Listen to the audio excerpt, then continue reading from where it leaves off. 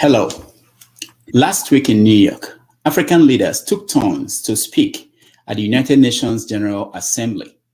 Some remarkable speeches were those of Ghanaian President Nana Akufo-Addo and that of President Bola Tinubu of Nigeria. President Akufo-Addo called on the world to pay reparation to Africa for slavery. He said that the US and Europe built their wealth in slavery and owed Africa for the historical injustices caused by the transatlantic slave trade. In his speech, Nigeria's President Bola Tinubu called for a Marshall Plan for Africa. Africa is not a problem to be avoided, he said, nor is it to be pitied. Africa is nothing less than the key to the world's future. It is 4:30 p.m. in Lagos, Nigeria, 6:30 p.m. in Nairobi, Kenya. It is 4:30 p.m. in Libreville, Gabon. It's 11:30 a.m. in New York City. Wherever in the world you are watching us, welcome to another episode of 90 Minutes Africa. My name is Rudolph Okonkwo. My co-host, Chido Onoma, is on assignment. The University of Nigeria and Nsukka fired our guest in 1996 for his role in the ASU strike. Nigeria's loss is now America's gain. Professor Chika Okeke-Agulu is a Nigerian artist, art historian, art curator, director of the program in African Studies, director of Africa World Initiative, and at the Princeton University. He will join us to talk about Chinua Achebe's ever-expanding legacy, the state of universities in Nigeria, and the stolen African works. Professor Chika, welcome to the show. Welcome to the show. Hello. Hello. Yeah, hi. How are you? I'm good, thank you. Thank you so much for joining us. I appreciate your time. And let me say that it's an honor to have you. It's been a while. I admire your work, and I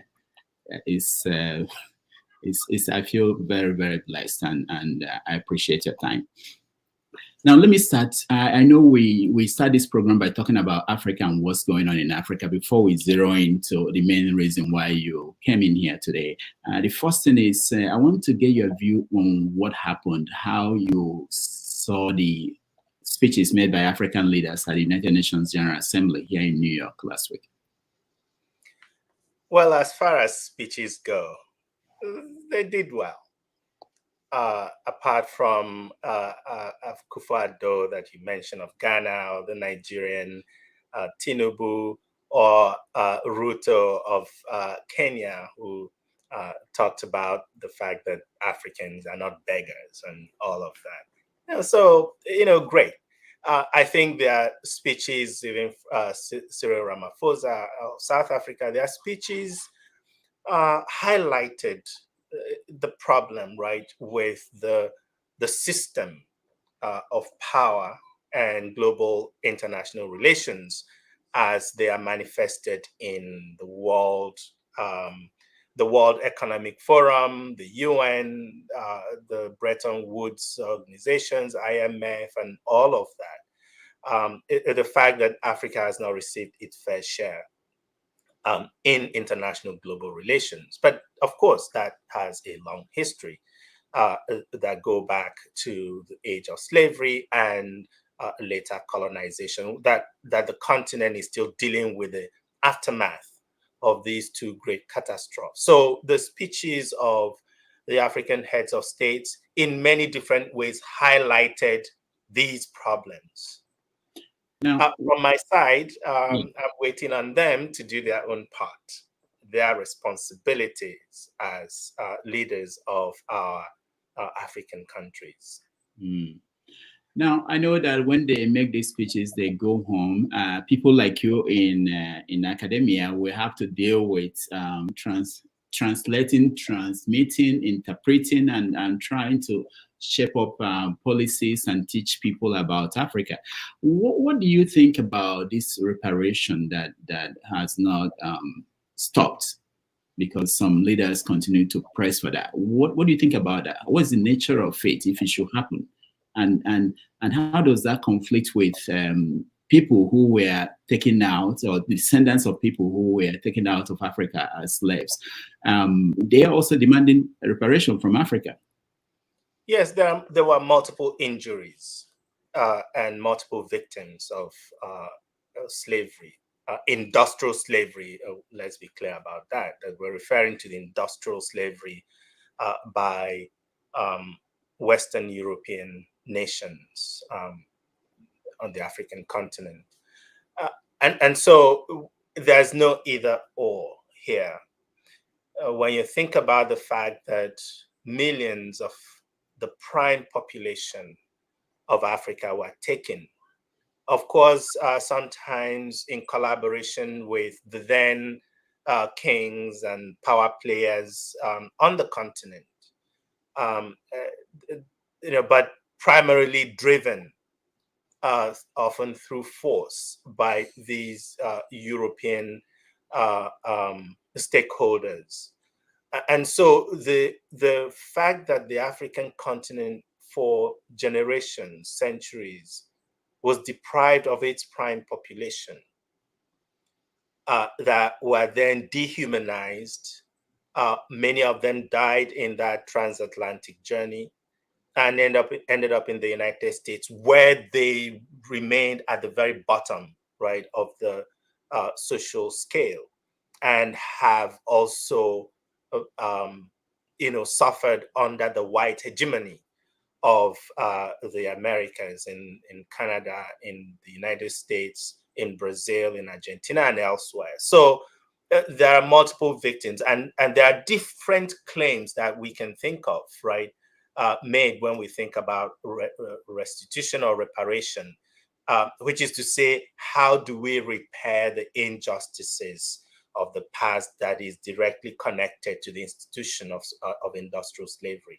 So the African Americans, the Black diaspora in Brazil, of course, as some of us might know, that the largest Black diaspora is in Brazil, though we tend not to hear much about the experiences there.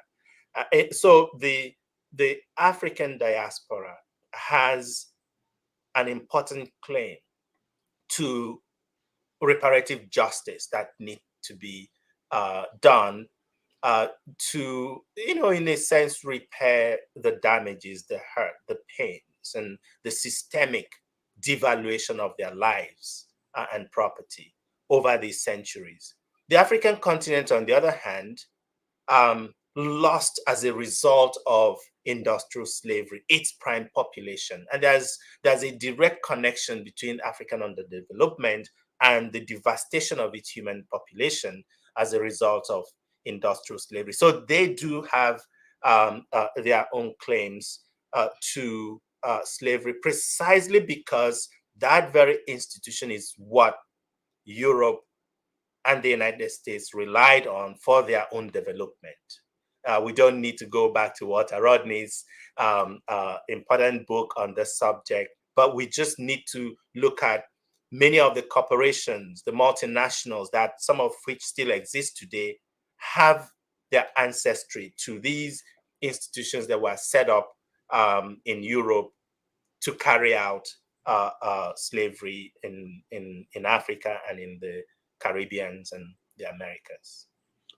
Thank you. For those who push back on this, they point to the fact that Africans have been on their own sending money back to the same Europe and America, money stolen out of Africa, that on their own, they are also sending their own people. Their own people are struggling to get back to these Western nations, basically to work for them. What do you say to that? Well, the question is, which Africans are we referring to? Are they talking about people who have stolen from their communities, whether as private citizens or officials of African governments, who are sending illegally acquired money overseas. There will always be thieves in any society. So we cannot be talking about thieves and people who have absolutely no interest in their communities, in their societies and nations, what they do, as if that then is a good way to think about or even discuss what we're talking about. Nor do we have to deal with cartels that have preyed on impoverished Africans to,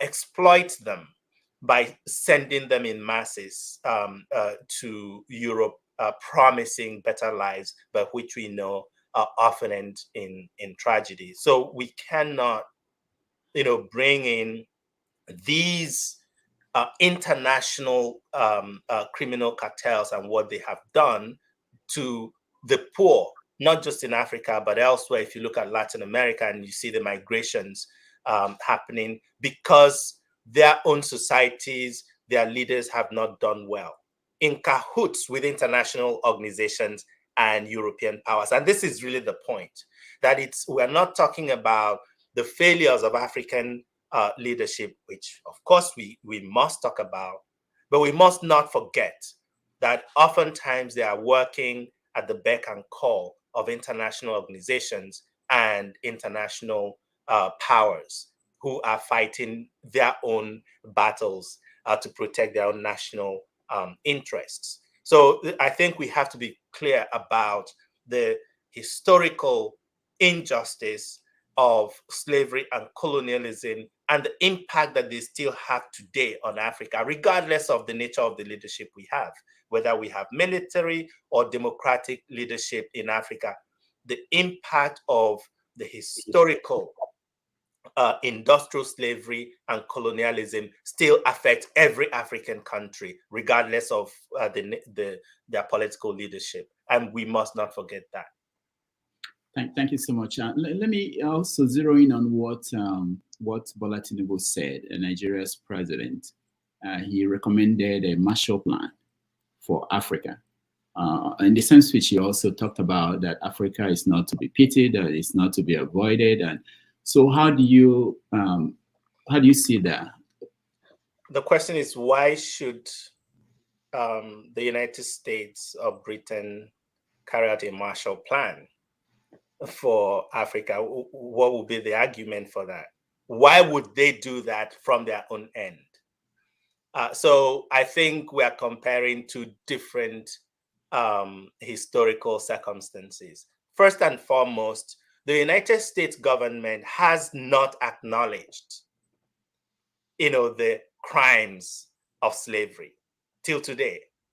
I am not aware that the government of England has done that either. So why would they carry out a Marshall Plan where they have not acknowledged that their countries took part in something that was, deplorable, in fact, criminal, as far as human civilization is concerned?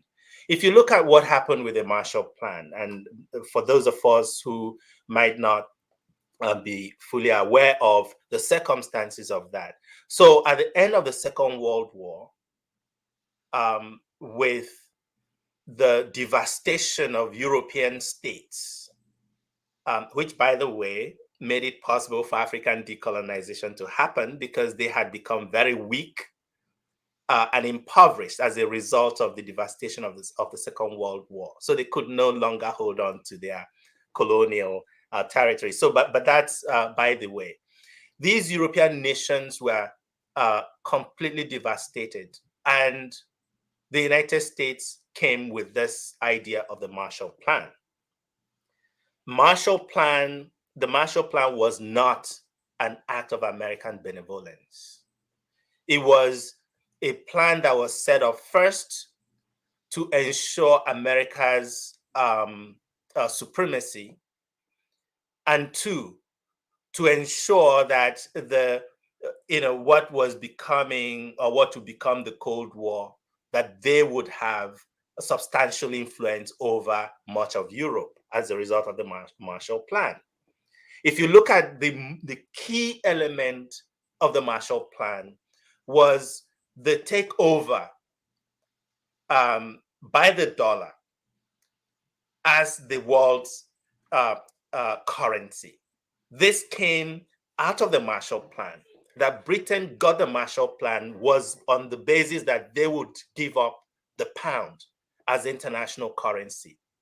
Now, if you check how much the Marshall Plan was and what that switch did to America's power and economy till today, that the US can decide which country can have access to their reserves or not, or which country can do business with which other country, it's simply because of the dollar.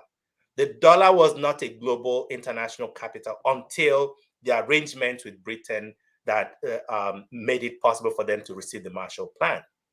So if you look at that history and context, you ask yourself, so why would the United States now carry out a Marshall Plan for Africa when they get anything they want, either by direct negotiation with African countries or by imposing their power over these countries to get any information they want, to access any of our resources as easily as they can. And they are not in any way concerned about controlling any African economy that they wish to control. So why would they then spend additional money, for the Marshall Plan? Nations are not emotional beings. Nations are not ethical beings. Nations act in their national interests. So what is the American national interest in a Marshall Plan? That's what I'll ask the Nigerian president. By the way, that's why I say that there were lots of good speeches that happened at the UN, feel good, and so forth, well written by whoever wrote their speeches. But the real issues are still going to have to be addressed by these individual leaders in their own countries, but also as a collective under the so-called, not really so-called, the reality of the African Union, which many of them have been dragging their feet in supporting a dream that Kwame Nkrumah devised in the 1960s when he was arguing that Africa will not be taken seriously in global affairs if it did not vie to become a nation.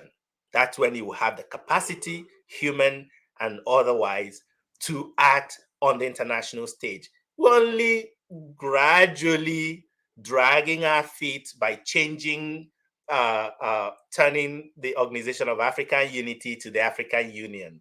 And now, eventually now agreeing on a monetary, even trade, African trade relations and all of that. So we are only gradually getting to something that Kwame Nkrumah argued for in the 1960s, and countries like Nigeria rejected that, because they were not listening to the leftists among the African leaders at the time. They were abiding the interests or listening to the interests of the West at that point. Interesting. Now, before we move on to Chinua Achebe symposium that you are organizing, let me ask you about what is the relationship between the French and the Francophone African countries. We've seen several military coups in Burkina Faso, in Mali, in Gabon. What is going on? Well, it's a time of reckoning. It was long in coming.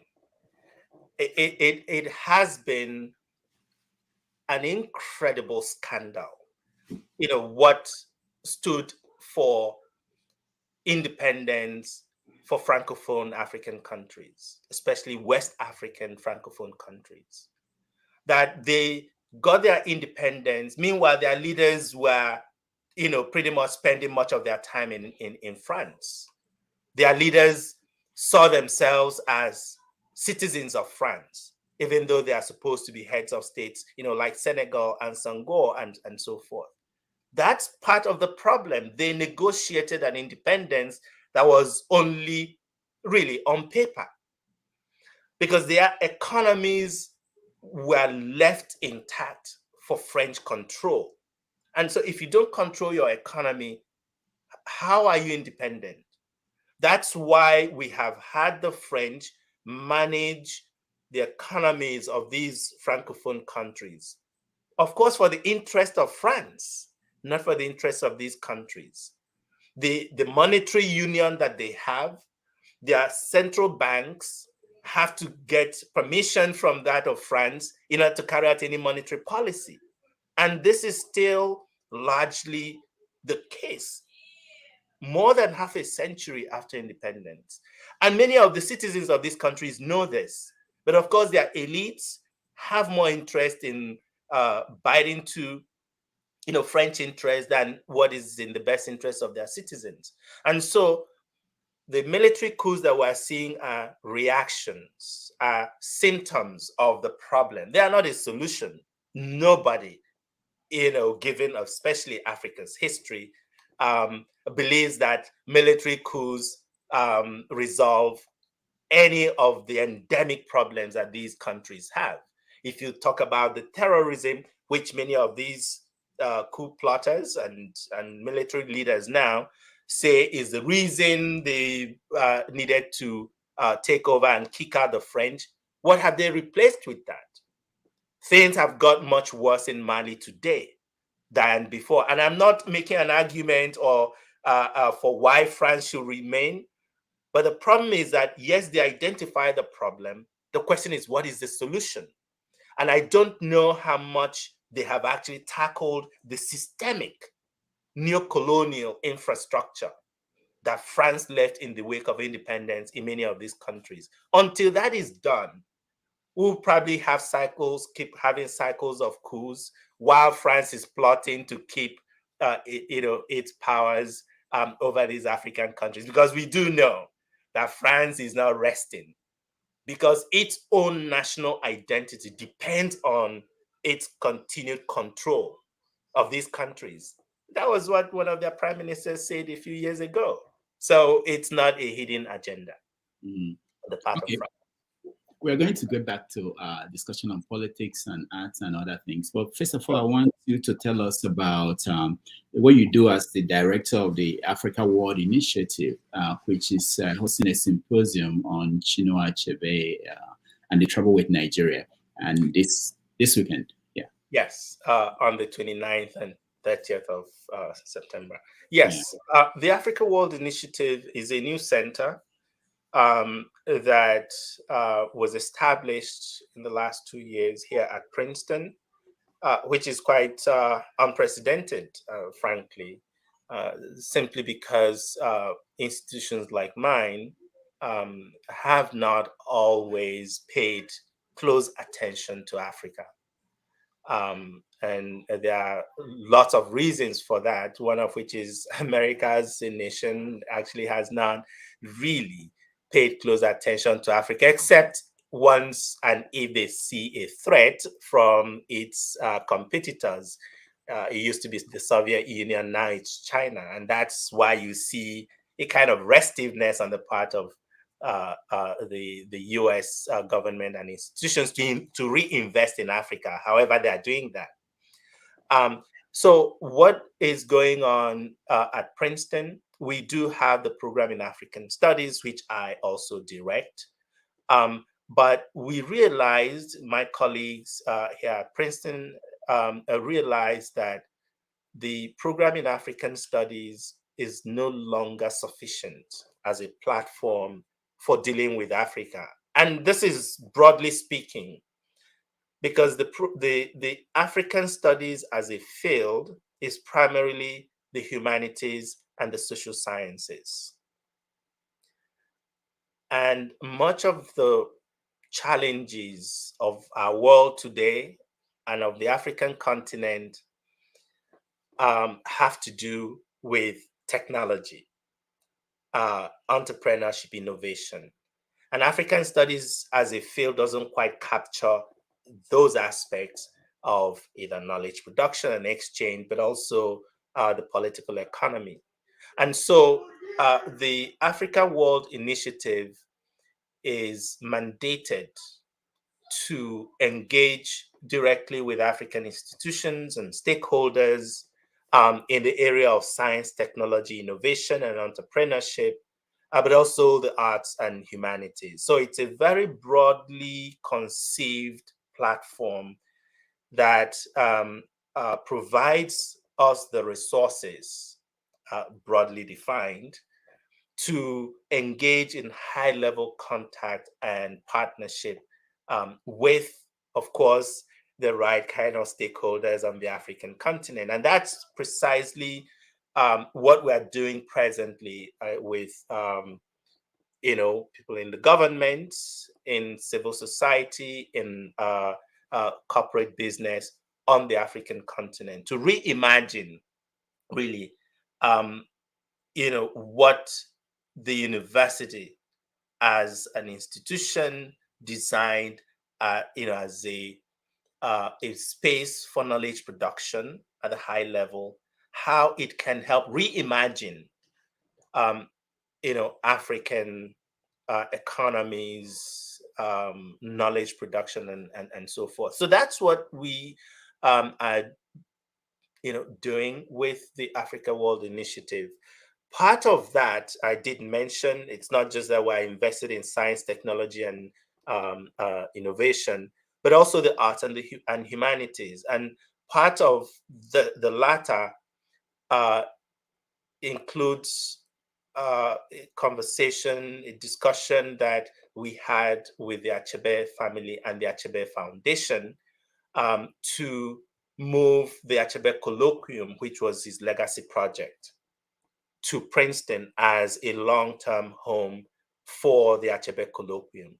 And so to inaugurate this new relationship, this coming to Princeton, we are planning this international conference, the international symposium, and then the memorial celebration of the 10th anniversary of Achebe's death.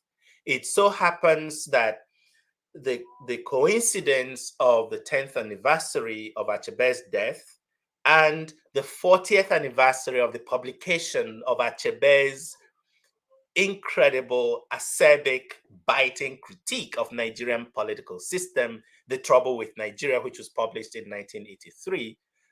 We happen to have both anniversaries this year. And so we decided to inaugurate our new relationship with the Achebe Foundation with a symposium organized around the trouble with Nigeria.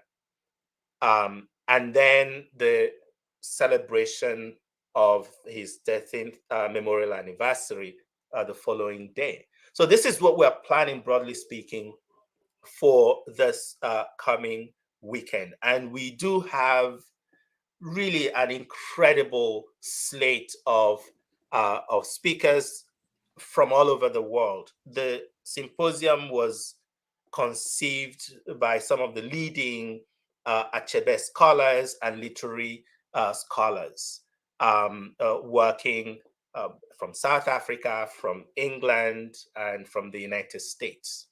So this is what we're going to have on the 29th with His Excellency Peter Obi giving the keynote at that symposium.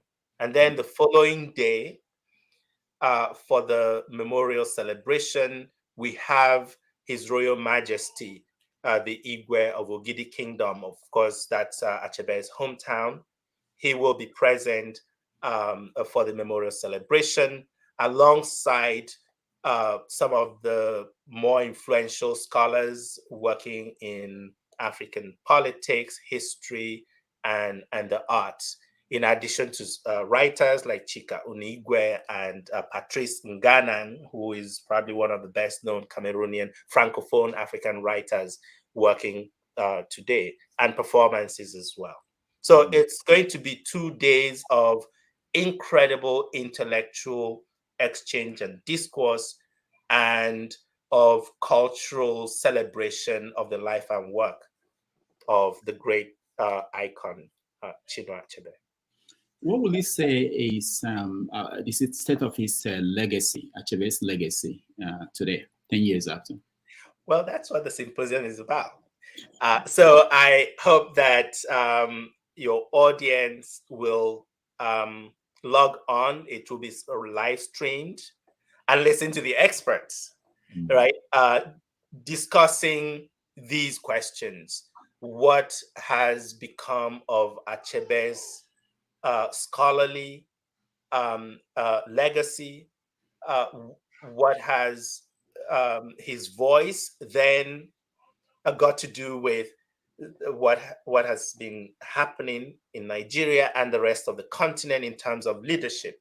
Because we will remember that he singularly indicted the leadership class of Nigeria and Africa for Africa's woes, for Nigeria's endemic problems.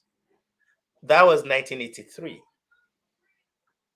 But if you read that book again today, you will think that he was writing for the present administration, whatever that is, right? So what we hope to do on Saturday, and what we will hear and see on Saturday, are some of the really incredible authorities on Achebe studies deal with these questions. New scholarship that's been emerging from younger scholars who are advancing Achebe's ideas as a novelist, but also as a critic, as a socio-political critic, how that has reshaped or impacted trends and directions in African literatures and social critique.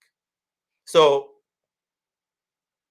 this Friday will be an incredible day to answer some of these questions that you're asking. So I don't want to anticipate that, right? All right, all right. But I think you can weigh in on this. When you were talking about Achebe, I was just thinking about Wole Soyinka, and somehow we associate the two of them as the two leaders in African literature. Recently, Soyinka has been intervening in Nigerian situation, and you can't help but think of, if had he been that Achebe were to be alive, how will he intervene? What is your take on Soyinka's recent interventions, especially what he said recently in South Africa during an interview with Okendebe? Well, Soyinka is an elder, and as an African, I do respect my elders. And in this case, he's an elder in the real sense in terms of his age. He's also an elder in terms of being a writer, right, and an artist. So I speak with caution, and having said that, I think it's really unfortunate the way that he made his selective interventions in what was unfolding in Nigeria in the past year. I think it's certainly clear that he had a partisan, position, an agenda. That nearly everything I've heard him say about the elections is a criticism of Peter Obi, Labour Party, the Obedient so-called, and so forth. Not much of any concern with the very reason why both Atiku and his party and Obi and the Labour Party are in the courts today, whether it's in terms of the conduct of the elections, the questions being asked of the then candidate of the APC in terms of his backgrounds and so forth, which are still being prosecuted in the courts today in the United States, right? So for him to pay no attention to some of the concerns that produced the enthusiasm that we saw among the young people, looking to Obi because of his record and background in terms of what Achebe was complaining earlier about leadership in Nigeria, that they saw this individual, that's Peter Obi, as someone who comes close to the kind of leadership Achebe's critique anticipated. So for Soyinka to not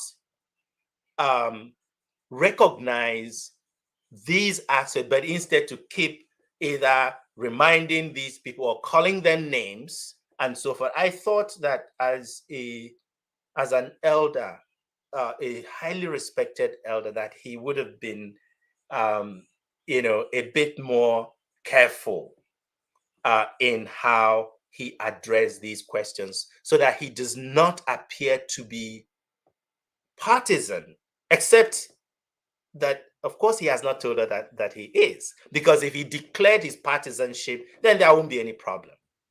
But seeming as if he is admonishing the young, admonishing the political class, but doing it so selectively, is something that I find personally very unfortunate. I doubt that the Chinua Achebe that I knew as a person, but also that I have encountered in my work, would have taken this, position that Shaker. But of course, they are two different human beings. So I'm not saying he should be like Achebe, nor would I have advised Achebe in the day. Of course, if I was one of his advisors, to be like Soyinka. They are two different individuals, characters, personalities, and it shows in their utterances. Okay, I know that your center is also, you have the new African World Literature lecture, and you are inviting Chimamanda Ngozi Adichie to come and speak. Can you tell us a little bit about that?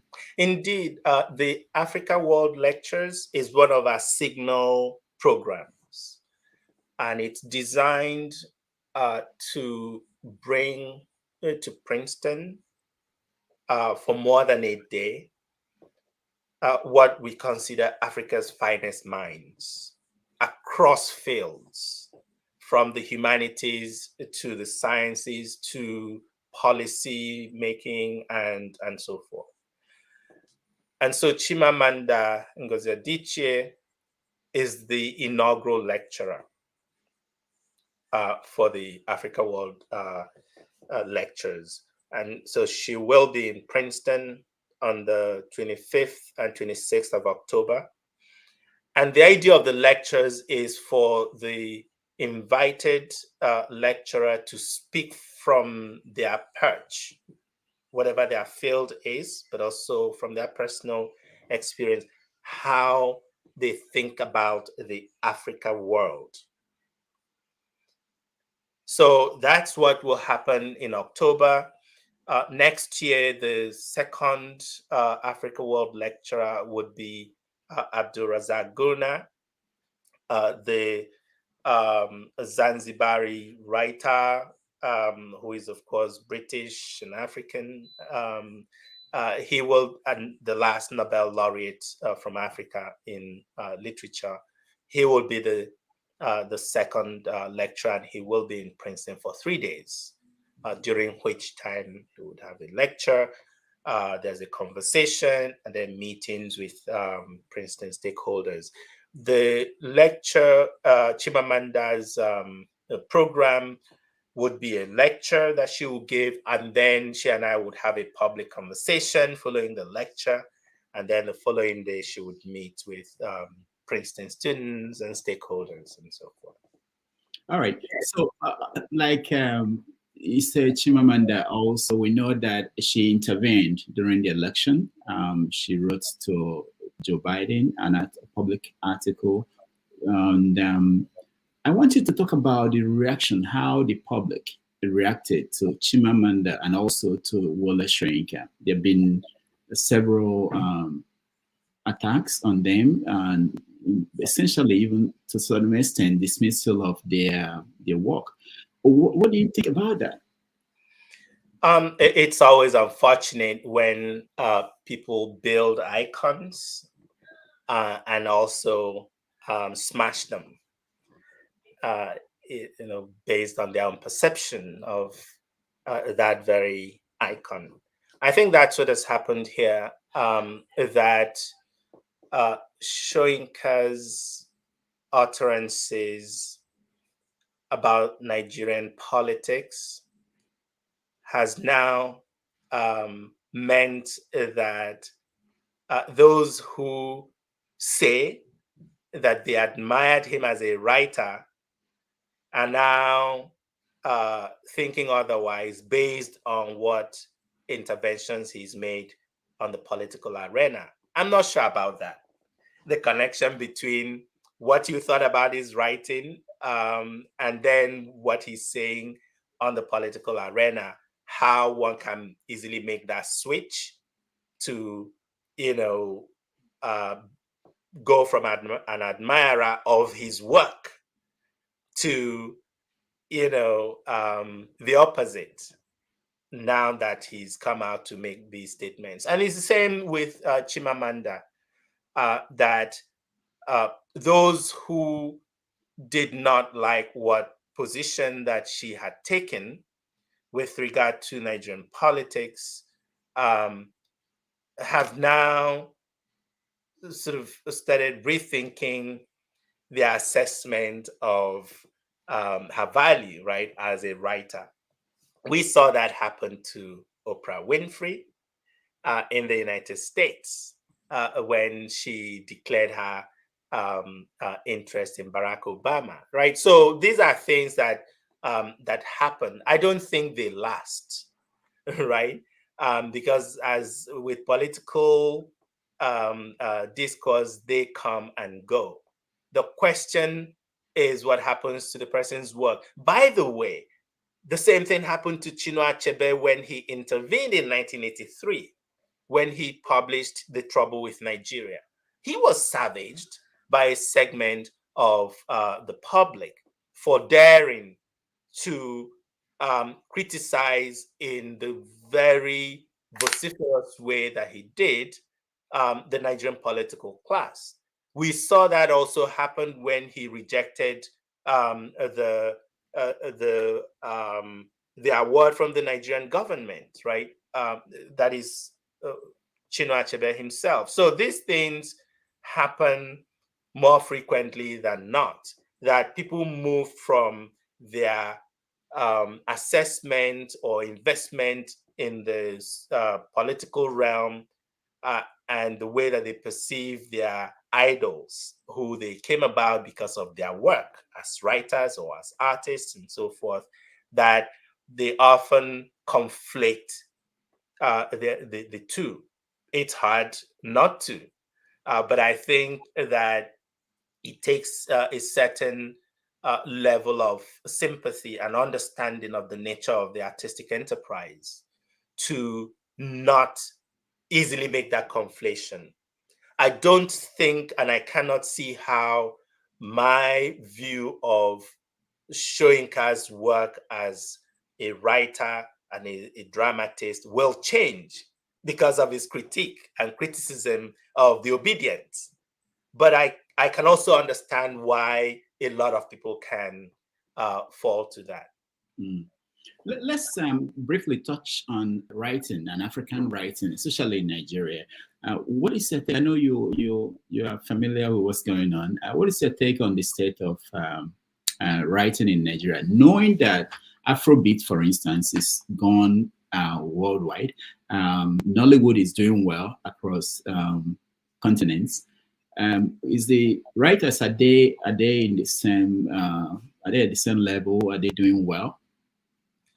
Um, Frankly, Nigerian writing is doing relatively well. Of course, writing has never been in competition with music, um, or film, because they are much more popular in the sense that they are made for a popular class, right? The generality of the society. And so we cannot measure success in this, with the same indices, right? But I think that Nigerian writing is doing fairly well. When you think about the younger generation of writers and how much they have achieved through their work, whether they are living inside Nigeria or moving back and forth between Nigeria and elsewhere. And, there are so many names, Yobami Adebayo is doing incredible work. Of course, we have Chika Onigwe, we have Adobe Trisha Nwobani, we have Ned Okorafor, who is, frankly speaking, one of the leading writers today in the broad genre called science fiction. She's won most of the awards that are out to be won. So there are so many writers. Chigozie Obioma, is doing great. So I am not that concerned about the state of writing in Nigeria today. We have really a healthy population of writers working in Nigeria, based in Nigeria and based overseas today. So let me put you on the spot.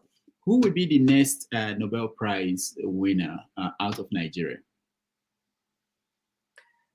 That, of course, Nobel is a hard thing to guess who wins it. Sometimes it's the most innocuous writer that gets the Nobel. So saying that a Teju Cole will win the Nobel just says what I think about his work. That I think that he belongs in the finest realm of writers. If that's the question, yes, we have really fantastic work coming out of Nigeria. And as I mentioned a few names of people that I consider at the very top of the table, right, when we are talking about contemporary literature, right? So that's the way I would think about it. There are many Nobel laureates that nobody remembers their names anymore. Achebe did not win one, but here we are celebrating the legacy, right, of his work. So frankly speaking, we have a healthy number of writers from Nigeria who are making significant work, and people who I respect their work, and that counts a lot. You mentioned Nnedi Okorafor and what she's doing in science fiction, which is amazing. But there's somebody else that I want to get your take on that. That's Akweke Meze and her work. But more in particular, I want you to address she calls herself. She says God, and that let me use the proper pronoun. Them is Obanje. What is your take on that? Because I think in Igbo culture, Obanje, for those who are not Igbo, it's like Abiku in Yoruba. So what is your take on them taking over, saying? Yeah, I see you struggling with pronouns. I'm struggling with pronouns. And what I can say to that is I wished European languages learned from African languages so that we don't have these crises of, pronouns, because no African language that I know of has gendered pronouns, right? So maybe they really need to look to Africa so that we wouldn't have to, be struggling over, pronouns and people's identities, which is very important. I mean, I think that struggle is a thing on its own. But the question you ask about Obanje, and I'll talk about Obanje just, so that what I would say would not be seen as a criticism of someone's position, an identity. I don't want to get into that. But the Obanje in Igbo, society is not a good thing. The Obanje, and it's only because not that the person who is Obanje is not valued. It's that the reason you have an Obanje is someone, and as with Abiku, who did not cut their ties properly when they transitioned into this realm. knowing fully well that the Igbo and many African societies, believe in a cyclical, in a cycle of life, that birth is not the beginning of life. It's only a transition point, just as death is not the end of life. It's another transition point. The Obanje is someone who, in making that transition, did not take this, what they needed to enter this realm.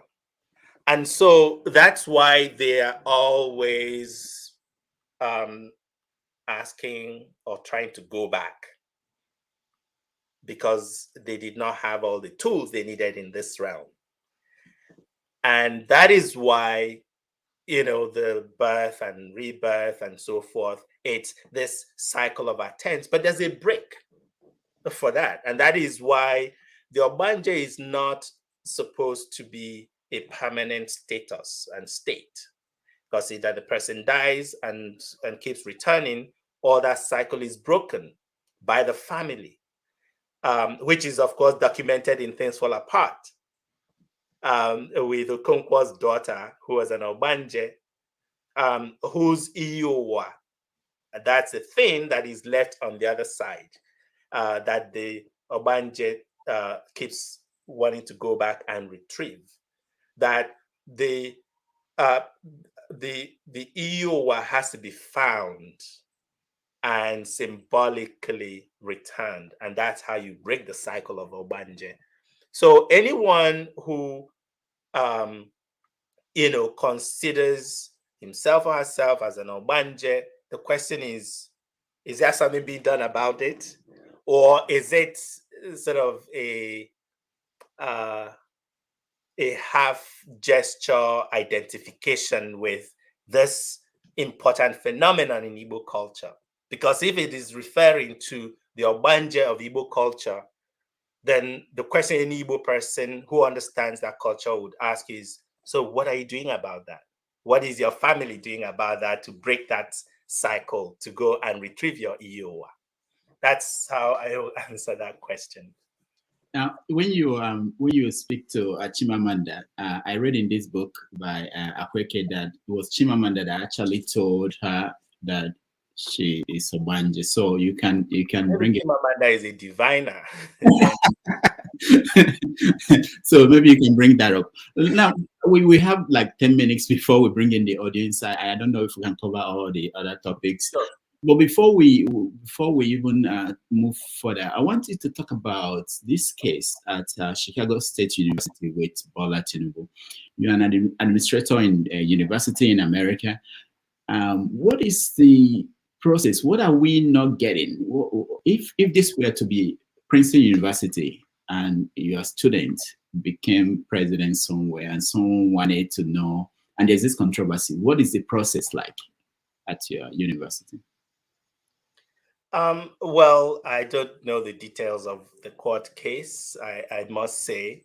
But what we have seen is that the Atiku lawyers petitioned the court to compel the Chicago State University to release Bola Tinubu's records so they can verify the claims that he made or the documents he submitted to the authorities in Nigeria. I think that's, and Chicago State University rightly says they can't just put these documents out there because, this is the United States. These are personal documents that are protected by law from someone just putting them out there. It's the same issue with Obama's birth certificate, right? You couldn't just get a hospital to say, put it out there. So they are in their right to say, we cannot just give this to you because, except if a court orders their release. And I think that's where they are now, whether the court will order the release or is delaying making the order and so forth.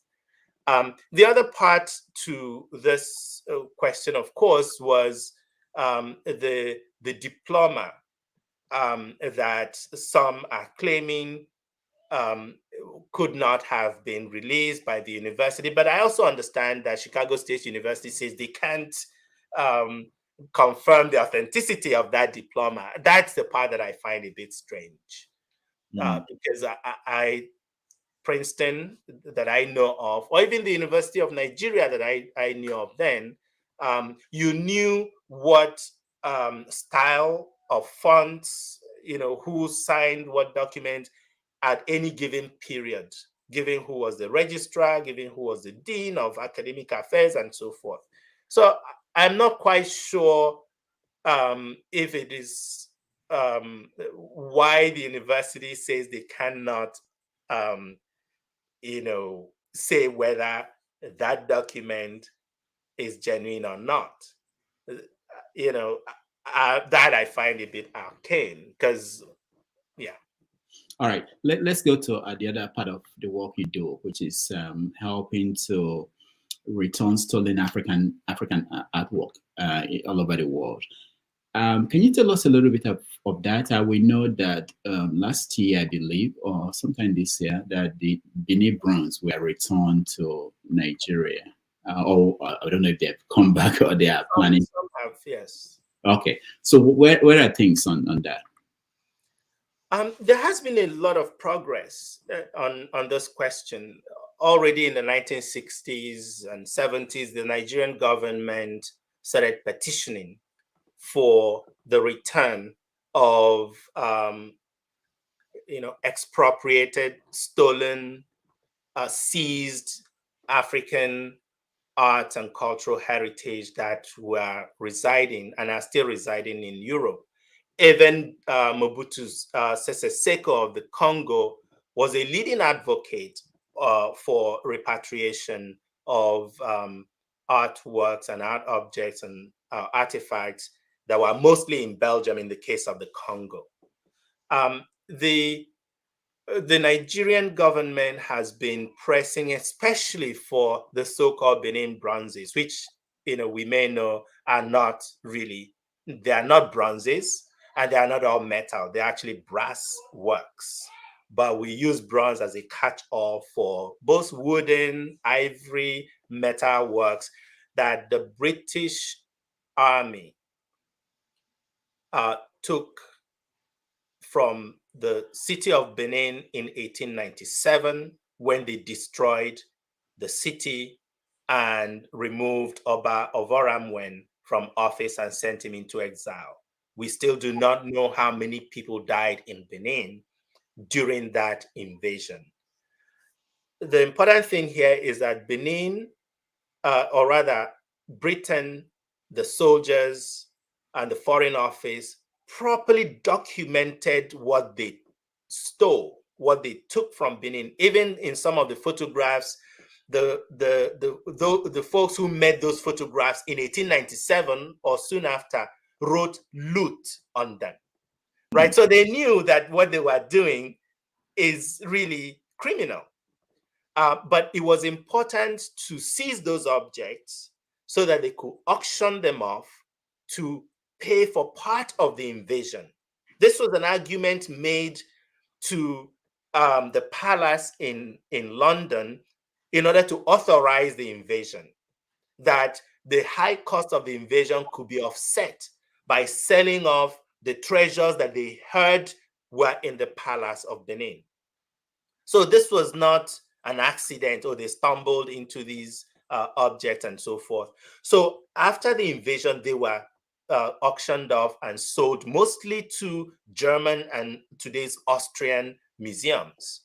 And the African governments since independence have been asking for their return. Nobody paid attention to them by any much.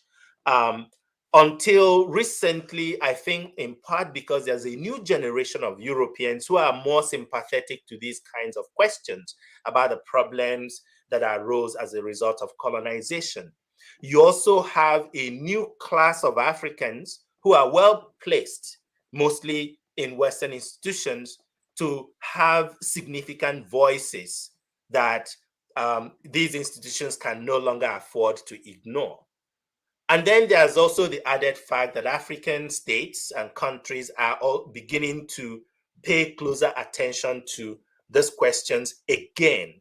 And that's what's caused the kind of increased level and higher level of conversation around these questions. And we have had some important results, including the decision by the German government to return more than 1,100 of these Benin bronzes to Nigeria, to return their ownership to Nigeria. That's already a done deal. They have returned some of the works. Other institutions have made similar gestures, private and state institutions in Europe, but the big boys, really, meaning the British Museum, has not done anything. The Met, none of the US museums, except the Smithsonian National Museum for African Art, none of the other US museums have really come up. And that's why we're still putting as much pressure on them to do the needful, be on the right side of history by restituting these objects. Now, there are people who are concerned about what will happen when they get to Africa, get to Nigeria, or anywhere in Africa, whether some people will steal them, take them back to Europe or America. What are the things being done to make sure that that would not happen? To tell you the truth, a lot of that is more myth than reality. Yes, objects had been that were in the National Museum in Lagos, for instance, they have lost objects in their collection. But that's partly because of low infrastructure that we have across Africa, not just museums, but schools, industries, and so forth, right? So our museums are not as well resourced as they should. Our museum staff are not as well trained as they should. Things used to be a lot better in the 60s and 70s, but the general decay you find in the system impacted museums as well. So that we have to acknowledge that.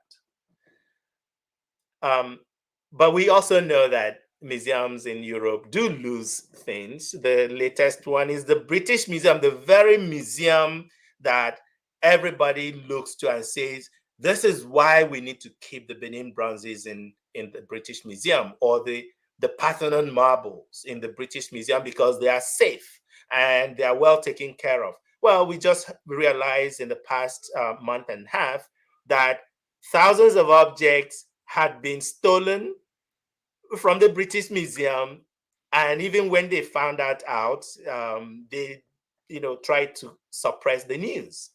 So it's not as if, and again, this is a one instance thing, but the point is that you cannot refuse to address the problem of colonial looting of Africa by saying, hey, your museums are not that great, or that someone might steal an object from the museums. That's why we won't address the historical question. In my interview, I think in 2018 with Deutsche Welle in Berlin, I did make the analogy of a robber, or rather a neighbor, something more benign, a neighbor stealing the neighbor's BMW. And I made that analogy because we're in the capital of BMW in Berlin at the time, stealing someone's BMW, the neighbor's BMW, and says, hey, I stole it.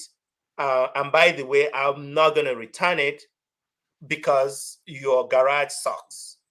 Your garage, the locks are not that great, and you can't put a fancy BMW in that your decrepit garage. Well, that's what it sounds like, these arguments, that we have the fancy museums over here and we're not going to return the stuff that was stolen until you build great museums in your own countries. Now, the question really for me is that it is important to address first the question of restitution and then deal with repatriation after that. And so let me explain.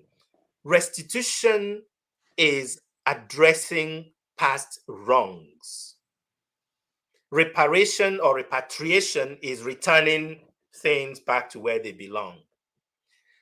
We can address the first one because actually that's the more important question, which is the determination of ownership and returning ownership back to the original owners of these objects. So if we take, for instance, the Benin bronzes, if the British Museum agrees to return ownership of them, that means that the Nigerian stakeholders will now become, once again, the official owners of these objects that are sitting in the British Museum. Now, that has a lot of implications, meaning that the museum can no longer do whatever they want with those objects or lend them to anybody they want without permission of the owner. It also means that if there are economic benefits that are accrued to the British Museum by keeping them, that will have to go to the owner, perhaps shared with whoever is keeping the objects and maintaining them. Until the owner is willing, is ready, and able to take custody of the objects themselves. And this can be next year if the Nigerians feel they have the capacity to keep these thousands of objects in their museums and keep them well for their people, well and good. They may determine that they are not yet ready to establish the right kind of institutional infrastructure to take custody of them, in which case they negotiate a long-term, loan to the British Museum. So they would then be keeping them as loan from the Nigerian stakeholders until the Nigerians say, oh yeah, we want them shipped back now. So it is important for me, and this has been my position. There are several other positions out there. My position is to settle question of ownership, and that can only happen if the other party, meaning the Europeans, agree that yes, these objects rightfully belong to Nigeria. And if they rightfully belong to Nigeria, then that settles a big portion of the question. Repatriation, we can then negotiate how many of them we want to send back next year, next 10 years, next 50 years, and so forth. And we'll decide if we want them to keep some of those objects as ambassadors, because we also want Nigerian art to be seen around the world among other excellent objects of cultural heritage that many of these museums have from all over the world. Mm-hmm. So where we are now is that in Nigeria, there's a Museum of West African Art, Edo, that is being established in Benin City. Part of its mandate, and I say part because that's not all it's going to be doing, but a big part of its mandate is to support these repatriation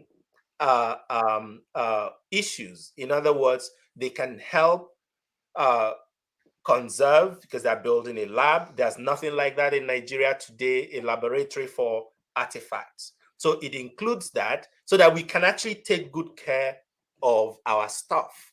So this museum is going to come on stream. A part of it will be opened next year, and in subsequent years, other facilities in the museum will come on board. And that's a place to begin, by establishing institutions that can actually take care of our own cultural heritage, including the ones that are already in Nigeria today, not just the ones we expect will come back from overseas. Thank you so much. I was reading up on some of the things you did in the past. I saw this story. You were talking about looted Biafran artifacts. Why is it that we don't know much about this? What is this about? There are many reasons why we don't know about that, because one of which is the status of Biafra in the Nigerian imagination. Biafra is still a touchy subject in Nigeria. So I can imagine that part of the reason that discussions about the looted artifacts from Biafra, that issue has not, been taken as seriously as it should in Nigeria. The other part is that it's even a much more problematic question, precisely because the Biafran war was 1968 to 70. So we're not talking about 100 years ago. We're talking about something that happened in the lifetime of many people who are alive today. And the people who are involved in that looting, some of them are still alive. And so I suspect that the reason that this has not caught on is because some of the players in that sordid business are still around in the West. Some of them probably in Nigeria as well. The particular incident that you mentioned had to do with the auctioning of these two incredible artifacts from Eastern Nigeria. They are among the objects that were looted from Eastern Nigeria during the war. You had European dealers and merchants either on the Cameroonian side or inside Nigeria, sending people to go into the Igbo and Eastern Nigerian villages to loot many of these objects, ferry them across to Cameroon from where they were shipped to Europe. And many of the important museums in Europe and in the United States have these objects. And so when I took up this matter with the auction house, when they wanted to sell these two objects a few years ago, I called their attention to the fact that these objects were, because they had a provenance. Provenance means information about the object, how it came to their hands. They had indicated that they were collected in situ in Eastern Nigeria in 1968. So I call the attention to the fact about what was happening in Eastern Nigeria in 1968. In other words, that these two objects were collected in a war zone. And there's a UNESCO Convention of 1954 that prohibits the sale and transfer of cultural heritage from a place experiencing war or military crisis. So I called the attention to that and said, so what it means is you are selling objects that are prohibited from sale or transfer by a UNESCO convention. What did they do? They went back and removed that statement that it was collected in situ before selling the object. So it was my way of calling attention to the question about Biafran loots, which I had been thinking of and looking for a way to bring this to public attention. And the media that this attracted at the time pretty much set this on public record, that there's a problem about Biafran loots from Eastern Nigeria that will need to be addressed. And I made it clear, it might not be in my lifetime, but I've put it on public record. Maybe it will be my children or children's children that will take this up if they may in the future. But it's waiting for authorities in Nigeria and all the Eastern Nigerian governors and political leadership, because this came from their states. Except, of course, if they're indicating that they're not interested in their cultural heritage, then I would have done my part as a scholar and critic. Now, people listening to this will be thinking, okay, we're trying to recover what was stolen, but right now, at home, people are destroying the heritage that we still have. Christians, different people who will decide that these things are not useful, that they are dangerous. What do you say to those people? Well, ignorance is not virtue.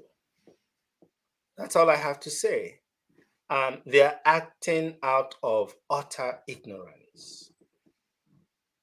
When you think about the fact that it's Europeans that brought the Bible to our people, and while they were doing that, while they were sending missionaries to Igbo land, to Yoruba land, to Zulu land, to the Congo, to all these places, what were the missionaries doing? They were collecting thousands and thousands of these objects and sending to their home. And they are the very objects that are in the museums today that we are talking about returning. The point here being that it was the same Christians, the same people who carried the Bible to the Africans that valued these things enough to pack them up and ship back home to their great museological institutions. Maybe because they thought that these were important examples of world heritage. So if your religion is one that you believe tells you that you should not value your cultural heritage, then you're a lost people in every sense of that word. Because as Achebe said, that a person who does not know where the rain began to beat him does not deserve a shelter. So if what we have learned from Christianity is to destroy our cultural heritage, what made us a people, a community, a society, a nation, then why the heck are we even thinking that we belong to any community? So let me repeat again, the fact that some people believe that what religion they follow tells them to not care about their heritage, the finest examples of the artistry of their ancestors. If that's what their religion teaches them, I'm sorry for them. All right. We're going to let the audience in, but before then, one more question. You were fired at UNN in 1996. Yes. Since then, you were settled in America, and there are many people like you all over the world in top universities in the world. When you look back at your time at the university in Nigeria, especially UNN, and look at what's going on there, what do you see? How do you feel? Awful. I feel very awful, frankly. Because this happened at a formative time in my life. I was quite young. I was in my 20s when I was dismissed from the University of Nigeria and Nsukka, along with 13 others. So it wasn't personal, right? Along with 13 others who had refused to sign a document that lecturers were asked to sign by some fellow who was brought in by Sani Abacha at the time, called Umaru Gumwok, as a sole administrator of the University of Nigeria and Nsukka. This fellow, who I have absolutely no respect for, insisted that all the lecturers sign this oath of undertaking and gave everyone 30 days to be of good behavior. Give everyone 30 days to sign that document or be dismissed. It's on record. It's only 13 people that refused to sign that document of whatever 1,000 lecturers at the UNN at the time. Some 8 out of the 13 had it worse, including Obiora Odechukwu, as some of us might know, that 8 of them were charged to a miscellaneous offenses tribunal in Enugu for arson and sedition. I wasn't one of them, so I was lucky. But the point is that that was how I left Nigeria. under those circumstances. That Nsukka was my alma mater. I was the university valedictorian, and so this is something that I was and I'm still very passionate about. But what has happened to that university, and frankly, universities across Nigeria, is unfortunate. We've seen how many of these universities hire lecturers. People show up in departments with appointment letters to teach in those departments. Having said that, I still know that there are individuals in our universities who are doing incredible work, but with little support. Those are the people that I try to reach through my various networks to still identify with them in spite of the system.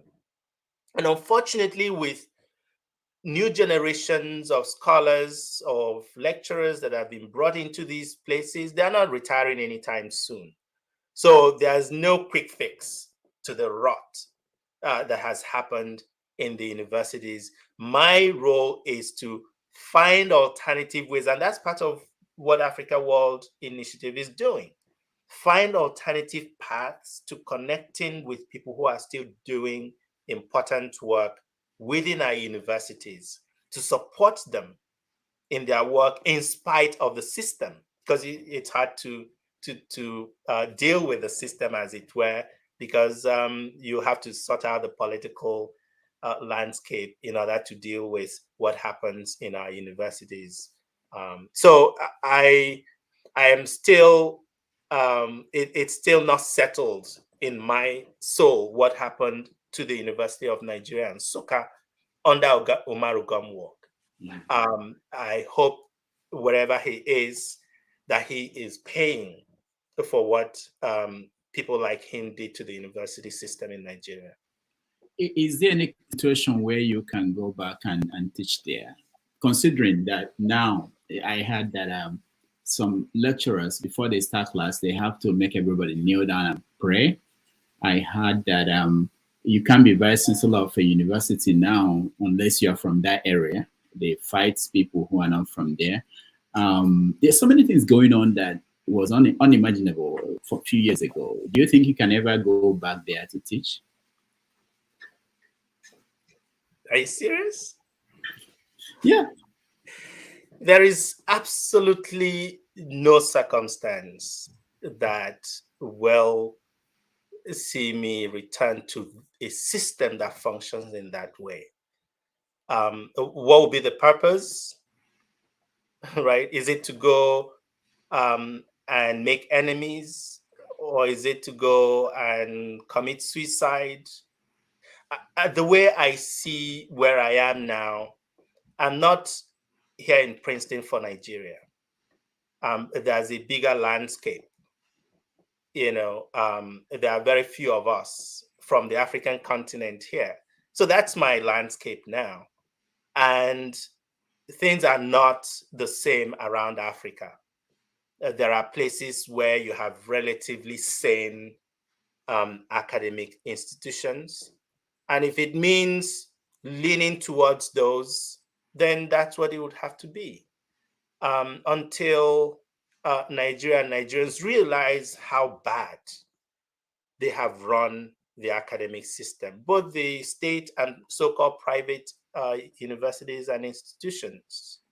Perhaps it will not happen in this lifetime, but I will not stop reminding them how bad things are, because if you don't,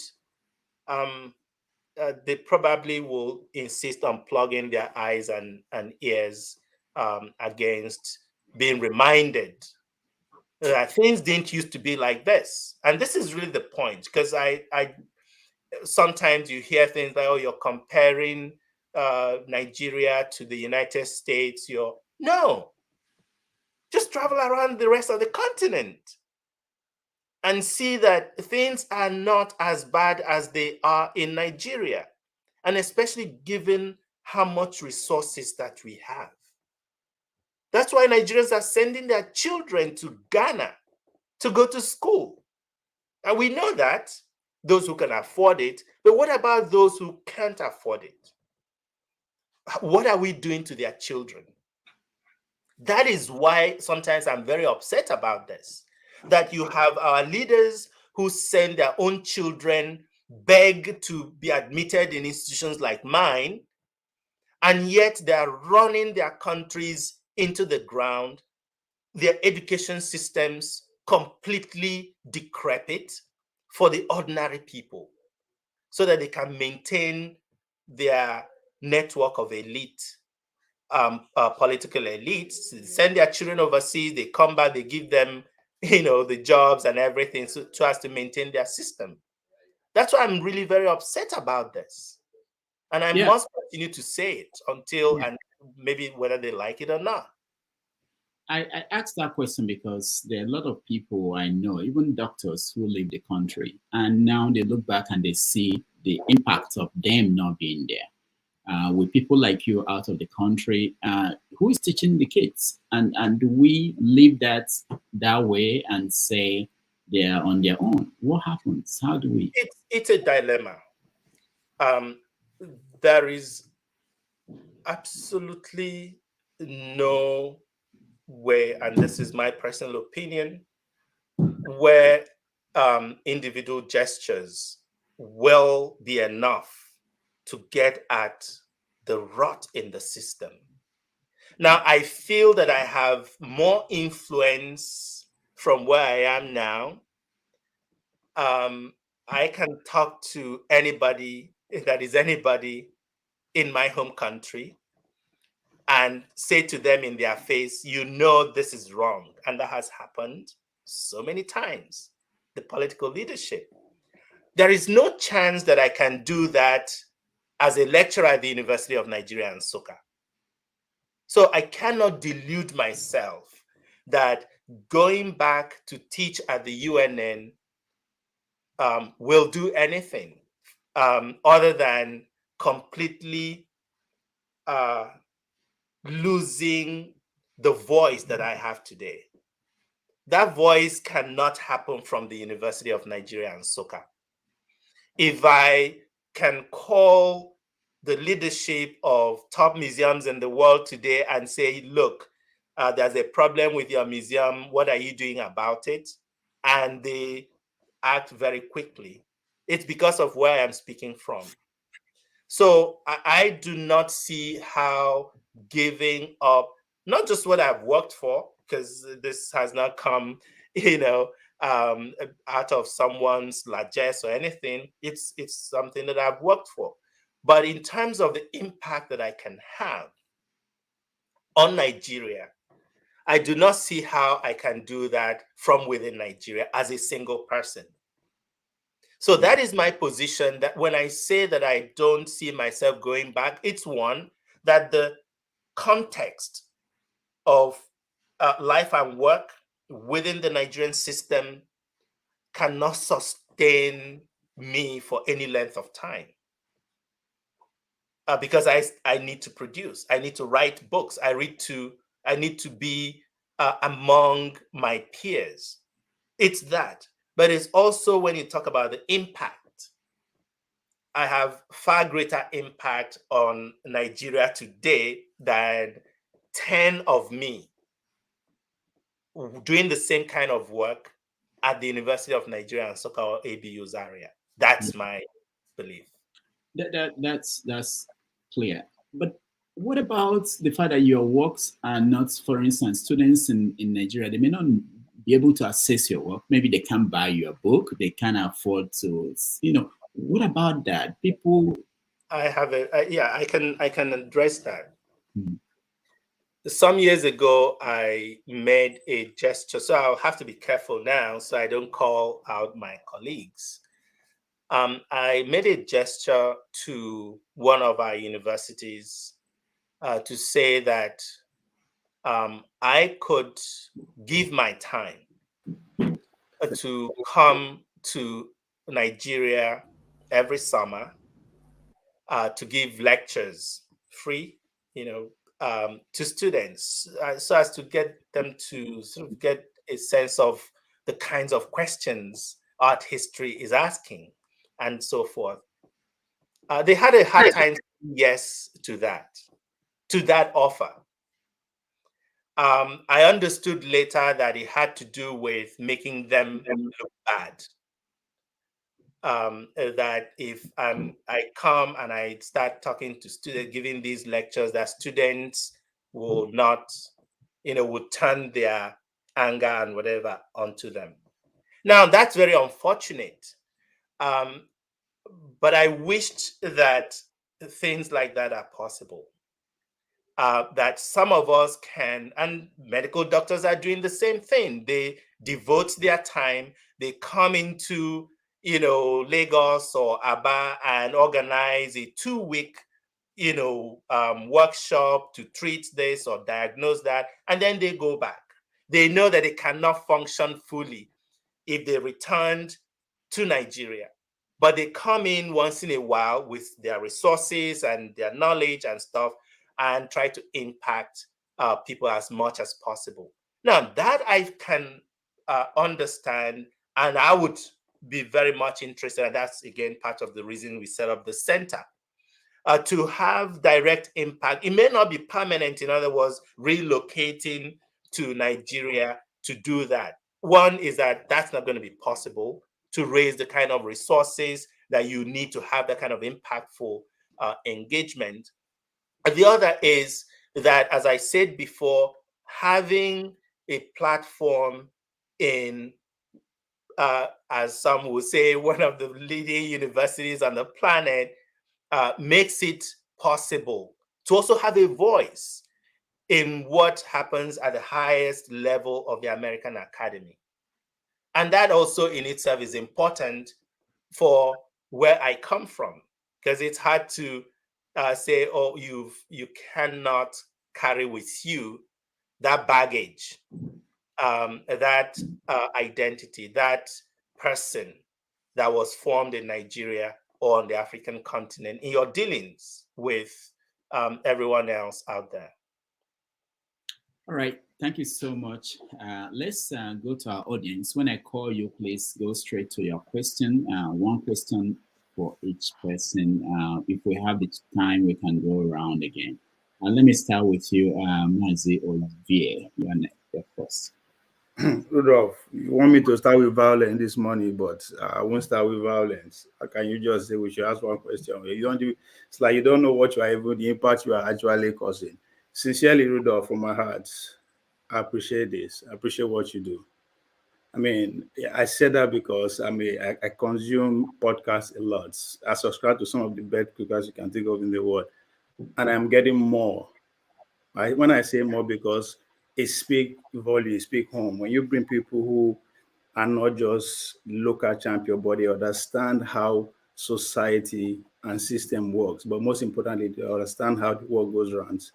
You don't understand how impactful that is. I'm getting value that I don't get while I was in college. Seriously, if you continue like this within the next 3-4 more episodes, I can say I have a PhD, in what I'm getting here. I really, really appreciate that. And that being said, if anybody did there want to sponsor me, I want to go and do internship on that Rudolph. Please contact. I'm serious. I'm dead serious. And Okay. to our guest, Professor, and I don't know where to start.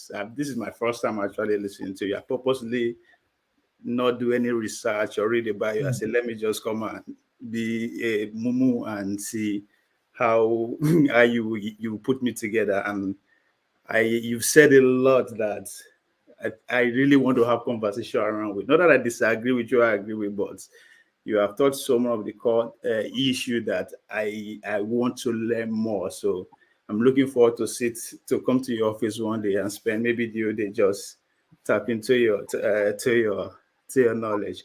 And again, specifically, thank you for that brief snippet of my kingdom. I'm from the Orifa family, so I belong to the Benin Kingdom. That little, that's a piece of information that a lot of people don't know, even me. And I was like, oh, okay, there's a lot going on in that space that I thought more than I know. So thank you very much for that piece of information. Ponsat, if you are watching, you always ask me, say, I don't get clients, I don't come from anywhere. I just hope you you see what the Prof just said. Now to my question. At the beginning of the conversation, Rudolph was asking you about the speech and what is going on with our system and all that.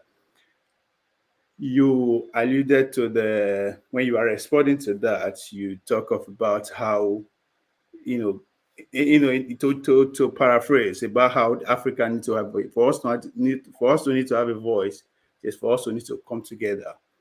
And that takes me straight to what Marcus Garvey stands for, right? The ability for us to have one economy, one military, one government, and all that. Well, you also went straight to Kwame Nkrumah's speech of 1963 about how he's warning us about the incoming of the new colonialism. While that was going on, I was paying attention to the comment section where 2 was also in his usual stand, was paranoid, but this time around, it actually captured exactly what you are saying. 2 said that for us, the decades ahead of opportunities for Nigerians and Africans to break out of the control of the Western powers. If we fail, there will be a reckoning for us all. And I think it captured everything, even what you are trying to say, or exactly what you are doing. Go by the area of speaker that you are assembled to participate at the symposium. Says a lot about your Pan-African view. Now, my question is, again, to the question that Rudolph also asked you about the Francophone countries. You use Mali as an example, and you said, what next? Not that you're actually against what is going on there, but what is the plan? You pointed out the fact that they still very much the Francophone, the French infrastructure that are put in place, they're still very much there. And that can also be said to the English-speaking African countries, but in particular in Nigeria. We are all product of those infrastructure, those structures that the Western world actually put in place. And that's why we're actually communicating with we are communicating. And I like the fact that you also trying to round up with Chinua Achebe quote. Make a talk for PG. When you see anybody will know where rain started the debate from, deserve home. And that's my definition of Nigeria. We don't know where we are coming from. We don't know who we are. We don't know where we are going. We are a bunch of confused people. That is my own brief definition of Nigeria. And I mean, you can correct me if I'm wrong here. So my question is, when are we going to be seeing collective action, not individual? Now, individual, because we see what happened to the life of Murtala Mohammed, Kwame Nkrumah, Thomas Sankara, Gaddafi. I can go on and go. So that fear is still there. So when are we going to be seeing collective action, not just rhetoric, like what we saw at the UN in New York? Action collectively, so that the threat of, if I go too much, I'll be taken out. So when are we going to see that? We're going to see in our lifetime. When I mean our lifetime, I know we are not age mates, but if we are both lucky, we see the next 50 years, right? We can't ask for more than that. So are we going to see that collective action for us to actually have that freedom as a people? Okay, thank you. People, so we know where we are headed. So thank you very much. That's my question. So my response is individual responsibility to the self and to community. If we cannot make better as small community, as small circles, or contribute to the better development of our family, our kindred, our hometown, state, nation, continent, it builds out. I am not one who does much of fantasizing, about the present and the future.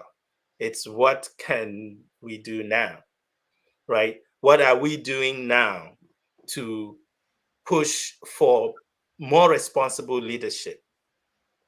As much as I will say, call the Oyibo, as they say, to order, if I see them misbehave, I'm also very quick to point to our own people and say, hey, what are you doing?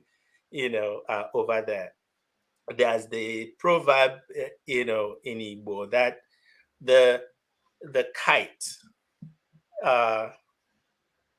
it will first of all chase, or rather the hen will first of all chase the kite away and then call the chick and say, what were you doing outside?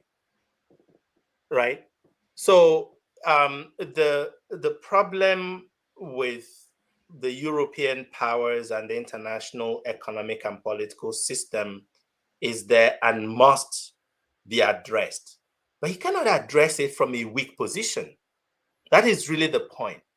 If you cannot keep your home in order, how are you even able to then ask your obnoxious neighbor, to behave?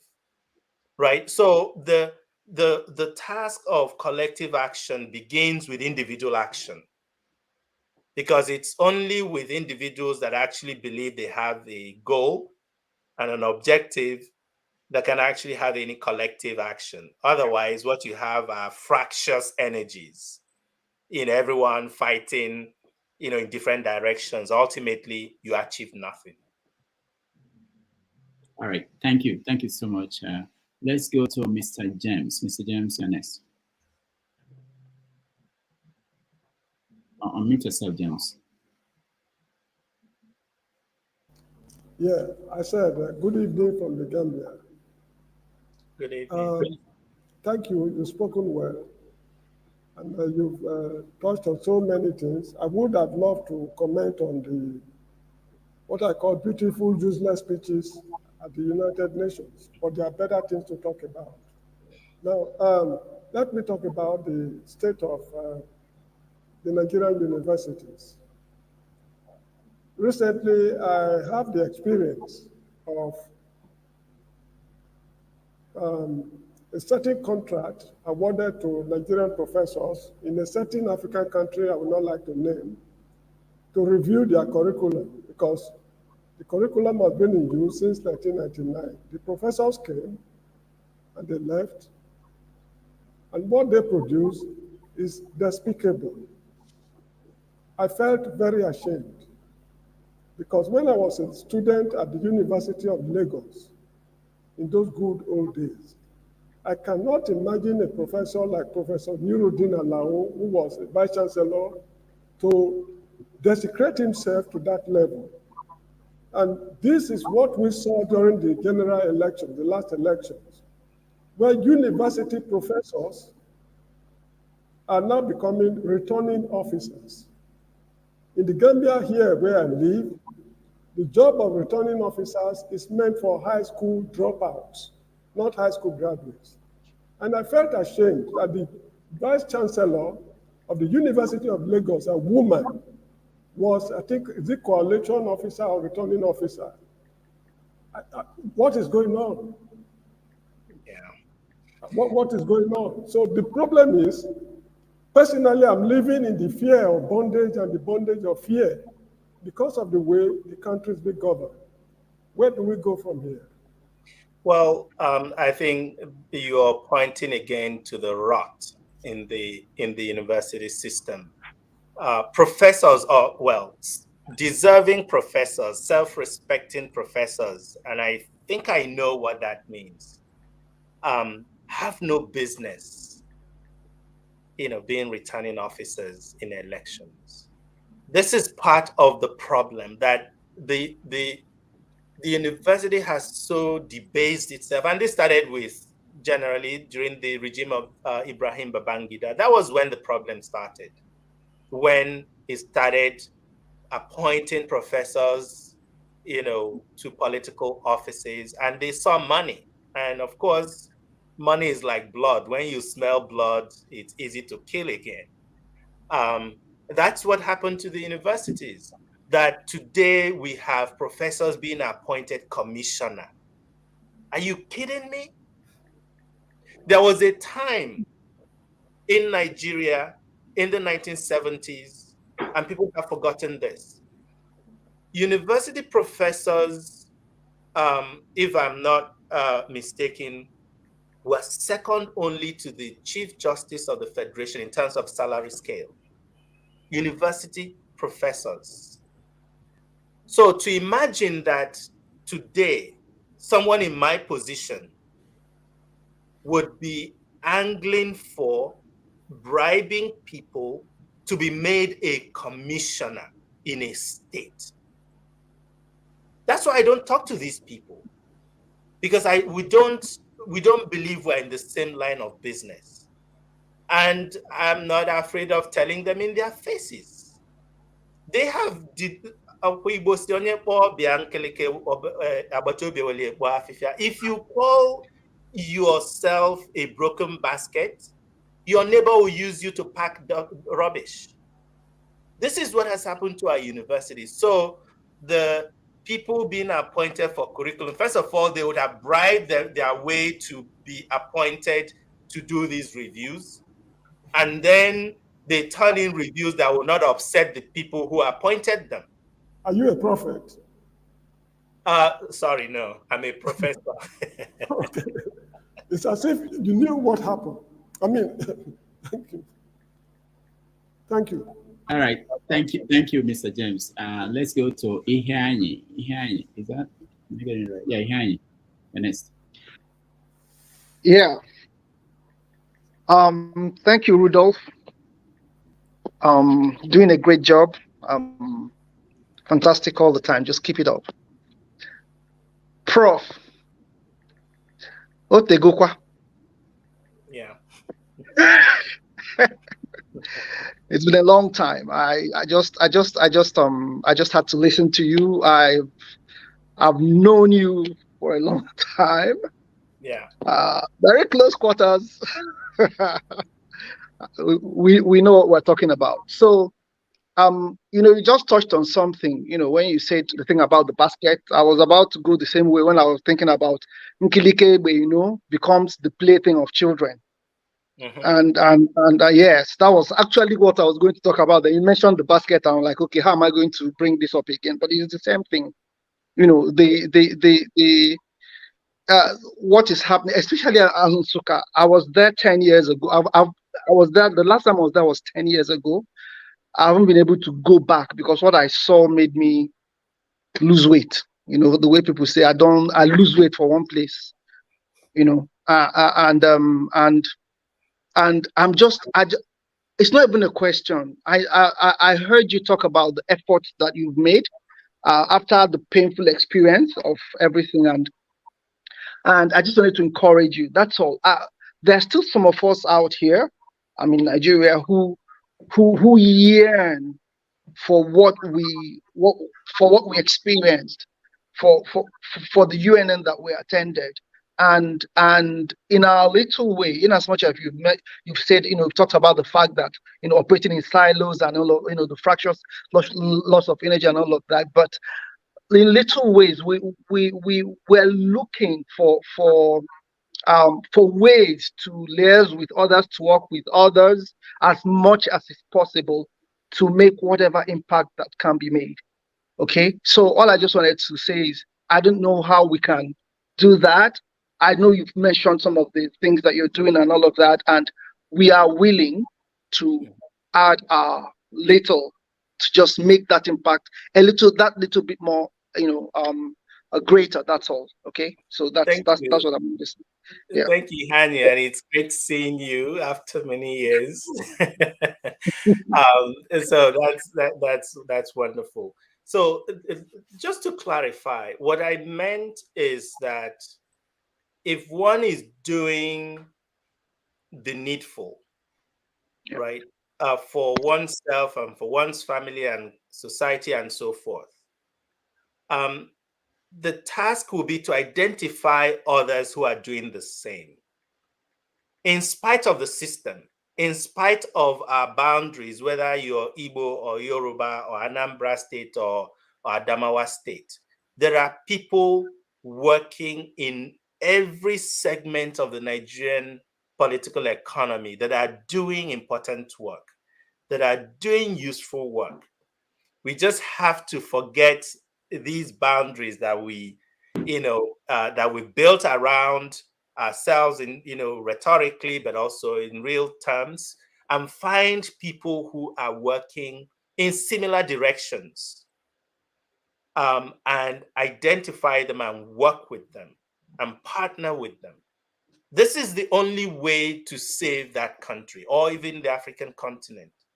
When we think about Nigeria as a whole, it's a smorgasbord of, a variety of people, ideas, visions. You have to identify the ones that are close to yours and work with them, whether they are in the other university or in the other state or across the other religion, or whatever divides that we have, because that's where the future is. We have seen that ethnic, religious, regional alliances have almost always failed because the political class will invoke them when they need you and abandon them as quickly as you get them into office.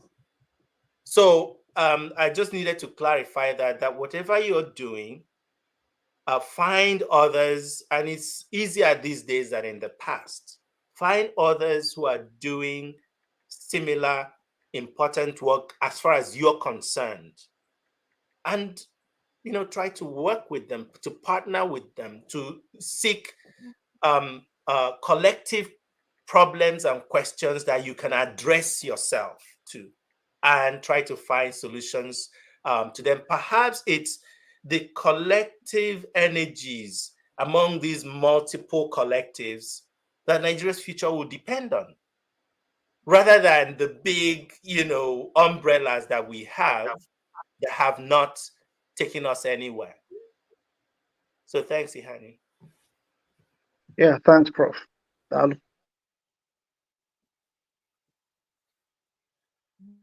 Righteous man, you're next.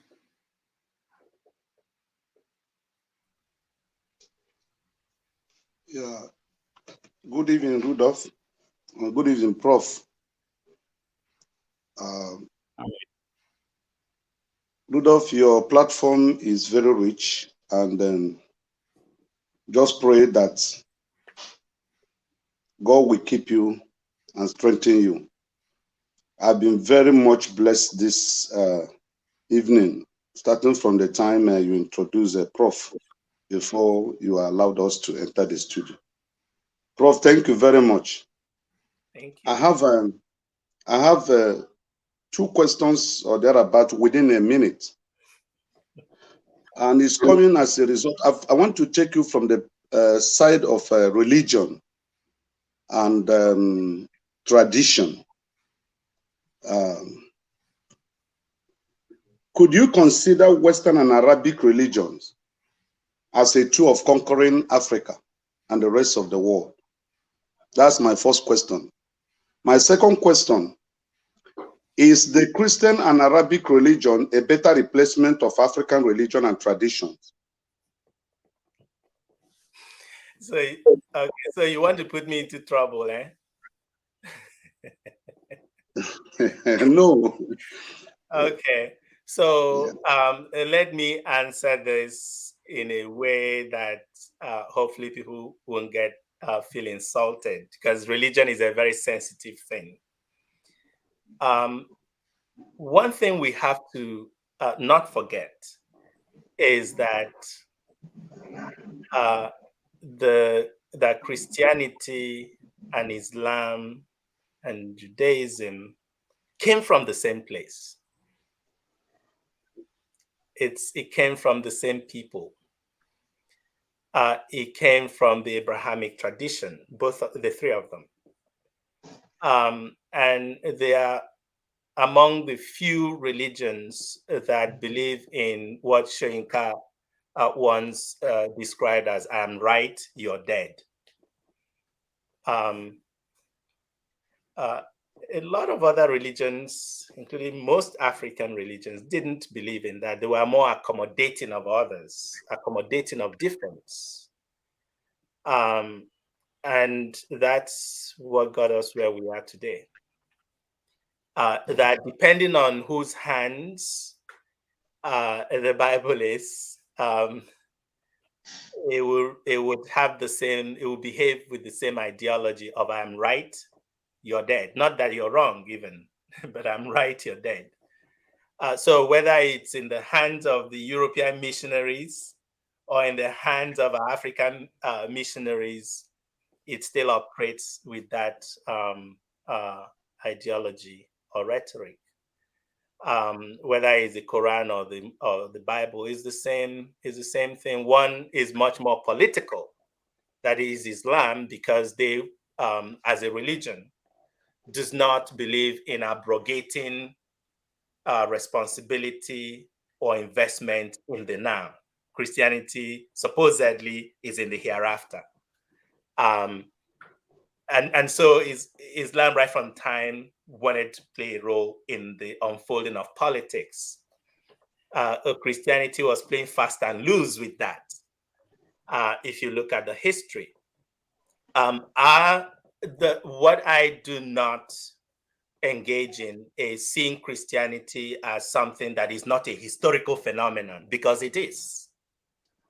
It began at some point, it began somewhere, it moved across the planet in a particular fashion, and arrived at our shores at a given point. We know when they did. So it's not as if it just happened because God, threw the Bible down and we received it. We know the process of its movement across the planet, and that's a historical fact. What people believe is their thing. I can't quarrel with what people believe. But when we are talking about history of what happened and when, we know how that was promulgated. We know what happened at Onitsha in 1878 or thereabouts, when the Christian missionaries were negotiating for Britain over ruling Onitsha, and the pushback by the Onitsha people. We know that this happened at the level of Bible and so forth. We know that the reason the Igbo language has suffered more than any other language of equal scale, 30-something million people, is because of religion. Well, it's not even religion, it's because of denomination, because of the struggle between the Catholics and the Anglicans. That's what undermined the development of Igbo language, because the Anglicans did not want to follow the Catholics in the Onitsha dialect. So they went for the Owerri dialect. And that's why you could not develop an Igbo language that was pan-Igbo. So we cannot forget what history has contributed to where we find ourselves. What people believe, again, is their thing, and I do not want to controvert that. Is this for the same reason that I cannot, not that I cannot understand, but I cannot sympathize with anyone who says, well, I have this thing that tells me now that the past, that my ancestors and what they achieved are worth nothing. I do not sympathize with anyone who takes that position because of what they believe, because life is more than any one of us. We're all going to die at some point, but cultures rise and fall. Some will die because their people did not hold on to their cultures or did not hold on and support their languages. That's how cultures and languages die. There's a reason, and I'm sorry I'm going on about this, there's a reason why the French, their colonial ideology was not to teach you French language. The English did. English would teach you only English language. The French would teach you French language and culture. So when you learn French in school, you're also learning that the baguette is the best thing to eat in the morning, or that the wine that you have to drink wine after your dinner. That's French culture being instructed to young Africans when they teach you French language. So is it a surprise today that in Francophone Africa, they think that Paris is their home capital, or that being French is what they are, rather than being Akan or being Benin or whatever. So the point is this, that what language and religion has done to our people, we have to recognize that, regardless of, in spite of what we believe, what our faith is. For someone like me, when I think of artistic heritages, nations that do not have an artistic heritage actually often have no basis for claiming nationhood. That is why, and I was talking to Rudolph about this earlier, that is why during the Nigerian Civil War,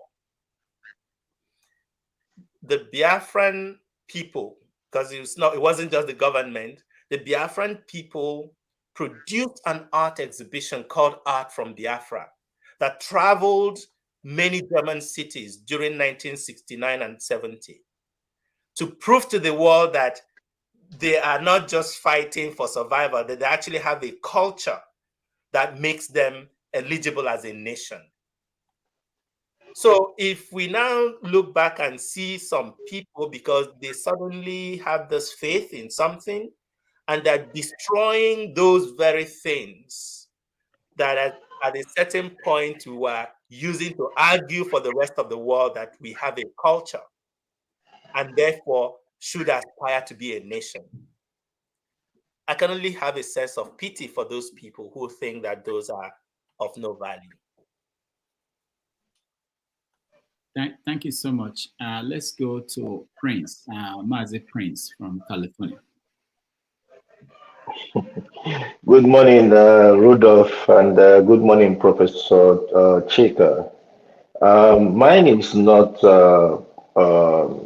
questions per se. However, first I want to know, for the program event coming up, how are we going to receive the login info? Are we gonna get it through Dr. Rudolph, or are you gonna, is it gonna be made, in a different form? Yeah, he can send it as well. We have a social media poster that has the web address for the live streaming. So you definitely receive that. Okay. So, and then I just want to commend you for the work you do. I commend you for your I'm trying to look for a particular word that I can use without using too much vocabulary. However, I just want to know your view about, because there is no way you talk about Nigeria without talking about politics. And my thing is, what's your view about most of the professors we have in Nigeria who are engaged in electioneering, and when it gets to the point of counting, most of those professors don't even know 1 + 1. Some will tell you that 1 + 1 is 11. Some will tell you 1 + 1 is 1,000. So I just want to know, what's your view on that? I said it all, previously, that anyone who considers himself or herself a self-respecting professor should have no business with how elections are counted in Nigeria. I've said it, I'll say it again. I'll say it in their faces. We do know, of course, what the issue is here. Even though I live far away, I do have my ears and eyes on the ground. We do know that it's all about money, that these people get paid, at least at some point, in US dollars to act as election officers. So make of that what you will. All right. Thank you so much. Let's go to who's next? Tony tone equity. Hi, greetings, everybody. Can you hear me? Yes. Can you hear me? Hi. Good evening from here, Dr. Rudolph and Prof. Agulu. Right. My question is very simple and direct. And what are we doing about new talents in the world of arts? Carvers, painters. I mean, they seem to be dying out, the classic ones. The likes of Ben Ewanwa. I've been privileged to meet him a couple of times in Onitsha, because I'm from Onitsha as well. And we've got great men like you, and Chinua Achebe. What are we doing to actually nurture new talents, to identify them and nurture them? I know you're away from Nigeria and you don't intend to go back there, which I can understand where you're coming from. Okay. And the second question is, if things change in Nigeria, will you consider reverting your decision of staying put in the United States? Okay. All right. Thanks. So to the second question, well, keep me informed of how the change, and I will talk, right? So yes, that's to say I'm open, but I don't want to hold my breath. About the nature of the change that will happen to make me change my mind. But to your other question, which I really appreciate, but you probably know that Abogidi, since you're from Onitsha, right? I only visit there. I've Oh, always okay. been in No, okay. Lagos and Sorry, England. I thought Yeah, you yeah, on yeah. Onitsha. But, the point that I was trying to make is that the Abogidi, the Obi of Onitsha, is building a museum in Onitsha called the Chimedie Museum, and Yeah, I it's know. I'm from the royal family. I know. yeah. So and he is one of the more substantial collectors and patrons of Nigerian, West African, even some of contemporary African artists through his collecting practices. So the ones who deserve attention are getting attention, and the reason I say this is that it's not everyone who says, "Oh, I'm an artist," that deserves attention. The same way that it's not everyone who picks up a mic and goes to TikTok and gives a number that deserves to be paid attention as a musician, right? So the lots of young people are going into the arts, fine art, especially music, theater. There's Nollywood as a huge employer. So there's the avenues are there, but we also have to be careful about local and international arenas. That it's one thing to enter the local market and another to then go from there to the international arena. Very few make it in that second move to get our attention of museums and institutions overseas and so forth. Ben Nwangu, of course, did, and he was a singular personality in his time, right? There were very few artists of any worth from Nigeria during his time. But things have changed over the decades. You have many art schools producing students who study art. But of course, we've been talking about the failure of our academic institutions, and that also means the failure of these institutions to support the young people who are given to them to train.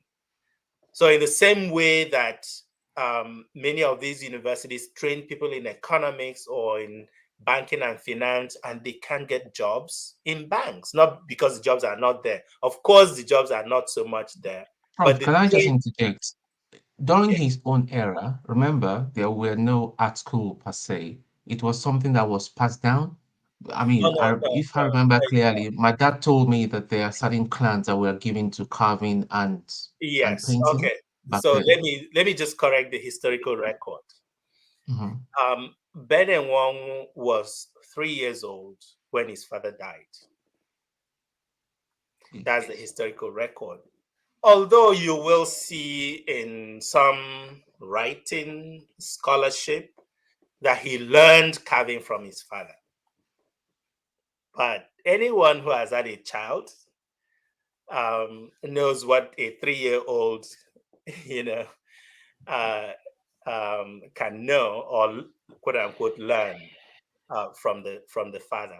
Now, there's a tradition that's African. It's not just Onitsha or Igbo or Yoruba. Most of art training in our societies was done through workshops or individual training with masters. That's it. But one was not, he lived most of his young life outside of Onitsha. If we follow his history, in Ibadan, in Benin, in Umuahia, and so forth, he didn't really live in Onitsha for any serious length of time.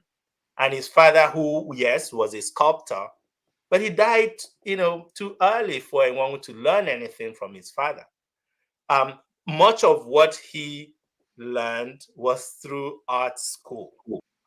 First, he trained with Kenneth Murray, the first British teacher to come to Nigeria to teach art.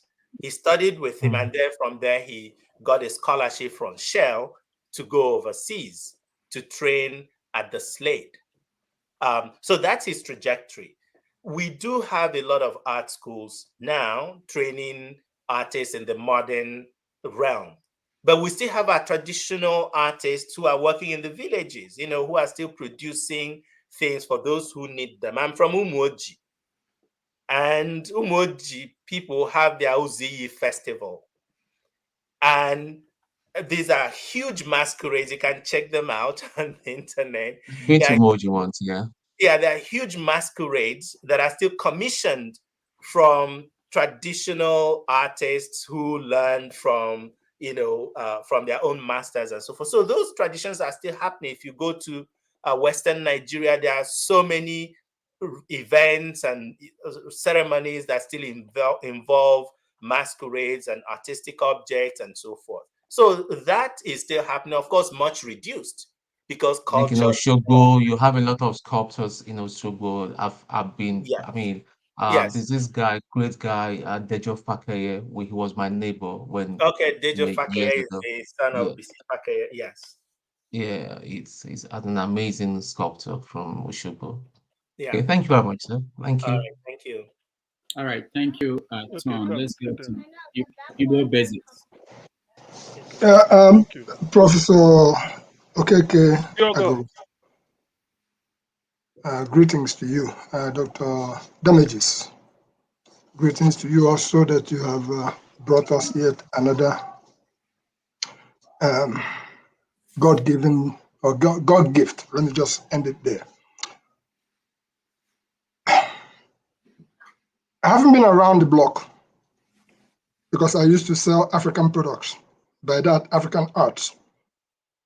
I used to conduct African products exhibition at the World Trade Center of New Orleans, Louisiana, up to 1989. That was the last time. They used to give me the World Trade Center, their whole lobby, and I would bring African products, particularly the arts, sculptures, crafts, and all whatnot. That time I brought rubber, Nigerian rubber, NSR10. That was the last exhibition that I placed there. But on today's issue, I'm just going to go straight to this Nsukka of a place. There must be something about Nsukka that made the Nigerian government to kill the chemical science department of that university after the war. Maybe afraid that they would produce another Obunigwe.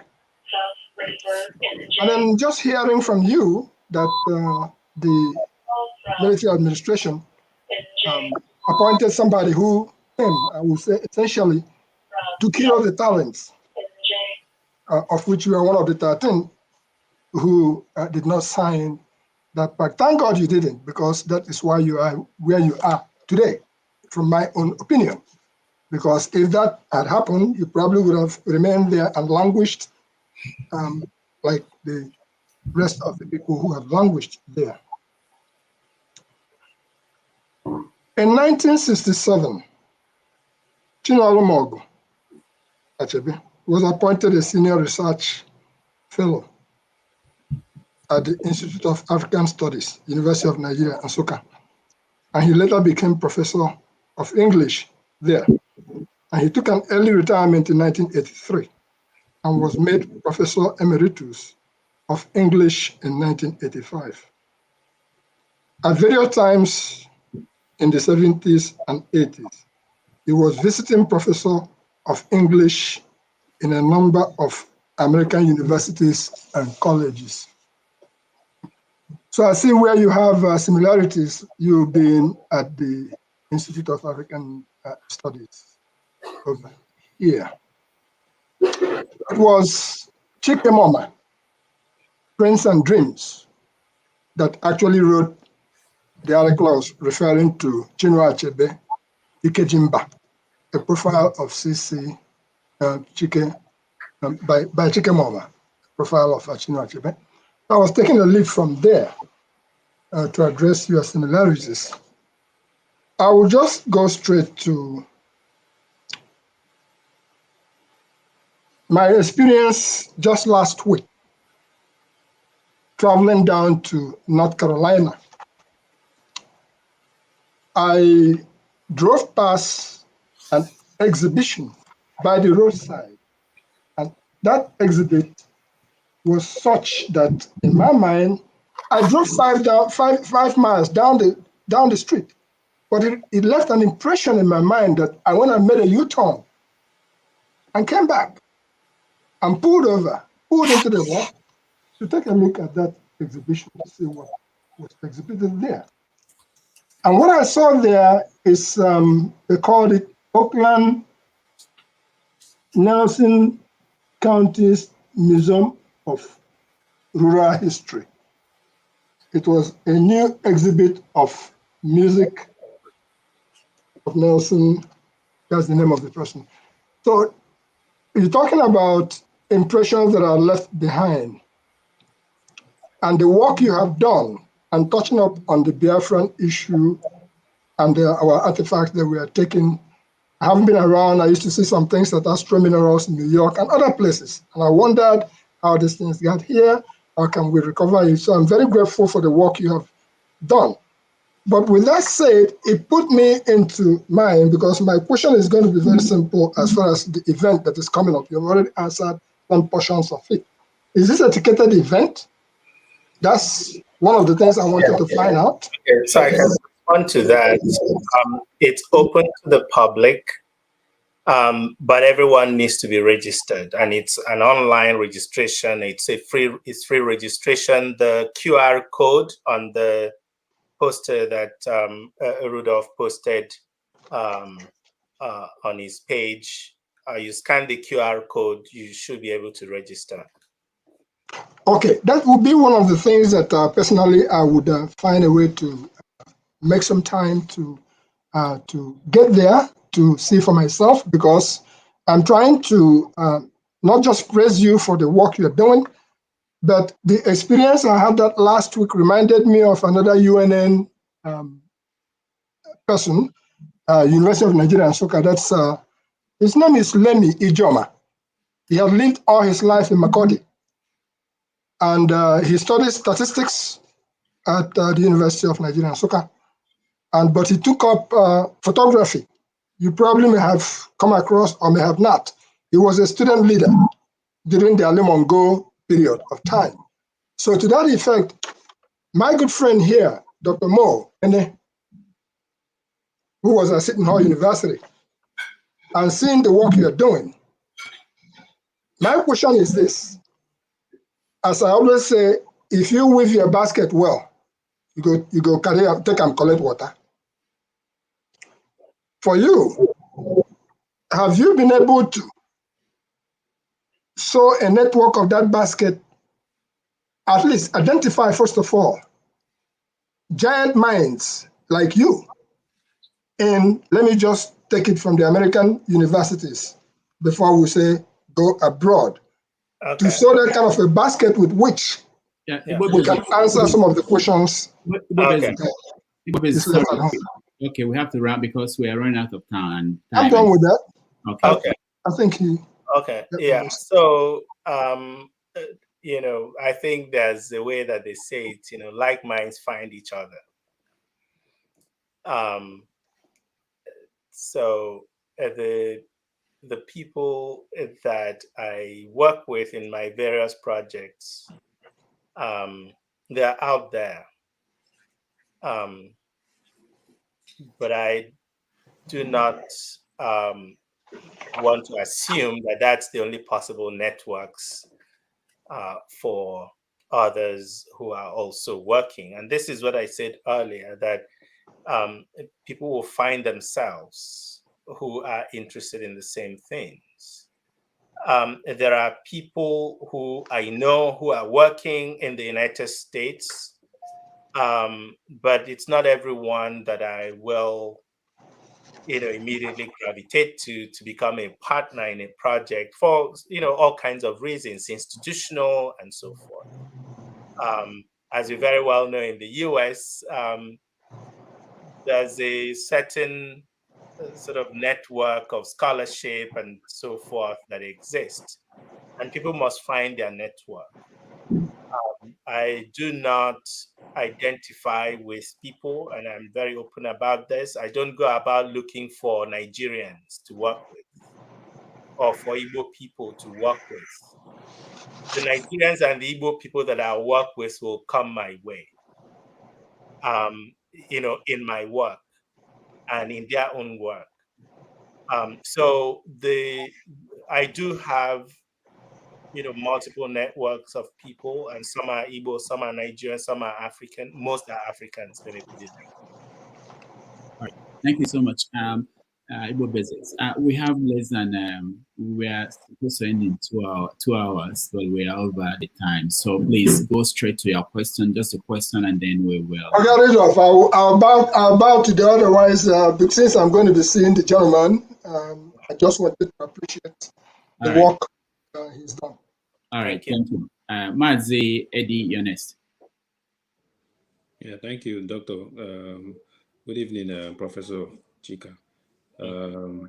Yeah, I joined late because I was drafting petition to drag Dr. Damages to the UN for his show yesterday. But listening to you now, I've forgiven Dr. Damages now. So anyway, I just jumped into the part where you were saying where you were analyzing how the arts, African arts, where they were smuggled through Cameroon and the Calabar route. So then it occurred to me that I was thinking, what if Igbo people sold this art to the collectors, and then you made mention of the role the Reverend Fathers and the priests they played. That's where that now solved that question. That now completely dealt with that question. And so following documentaries online and on Al Jazeera and the rest, I could see that most stolen artworks, most stolen cultural heritage, they are not in the museums like the British Museum or the Louvre in France. They are actually held by private collectors, which I've forgotten the name. They call this document that an organization issued to say these arts were not stolen. So basically, if you've got this art, maybe say you took one marks from Yoruba land and you take it to this place, if they issue you that certificate, you can take it to anywhere in the world and say this belongs to me. It's no longer stolen. So having those type of things, I understand where you're going with this, and I appreciate that question.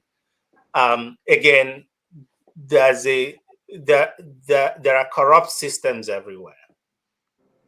What you're referring to is what happens in many Nigerian national museums, because they are the ones authorized by government to certify artifacts that are being exported, to make sure that they are not protected objects. So, as with everything, in Nigeria, you will find someone who is willing to accept money to sign a document or to stamp something that is already prohibited from leaving Nigeria to say, oh, it's good to go. And then these people will take that document to go and show to say, you see, it's genuine.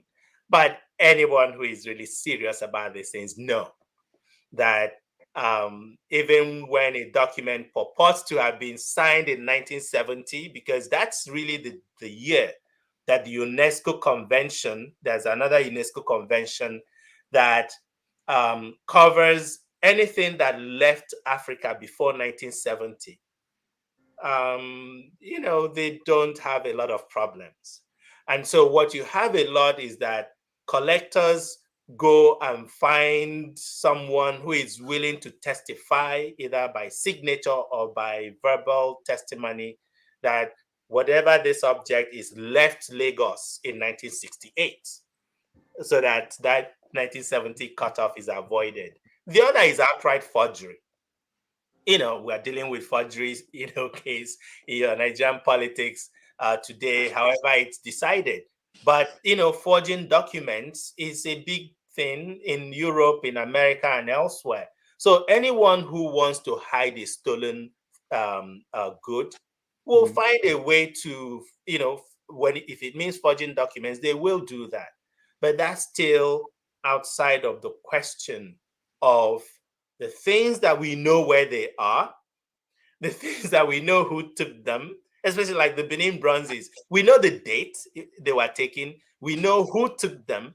We know where they were kept. We know who is still keeping them. There are other things that are gray areas that you don't actually have documentation about how they left Newi, let's say, and ended up in Berlin. That will require a lot more research. That's what they call provenance research.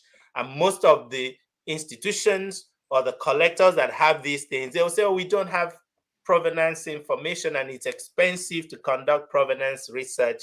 In other words, to prove that these things were actually stolen from this place, it's hard to document and it's expensive to document them. And so they're not willing to pay for documenting the fact that what they have were stolen, right? So it's a very complicated situation, but we cannot use the exception, which is that comes out of corrupt practices, to stop the debate and argument about the important cultural heritage that we know where they are.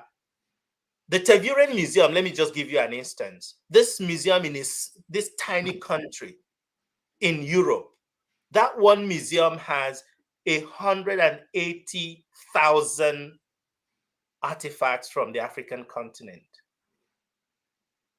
And most of it is from the Congo. So the amounts, the numbers that we're talking about, the British Museum has perhaps 75,000. So it's we can talk, continue to discuss this in another forum. All right, thank you, Mazedi. KJ, you're next. Thank you, Prof. I've listened to you right from the onset of the program, and I so enjoyed listening to you. In fact, you speak as if you are singing, so it kind of very entertaining. I appreciate that. It doesn't come easily. It comes with a lot of work and all that. Thank you so much for your work. I was reading an article some time ago when they returned the famous Benin marks. And the lady writing said, they are returning these things to Africa when they no longer hear our languages. So how will the people now communicate with the marks? They don't understand Igbo any longer, don't understand Benin any longer. So if they returning, just return. If they have taken off the powers behind, and they're bringing us the Bali back. However, which buttresses what I'm trying to say. Now I will go a little bit out of what you have asked so far. I want to say, coming from the East, we have been struggling here to understand. Growing up, we are told that elders do not abandon their young. But these days, we see that the elders of the East seem to be disconnected, especially those in political offices, from the young. we are all speaking these different languages and have different approach. What could be, is it development or what? What is it? They are more concerned that our elders would rather take the side of the aggressor against the young than to take the place. One my late father used to say that you don't give out your child. If your child has done something at the village square that is wrong, you first side with your child, and then when you bring your child back, you correct your child and say, this what you have done is wrong. But now in our present political setup, our elders go to the marketplace and say, go and get Rudolph. He's the one who has done this thing, and it is wrong. We condemn him, you know, instead of defending Rudolph and bring. So my question would be, sir, why do you think that our elders are so quick to siding with, outside of the Igbo land, outside of Igbo youth, rather than siding with their own people? I would address that question, differently. When I said earlier that it is a question of responsibility, when you actually look at the Nigerian population, it's called like all of Africa. They are young populations, meaning that a vast segment of their populations are in the youth category. So what does it mean? And this is a fundamental question. What does it mean for one to say that the youth have an idea about what is good or how they imagine their society, but it's the elderly politicians that are, standing as a roadblock to the community's aspirations? Is it because we allow them to continue in their ways? Or is it because the youths themselves are also already compromised? In other words, who are these youths? They are or were university students. How were they conducting themselves when they were university students? And from there, you can extrapolate when they become adults. So really the problem, the Igbo will say the problem is from the head stream, or maybe, and when you go to the head stream and dirty the river, the entire stream, get muddied and useless. So we're talking about a fundamental question about our societies, and it's not just Igbo, right? It's our societies in Nigeria and elsewhere on the continent.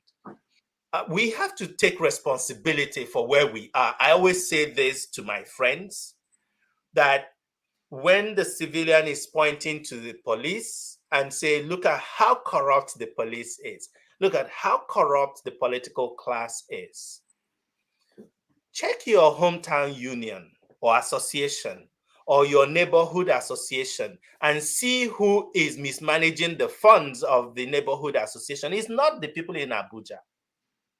It's not, the governor. It's your neighbor, it's your brother, it's your uncle. The police is your wife, is your husband, is your child, is your parent. So if they're acting in that way, who is supporting them, if not their friends and family that benefit from them?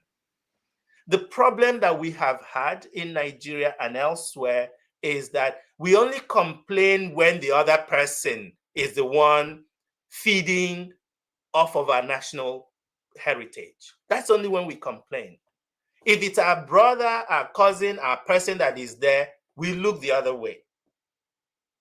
We only find out that there's a problem when we perceive ourselves to be outside of the feeding tube. So it's not just enough to divide this into, youths and elders. What is the responsibility of the youth themselves to self-educate if they did not get good education? To self-educate. We find this as a big problem in Nigeria today, even with the youthful population, with a lot of ignorance about their own histories. And so they construct imaginaries about what was and what should be, and use that as a basis for defining a vision for the society.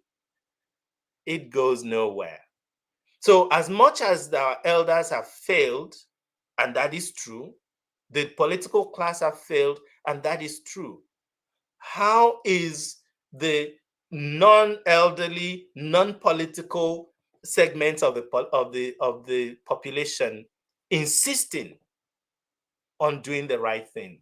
My sense is that they already also are not really talking about the right thing, but how to get in, or to have their own person get in. And that is a fundamental problem that we have today. And we have to take responsibility for that. All right. Thank you. Thank you so much. CM, you're next.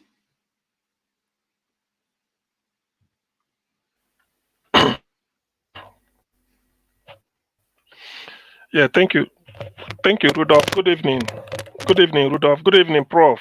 And welcome to our usual weekend roundtable. Yes, I'm speaking to you from UK. I just want to leave you with some food for thought. It might not be a direct question, but something for you to go and consider. And then some other people, seeming that are your friends or those you work with.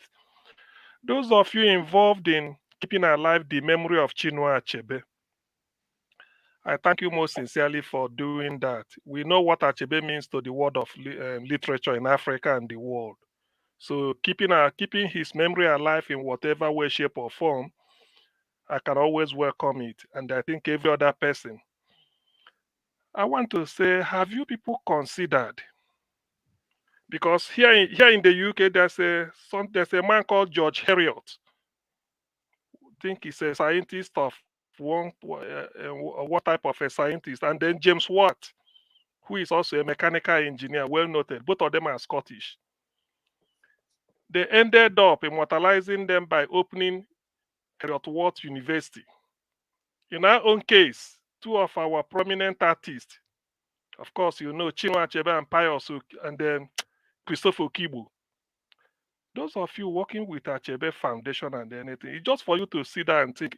If it's not good, well, you can throw it away and still respect and say sort of accept me as one of your own. Like the Igbo say, "Tufu okwu ma welukwa mma ihe." Have you ever thought of give it a thought? It might be a long-time project. It will surely come to pass. Achebe Okigbo University Achebe deserve it. Achebe deserve it. Chris Okigbo deserve it. Those of you working, doesn't mean it might be a 4-faculty university, but Achebe Okigbo University. I've thought about it. Yeah. Chinua Achebe, I'm from Ezinifita. We gave Chinua Achebe sort of a home during the Civil War. He left Ogidi and ran to our place. He stayed in a very prominent place. That's where he stayed before he moved down to here. Like what I read in his biography by Ezenwa Oheto. So please, you people should think about it. If it's something worth doing, why not? So many universities are named after people that are less deserving than Achebe. Thank you. Yeah, thank you. I don't think starting another university to be named after Achebe is, priority and should be anyone's priority. We have already existing universities, public and private. We should insist on, how to make them better institutions than starting another underfunded, under-resourced university. There should not be a 10-faculty university anywhere. There should not be a 50-person faculty university anywhere. If I understand what universities are supposed to be doing today. That's part of the problem that we have, that we have a plethora of, especially these private universities, that are just pretty much glorified secondary schools. I will hate to see Achebe's name associated with anything that is not deserving of his reputation. If someone was recommending changing the University of Nigeria's name to Chinua Achebe University, then that's fine. We can talk about that. Universities that are worth having the name of Achebe associated with them. The work of establishing a proper, well-resourced university is so enormous that often our people don't think about the long term. Let's just start it and see how it goes. That's not quite the way. So I would rather invest my time and resources on the kinds of institutions that can do the work of sustaining Achebe's legacy. Naming institutions is a political thing. A new governor or a new president might come and change the name, back to something else. But I think that there are more fundamental work that can be done to sustain Achebe's legacy. Let's take, for instance, starting an Achebe society in the way that you have a Shakespearean society. That's where you can talk about producing knowledge that will be of the same fundament and the same quality and status as the person that you're identifying with.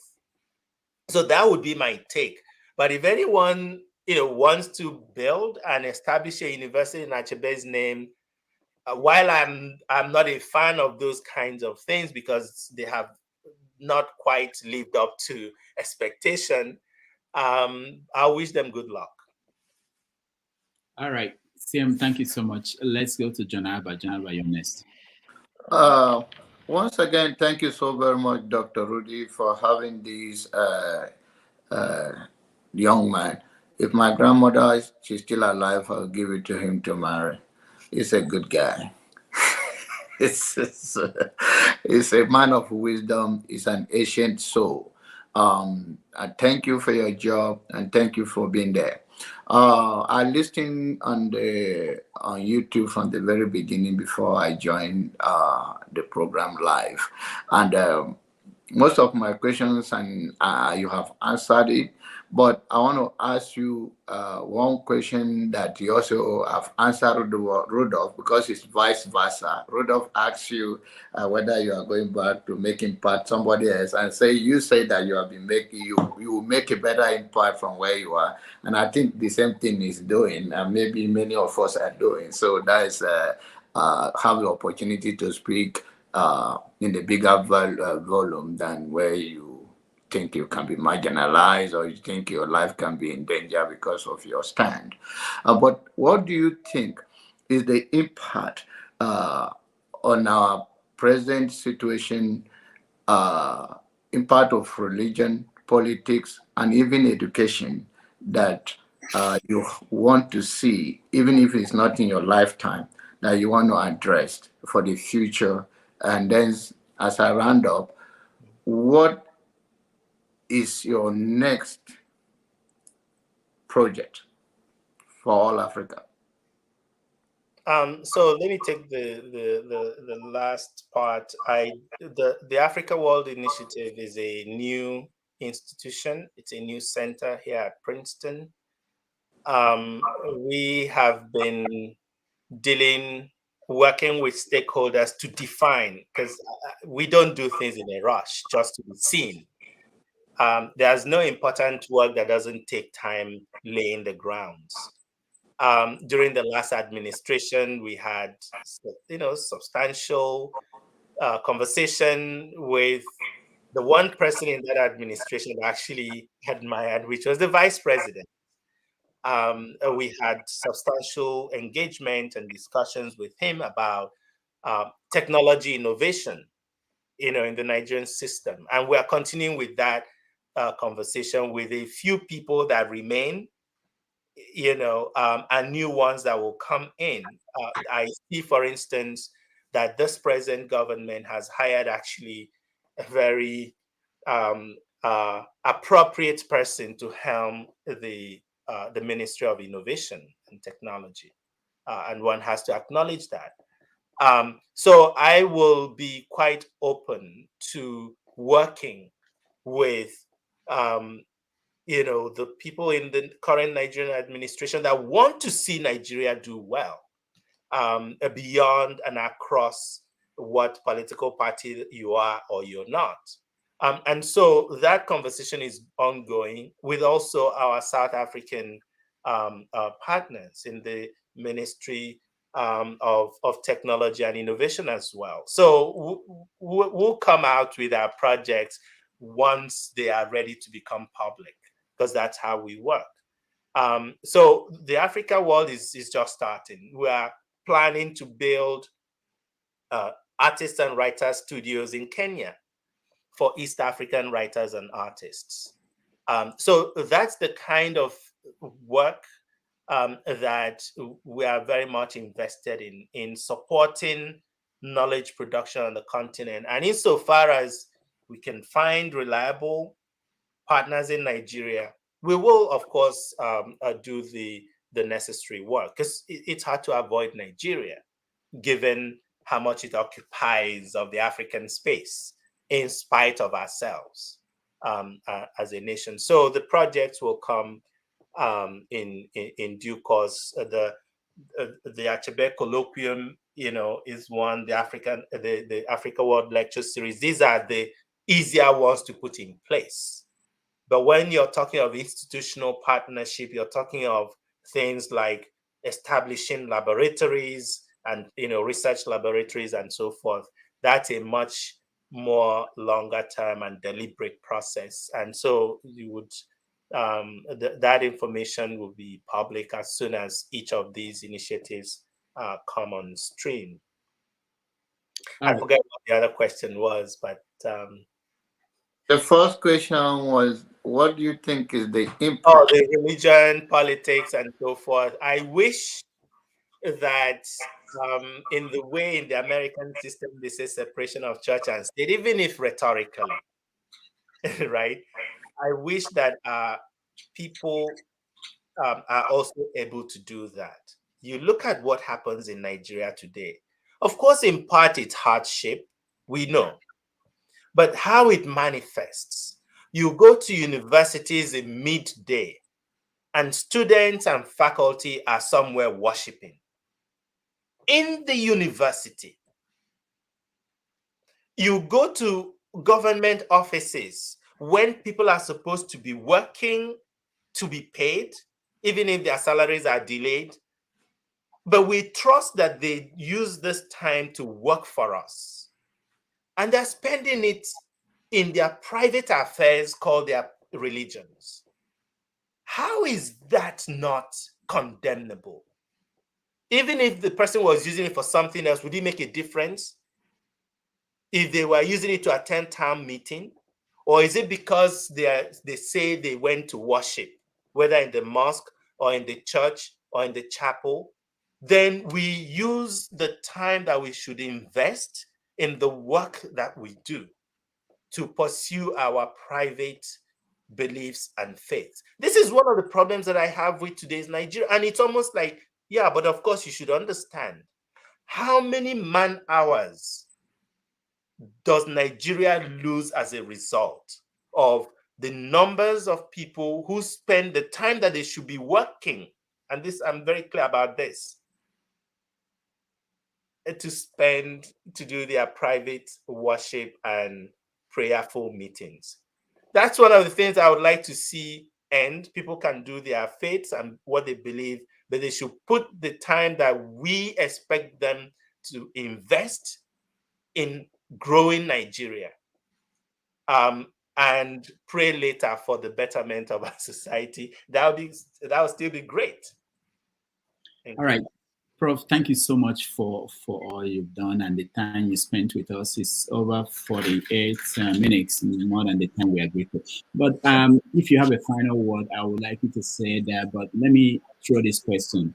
Good question now. No, you did.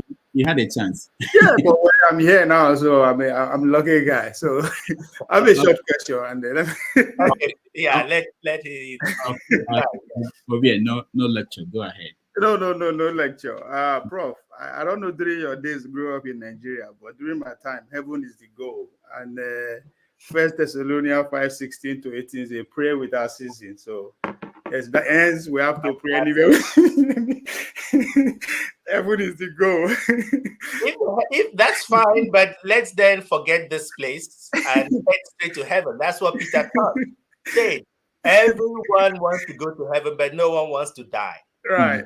That's So my question is based on identity politics. I mean, that's our reality today. I actually texted a friend of mine who is from Oko, Anambra State, about the show this morning. I said, "Are you watching the show today? A special day today?" And she responded that by saying, I expect her to brag, but the direction she went is not what I expect. She said, "Oh, we know they produce rubbish." She said, "Every league know they produce rubbish."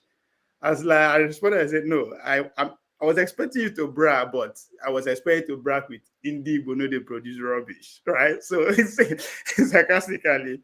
And she went ahead to say, yes, that's our strengths, and there's a need for the fact that the Nigerian are not seeing that is sad. I say, well, hence I always put for political power, right? And I think it also touched on what CM is trying to advocate for, university for Chinua Achebe, and you went ahead to say you should do it like this, SKP and all that. All these are made possible and easy when you have the political power. The political will is there, but we need the political to. And that brought me to today, in today's world, especially in our politics space, we are in information age, and you can testify to that. Why is the Indigos are still lacking behind in terms of investing in what most important thing today, the media space? You can't attain political power if you don't have the reasonable control of the media space. So why are we behind there? Well, there are historical reasons for that.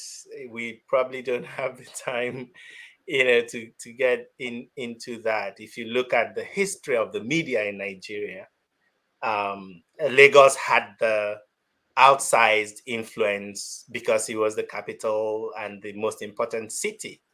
And so the control of the media in that city also meant the control of the Nigerian media. And you go way back and front in terms of the Nigerian or non-Western Nigerian investment in Lagos. And you don't want to go back to what happened to Igbo investments, right, in that city before the war and what happened after. But I think the political class, and I'm not advocating for politicians to set up media, because what you're asking them to is to set up their own media political arms. And I'm not, that's their thing.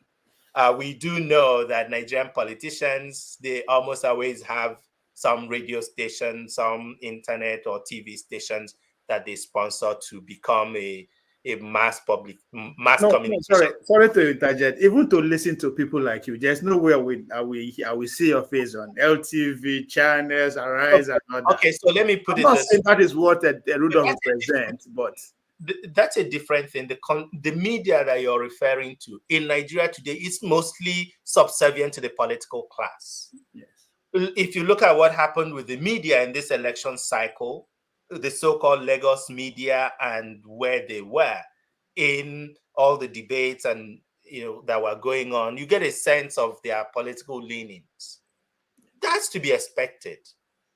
The problem is people like me, I'm not interested in appearing on any Nigerian TV. I have absolutely no interest in that. What would be the purpose? Is it because we believe that the right kind of people are listening to NTA, or that the Nigerian youths are listening to NTA? The reason I came to, Rudy's platform is precisely because he reaches a certain segment of African youth and audiences. That's why I saw it as, in fact, a duty to appear on this platform. And insofar as there are other platforms like this, I do not mind being involved, spending my time to reach a segment of Nigerian youthful population and youthful-minded elderly ones as well, right, who are thinking about the future of our country. So this day and age where you have multiple platforms, it is also their responsibility to find the right voices rather than the more popular ones, which is what you have in most of the online media. They are looking for who has the greatest TikTok followers so you can listen to what they have to say. That's fine too. But if that comes at the expense of information that would help sustain us, intellectually, politically, socially, and so forth, that's where there will be a problem. So we should call for more platforms like the one that we're on today. All right, thank you, Obie. And finally, let me throw in this question about. Somebody said I should not invite him. No, I decided I will come to you, sir. So I'll come to you. I look forward to seeing you. All right, thank you, Obie. So, Prof, someone like Professor Charles Soludo, the governor of Anambra State, is someone who was a graduate of UNN, very smart. People had high hopes in what he would do in Anambra State, and I know you are from Anambra State. How do you assess his performance so far, and especially the way he interfered or intervened in the election that just passed? Okay, I noticed that you used the past tense, that people had. Oh, well, the assessment so far is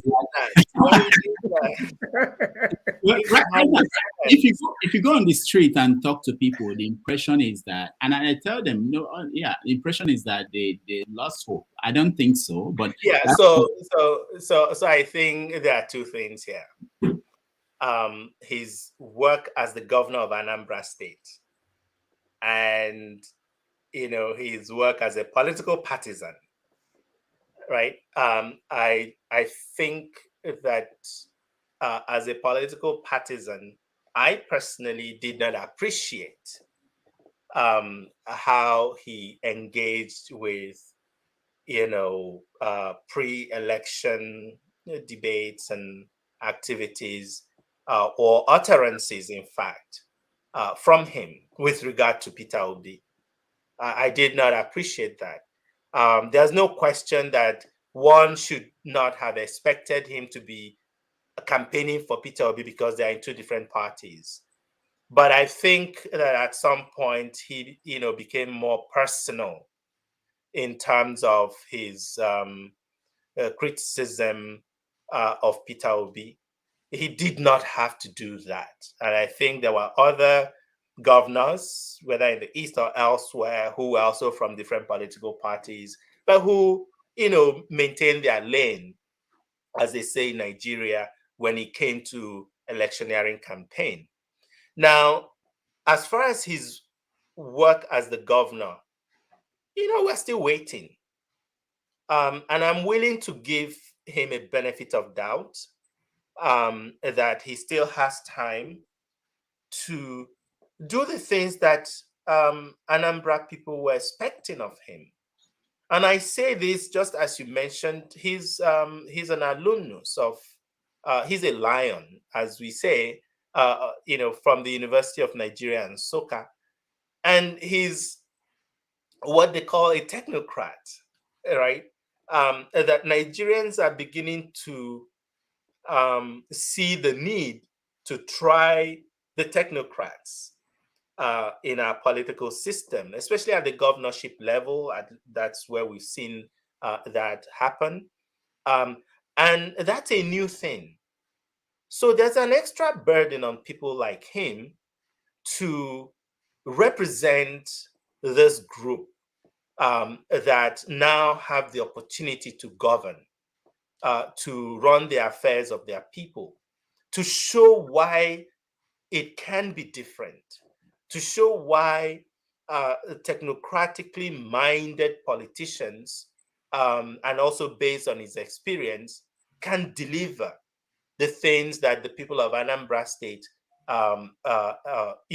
expected of him when they voted him to power.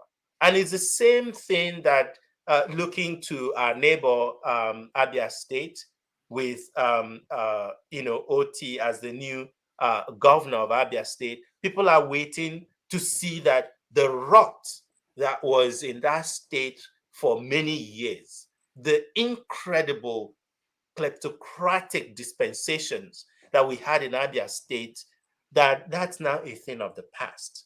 So, OT has a burden in the same way that Soludo does have the same burden in Anambra State. Anambra is a bit luckier in terms of the recent past with their governors compared to Abia State, or Imo State even. But in terms of security, in terms of infrastructure, in terms of the well-being of the people of Anambra State, the state institutions, and their roles in the affairs of ordinary citizens, we're still waiting to see him begin to deliver on those, because that's when the state and citizens will say, yeah, I think we made the right choice by electing someone of his experience and intellectual caliber. If he fails in that, perhaps the saddest of people will be people like me, who also went to the University of Nigeria, Nsukka, who see him as someone that belongs in the kind of circle that I often find myself, but who has failed us in this instance of giving and providing great political leadership. He still has time to do that.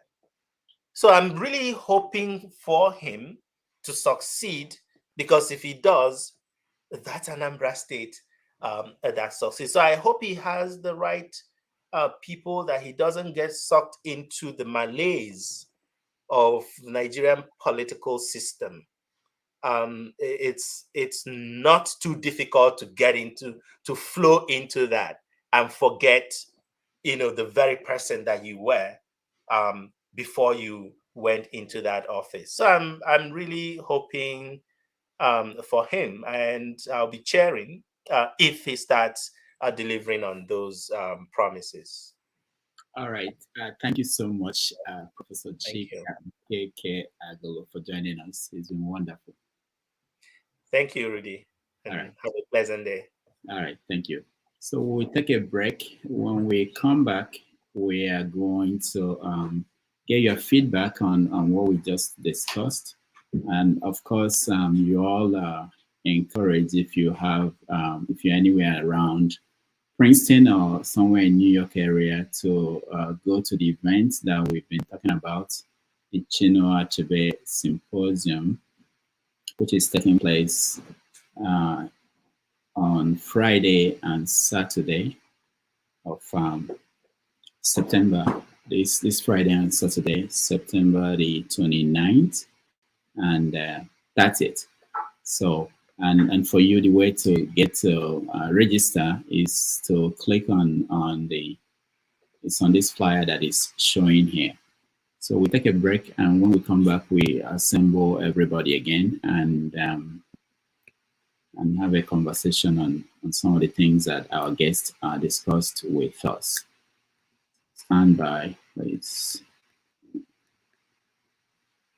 Album right here. It's called Spirit of Love. We're very pleased to welcome Majek Sashek.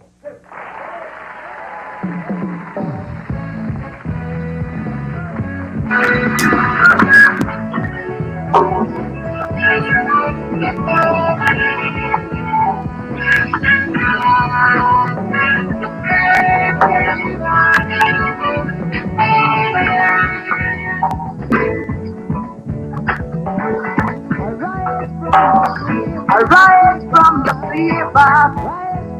sleep, America. There's work to be done, Africa. There's work to be done, America. But if we unite, we will be free. So long, too long, so long, too long.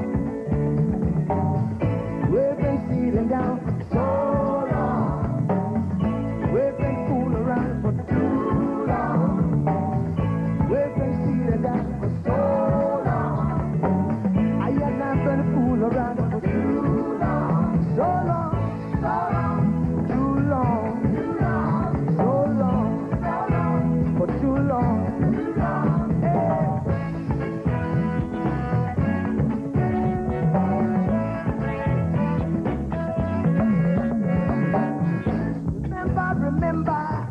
long, long time ago, when we used to live like prince and princess.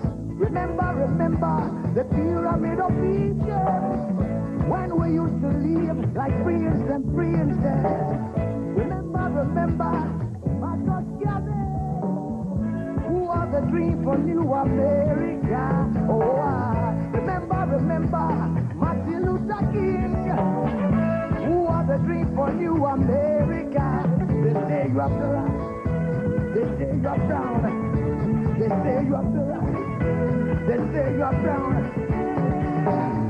Only the angels of Jah is white now. Only the angels of God is white. So long, too long, so long, too long. We've been sitting down so long. We've been a fool around for too long.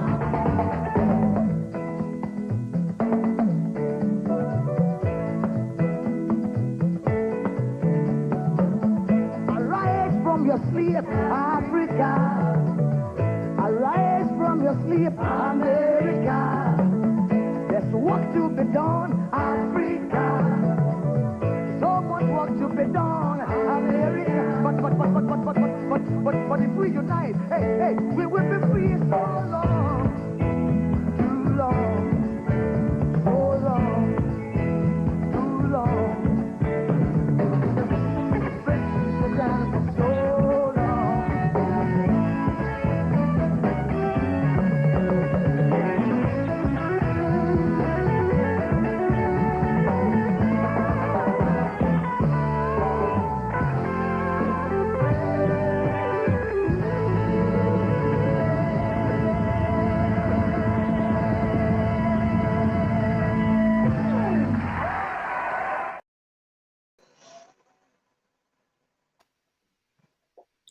All right, welcome back, everybody, and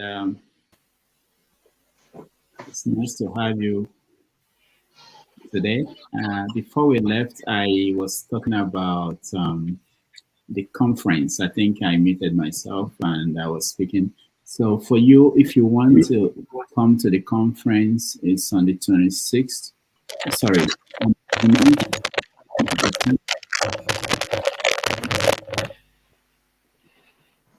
on the 29th and 30th of September, and you can get all the information from this flyer. All right, so let's do a recap of feedback from the show from everybody. Please, can you mute yourself if you are not speaking? Go ahead. So are we still touching on what we spoke earlier? Yeah. What do you think about some of the things he spoke about?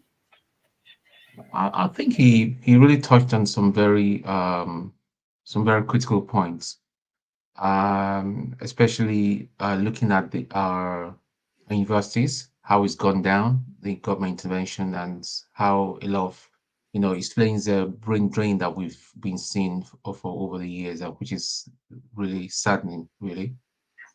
I mean, and that is why I think it goes back to leadership, having the right leadership with a vision and a purpose. All right. Yeah. Thank you. Igbo basics.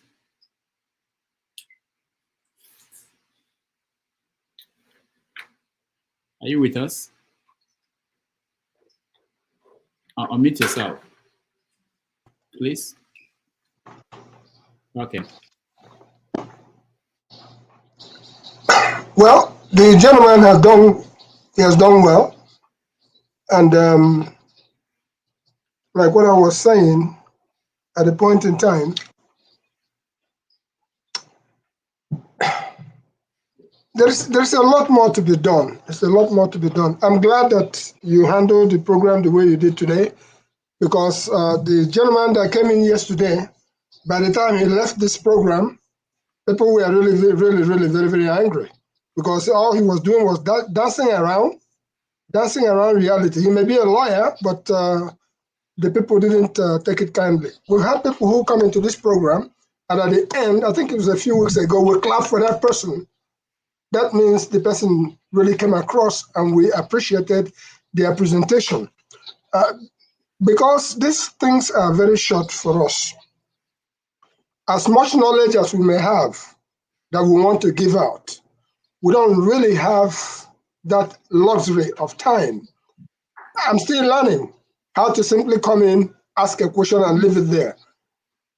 If I want to have a one-on-one with anybody, then I'll find a way, wherever that person is, I'll get to the person, and then we can talk as much as we would like to talk. I see even on the comment section, thank God I didn't make anybody gloat, because somebody was already calling me Zebrodaya. That's okay too, because I was about to I had a conversation with Zebrodaya yesterday, and the question that I had asked Zebrodaya was about the Civil War. How do we want to have this represented in a particular part of the book that we're doing? It goes back to the history. The man was very blunt. I lived it. I can't pretend it. I was there. This is what happened. This is what happened. This is what happened. And I'll put it out for the record. So for what Professor Chika Okeke-Agulu had done here today, it just reminds me of the same thing that the Nigerian government is holding particular sections on the ground, and we say the rope where you take tie a tortoise. Turtle gonna move, rope gonna move. None will rest. And that continues to be the situation in the Nigerian context. When I keep talking about, when I see Brother James, who of course has been around the block, some of us can come anywhere and lecture anybody on practical terms because of what we have gone through. When I begin to pull certain things from some places, somebody say, did you do that? And yes, I did that. That's on record. So that some of us are still able to participate in these programs. We are actually saying, whatever you can take us off, take of us, take, go. The best things in life are free, gifted, but we tend to not recognize it. I saw a Schirmer has said, do you have African art to say? Yes, we have African art, but I've long come to realize that the best African art, you can't buy it. They are not for sale. They are not for sale. You may be able to get a little piece of some of the things so you can keep it for your children to learn from. And I was talking on this program a couple of weeks ago, how I went to the stream in my village, and I saw a particular stone that I brought out of the stream. It was so unique. I haven't seen something like that before. I tried to take it away from that stream.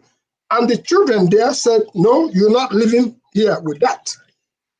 They took it back from me. In spite of who I am, they threw it back into the river. And then they get the history behind it.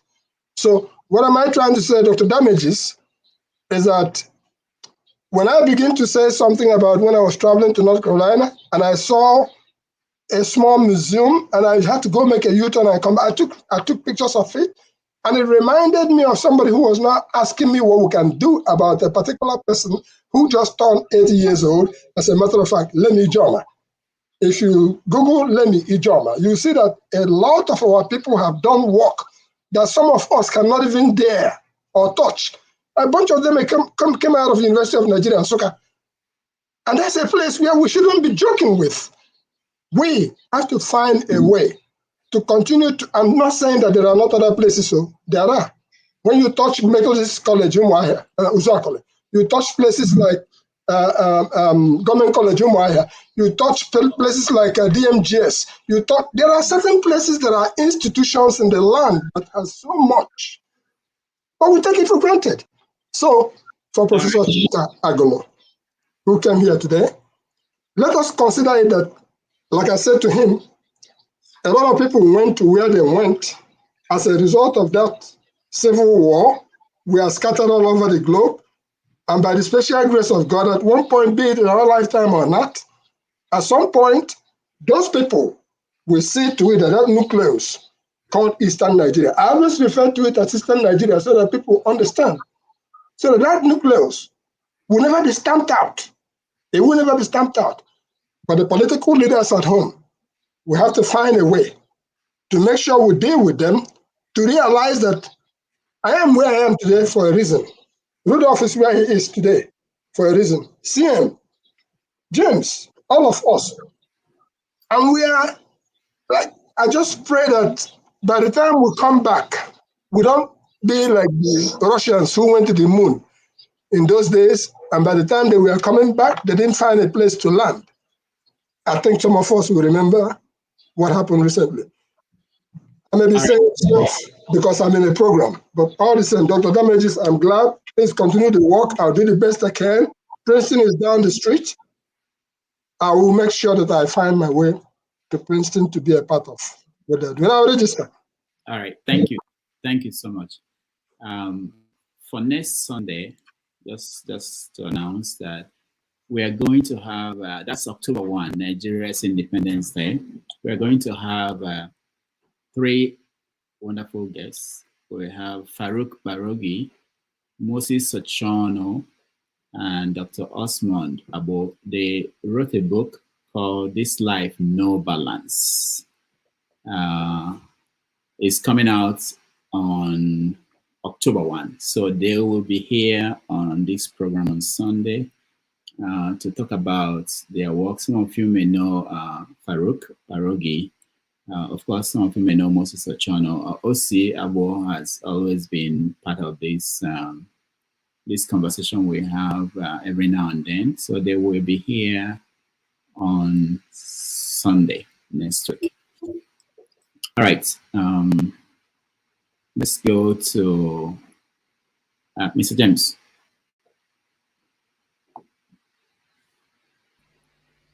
Yeah, thank you very much. I wanted to ask this gentleman to seek his opinion on the what I would call beautiful, useless speeches at the United Nations. But unfortunately, there wasn't time for it. If you don't mind, Mr. Damages, kindly let me read a 10-line paragraph of what happened in the United States and the Japanese during the Second World War and how they resolved the issue. I think we can take a lead from that, if you don't mind. Oh, go ahead. Good.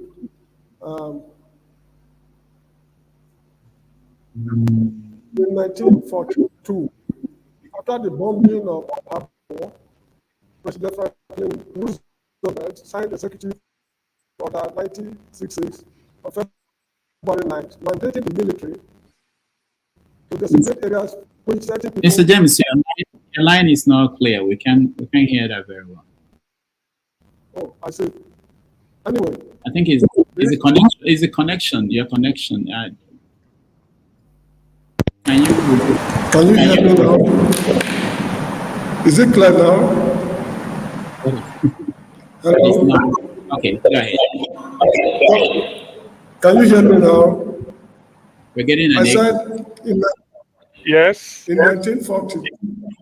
Yeah, in 1942, after the bombing of Pearl Harbor, President Franklin Roosevelt signed Executive Order 9066 on February 9th, mandating the military to designate areas from which certain people were to be excluded. Consequently, 120,000 Americans of Japanese ancestry were incarcerated in camps. Mr. James, for 3 years. Yes, please. Audio is bad. We can hear you very well. Oh, okay. All right. Can sign out and sign in back. Yeah, come back in. Come back in. Yeah, let's see. All right. All right, let's go to CM. CM.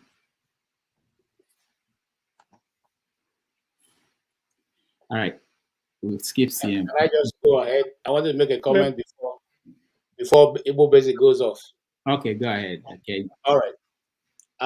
Igbo Basic, thank you so much for your contribution. And I want to thank you, Dr. Damages, especially because you bring in people who give us a lot of information for those who care to learn.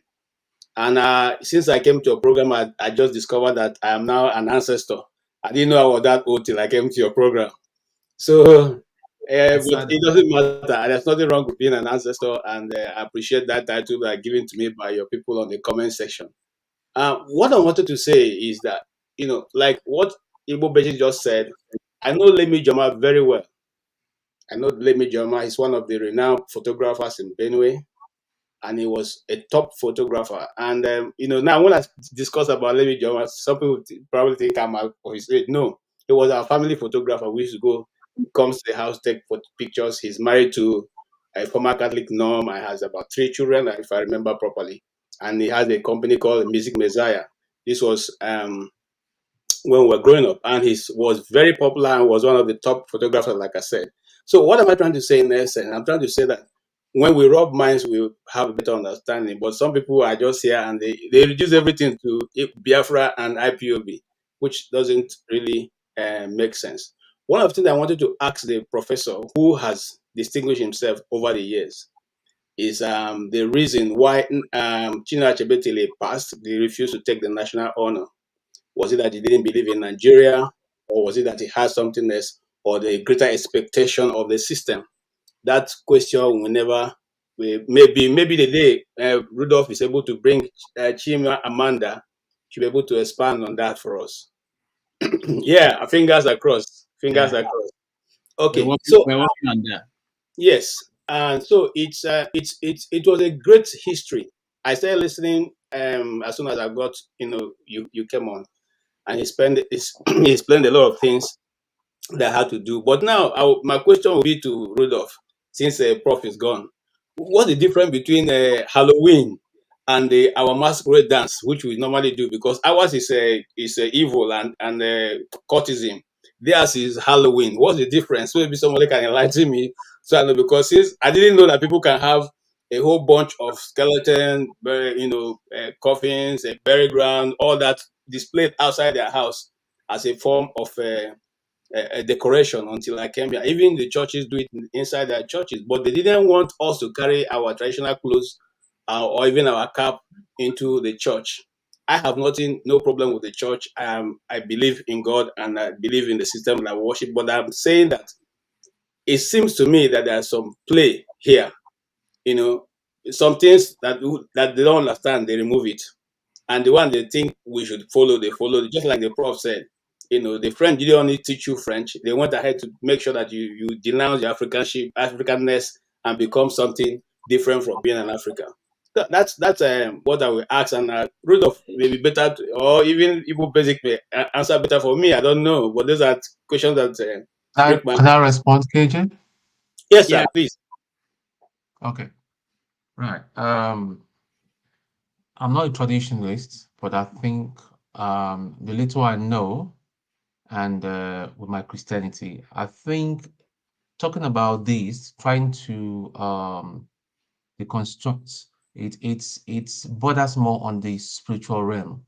There are two realms that exist.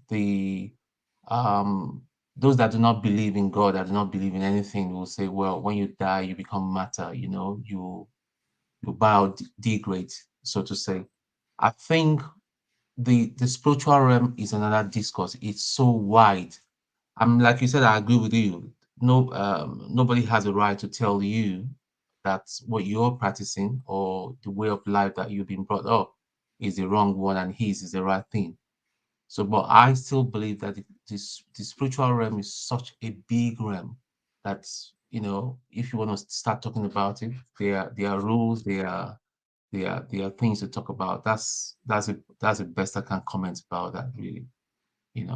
Yes, there are good spirits and there are bad spirits or powers, if you want to look at it that way. Some people call it powers, some people call it demons and all that, but those things, they do exist. It's not a figment of imagination.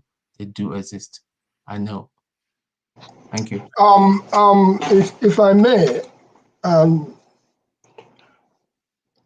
with what you just asked, KJ, because I'm a traditionalist. I'm a traditional person. I'm a cultural person. My mother, I don't recall her going into any church. Listen very carefully. But she was a purist. And I learned from her.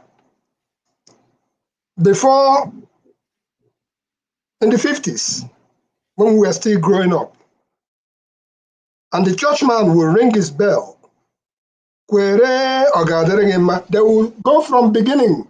The only thing that wakes up before them is the bush fowl, okwa, that cries in the bush. And okwa would crow at about 4 a.m.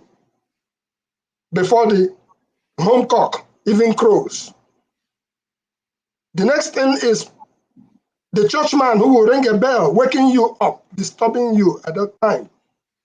Chiariano, Wanachibu, change, otherwise you, whatever.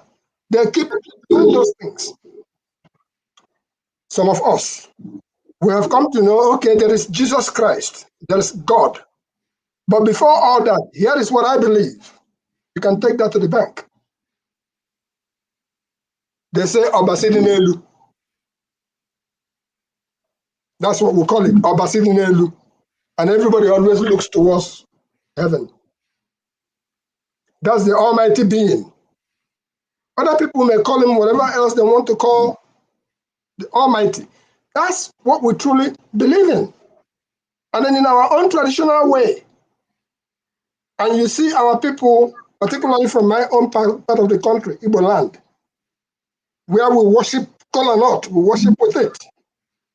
We went to church today, as every other Sunday.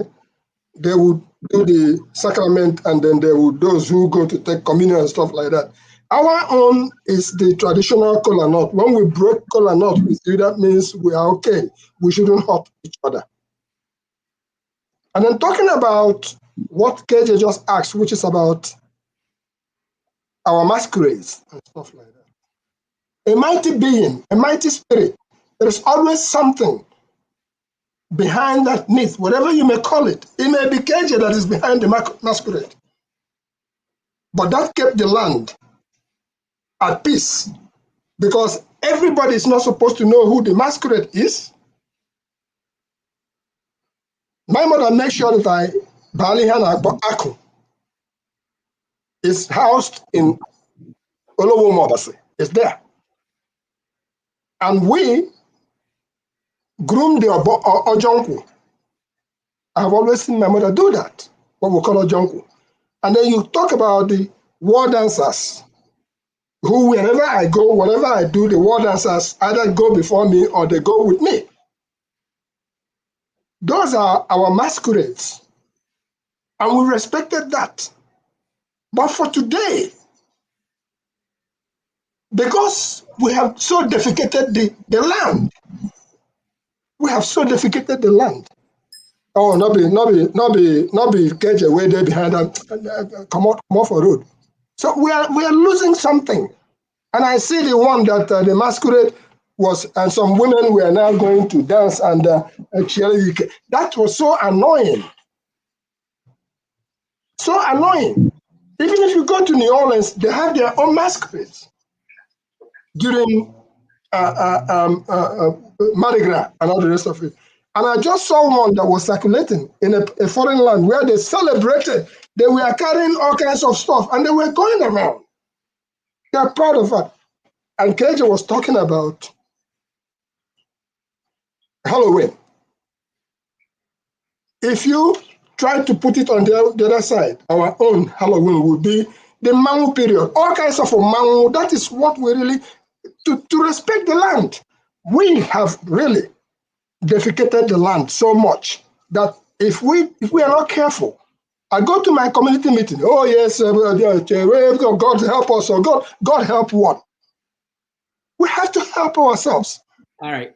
So Dr. Damages, let us find a way. It's good for us to say prayers, but let us find a way to appeal to those who are destroying our homeland with religion. You go to church and you stay there from morning till the next day. How do you expect to eat? They better stop. They better stop so that we can live to see tomorrow. I'm sorry if I took a little time, but that's just the reality. Thank That you. thing waiting for ground before we come, it go day, long after we are gone. And anybody who continues to say that our own is demonic, better actually look at the person very, very well. Ours is supreme. All right. And it is so. I think, KJ, let me just weigh in a little bit. I think Africans, they have divided souls. Look at Igbo Basics now, just told us that he went to church and he's still a traditionalist. I think the challenge, this is now Sunday school. I think the challenge that we are facing is that we can't, everything, it appears that they are all interconnected. If we drop the church, if especially let's say Christians and Muslims, if we drop them, I think there's a fear, what else? And we have been told that those things were bad, that we should discard them. But most of us are holding one foot in the church, one foot in the tradition. My fear really is that in another generation or two, we may not even be able to go back, even if we wanted to go back. So that's something that I think we are battling with. You can't be going to church and be saying that you want to revert back to tradition. No. Dr. Damages, don't get me wrong. I think you're misrepresenting what I'm saying here. Okay. What are you saying? The church is like another social club. I'm sorry to use that word. The what? The church is like another social club. Where people go, it's an opium. When I say a traditionalist. No, Igbo Beze, I think you maybe you're not understanding what I'm saying. Look, they came to us and said what we practice is voodoo, is evil, it's not good. We come here, we see the things we call, because you know that the spirit of the dead, we do not associate with the spirit of the dead in my community. Because we believe, the Igbos have a belief that there is two worlds, the world of the living and the world of the dead. That is, it's been there. And then we come now, we see you display the world of the dead in front of your houses, in your churches. Those things hang there, those skeletons hang there, those all those nonsense images they put. And if you go into the stores these days, you see everything is turned to that. You know, in fact, I almost got frightened from one I saw in a full life human skeleton looking so, hanging somewhere in Walmart. So what I'm saying is that why is that their own is good, it's a good one. It is meant to belong, to allow this, and then our own, which is even more potent.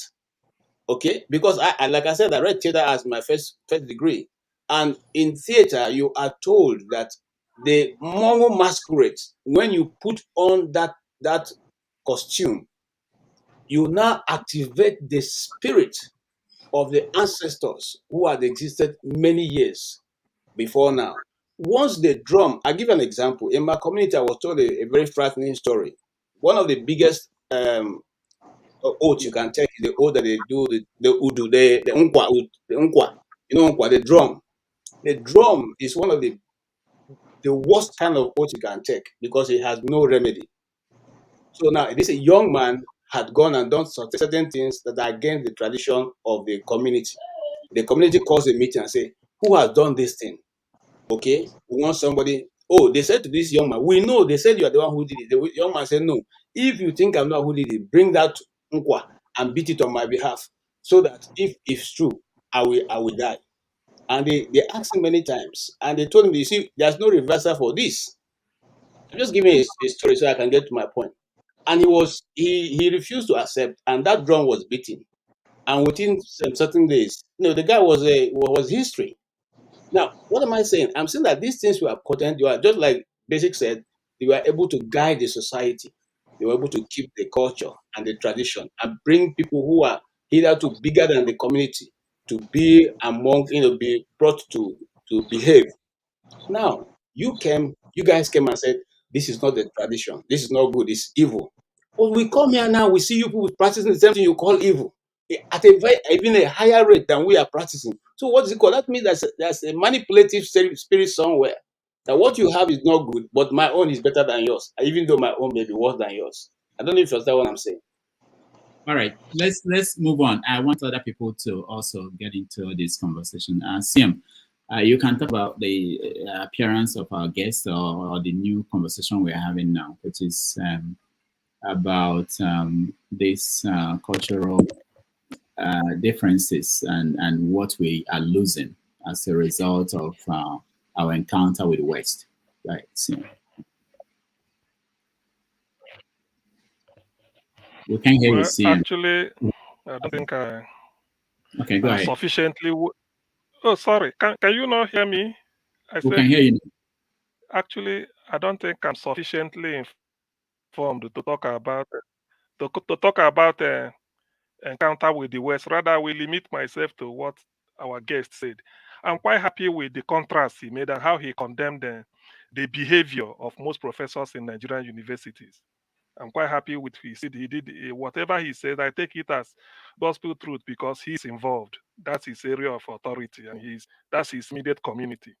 However, I must also say that since he's involved in keeping alive the memory of Chinua Achebe, that's why I made the suggestion I made. But maybe he thought that, not that he thought anyway, his reason is quite, well, it's quite convincing. But then what is worth doing is worth doing well. Only that in this case, it should be taken as a big challenge to keep such a man's memory as an institution himself. It's done in so many countries, so many prominent universities are named after prominent individuals. So Achebe deserves one that it befits his name. Why I added Okibo to it is that Okibo, I'm not of the artistic world, but I've learned that as a poet, he's one of the respected, even while in dead, even while not alive. The people said about his poem, what is Heaven's Gate, and all those things. So they are quite, I've come across them. So Okibo deserve, and the Okibo and the Achebe being soulmates. So whatever is done, Okibo Achebe University, Okibo Achebe anything, will be good.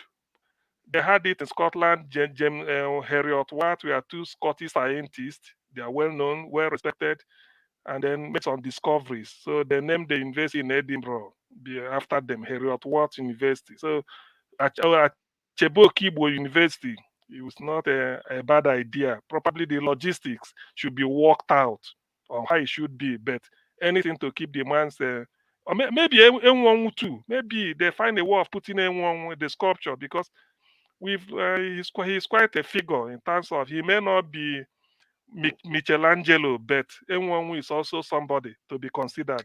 So that's why I brought that discussion. It's, I made see, that. it's not M1, it's M1. It's not pronounced that way. That's not how you pronounce his name. Which name? Achebe? Is it Achebe? No, the other name you just pronounced here. Is M1. Okay, Okibo. Okay, Enwonwu. Yeah, sorry, think you're from Onisha. Sorry. Yeah, you are right. But I thought you say in my dialect, I mean, in my own way, I said Enwonwu, but Enwonwu. Enwonwu is Onisha. Well, now I have to. So you are right. Just dodge a bullet. I was waiting for. I'm just kidding. Okay, yeah, Enwonwu. Ben Enwonwu. So it's true because such men, is part of regenerating our culture.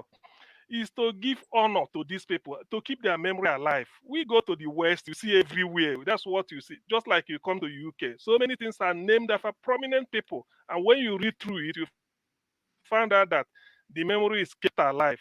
So for people like Achebe, Okibo, Enwonwu, there should something. I mean, we can't just leave them. They are the arts. If you're talking of art, I mean, these three people, you can't.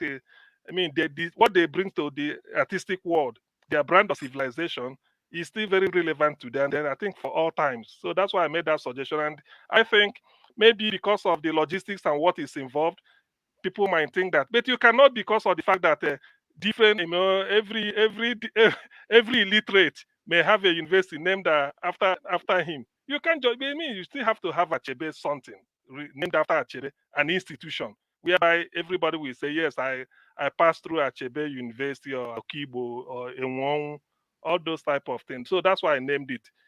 In a way, his coming was quite good. I liked it. He shed more light and he spoke in the language. He has the type of idea I want. People who like to not to come here and pander, and maybe we can learn from you. Everything is politics. You want to be defensive. No. Sometimes you say things the way they are, because some of us asking this question, we've already known the answer. You just to know your perception. Even if you mislead or you think you are misleading us or you are answering, we know. Even if you want to paint everything, just like the chap who will come here and talk about the election and start to tell us whether beavers is not beavers, or you switch off, you don't switch off, or maybe two-thirds of Abuja is not relevant to us. We know all these things, but it's just for you to, we give you the benefit of the just talk. So let me leave it here for others to say something. Rudolph, once again, thank you for bringing quality people. This is one of them. Thank you very much. All right, thank you. Mazi Prince. Dr. Rudolph, good morning again. Well, it's afternoon now, and every other person. First, I want to align myself with what CM have just said. Pretty much, the guest was top notch, and whatever he did was way better than what Prince Adewole did yesterday. Please, Adewole should know that he's coming into a panel and there are different views. Gaslighting is a no-no, because in as much as I was not in that panel yesterday, I was kept out for about over 2 hours. I don't know who was managing the panel, and all that stuff. He kept mentioning people's name, a certain person's name, which is not right. Talk about yourself. And if you say you're not going to talk about them, then why are you so concerned about mentioning names? That aside, coming to Tone, you just said that traditionalists believe that when you die, you turn into an object. No, I disagree with you. They are even the ones that believe in spirituality more than the Christian. No, I didn't say that. I said people that do not believe in anything. Okay, correction taken. But I believe the traditionalists, because I knew my grandmother to be one, and what she does every morning is to make sure she mentions all her kids' name and bless them with cola and whatever it is, libation that she does. And she never offended anybody. She taught us to be upright and stay away from crime. KJ, thing is this: you believe what you want to believe. That is my own thing. That's my philosophy. When I say you believe what you want to believe, Halloween, yes, they celebrate Halloween. I don't, and I don't even participate in it. But it is what it is. It's left for them. Even in the Christianhood that we're talking about, I'm a Catholic, and I refuse to bow to any statue. The statue of Jesus or the statue of Mary, I refuse to do that. I refuse to pray with the chaplets. I refuse that, because to me, it's just simple. The Bible says, do not make anything in my image, or likewise anything. You understand? So mine is just to go there, worship God, pray, and go. Any other thing, I'm a no. That's not me. But basics, when you talk about traditionalists and all that, remember also that the masquerades have been drinking. We've seen them drinking alcohol in the open. As a matter of fact, we've seen them roping women. They rope women and they dance. Are those ones? Are they the gods that are doing that? Those ones too? No. Those people who committed that heinous crime against tradition, in fact, they should be flogged. But it's happening. No, but if even the women who participated in that, then enough is enough. We have to take responsibility of what, of the land. It's not right.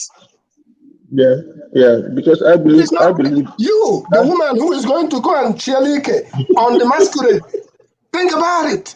This is not movie.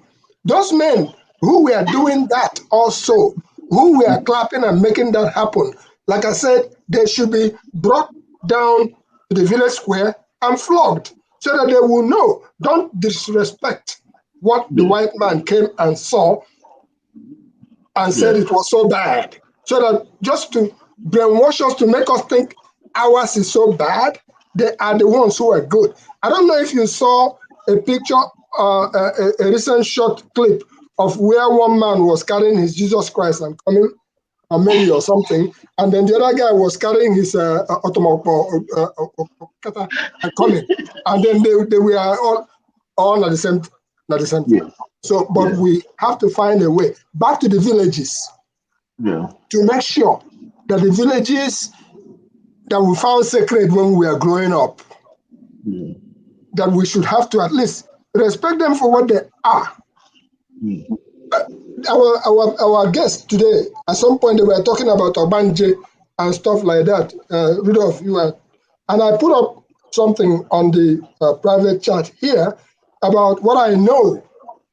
And I likened Obanje, in my view, that may be likened to the sacred python in those days at Amici in Anambra State, Nigeria, which can only, that python can only, you cease it it ceases to come back.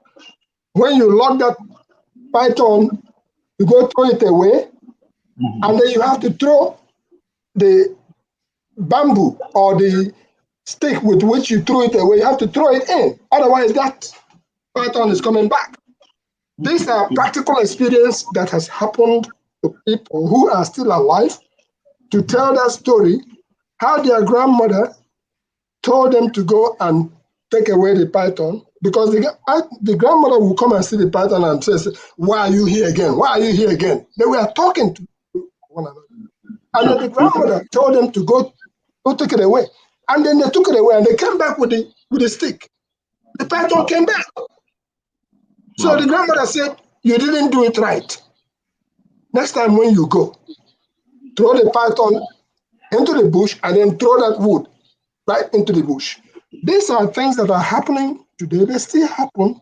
We should be able to be careful with what we do with how do I call it, with nature. They are natural things. If you talk to a snake will respect itself and go away, whatever the so-called paradise is. But if you go after a snake will come after you. Sure. And that's just the reality. In a nutshell, my own submission is this. In as much as I don't want to use the word "I don't care," but at the end of the day, what I mean is this. For me, whatever anyone believes in, if you're a Christian, if you're a traditionalist, if you're a Buddhist or whatever it is, it's just a way of trying to reach something, reach a supreme being, which is fine. But at the same time, I will also advise us, those old people we have in the villages, our old fathers, our old mothers, our grandmothers, and other stuff, none of them is trying to harm us. It's high time we reach out to them. Those people are suffering, they are in poverty. But you see people, say, oh, they will go to church and they will tell them, oh, that woman in your village is the one doing you. You don't, it's not fair. We should learn how to care for our elderly ones, for the old people and all that. That I can say for now. Thank you. All right. Thank you, Prince. Righteous Man. Yeah, Rudolph, your moderation today is fantastic. I appreciate. Yeah. Because the layer that picked Gabi, okay. The layer that picked today, the pure Wala. Igbo basic and the organ yellow clothes. I don't know. Is it KJ? Yeah. Okay, KJ. Yeah. You see, their age reflects on their submissions.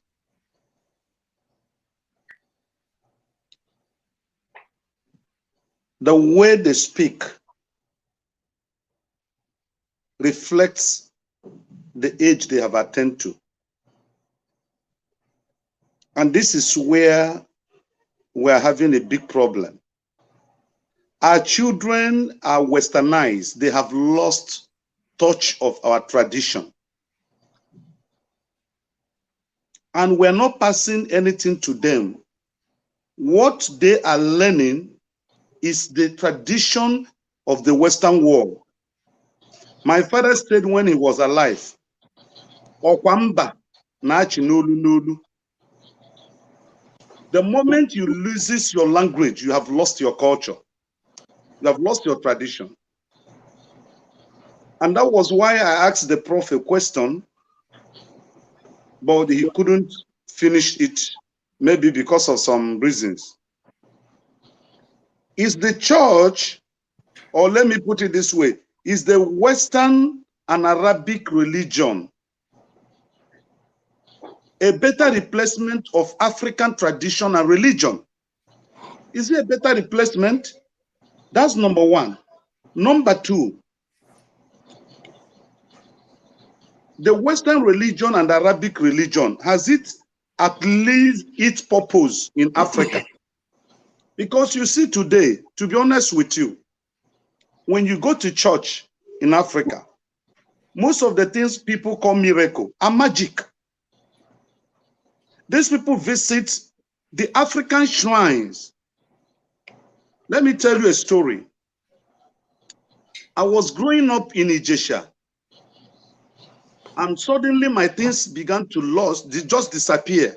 I became afraid. I said, one day maybe I will also get lost and nobody will give account of what happened to me. Wait, you are thin? What thing? You said what? What did he say that you are thin got lost? I didn't hear you. No, what did he say you lost in Ijesha? My items. Okay. I was living with my elder sister then, and I was going to school. Okay. Then, you know, those days, you go to school and you do small businesses. So each time I comes back home, I discovered that my personal belongings would just disappear. Okay. And I was afraid, both money and the room, I was not sharing it with anybody. I had my key. I always lock the door. But this thing keep disappearing. Where you said Ijesha, right? Russia's man. Is it Ijesha in Surulere? Yeah. I schooled in Ijesha Boys. Ijesha Surulere, okay. All right, that's fine. Yeah. It's like in Ijesha Tedo. Yeah, exactly. Ijesha Tedo. Because I lived in Ijesha Tedo before I came on this particular missionary journey. Wow. Which area? Number one, Olubumi along Gate Street, Ijesha Tedo. Okay, I was living at, then I lived at number 8 Ogulano Street, opposite Ijesha Market. Yep, the same area. Yeah. So I shared it with one of my friends from Abia State, a young guy too. He said there's a native doctor that he was going to take me to at where we call, I've forgotten that area now. So he took me to that native doctor, the winch, not native doctor. Native doctors are not bad. Winch doctor. So he took me to the winch doctor. We entered the shrine. And when we got into the shrine, something, shocked me. I saw somebody with a piece of Bible in his hand. And the chief priest of the shrine, offered us cola. He brought chicken pepper soup. They just prepared from, they cooked, So I refused to eat. So he asked me, he asked me, he was asking me, he said, young man, what is your problem? So I told him no. He said, I know you are the churchy type because I am from a Catholic family. So, I just tried to dodge the question. So he said, I thought you saw the man that left here now, the man that greeted all of you. You saw what he was holding. I said, yes. He said, what was it? I said, I assume it's Bible. He said, you are correct. He said, did you see the bell in his hand? I said, yes. He said, he has slept in the shrine for 3 days, ringing bell and making incantation, asking for supernatural power that will enable him to function well in the church. You see? So the thing that it was done on me that, come on, can this thing be real? I wave it aside. But as I am an adult now, and I know what is happening in the society, especially in Nigeria here, most of the miracles that have been performed in the Nigerian churches are gotten through supernatural powers from these African shrines.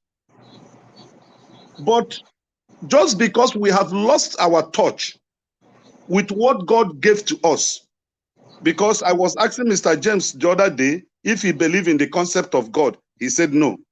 Fine.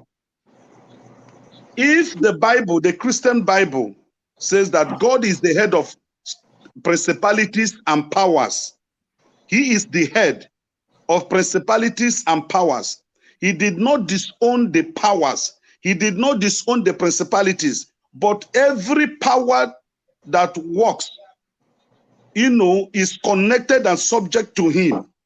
Then won't it be a mistake for one to come up to say that this power is demonic, the other one is not demonic?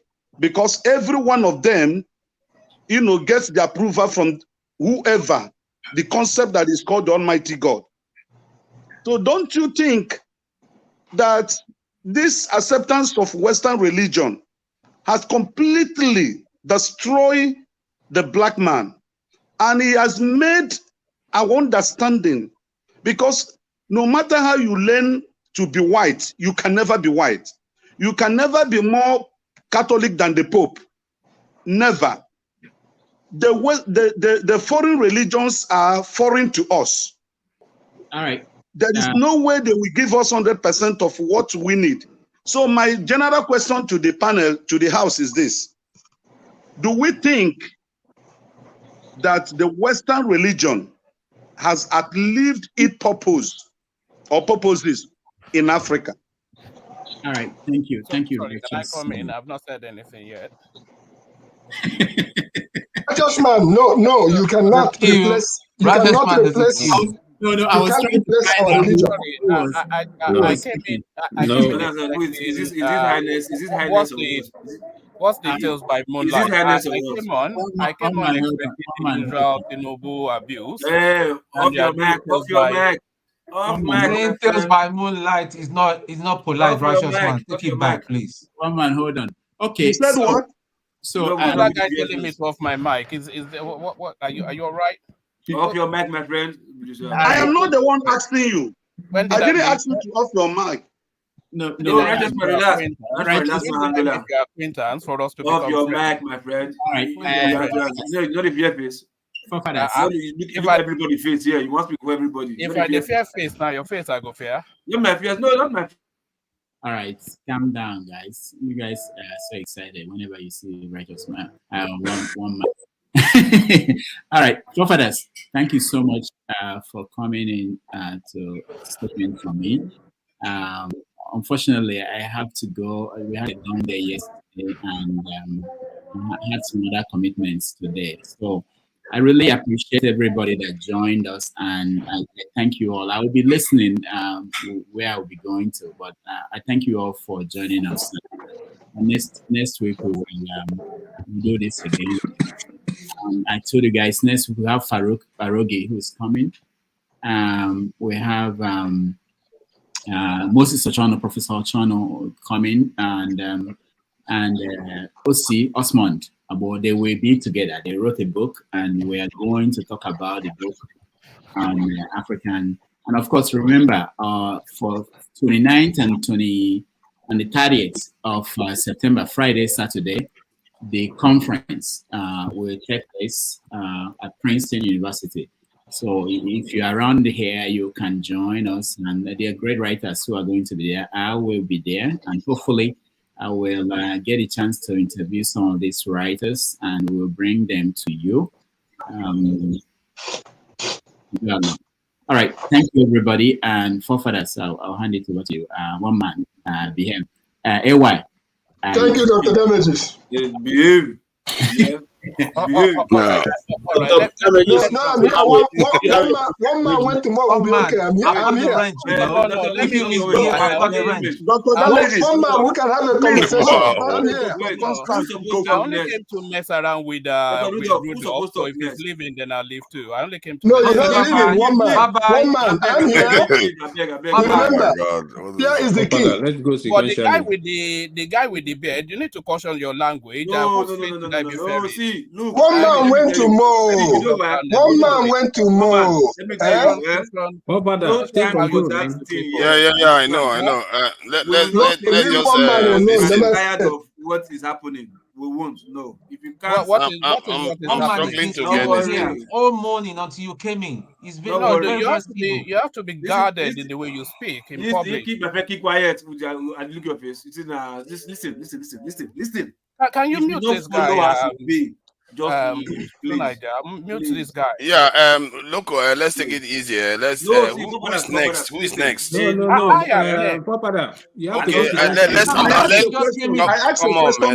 allow the person that is due to speak next. He literally came in. He snuck in. The next person, I asked a question. Let's all calm down now. Okay, who is next? I asked a question. I asked a question. They said one man went to Mo. They say it's Mazi Eddie that is next. All right. Tonight, I only really came to fool around with Rudolph. So he's no, Mazi. No. One man. Yes, go. And he has gone. Okay. Why are you people just leave people about? You should leave one man alone. You can't just come here. Came in. I wanted to take over everything. But leave him now. Let one man come in. Let him present his case.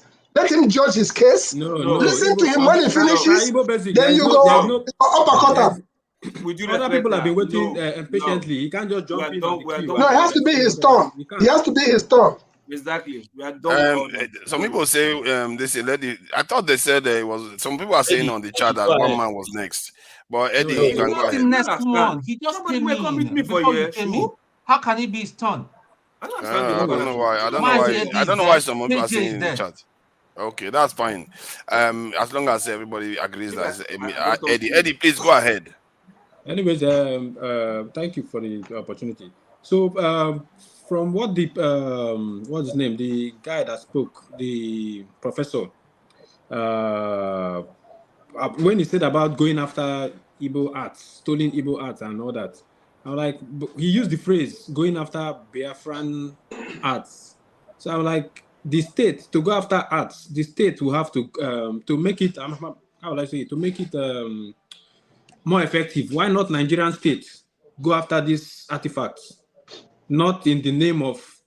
They could go with the name of Igbo arts as against Biafran art, because Nigerian state hasn't recognized the Biafran situation. You understand? So I think it would be easier. I wanted to ask him that question, but anyway. Then secondly, about religion, you can't be in two places at the same time.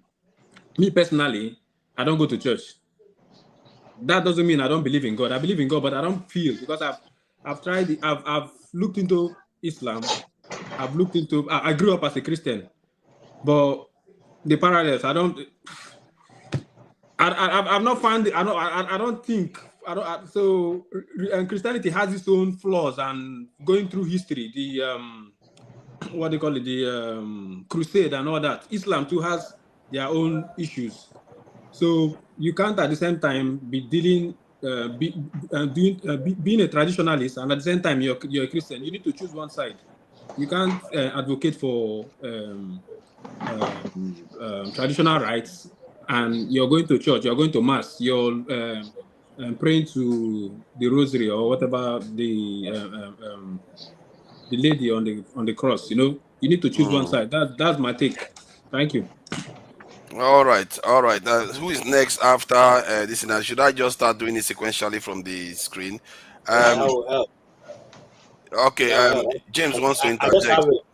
have just a short interjection, and I'll go. Now, the truth of the matter is that any history written by man, whether it is written in favor or against, is prone to have flaws. Any story told by, that is oral tradition, handed down by the ancestors to us, will have flaws. So if you say, even the science that is so assured of, or we are sure, they say science don't make mistakes. In the beginning, they all had flaws because we are told that there were 7 universes, but today we have multiple. I don't even call it. It's in fact multiple. Now it's even uncountable. So everything, if we reduce our life to just because there's flaws here, there's flaws there, these stories are told by people. They are written by people. So as I am here now, if Father gives me a message to give to you or anybody on this platform, I'm not going to give it based on his own words. I mean, based on his own tone and understanding. I'm going to give it as I understand it. And since I've gone through a channel, it's going to come with my every idiosyncrasies, every of my mannerisms, every of my faults. Okay? The one I like, I will emphasize. The one I do not like, I probably not emphasize it. So why I'm saying that, I'm not now trying to make an appeal to you for you to be a Christian or not a Christian. I'm simply saying that if we are basing our life on the fact that certain things have contradictions, what we don't understand or so-called contradiction at this time, and we take a decision, we'll probably just be wrong, so let's all go back and revisit. Now that is what I said. Why I brought in the Igbo religion is because at the time those things existed, it was used to be able to streamline the society. It was used to be able to stream. Even till now in my community, there's a particular masquerade. The only use for that masquerade is they call it oroho. That means he drinks pepper soup. So on that day of the masquerade, women in the community, and that's the one I used to tell them that I would like to dance. Women in the community have to prepare soup. Okay, the soup will have no fish. You don't have to bring any fish bone, and everything that is supposed to be used for soup is put inside. And when it dance gets to your house, you carry your own plate of cold soup and give to him. He open his masquerade and pour it inside and dance a little and move. Is that not a good thing? But you see, when I started studying, I realized that is just to let the people know that these masquerades are human beings also, because they eat, they drink, but they try to use it to control the society. Now, whether you decide to be a traditionalist or a Christian or a Muslim or a Hindu or whatever you choose, it's left to you and your God. It is left to you and your God. At the end of the day, you will discover. Some people even say there's no heaven. I work for a guy who say he does not believe in the concept of heaven and hell. And so it doesn't stop him from becoming rich. It doesn't stop him. He's a very wealthy man. So now what am I saying? It doesn't stop you. You are the one who decides. At the end of life, the person who is going is a personal work. It's not anybody. It's a personal work. And that's what I was talking. Father, thank you for the opportunity. Thank you. Okay. Mr. James wants to say something. Please go ahead, James. Yes, I want to thank the whole of you on this platform for, should I say, accommodating me for almost 2 years now. I've been appearing on this platform. But it has got to a point whereby I cannot share a space with somebody like one man went to know. I'm very sorry to let you know that I'm quitting the platform for good. Thank you all so much. I've been able to rub minds with a lot of young people with very brilliant ideas for the future. And thank you all very much for giving me the chance. Dear, what's happening now? I don't understand. You're quitting the platform for good. What happened? I cannot. You see, I cannot suffer. I cannot punish myself for his bad upbringing. I cannot share the same space with him. I'm very sorry. Because of us. Be here because of us now. Mr. James. Oga James. Oga James. Yes. If I know that. Oga James. You saying you're exiting for today, right? For today, right? Not for good. I don't want to. I can't share the same space with him. I'm sorry. What about us? My friend, hold on. My friend James. You are bigger than that. Friend, James. Listen, I respect you. You are bigger than that. If Autumn come, let him come to the center where I am. I'm not going to leave the kitchen because a madman has come into the arena. James, you and Olumide wear the same dress. You are an elder, James. James, you are an elder. I'm not saying so that you don't do what you want to do, but I'm saying, James, it's both an appeal to you. Come on now, James, you know better than that. You know better than that. Thank you so I expect to be seeing you back. Okay, thank you. Thank you so much. I wish you all well. I'll get your private number and get to you. There's no going anywhere. You're not going anywhere. So James, can you put your private number on the chat, on the private chat for us, please? Okay, at least. Yes. Why not? I can do that. Okay, so we'll talk about this. All right, sir. Mr. James, let me add my voice to the request, please, Mr. James. I'm new to this platform, but you've really affected my life in your presentations. Please reconsider your action, and please stay. I'm begging you. Thank you so much. That's my WhatsApp number. I'm always available during my office hours because that's why I use the internet to connect the world. So whenever you call me, if I miss your call, I promise I will call you back when I'm online. Thank you all so much indeed. Okay, let me just say something. Your contributions, you have to look beyond an individual. Sometimes, at least that's what some people feel, you have to look beyond an individual because there are a lot of young people out there that, or even older people that will benefit from your experience and contribution that you are making. If one quits because of one man, I guess there are reasons for these things. I think maybe I have to respect your own decision because you might feel that for specific reasons that you can't be around certain characters. I will respect that, but I want you to consider what is being lost here, because there are so many platforms that many of us go to that we experience a lot of adverse views and sometimes downright repugnant insults, but we take it because we are looking at the greater good that we are going to do by sharing our own opinion. Otherwise, we'll leave it for the mad people. And I'm not calling one man a madman, but that is how we want to look at these things. Yeah, because Mr. James, you need to be here yesterday. The way they were personal insults, and in fact, at the end of the show, which was early hours of this morning, we were laughing as forefathers. We ended the show together. We're just laughing. These people, that's cowards for you and bullies. Somebody insulted me and Loco P some few minutes ago for telling him told me to shut up. You see me? Ordinarily in life and all that, we are not even same. We don't roll together. We are not of the same class. You tell me to shut up because I was telling somebody to behave themselves because we are on the same platform. We're not even age mates. Well, Mr. James, please. Please. Yeah, it's okay. I think he has his own reasons. I think we have to respect his reasoning. But they were trying he has had us. They were trying to vote out forefathers. It was Pansat that came, Mr. James, as a fellow elder. I was watching the show. It was on Pansat came and said, if forefathers doesn't stop hosting the show, hell will break loose. He will not. Mr. James, as an elder to elder, there is nothing that we have not seen in the market square. Soldier come, soldier go. Barak go remain. In the church where I attend, so many kinds of priests have come with all kinds of garbage. They have all gone. The church is still there. We refuse to leave. I tell you.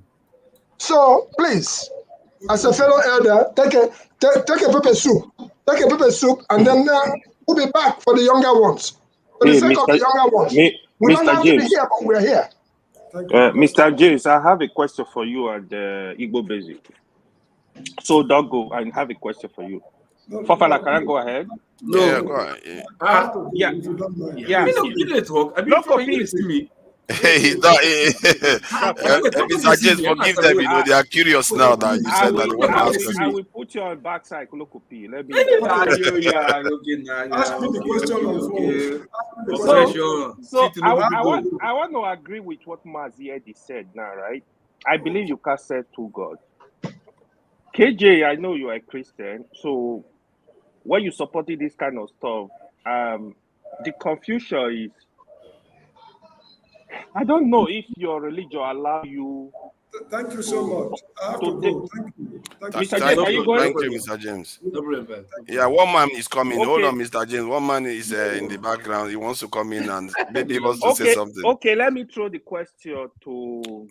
AY, can you hold on for a second? Give me 1 microsecond.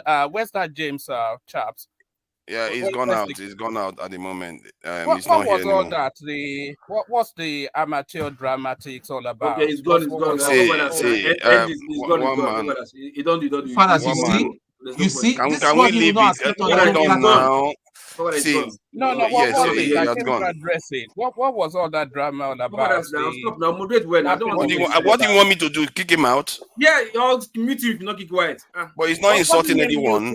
No. Let's. At least I was supposed to put my tongue. No. I came to address how I'm being addressed. Let continue. Okay. One man. Yeah, they don't want to give their turn to you to speak. What do you mean they told you already in the comment section that it was my turn? It's not your. Yeah, but the people on the panel disagree. They don't think it's your turn. Abba, why are you difficult? Okay. So I'm here now. So no, if anybody has not here now. Just leave them. Let them. One man, hold on. Okay. Let's hold on, land. Let's hold on. Let's do it this way. Let's do it this way. One man. If you want to say something, what you can do is that let them finish talking. One man, hold on now. Hold on, one man. One man, hold on. See, if you want to talk, what you want to do is that allow them to finish talking, then you can go and come back. When they finish talking, you can come so that once you come, you can speak. Contain this.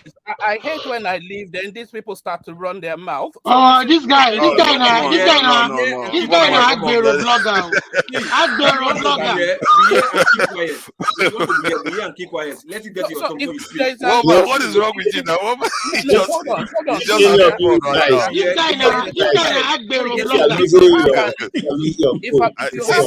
Don't take it seriously. It's not serious. It's not serious. Let's not take it seriously. If you have an issue, I'm here now. Put it to me frontally.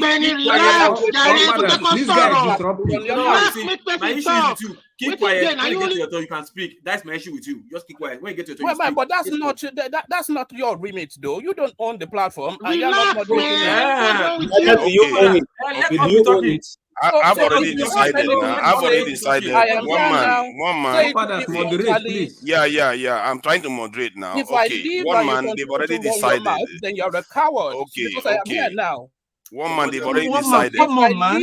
One man, you're making my job difficult today. What is this now? Come on, take it easy now. Let them finish talking. They can come back. Afraid to mute him? Are you afraid to mute him? I'm muting him now. I'm muting him. What do you think? I'm muting him. I've been muting him. You don't know. I mute him. You're muting himself. I'm muting him. You're muting himself. Okay. Now he's out. So who is next? I think AY was saying something. Yeah, you guys should take it easy, you know. At least AY don't threaten me. Now to make it speak. Please, AY, go on with your question. Let me ask Igbo Basic. I think I wanted to throw it to Mr. James and Igbo Basic because they are the elders here. So now we add KJ. I think he should be able to say something. I actually need. Yes, sorry, because today the people in this thing gave me the ancestral title, so I'm among. Don't mind them. So you see, I just actually want an honest answer. When people are discussing all this, our African religion, Igbo religion, Yoruba religion, those kind of religion. which kind of God were they serving? Were they serving the true God of Abraham, we call it today? What is the connection between those religions and the God of Abraham? They will not serve the God of Abraham. What is the source of their message? Basically, I just want you, if you believe in it, I want you to authenticate it for us. Like, who were they talking to? Who were they serving? Who received it? Who said the message? Like the way you have prophets in other religions. What was the message? Who delivered the message? What is the source of? Do they have any book they follow? Like, can you clarify this for us? We never see AY. Let us make one thing clear. When we say tradition is different from traditional religion. When we say I'm a traditionalist, understand what I mean by being a traditionalist. In other words, I practice the tradition of my people. It does not mean that I worship idol. Okay. It does not mean that I make otomokbo. It does not mean a whole bunch of all those things that anybody may ascribe to, whatever you may want to think. In this conversation, I said something earlier on. I said that my mother, who bore me, until her dying day, she never knew a native doctor's house. Her motto was simple: whatever you know will know you. Those people, they came in their own format. They were purists. Those people, they don't tell lies. Those people, they walk according to the rules of nature. And that still exists up to today. When I say I'm a traditionalist, understand me clearly. It means that when I go to my village or when I go anywhere in the world, I abide by the tenets of nature. Not just the land. If you no go defecate your own land, if you no go poo-poo for your land, there was a time when if we went to the stream, it happened to me. I was digging for fish, and then the machete I was using chopped right through my hand. But because I knew the land, what did I do? I turned around and took some leaves from that place and squeezed on it for the bleeding to stop. And I turned around and took some mud from there and slapped on it and tied it up. That is tradition. Things were pure. Go and try it today. You might start suffering from whatever else. I don't know what has contaminated the land. Try it. So when we say a traditionalist, let me put it this way to you, all of us on the panel. If you are somebody who keep yourself holy, whether you're married or you're not too, and you go into the mode of being natural, you know, see woman for 1 month or 2 months, and you are in a prayerful mode, go and check yourself when you come out on the other side of life. You will get back to what makes you to tick. And you can actually move and move accordingly. And if you respect the rules of the land, you wake up in the morning, like I was just talking about earlier on, that the bushfowl crows at 4 a.m. Even before the home fowl, the home cock will crow. Those people who wake up at dawn, they know where they're heading.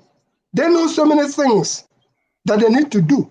Even in wherever you are living now, if you get up in the morning and you go to the park, wherever you're living, the things that early morning dew that will fall on you. Walk around, come back and check yourself, and you see that you are in communion with nature. I'm not talking about religion, no. Okay? So, Igbo, sorry to cut you.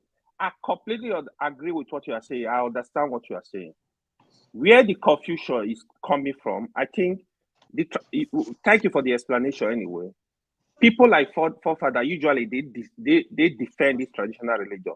Forefather, can you come out clean and explain to us the question I just asked? What Igbo Basic explained, I completely agree with it. I'm in line with it.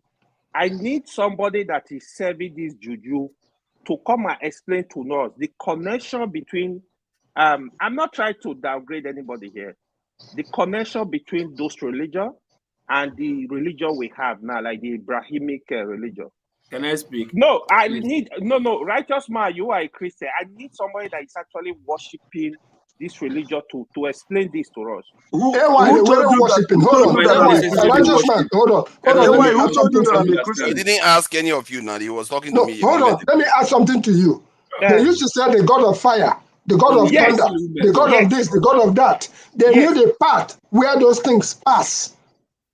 And if you stand on that path, there is a place in my own town. They call it Kamalo. In that place, they went and built a Catholic church there. But that is the path of lightning. It happened in my stones Can I just deal with the question, because he's asking a specific this is a question about where the beliefs came from. For your information, the very creationists believe that you are believing in Islam, it came from African traditions. And secondly, they don't need a prophet that you know today to tell them where they came from. They have their own gods. Just because you know your prophet that you have right now, you want to measure them with the same standard. When theirs goes back thousands upon thousands of years, you can call it whatever you like. They believe in ancestor worship. They believe in that the earth is alive. They believe that the universe came from nothing. A concept that even physics is even believing now. I think Islam also believes that. The reason why they believe that, Islam believes that the universe came from nothing. There was nothing. Yeah, it's from zero. So that is what they believe, and it came from Africa. This is something that has already been discovered. So hold on. I don't know why you're asking that. You say you don't want to denigrate, but that is the intention. Hold on. We hope, yes, everything, of course, everything. Before even the building we live in, there was nothing. You start and build. But somebody built the universe, right? Who built the universe? If you don't believe that, hold on. I know you want to. The original one didn't say that. I know you want to talk about Big Bang theory. Don't even go there. I'm not talking about Big Bang theory. I'm not talking about Big Bang theory. I'm talking about the oldest known creationist myth out there, beyond your Islam that you are liking. They are pretending as if that's not what you are promoting here. Beyond that, and I don't know why they're trying to promote something out there. No, because I don't know why you would do this. Hold on. Look at it. No. When you do that, you're going to walk into. Mark my word, this conversation will end with you regretting it. Go ahead. Hold on, forefather. That was why when Righteous Man wanted to speak, I said, "Hold on, you are a Christian. I need to know. It's not fight. I need to know. I needed somebody to explain to me what you are doing. You believe in it." Well, okay, hold on. Where did yours come from then? Because somebody told you. Where did your own religion come from? No, because because that's what you are doing. No, see what I mean? You don't like it when they ask you the same question, but you like to ask people. This is what they do. I've seen this our situation before. When they ask you the same question, you start becoming defensive. Forefather. Oh, come on. Let's not go there. I asked Igbo Basic, not that I believe Igbo Basic worship idols, because it's an elder. I heard when he said something about the mother. Now you're running away from the question you asked, isn't it? Can't run away. You know me. Go to the question you asked. Let's deal with it together. You will regret it. Believe in what Igbo Basic is saying, but I want people, somebody that is practicing idol. They should be bold to come out and explain to us, this is what I'm doing. This is what I understand. Convince me to join you, right? They are not hiding. They are all over the country. If you want to understand how they do it, you can go and find out. Forefather is angry. I don't know. You are not the one moderating. You are not the one moderating. See, sorry to piss you off. You can't ask a question. Hold on now. You can't ask a question. You can't ask a question. See, loco, hold on. Look, hold on. See, you can't just start talking. Hold on. Let me do this. I will right now, people are saying that I'm not motivating very well. I will start becoming a little bit more draconian because you guys like to behave anyhow you like. Okay? So my point now is, if you ask our people, where did they get this thing from? Whom are the people that they handed who is their prophet and all the rest? Didn't you hear about? Hold on now. See, he wants to. You know what he wants to do? He wants to insult other people's religion. Oh, forget that. You see what he wants to do? I'm not going to let you do that. I'm not going to let you do that. I will get back at you and I will answer the question directly. And Loco, if you are doing the same thing, you are going to go backstage. It's very simple. If you want to depart, you depart. See, what these people are doing here is that somebody came here, questioned our religion, and Igbo Basic answered it in such a way that, like, I'm apologizing for our traditional religions. No, why should you apologize for your traditional religions? That is what he's trying to do. Because Igbo Basic went and said, oh, it's about medicinal purposes. That, no, we have our own ancestral worship. We heard of Shango, we heard of Ogun, we heard of Oromila. We have so many mediums that is present, and he knows it. The reason why he's asking this question is to insult our own traditional beliefs. That's why he's saying, oh, let them come and open here and come and tell us what they are believing and all the rest of it. Why would you want me to show you what the stone that Muslims go and touch in the Mecca? You want me to show you that here? If you want to start going in that direction, you're going to regret it. I'm telling you, I've had this conversation with East Africans when they always, you know what they do? They come on the panel and tell us all these cannibals and bushmeat eaters and pagans and idol worshippers, and they start comparing us to all kinds of stuff. Like, but you people are worshiping one direction every day, 5 times a day for that matter. Why are you busy questioning our own religion? So this type of stuff that they do, you don't know. AY, I've seen your type. I've seen them before. So don't even go there with me. If you go there with me, you're going to regret it. And if you think I'm mistaken, then come and tell me the opposite. Tell me who told you that. I don't want to start insulting God, but I'll bring you back on. Then if you want to counter it, you counter it. Papa, stop behaving like a child, to be honest. Why are you now you're calling me like a child? Because you want to let me talk. You see, now you call me a child now. You see, now you're calling me a child. Now you're calling me a child. You are going to end up backstage. If you keep insulting me, you're going to end up backstage. Let's calm down. You shouldn't be insulting me. We are talking about a topic here. You shouldn't insult me. I'm dealing with the subject matter. Papa, I'm not jobless. I have I'm going with the subject matter. You can't come here and insult our own traditional religions and pretend as if you're not doing it. See, this. Let's calm down. Igbo Basic You are doing it when I asked that question. No, because you are trying to intimidate me. See, this is what they do. No.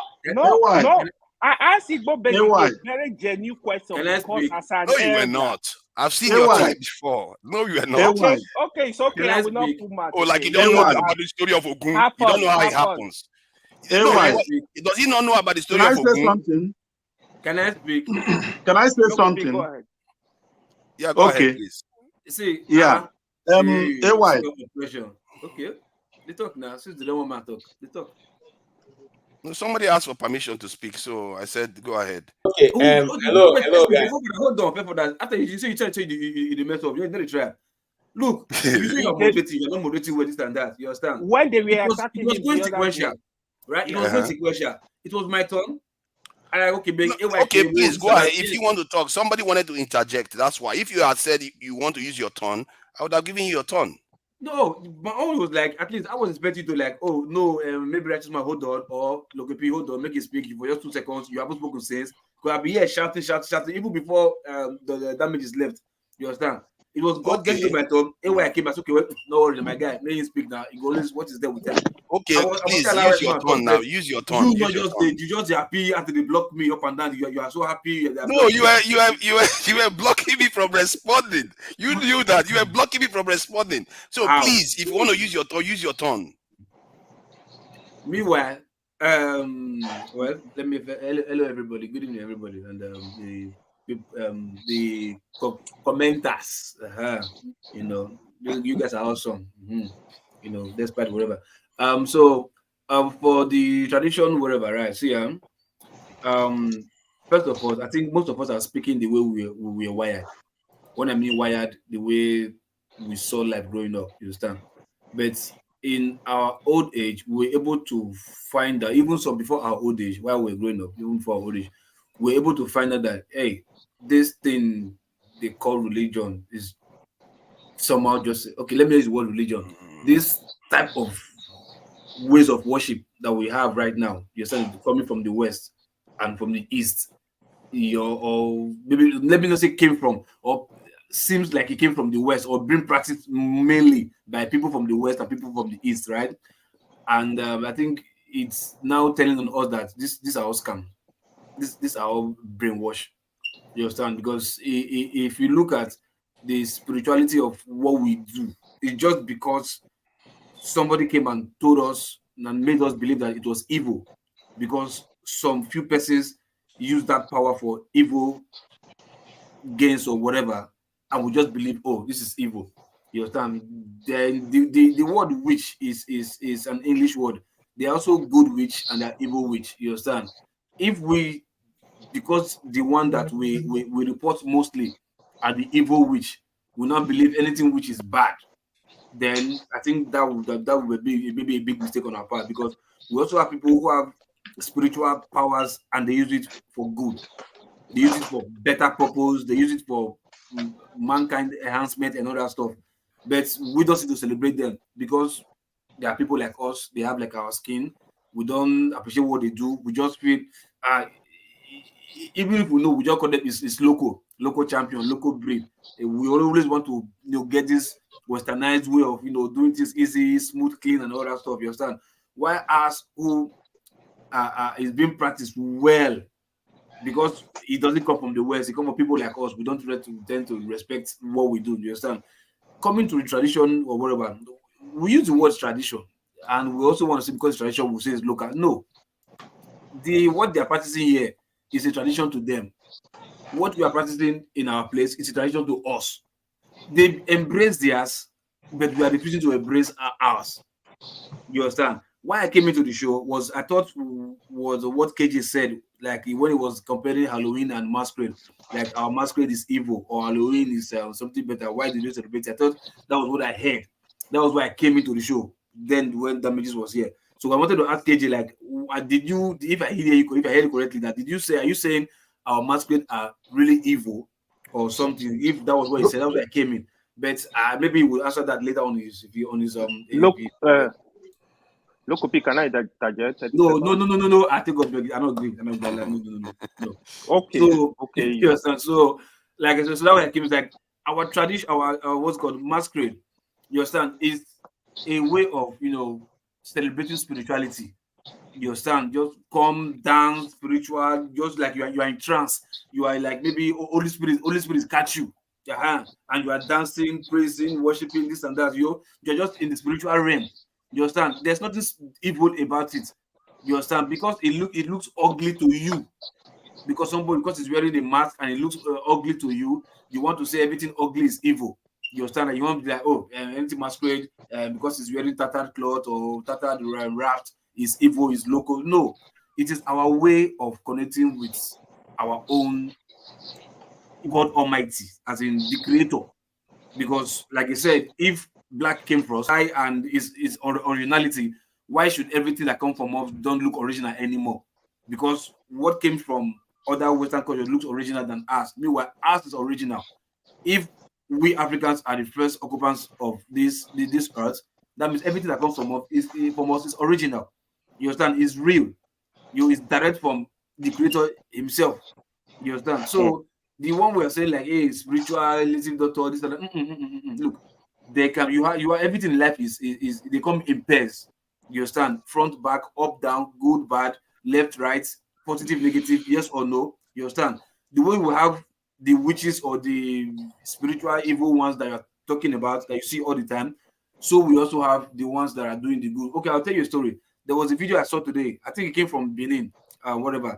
There was a guy that stole a one small Hausa boy. They said that he greeted him, Assalamu alaikum.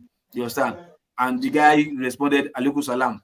Next thing, he said the fact that electric just went through him, just went through him after responding alaikum salam, and his manhood disappeared. You understand? And he's like, hey, they now hate the guy. Before harassing the guy, tortured the guy yes, he did it. He's going to bring it back. You understand? Now, I was asking them, like, okay, wait, where is that power? Like, so somebody can have that power to just honorary words, I greet you, you respond, and your man will disappear. You understand? At that power, I don't know if the white people have that kind of power. And if they do, they will not tell you it's spiritual or whatever.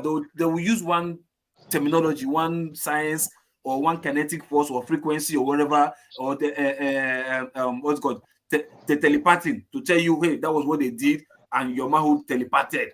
And if you this and that, they will explain it in a scientific way. But because ours cannot really be explained to our understanding, we say it's spiritual and it's evil. You understand? There are some things that happens in this life that is original, that even the white man don't have an answer for it. Do we have They any do have, proof they do of have their own manhood spirituality. disappearing? Do Sorry? we have any proof of manhood disappearing? That exactly. Hold on. That's what I'm saying. Like, you see that several times. Somebody touches you and it disappears. You They feel used to something like, say hey, that. it's I've not there never anymore, seen. whatever. I've never seen that Even before. in Lagos, No, you don't see. that. No, you don't see. But it's like there's some things that happens that you don't. Okay, now I will tell you something. That means you don't believe a man in the village can take a bow, take a candle, take shinap, and conjure for rain to come or rain to stop. How does it control the weather? It can put a bowl of basin and conjure, and this and that. Those are the divinity. People conjure. There are books in the Bible or the Torah or whatever that you read that you can say things and it comes to light. Those knowledge are hidden. Hold on, let me finish. Those knowledge are hidden from today us, because if you have that power, we may misuse it. But there are people who are being taught those things that they can conjure, they can say things and it happens.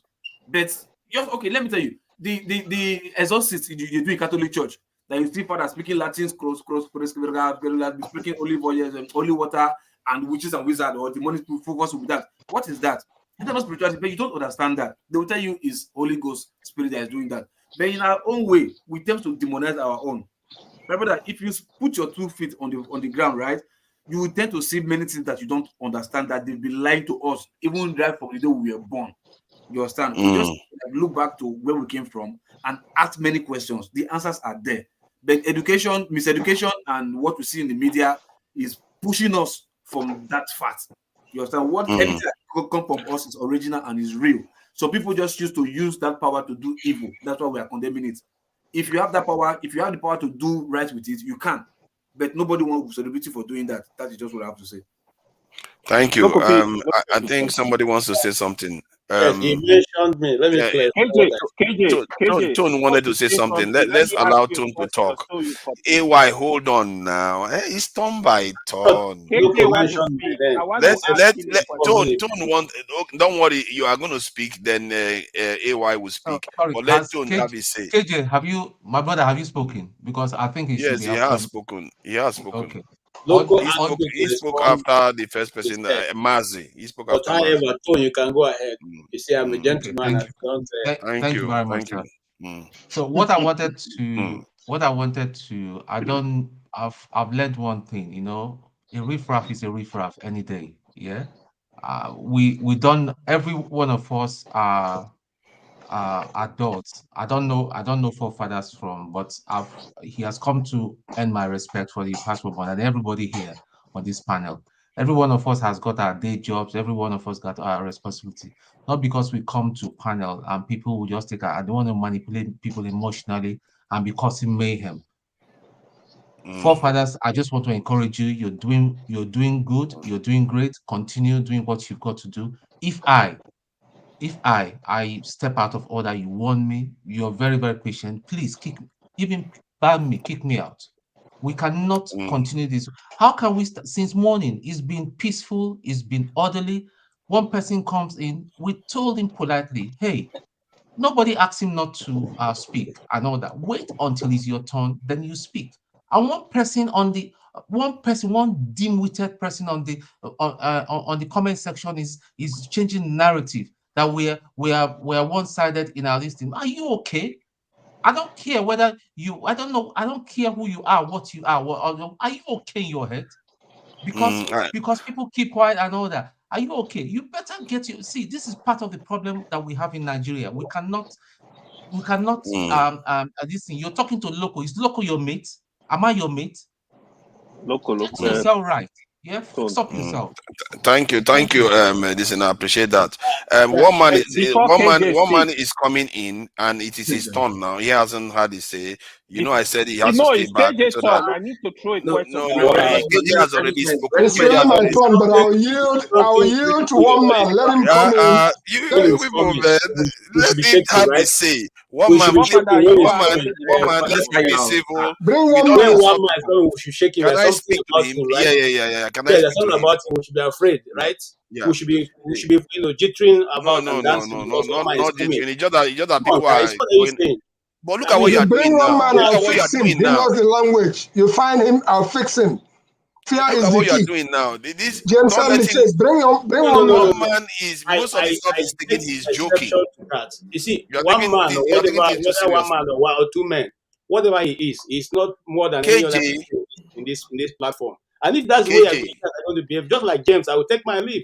KJ, what are you talking about? What are you talking KJ is the about? one to speak, to be honest. No, he has already spoken. He spoke after Mazi. I was not here. He spoke after No, Mazi. it's not right. Mazi was the one that spoke first. Then KJ spoke. No. Loco particularly asked me a question. That's why he came into the platform. And I After said, Mazi spoke, I said who was next, and you said you were next. I've been raising my hand. KJ would have Everybody else has finished his spoken. speech by now. It was one man's turn to speak. Yeah, Papa, I just want to put it on record. He's not more special than anybody on this panel. Of course not. You need to keep a place for him to come in and speak. Are you speaking to children? No, because when he's here, people keep having a go at him. Why must his discussion be more important than anybody making a decision? Is he coming to lecture? No, he's not coming to lecture. So why should he come in and drop his comment and move out? Because of the reason, because of what you're doing now.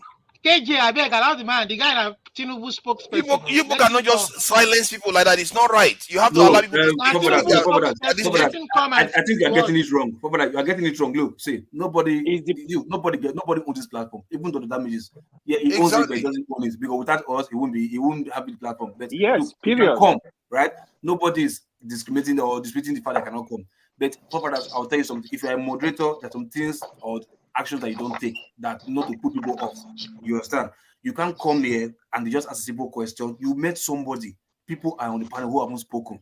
You use your common sense to respect them, at least, if not for anything. You just came and you started speaking. You understand? Your voice not very romantic. You not get nice voice before. You come, you speak. Then they try to usher you down. It's not your turn yet. Then you are still ranting. Then you as a moderator for others, instead of you to like, hey, no. What you are doing is not fair. One man, it's not your turn yet. Hold on, you just came in. You are still flaring like, oh, is it your turn or not your turn? Who is to speak or not to speak? Special message from it wasn't his turn yet. Now you are telling us it's coming. If you want to come, it can come. Nobody cares. You have spoken if now. You come, I don't understand how we can be like this. When he gets to his turn, he will speak. Not before he gets to his turn. That is what I don't understand how we can be like this. It's just words that he's going to use. But if he insults people, I'm not going to be happy with that. No. If he gets to his turn, he will speak. Not before his turn. That is everybody. Yeah, but it should be his turn now. I did say that he's going to be back at the back end because when he was on, everybody was going at him. Just like even before he comes on, people were going at him. Going by that, Olamide is supposed to jump the queue. Going by that. It was action. Okay, but he doesn't want to jump the queue anymore now. Can we allow him? Mazi, don't worry. Let him. Let him put him ahead of me. I'm okay. See, one man, please don't insult anybody. Otherwise, I'll have to take it out. Don't insult anybody. Whenever I insulted anybody, can you ask that guy to mute? Whenever I hear the news from Agbado. Olimide, hold on then. This guy is such a. You are insulting him now.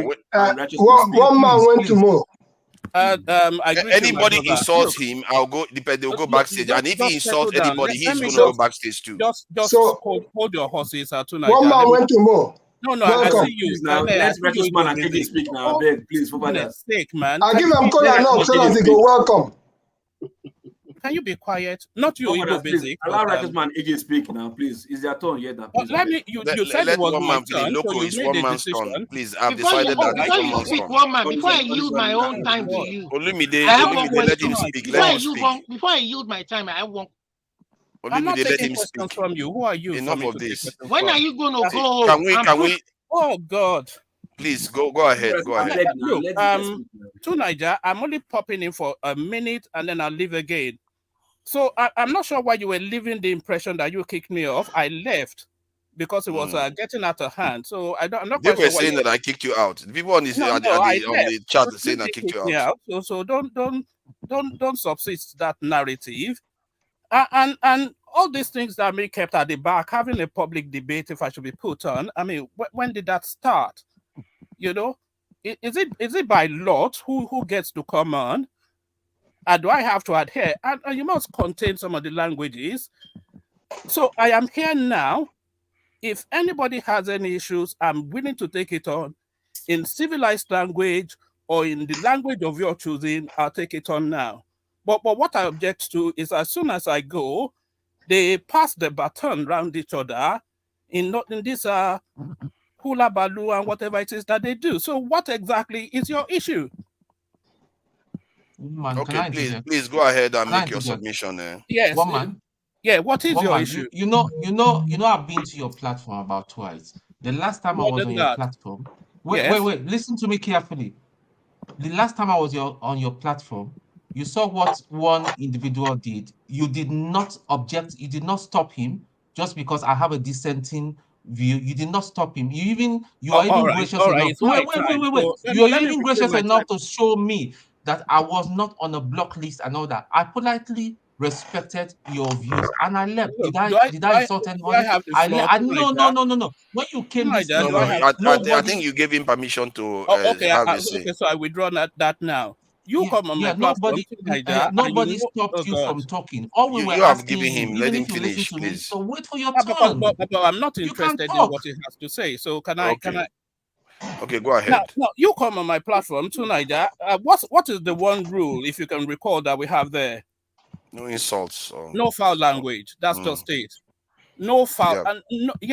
Thank you for saying that. Any and everybody knows, if you come on my platform, the one thing, no foul language. And no acts of aggression either. So this guy turns up running off his mouth. That was his first time. So I had to tell him, we don't use that sort of language here. You know, you can push as hard as at anybody. The logic wins through. That's how we run it. The logic wins through. Your argument wins through. Somebody can say something as outlandish as they can be, but if you cannot supersede it in logic, then that wins through. So that's how that runs. But what I am objecting to, though, is as soon as I come in here, they seem to burn up in flames. And then as soon as I leave, they start to pass the baton around each other, using all manners of invectives and making up narratives. So I am here now. If anybody has any issues, let me hear it. Your 1 minute is past. You don't go back. To be fair, I'll leave now. I don't want to give I'll you leave now tonight. But if I leave now and you start to go now, I beg. If I leave now and you start to run your mouth, then you're a coward because I am here. You don't understand English. One man went to Mo, one man went to the mortuary. Say it to me in Yoruba if I don't understand English, but understand. I have something to say. One man, I have something to say. Yeah, let's hear it. Yeah, you are not a topic and can never be a topic. Right. We had a topic we were discussing before you interrupted. So just sort yourself out and allow our conversation to continue. Thank you. All right. Yeah, I'm happy to do that. You can have your conversation, whatever it is, but don't let me be the conversation after I leave. That's just the thing. Because that's a cowardly stance. Do you understand? Thank you. Now. Don't leave yet. One man. Yeah. I was in a meeting, but I'm going to suspend that meeting for a minute. We're all here for the good of the country where we come out from. When you come in here, one man, you see this? Na kola nut, right? I don't know whether you eat kola nut, but I do eat kola nut. And when somebody comes to me with clean heart, when I present you kola nut, my heart is clean. The issue I see here is this. The way I will say something or the way KJ will say something in a polished manner may not be the same way you will say something. I could tell you in so many ways for you to popular. instead of me coming out to tell you to shut up. Because of the nature of who we are, our voices will always go up. I don't recall coming in here insulting anybody. I'm always kind of like, you know what? Because I've been there. I have done that. I have seen all that. I don't want to take any Panadol. I don't take Panadol. I don't take Fensic. So No, what I'm sorry, saying, one man is this. One man, hold on. When I'm talking to you, let one me man, just leave. hold on. One man, when I'm talking to you, Yeah. we speak in the same language. You find him, I'll fix him. Fear is the key that unlocks the wallets of the rich man, right? Okay, so when we go there, let's come back to the fact that we're just having a conversation. We can have a conversation. You can say everything you want to say, and I'll keep quiet. And when you present your case, you can actually score some points. No matter what you're saying, you can score. If you like, be a Obasanjo supporter or be whoever supporter. You can. Wait now. I'm talking to you, my brother. I want to leave. Let me Where just you leave. want to leave? You don't need to be in a Because hurry. I don't want to hold up your space. No. You're not holding your space. We are making a conversation. I'm trying to hear from you. Please, let me speak. Just hold on. Okay, speak. I don't want to hold up your space. I just came in to address matters because I was listening in the background, and they seem to be passing it around to each other, throwing all these invectives and subsisting in the narrative that was kicked off. I left because it was getting out of hand, and I didn't want to hold the place to hostage, which I still don't. So let me leave, unless somebody has any issue. So let me leave, and when I leave, just go back to your conversation. Don't be passing it around and all of this. Sorry to Niger. Back to you. Thank you. All right, let's head off now. Who is next? I think KJ wanted to say something. You show stage. You see, they say we shouldn't do this. Let's move on from it. No. Who is next? No, don't bring next? that. KJ. Nobody's a child. You can't come in here and give us instruction and go away. Look, some of us can be mad though. He didn't give us instruction. He didn't give us. So you want to make him a topic? KJ, you want to make him a topic? Is that what you want to do? No, I'm just saying that he does not have any right to tell us not to speak. He doesn't have that right. It turns out that what he said is also what we want. Nobody wants to talk about him. Let's move on. That fake accent and all that you put there. Can we move on? Please. Okay, so I take it that it was KJ that was supposed to speak, or is it a Righteous Man? KJ, I think you were the one that wanted to speak, but Righteous Man can go if you are not available at the moment. All right, Righteous Man, please go ahead. Yeah. Concerning religion, I personally believe that religion is a creation of man, and that is why there is no religion you can point at and you say, quote, the superior being referred to as God choose to be the one that should be adopted. So what we have as religion is the creation of man, and whatever man created must have its flaws. That's just the truth. So there is no religion better than the other religion.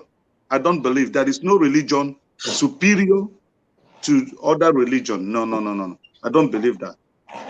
I believe in the idea of it is between you and what you choose to worship. If you look at our ancestors, the way they lived more clean and purified life than this very generation. And they are the people we are calling idol worshippers. Idol is not an Igbo word. Idol is an English word. In Igbo land where I come from, we don't have idols. We have chi. When Englishmen took over our land, they renamed our chi as idols. And we now believe them and begin to condemn what we have used to relate to Chukwu. Chukwu is different from Chi. Chika Okeke. is different from Chi. Igbo's answer, Chinasa. That's C-H-I. Then there is Chukwu Okeke. That Chukwu Okeke is the Almighty Creator. So the concept of this religion is superior to this is not acceptable to me. And that is why I respect everybody's thoughts and belief. If it works for you, fine. So coming to tell me that blacks are worshiping idols, I will not take that from anybody, because you can't prove who God is, and nobody have seen him.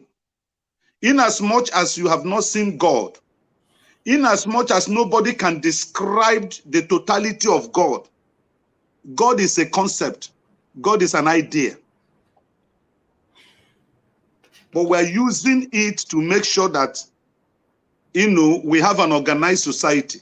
That's what religion is offering us. It's not offering us perfection.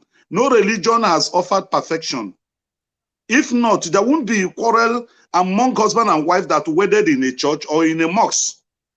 Yet you see them quarrel and get themselves killed. But they believed in one concept, and that concept have not been able to save them. So let nobody look down on African tradition and cultures and what we believe. Thank you. I think that was well said. That was well said. Righteous man, lecturer, what is Chi? What is Chi? Can you tell us? Can you explain to us? You said what? What is Chi? You call Chi. That's what you called it, right? Yeah, Chi is C-H-I. It's the same thing. Chuku, Chi, oh, you're the same thing. No, it's not the same thing. Don't worry. I will explain it. Chi means your destiny. Can we allow him to answer?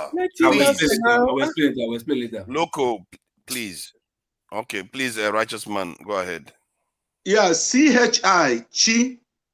That is what the white man translated to idol. Chuku, C-H-U, is the concept of the greater God that the Chi is subject to.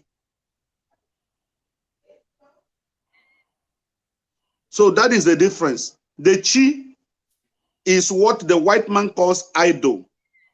But Igbo man has not called Chi idol, because everyone has his Chi. In the Christian belief, in the Christian religion, they call it guardian angel. That is your personal angel that communicates to you, that try to fight on your behalf. Okay? So if the Africans are the original, if the originality of life is traceable to Africa, it means whatever we practice is the original. And whatever that is coming from the Western world and Asia, they copied it from us. And for us to lose the understanding of what our forefathers, practiced, and there was peace among them, there was respect, there was honor. I mean, it will be very difficult for us to advance in the modern civilization we are talking about. Because look at the Chinese. They believe in their own culture and tradition. They did not allow the Western religion to influence them. Look at the North Koreans, their nuclear power today. Because the concept of this Western religion and Asian religion did not allow it to affect their society. So let the Africans value what we have and reactivate it so that there will be sanity in our society. Thank you. I think you have spoken quite well. And because this thing that we do where let me just say this is that we do where we try to knock one faith and say you are less than us. By the time we open the whole books, you find that every faith is similar. It's really similar. You can use different concepts, say, oh, your God is not material thing, but it's still something you're worshiping that you don't see, you don't know. You can say that. That's why I like when he said that the idea of God is like a concept. a concept that we didn't create ourselves. There's a creator out there. And some people believe that the creator sent a prophet to come in, while most of our traditions believe that all the priests are considered mediators between them and the creator. They don't have any special priest. All of them are considered, anyone that is alive practicing are considered mediators. So that is not something, the concept is very different from that point of view. But the idea of the creation itself, and which is very interesting, because they've done the research and they found out that the originality came from this in Africa. And secondly, the Abrahamic religion, most of their beliefs and the stuff that came from there, it was from the Sumerian this thing and amalgamated with that of the Egyptian. There is proof out there. This is not made up stuff. So sometimes we overemphasize our own because we think ours is the best, which you are entitled to do. Forefather, you would have explained it this way rather than getting angry, putting people on back, say no. This not fight. You gotta confront an argument with facts. People will believe you, listen to you. You don't have to fight. Look at the way you were getting angry, like they collect your wife. See, I wasn't getting angry. I sent you backstage. You see now, you see now, this is what you did. You were not letting me talk. You were the one that was actually more agitated. No, I had to move you out so that I can speak. No, I never get agitated with anybody. You normally don't, but on this topic you did. It's KJ time. You see what he's doing now? He's telling me what to do. That's exactly what I'm talking about. You got, and you say I'm the one that is getting to my feelings, but you are the one doing it. You don't see it, and you reiterate it again. You don't. For KJ. See, he's still doing it. Move on. Please see. Okay. You have to understand when you are acting slightly unusual. You are acting slightly unusual because of this topic. Okay. Is it KJ's turn? Olumide hasn't said anything. Maska hasn't said anything. Olumide, please go ahead. The Maska can speak. Can I weigh in? Yeah, sorry about keeping you backstage. No problem. I understand. Otherwise, it would have been rough between me and. Okay, can I weigh in on yesterday's contribution by Prince? Because when I eventually got to speak to Prince yesterday, I wanted to present some facts to back up my arguments about what he was saying. So I wanted to, and just for the purpose of educating all of us about, especially about our electoral laws, that these judges are using to cloud our faces. I just wanted to share some things about this electoral situation to us. So IREV, first, IREV is which stands for INEC Results Viewing Portal. It stands for INEC Results. One moment. INEC Results Viewing Portal is a platform which enables the people to view election results real time from various polling units across the country. The IREV was put to use in recent off-season elections, including Ekiti and Osun. Now, the beavers.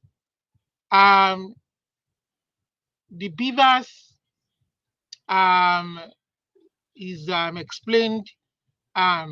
So the bimodal accreditation system, bimodal voter accreditation system. Sorry, what are you trying to say, please? So that I'm just trying to kind of buttress. I mean, I'm trying to punch hole in what he was telling us yesterday about the judgments, in the sense that Obi did not. No. He was saying that the judges were right.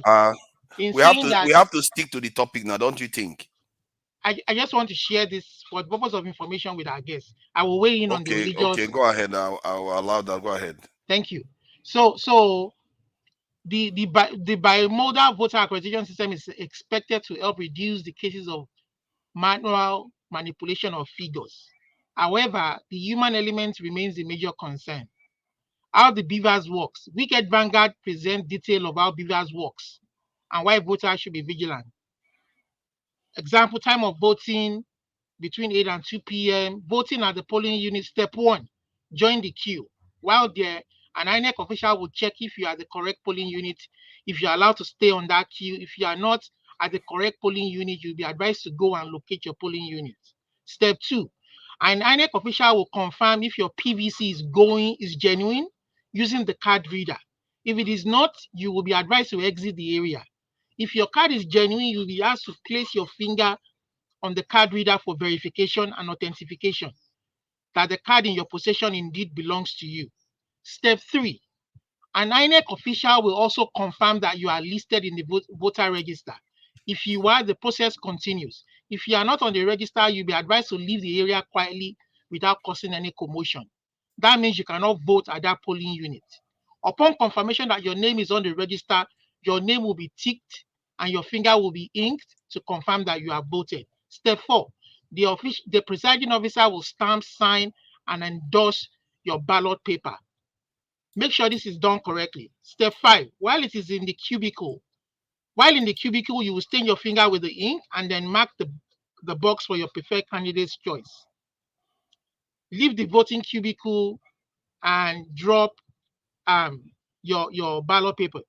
Step 7, leave the polling unit or wait if you wish to in an orderly and peaceful manner to watch the process up to the declaration of the results. The results of each polling unit shall be pasted at the unit for everyone to see. What every Nigerian should know about beavers and transmission. The problem of overvoting has been with us for a long time, and it occurs when the total number of votes exceeds the total number of accredited voters. The beavers machine as manufactured and configured cannot be tampered with. Once the procedure identification is engaged, the machine captures and authenticates the bearer of the permanent voter's card, the PVC, and the registers the same instantly. Now, I was asking him about so there's a law in the Constitution that says evidence of a respondent in Electoral Act at the hearing of an election petition complaining of an undue return and claiming the seat or office for a petitioner. The respondent, which is INEC in this case, and APC, may, subject to provisions of the paragraph 12, give evidence to prove that the election of the petitioner was undue in the same manner as if he were the person presenting the election petition complaining of the election. So INEC was supposed to give every damn thing, including the beavers accreditation of voters, to Labour Party. They were supposed to. Maybe that is why Labour Party kind of relaxed in the scenario where the judge was saying you have to bring witness, you have to do this, you have to do that. Now, let me read the Supreme Court judgment. Court affirms Adeleke's election as Osun State Governor. The Supreme Court on Tuesday affirmed the election of Governor Ademola Adeleke of Osun State. A 5-member panel of the court, led by John Okoro, unanimously held the decision of the Court of Appeal in Abuja. The Supreme Court decision lays to rest the dispute. Okay, let me skip that. The court agreed with the Court of Appeal that Mr. Oyetola and his party, APC, failed to adduce relevant evidence to prove their case. Upholding the lower court's decision, the Supreme Court held that the Court of Appeal correctly found that the appellants failed to prove their case against Mr. Adeleke and his party, the PDP. Specifically, the Supreme Court held that it was imperative that the appellants, Oyetola and APC, produce the beavers machines or certify true copies of the beavers in evidence to show non-accreditation and overvoting, which APC claimed. Emmanuel Hajim, a member of the Supreme Court panel who read the lead judgment, noted, it is the record in the beavers machine that can prove the number of accredited voters in the polling unit and nothing else. The appellants had a primary burden to prove the facts asserted by them in their petition. It is obvious that the appellant's case collapsed. Ruling on Mr. Oyetola's allegation of forgery leveled against Mr. Adeleke. Really? No evidence was adduced to prove. You are turning to petition judges now. You want people to lose this thing. See, I get what you are saying. You have to remember that the Adeleke case is based on overvoting. Yeah. That is not the case here. Yeah, so that is why. No, I know. That is why. That is why. Let me just read. Where I think I'm going too much. So in their pleadings, one moment. Olumide, what's the point really? What are you driving to? I don't. So the Court of Appeal noted that Mr. Oyetola and APC did not tender the voters' registers by modal, the Beavers machine, which captured data of eligible voters in the state. You understand? So what I'm trying to stress is that Obi went to, when Oyeleke and Oyetola went to court, Oyetola said the reason why Adeleke won was because there was overvoting. And they brought paper evidence to say, oh, there's overvoting. But Adeleke punctured that evidence by going to INEC. You understand? INEC gave him a copy of the Beavers machine, the accreditation. This is the number of voters that were accredited. And this is the number of people that voted for me. And these are the documents. And the court said, oh, Oyetola, you don't have any evidence. INEC has a copy of the Beavers machine that certified the accredited voters. It has this copy from INEC to back it up. But you don't have anything but just papers, which doesn't say anything.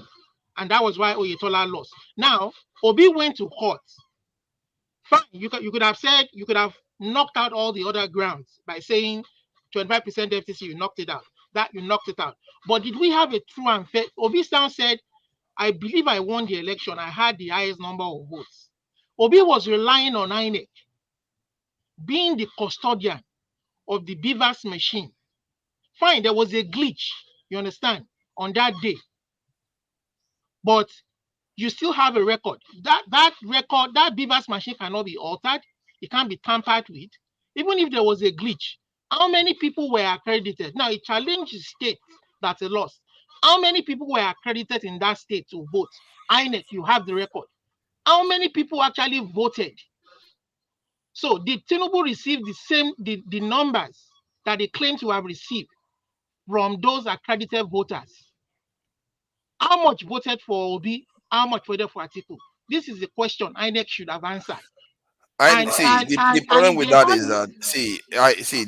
that is that when the error occurred, when the problem occurred was when the IREV was shut down. Because during that time, everybody was at the this polling unit when they were supposed to upload it to IREV portal, but that wasn't done. So that meant that whatever that was uploaded could have been tampered with, and the documents could have been altered. No. The only way you can now verify it is by checking the actual ballots the themselves. Beavers machine cannot be tampered with because the accredited voters. I know, but what I'm talking about is the actual vote numbers that is being uploaded to this accredited voter. That one is already, that's not an argument in this election. Okay. Yeah, it's not an argument. So the people that voted and thumb printed. Yes. You understand? We want to see that thumb print. Does it match the accreditation on the Beavers machine?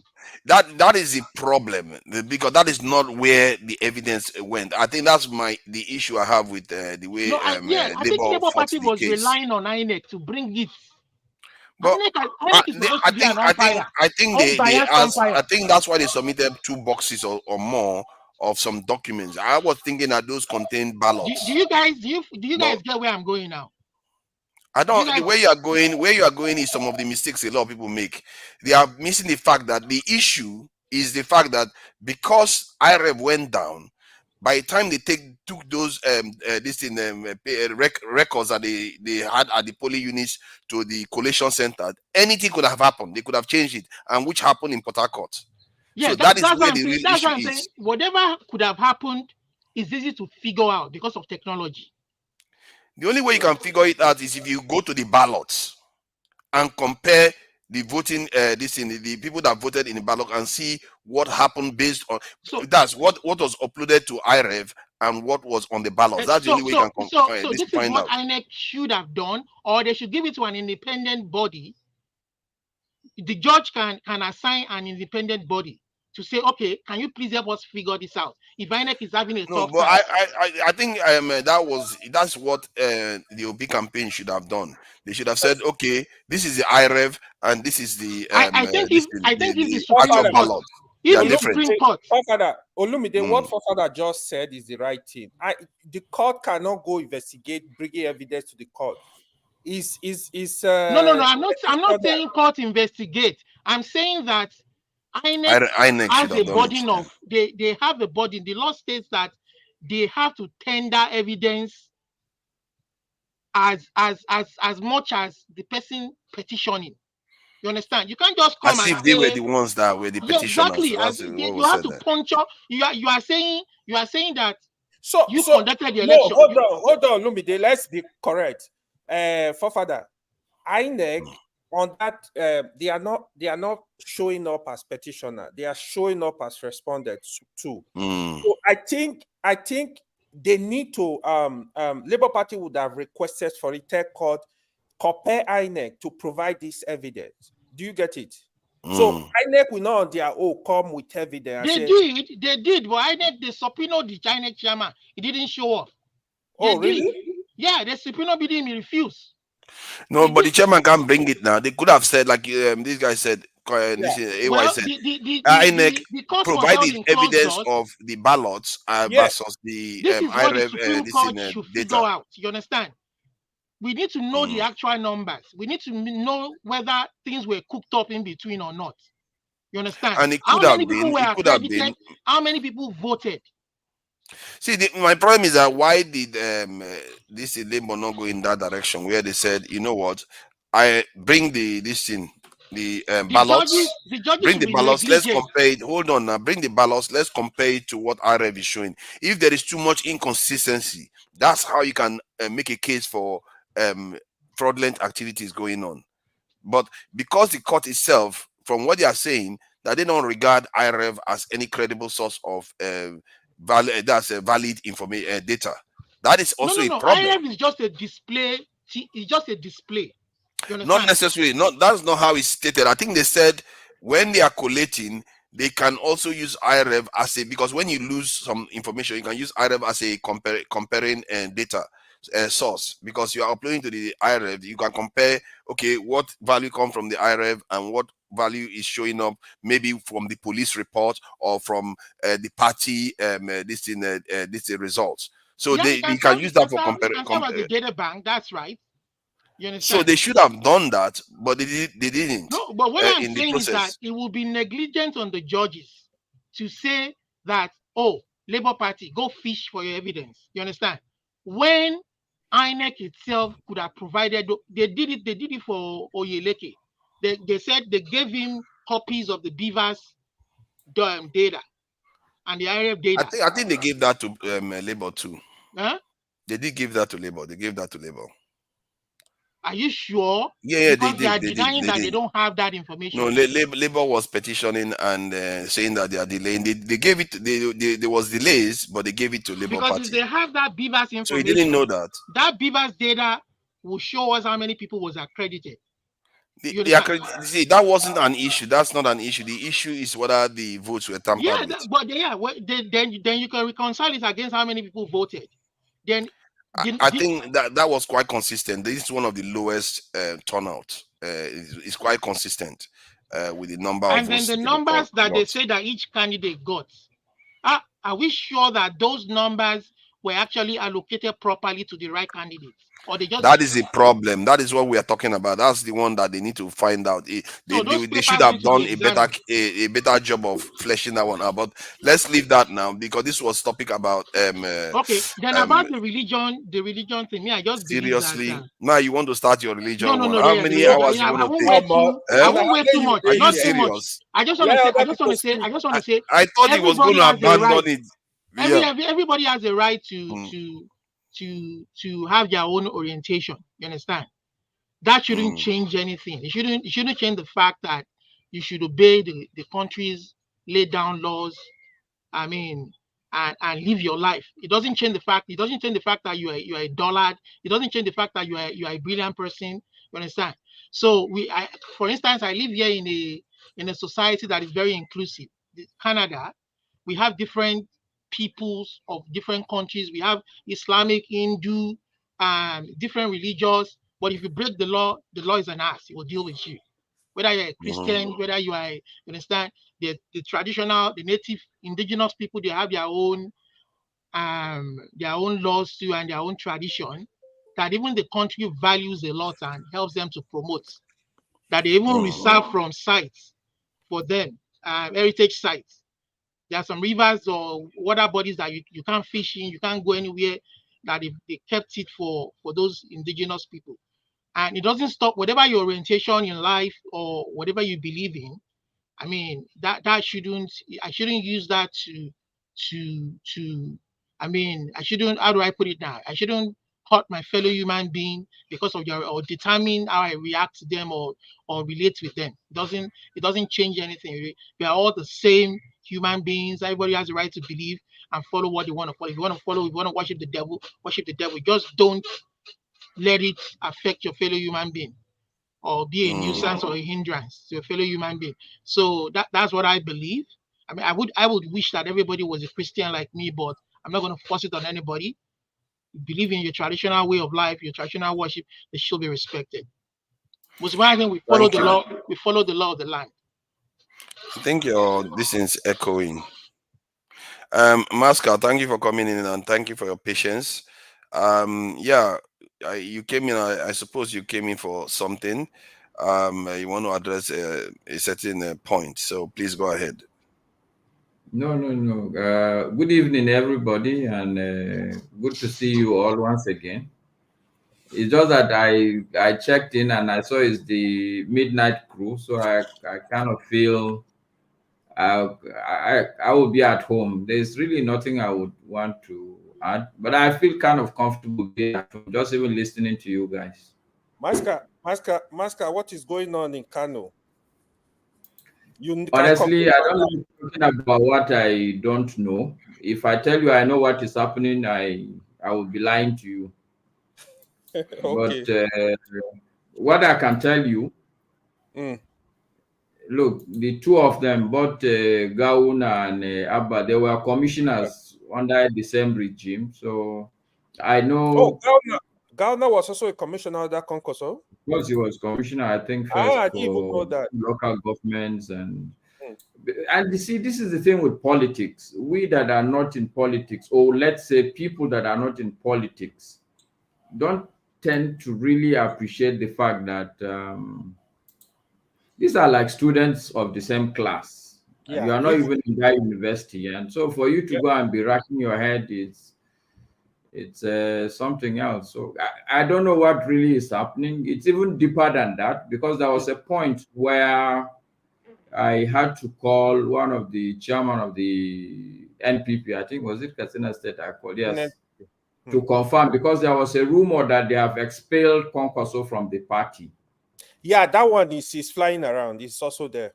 No, so I mean, so the point I'm making is that with politics, the pieces are always moving around. If you are not really in politics, you are not even in that particular party, you may not understand what really is going on. So in my mind, I don't think the two events are unrelated, but I don't know. Honestly, yes, I'm from Kano, but I don't know what's happening. But like I said, for me, the way I see them, they're all birds of the same feather. There's really nothing to significantly choose from. So it's a bit concerning though. So let me ask you one question. So I follow Kano politics as well. I believe Konkoso is the man to beat in Kano. I mean, in terms of no matter who is bringing as governor. But the thing is, the behavior of Abba Yusuf, right? Destroying properties. Do you think if they conduct a fresh election today, free and fair election, he can defeat Gauna again? It seems a lot of people that did not affect how people, the supporters. Okay, what I see, Kano is a very complicated state politically. Very, very complicated. People don't seem to understand that, people there have their own mind in terms of who they want to vote. And you can do a very small thing. I remember there was a time when Buhari was the in thing in Kano. But the mere fact that the son of Abacha, Mohamed Abacha, was the contestant governorship candidate under CPC, and then I think about 3 or 4 days before the election, they collected the the candidacy from him and gave a retired general, people voted against CPC. And that really was even the reason why Kwankwaso came back to be a governor. Even though everybody in the state was a Buhari person at that time, but people voted against CPC and they went and voted for PDP. So I don't know if I will answer you directly. I think today, if the elections are conducted, people will still go and vote for Kwankwaso because generally Nigerians, and I would say Black people, we tend to create heroes. We don't have the capacity to do, how do I put it now? If you believe in somebody, you don't tend to criticize or see anything wrong with the person. So once you believe in somebody, you follow him most times blindly. So I think it's not Abba Gida Gida that people voted. People voted for. I know. I think he's still a political leader in Kano. So I still believe if they vote tomorrow, the people will still vote him. But I think it will be a bit closer because you're right. Most of the elite are not too happy with some of the things that the new regime did. Even if what they are doing is right, people kind of felt there should have been some sort of due process. I don't go and start breaking down the property. You should take the person maybe. But when there's a judgment, then you can come back and actually break it. You know, so I think the sentiment, I've not been to Kano after this. I don't think I've even spoken even to anybody. I don't think I've even spoken to 2027 is gonna be fun. It's gonna be fun. Nigeria. I think some of the things I've observed in the petitions that have been going on between states and different, in short, all the petitions going on in the country, I find that it is favoring this in APC. So, and I hope this is not a form of the judicial kind of handing No, but power. is that what happened in Plateau in State? one direction. It looks like you follow Nigerian politics. I think Plateau State was the opposite direction. Yeah, it does happen sometimes in the opposite, but by and large, the numbers that are tilting towards APC is quite large, and that is what are my the issue. numbers now? I don't think so. I think somebody they played a video of it the other day. I'm not sure whether it was on this panel when they were playing because they were trying to prove that Labour Party was losing a lot of support. Losing a lot. There was a lot of fraud within the Labour ranks, that they were losing seats. So, but many of the ones that were listed favored APC. Yes, but he's talking about the rep and the Senate, I think. The rep, everything. And how many reps does Labour have? I know that they have about 13 senators. I think 12 or 13 senators. But House of Rep, I don't know that. I think they have up to 20, 30 reps. So. Yes, I think the senators is the one I know of. For rep, Labour Party has 38. Yeah, 38. Then senatorial, they have 6. And governorship, they have 1. Okay, no, they have 7 senators. No, it's 7 senators. Even 7? Yeah, but they have lost 1. They have lost 1. So they lost 1. Okay, yeah, maybe that's the issue. Okay, that's where this error came from, because I thought they had about. The fear is that we should not move to one party system. That would be disastrous. Yeah. That is what PDP is seems to be angry about now. That they fear that because of these judges and judgments that are happening, that it might favor this in APC. So yeah, I'm sorry, my camera seems to be playing up. I think the poor camera is tired of long streams. One thing I can see though, I think APC they have interest in Kano because they want to have Kano and Lagos, but I don't think they will survive in Kano. It's gonna be tough. No, they see, AY. Look, let me tell you my own. What would be the correct word? My own perspective as far as Kano is concerned. Okay. And this is one of the reasons why I feel people underrate Tinubu a lot. Tinubu, even way back to 2019, I was actually in Kano and I was very involved then in the election process. Not really in the election process, but just making sure that everything was there was due process, people follow order, there was no too much violence. That's the part I was involved in. So I really knew a lot that was happening then. But as far as I could tell, I could see that Tinubu, even if he was just a normal person, a civilian, but he clearly was orchestrating things in Kano to make sure that Kano remains a state. Not just for the sake of the APC as a party, but because this is my own calculation. This is just perspective. There's no, you are very right. There's no fact. There's no. So if anybody push me back, I will run away and leave him. So this is just my conjecture. I was thinking by my calculation that Tinubu was very, very keen in Kano because he knows that if Kwankwaso has political domain over Kano, it means that you will have an added financial power. And he still sees Kwankwaso as a major, what do I call it now? As a major contestant when it comes to the northern votes. So I still believe that whatever is happening in Kano now, I won't take it far away from Tinubu.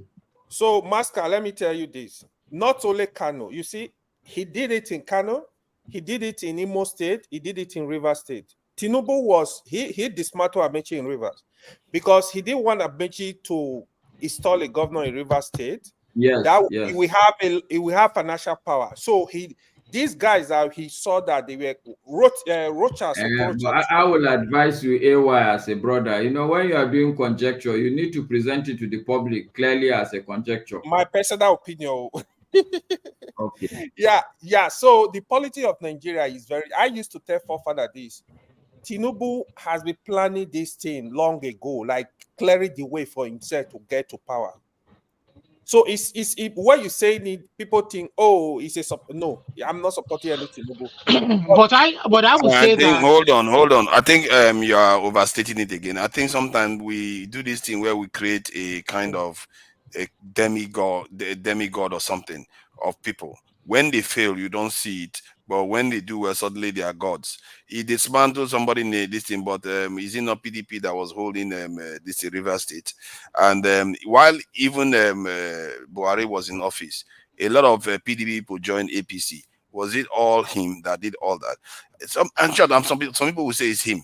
But this same guy. See, I don't know why people always think that our leaders are powerful. They are not powerful. Father, politics is deep. See, now he wants. See, so, but the moment he believes something, he doesn't necessarily want to follow logic.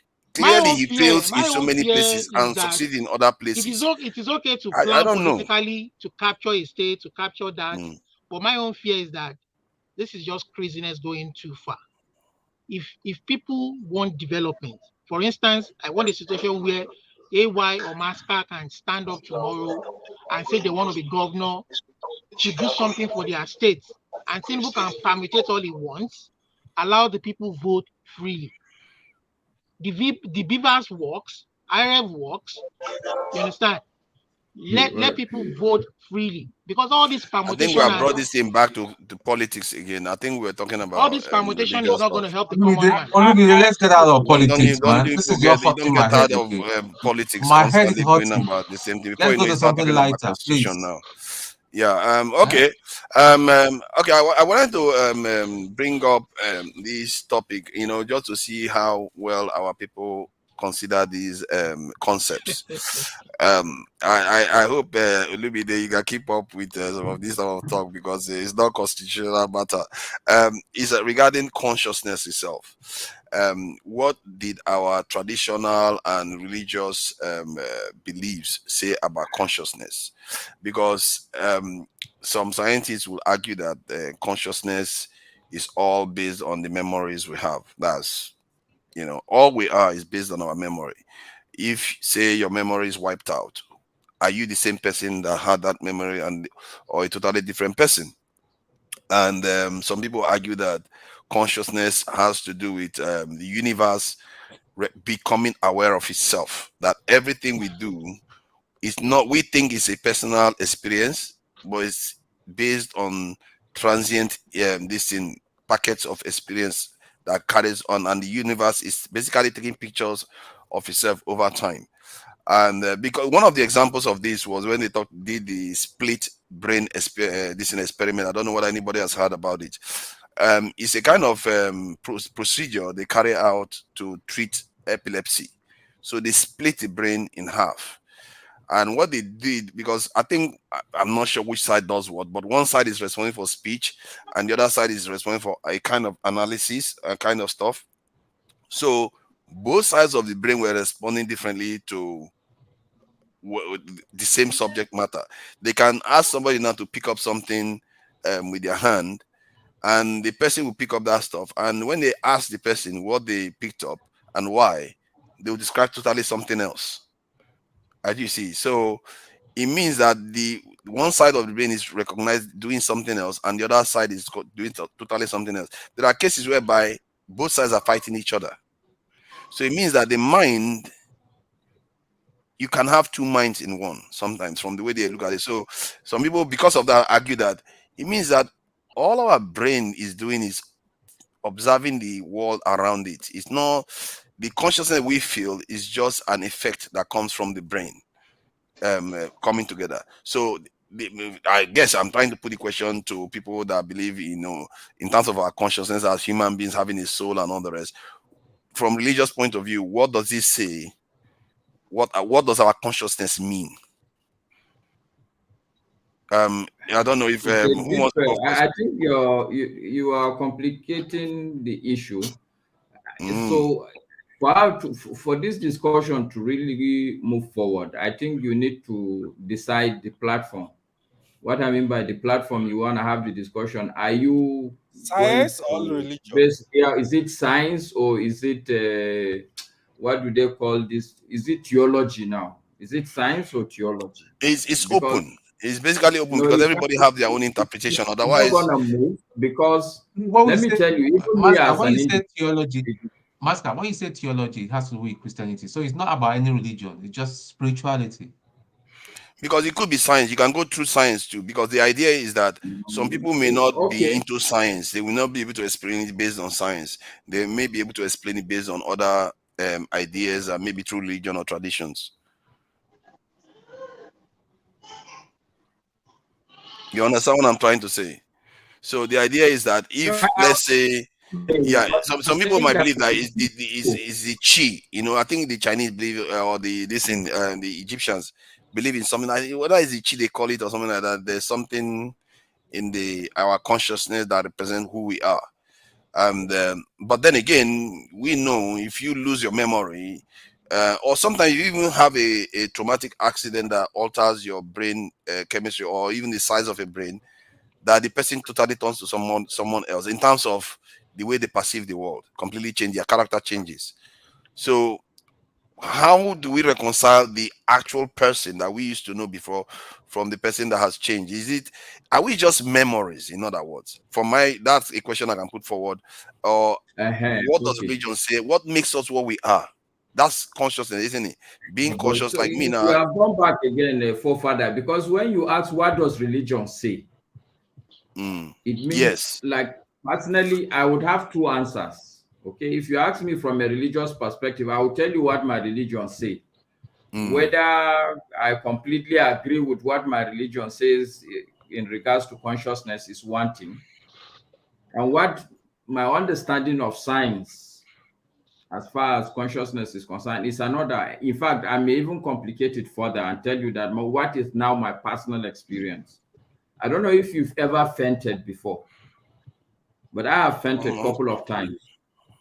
And I can tell you that if you faint, for the days I fainted, that period is blank. I cannot tell you what has happened. That's interesting. I remember who I was before then, and I know who I have been after that, but for that period, it's blank. Completely gone.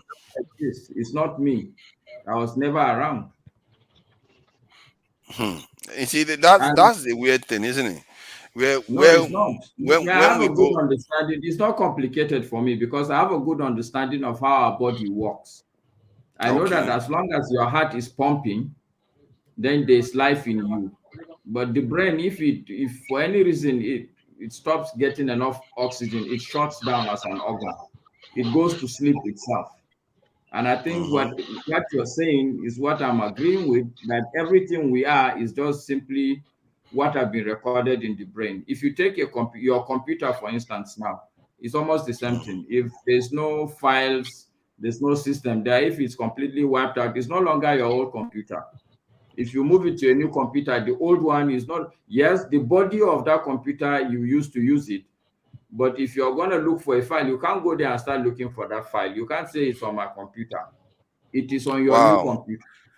You see, what you are saying here is, in a way, maybe I wasn't expecting that, but it's quite an advanced way of looking at Professor, maybe the question to ask, I'm sorry to bust it. Maybe the question to ask is, why do we have so many churches and mosques in Nigeria, and yet the country is just in a mess? But that is not the question we are discussing. Stop trying to change topic. Are you another TA now that always comes to change the topic? See, yeah, please, righteous man. I think righteous man has thought about it. I'm just surprised at the paradox now. Go ahead, righteous man. Yeah, to understand it, you have to look at the concept of soul, spirit, and the body.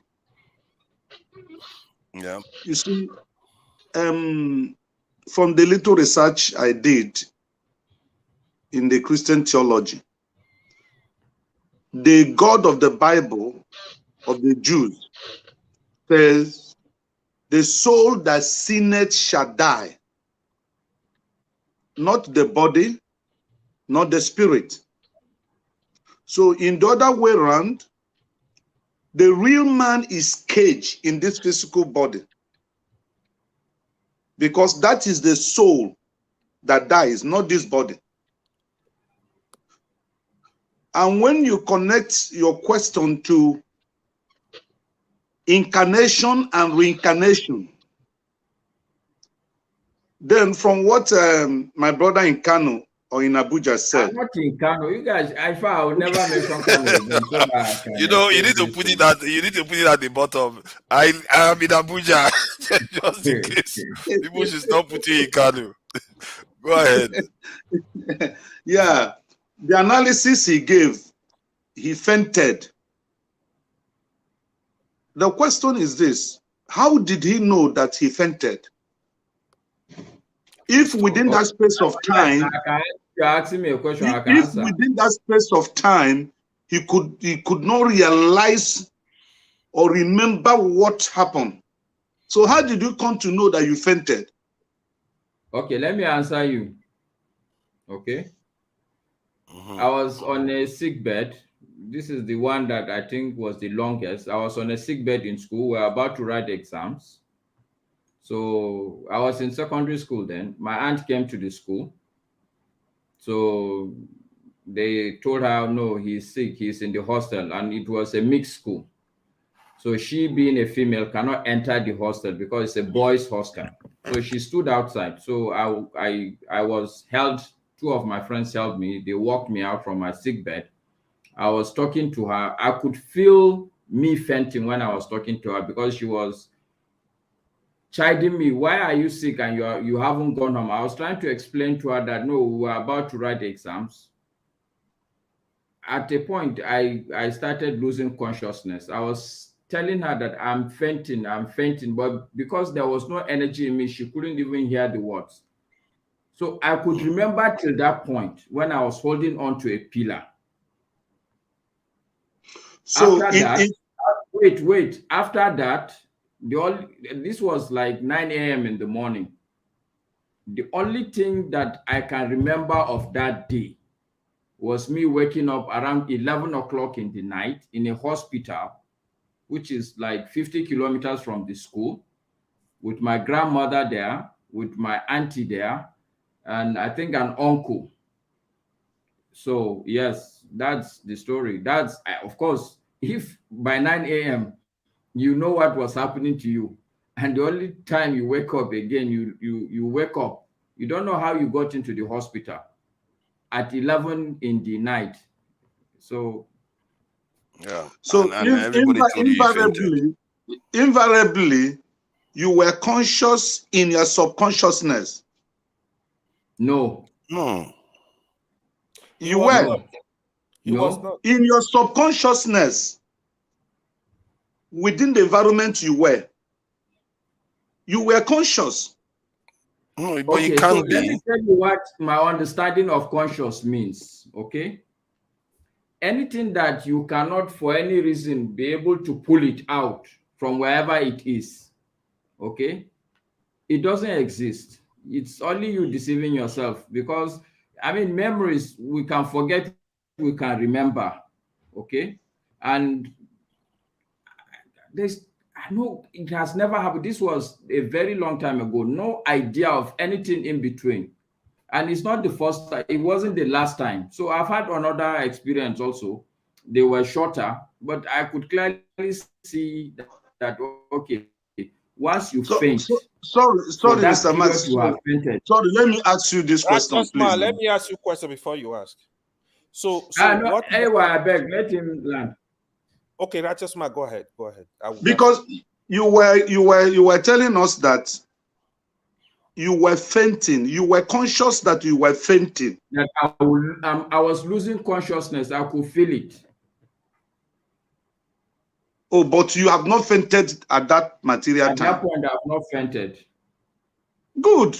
You have answered my question. So Righteous AY, I think no, sorry, not AY, Righteous man. This is a basic, a straightforward concept. I think you are trying to imply that while he fainted, he was somehow conscious.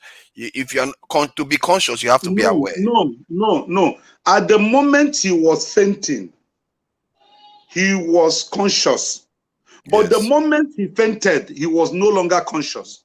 Yes. So at that moment he fainted. Okay, so at that moment he fainted. Masker, let's make a distinction because sometimes we use word very loosely within the African context, especially when we're using English. Okay, sometimes English is very limited. Do you agree with me that when we say we faint, it actually means that we are losing consciousness of our physical environment? Process of fainting. Yeah, we lose consciousness. You're absolutely correct, John. Okay, now I'll put it to you. The person that is dying, is he losing consciousness? Okay, so dying is actually a process. Yes, okay, There's a let me clinical answer death. you. Okay. That is where I started. I started by, in my mind, there are two significant organs of the body. Okay. Yes. As long as your heart is beating, yes, every other organ can stop and take a rest. That's right. You're still alive. Okay. You may not be conscious of your life because maybe some of the organs, the recording organs, maybe your eye, your skin, your ears, your nose, they're all taking a rest. They are not working. They are not at work. Yeah, on like that someone time, in the at coma. that time. Yeah, like someone in the coma does not know. So Yeah. as long as your heart is beating, in my mind, you're still alive. The brain, I've come to see that the brain is not as significant as the heart. The brain, which is the repertoire of our consciousness, sometimes go to sleep at various levels. Very, I can tell you like 10 levels. Even when you're sleeping, there are various levels of sleep. You could be asleep, fully asleep, but you could hear some sounds in that your sleep. And when you wake up, you now still hear the same sound and you're, I thought I was dreaming. I don't know whether you people have had that experience, but I do have it. It's a level of consciousness. Even when I'm waking up, there's a point where you are in between, you are in some sort of slumber, but there's a point where you now come to full consciousness. It's like your brain is now up and running. So I believe that the brain has a resting mechanism. This is the way I see it. And there are points where it completely closes shop. So once it closes shop, I don't see how you would have any consciousness, because what is consciousness? Conscious is number one, you are recording your physical environment. What are the organs of recording the environment? Probably your eye, your nose, maybe you're smelling something, maybe you're tasting something, you're hearing something, you're perceiving something, and then there's this thing they call a sense of appropriation, where you are standing. Where are you? Where am I in the world? But once the brain shuts down, all these senses, they stop working. So you can't be conscious. This is my conviction. So if you ask me whether the person is dying, I will say that what you are saying, I can explain it to you that what you're saying is that the brain has shut down, and as long as maybe the heart is about to stop, as long as it stops, then everything is gone.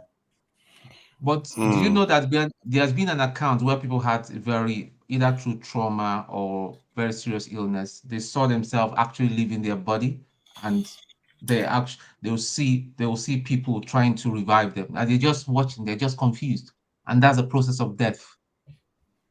Yeah. Well, I've never experienced that.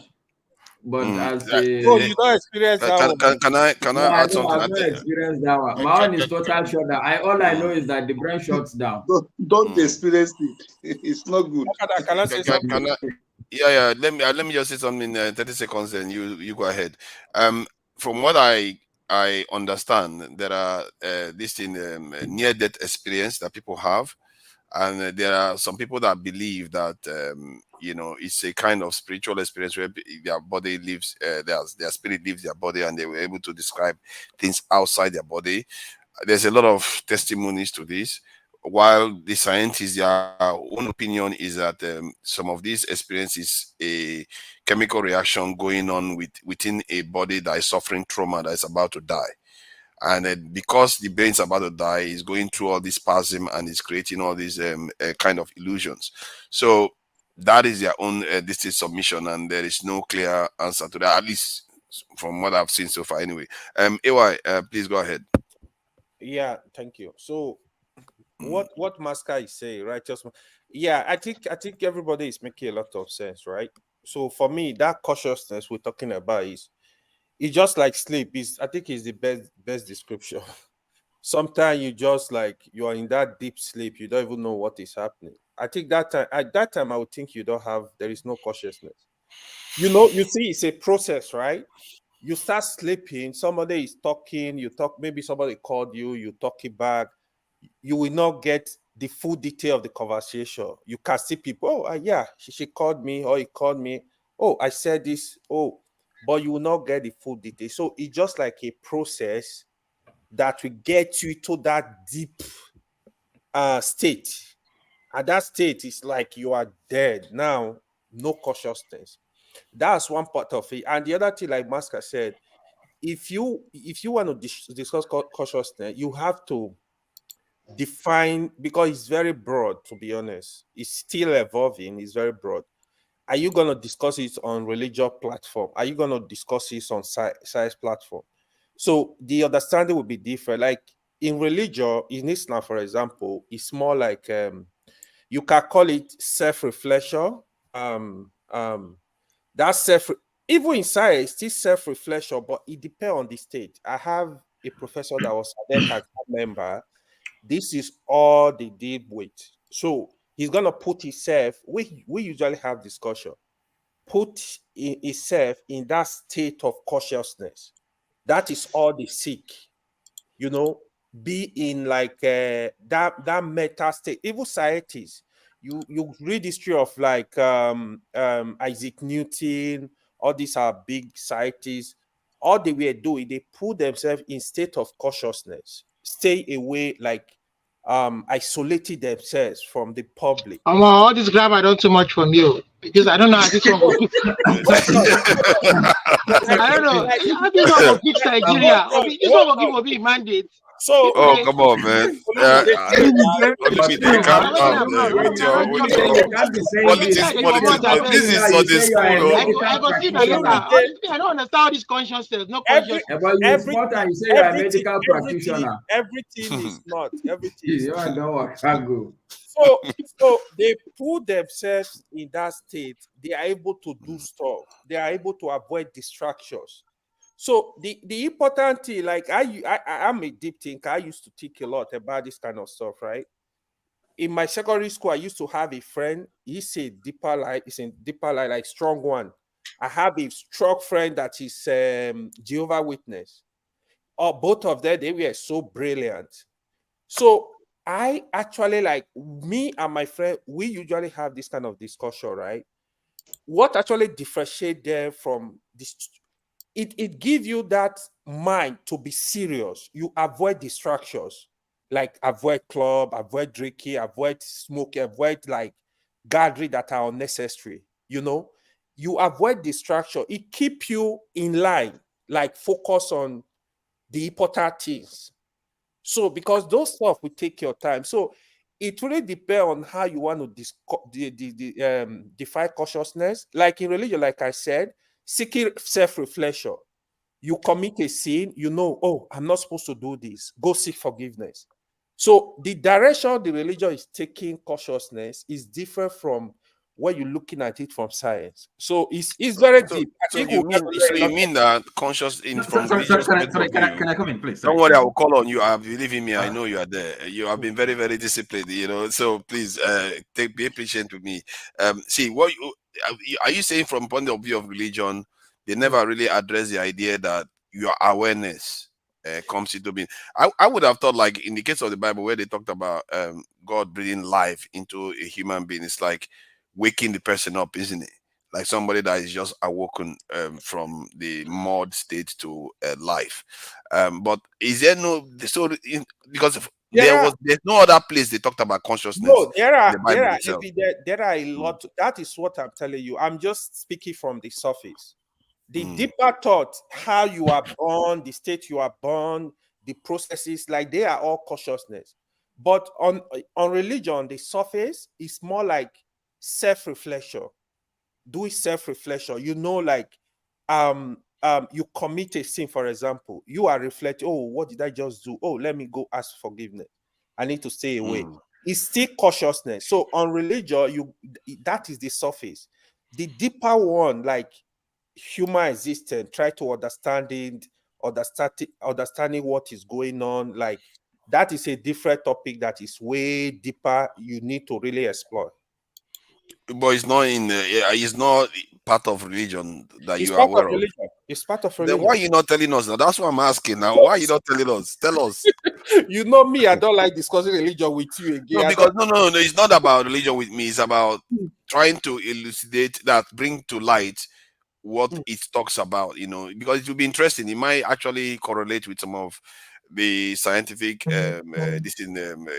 explanations. When you start, to be honest, I think you have, this topic is very vast, so you have to restrict it to particular area. It's easier to discuss. So I will say let Oti go ahead. It's very deep. Okay, since you are not going to go any deeper, then it's all right. Oti, please go ahead.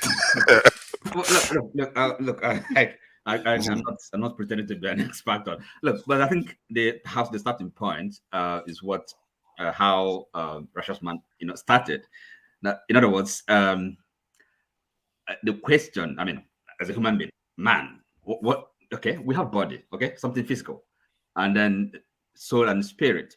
So consciousness, because really, even at that physical level, something material.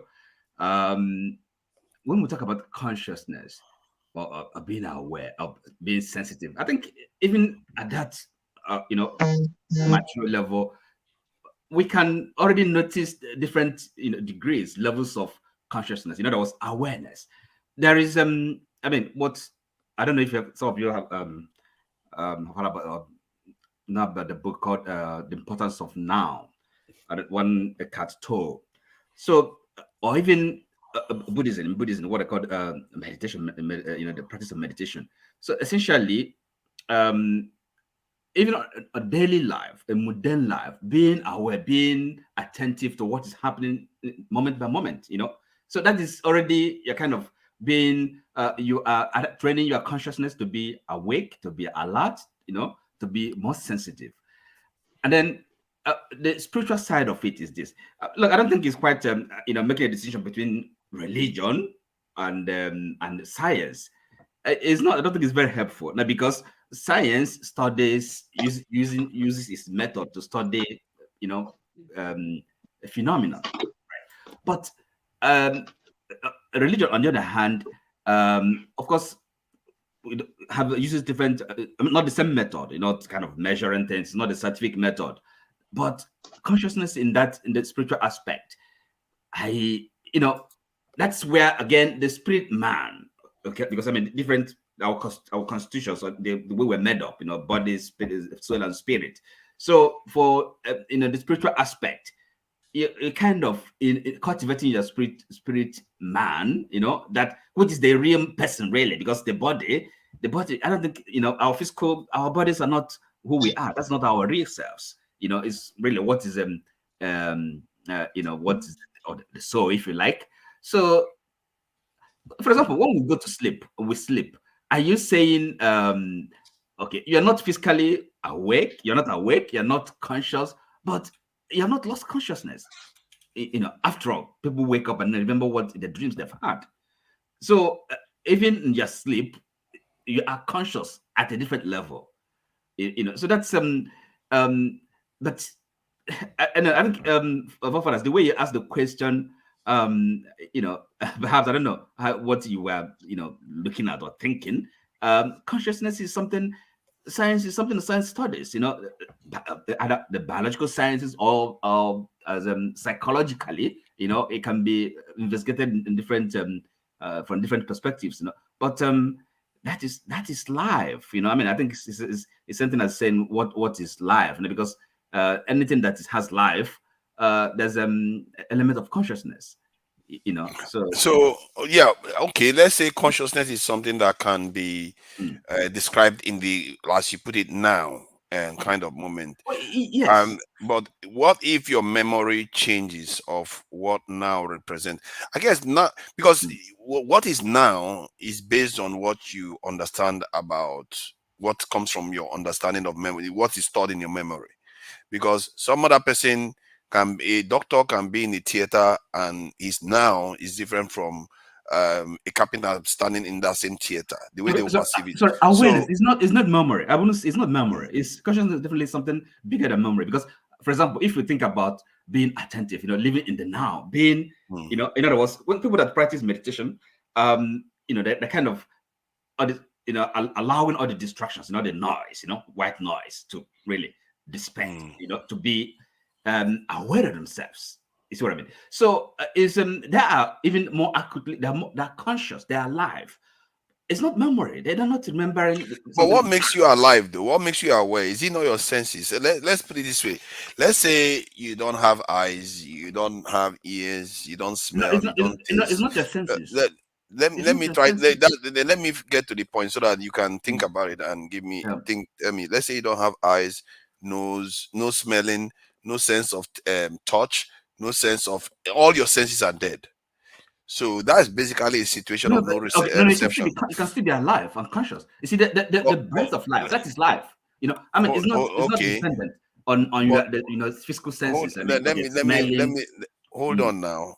Because to be conscious, I would have thought to be conscious is to be able to make sense of anything you're experiencing, to say something about. But if there is no reception, there's no. Sorry, let me just make a correction for further. What you just said now is not entirely correct, and this one is factual. Because when you say when you're asleep, when you're dreaming, are you smelling something? Sorry, let him. There's a difference between perception and being conscious. For instance, let's say, how will I give you an example? The difference between perception and conscious. Okay, fantastic. I'm inside this room. My fan is blowing. Okay. My body is recording that the temperature. There are a lot of things that the body does independently, whether we like it or not. You are not aware that you are breathing, are you? You have to now direct your attention to your breathing to now remember that I'm breathing. You're actually breathing. Your intuition. But that is my point. That if there is no sense of sense. Sorry, please. I'm just trying to make him understand that there's a difference between consciousness and perception. You can be conscious, but you're not perceiving the thing. And perception really is different from stimulus. Stimulus is you can see, you can touch. But when you touch, what do you perceive it to be? What do you interpret it to be? Okay. I perceive a noise. So what do I interpret that noise to be? So I'm just saying that consciousness is different from perception. It's much bigger. It's much bigger, and I think you know, if the sciences, I don't think they've been able to kind of pin down say this is what consciousness is made of, you know. But I have to bring it to a close because it's not going to close. This topic, it's not going to close. Okay. Go ahead, now, KJ. Here is the difference in all of what we are saying. It is the human spirit, which is the spirit of God, that makes us totally aware of every other thing. Now, the existence of man is that spirit that's connecting with his creator. There are people who say they don't believe in the concept of God. However, they know that there's a spirit that drives them to be human. That spirit is different from the one that is in the animals and in trees, because that spirit is what directs you and forms you. Now, there's somebody who said earlier on that when Adam was created, Adam was already a being existing until the Spirit of God gave it understanding, gave it perception, as Marx tried to say, gave it to be aware of his environment, to be aware that it's a living being, and it has a time that it probably not be existing any longer. In the beginning, it was supposed to be so. Man was supposed to live forever, but man was not able to contain that the task given to it not to step beyond the boundary of life, and so death came into the scene. Now, because it's a big issue, we'll probably not be able to treat here. I'm just trying to put in the best way that I think we can all be able to accept that whether you are a Muslim, you are a Christian, you're a Hindu, you're whatever you are, at the end of your stay, you will definitely account to whoever you believe in. We as Christians, me in particular, believe there's just one way. There's no other way. And that way is the way of the followers of Christ. It does not necessarily mean, see, now this here is where the challenge is mostly. Some people think that for you to be a follower of Christ, you must be a Christian. You must not identify as a Christian for you to be a follower of Christ. You must not even identify as any religion for you to be a follower of Christ. Because Christ did not start the Christian religion. The Christian religion was started by those who he left behind. While he walked the earth, he didn't say he was a Christian, neither did he say he was a Muslim, neither did he say he was anything. It was just Christ. And that's why there's a group right now who say to themselves, they are just followers of Christ. They don't tell you that they are Christians, they don't tell you they are Muslims, they just tell you, I believe in Christ and I'm following that. That's my religion. So, in other words, the life that we live belongs to someone. That someone will definitely be the person who will give account to, whether now or in the hereafter. Thank you. Okay, I would like to add something. Thank you. No, I need to go back to that point that was being made earlier on, because, like I said, if you have no sense of any sense of this in the world around you, let's say you don't feel, you don't have any feeling on your skin. There is no sense of sight. There's no sense of smell, taste, or if all your senses are numb. What are you going to be using to interact with the world that will make you conscious? Let's say there's no memory. Let's say you don't even have any memory. Okay. Are you conscious?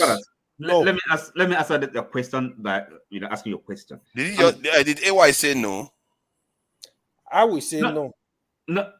No, sorry.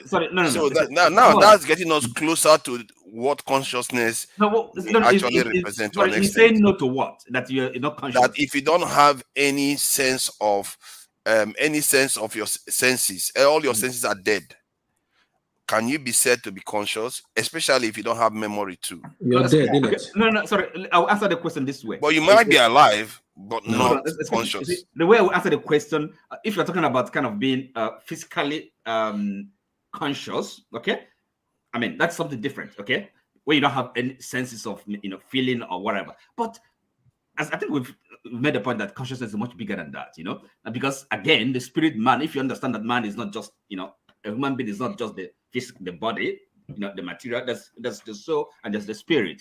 So the spirit can be alive even when you're not feeling anything, not sensing anything. And again, for example, when intuition, people, I don't know, intuition, you can just know something, feel something that there's no physical connection, no, but somehow you know it. So how did that happen? Is that not consciousness? Again, it depends on how how along your spirit man is. So I think you really have to think about consciousness as being something much bigger than a physical sensation or perception. So and again, of course, when you think, even you go deeper spiritually, that you can actually be aware, okay, things that you cannot explain. You can have some knowledge, or you can so that's the thing, spirit, Holy Spirit, for those who for Christians. Oti, you talk as if you are finishing every single second, then you carry on anyway. It's confusing me because I wanted to call righteous man. So please, I need to say something. Oti, you said earlier that there is no difference between religion and science when it comes to consciousness. Actually, I don't think it's correct. The other thing is what you just said now I want to refer to.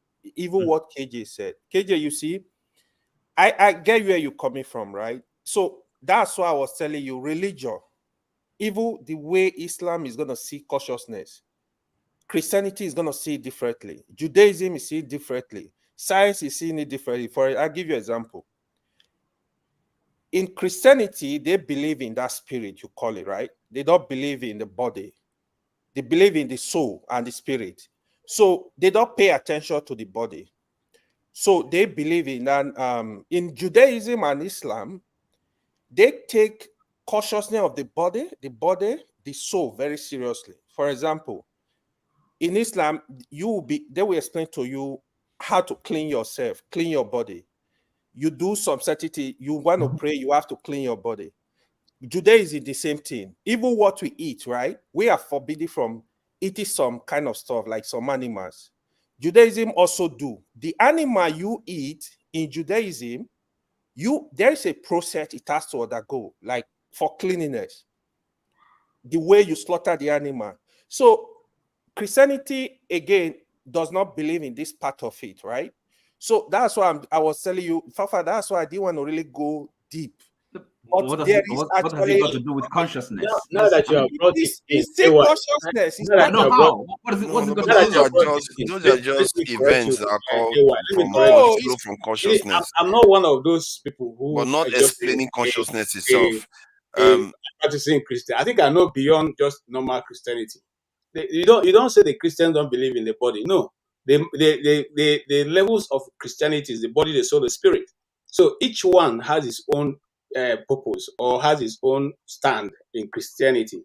No Christian can say doesn't know how to prepare himself, because fasting is what? He's torturing the body to get to a higher spiritual realm. So you discipline your body by fasting and praying. Yes. So now that's just one aspect. Secondly, the Christianity dwells more of being able, because when you believe that when you discipline the body, you can be able to now live in the spirit. And when you live in the spirit, you can be able to commit. Look, what is death? Death is simply the absence of the spirit of God in you. That's simple.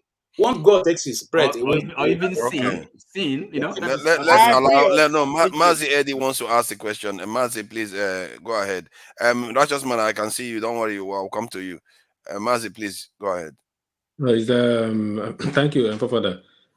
This thing is that this topic of consciousness, we will never get to a point where everybody will meet, because the Christian folks who bend the arrow towards their direction, the Islamic folks who bend the arrow towards their direction, the traditionalists who bend the arrow towards their direction. If you speak to a Hindu person, same thing. So I don't think, because we'll be going in a circle having this debate. Nobody from every we'll be saying the same thing, but everybody is trying to tune it towards what suits them. You guys, but after this debate, if you guys want to continue, but the question I wanted to ask is totally different from this. Is for the diaspora, because most of us are diasporans, and why is it that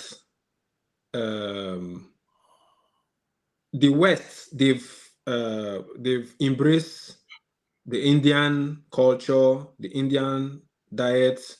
They managed to embrace the Chinese culture, the Chinese diet, but they've never been able to embrace African culture. As recent, they've even embraced the Jewish tradition and the Jewish culture. But why is it that the African culture and tradition has not been embraced? Can I answer? Can I quickly? So that's been messing up in my head. Sorry. Okay, Repeat the question again. Repeat the question. I didn't get the question. Sorry, repeat that again. Oh, no, okay. Looking at Forefather, I see you in the UK. In the UK, there is no part of the UK you will go to that you won't find you won't find an Indian restaurant or a Chinese restaurant. This why I'm saying this because I travel a lot, and each place I go, I like to look for the closest Nigerian restaurant to buy. But just in general, in the West, in the West completely, both Eastern Europe, North America, they've managed to embrace the Indian tradition and culture.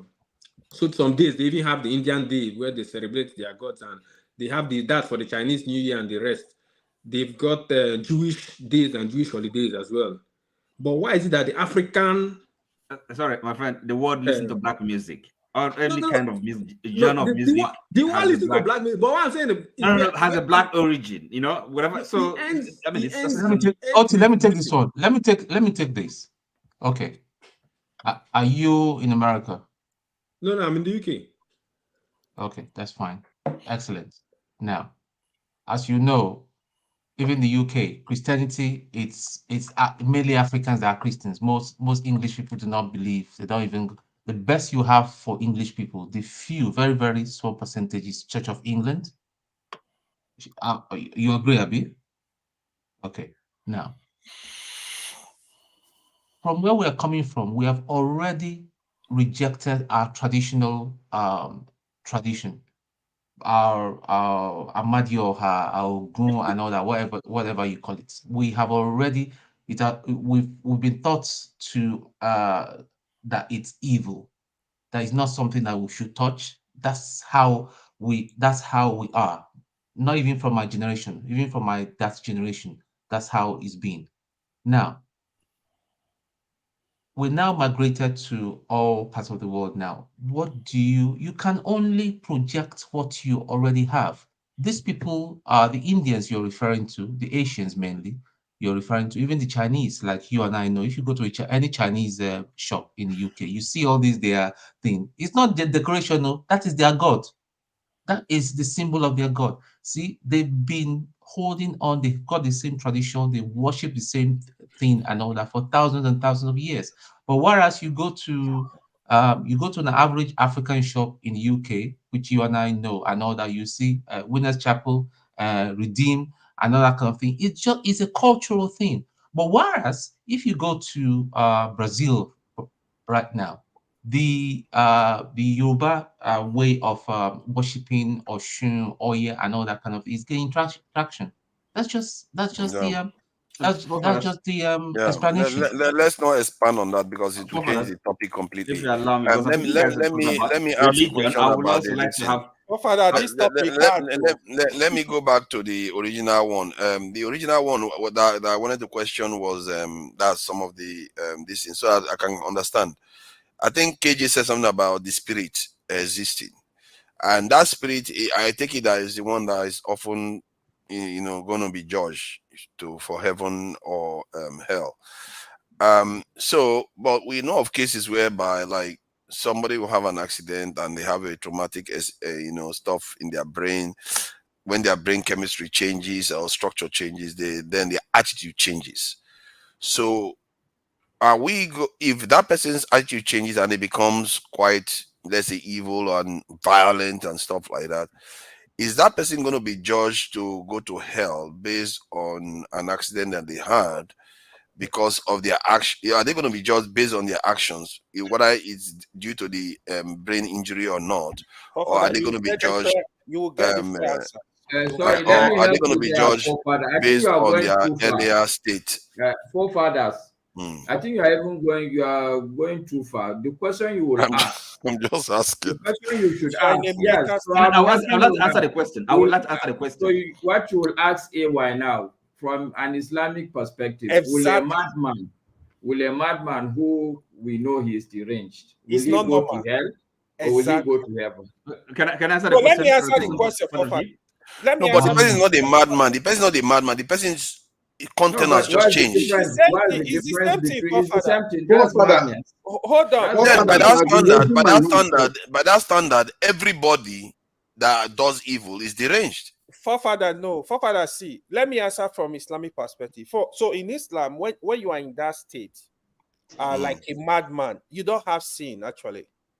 You don't have sin because you are not in a normal state. Do you get it? No, I mean this person is conscious. They now understand. They understand stuff. They can even go to school, and then it's just that their attitude, their content has changed. They are more violent. They are more judgmental. They are ruder to people. They are more abusive. You are describing a sinner, my brother. That's all you Yeah, are doing. but the person was not a sinner before the accident. So the question now is, we were all born clean, forefathers. We were all born clean. We were never sinners in our mother's womb. Yeah, but because of the accident, they became like that. Because there was a case like that. I'm not making it up. This is something that is actually on YouTube right now, where the person completely changed. Yeah, please go ahead, righteous man. I want to ask you two questions. Are you writing a book on this subject? Not necessarily. Not necessarily. I love that question.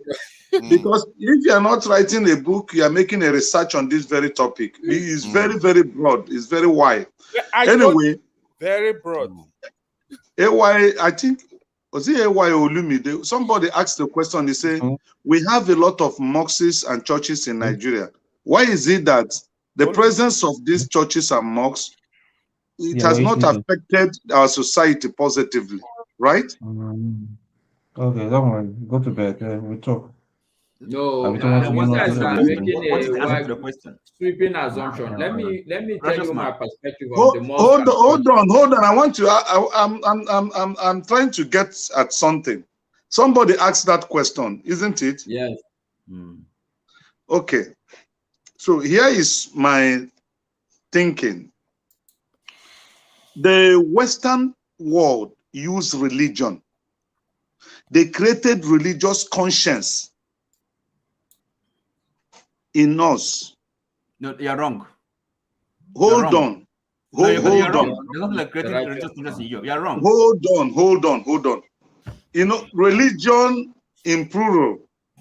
The African religion is different. That's what I'm saying.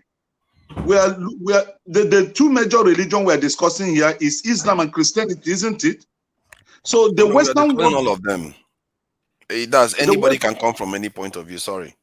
The Western world brought in Christianity, and our consciousness was redirected towards heaven, making heaven and avoiding hell. Okay?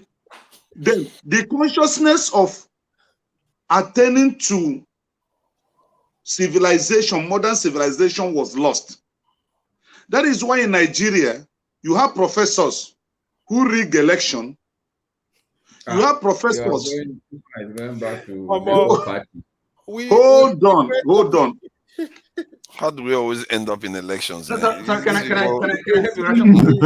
Seriously, our papa that do election. I don't know why we are always going back to election. Excuse me. Sorry.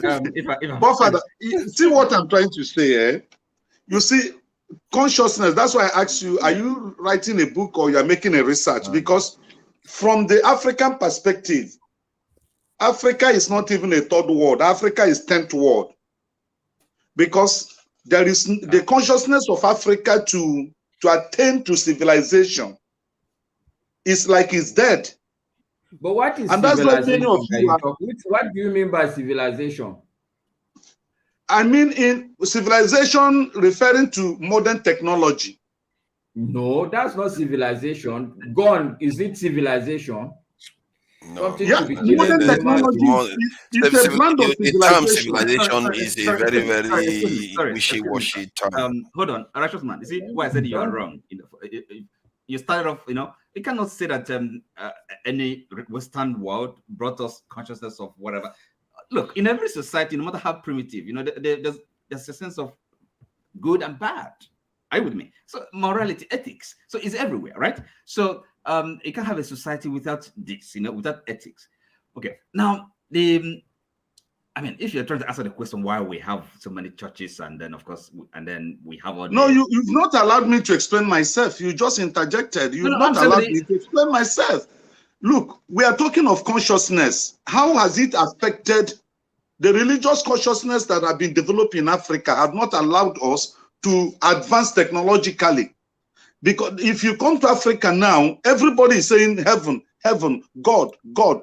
The things we are supposed to do for ourselves, the solutions we're supposed to, the problems we're supposed to solve ourselves, we're waiting for the Almighty God to come down to Nigeria to solve it for us. Because our consciousness have been redirected to heaven and towards God. So what we are thinking now, what we are feeling now is only about God. That's why we have a lot of churches. Who redirected it? No, sorry, it's a wrong premise. Sorry, you're wrong, sir. No, let me tell you who redirected it. Hold on. This is who redirected it? Who redirected it? Who redirected it? No, excuse me. That's what is called miseducation, right? Now listen. Hold on. Please, the advent of the Bible, the advent of the bringing of the Bible, and the education that tells you that your own tradition and religion is evil. Redirect your thinking, your consciousness. You are no longer conscious of, like my father told me a story about his father. Hold on, you will disagree with me. My father told me a story about his father. I didn't say anything. Am I not allowed to shake my head?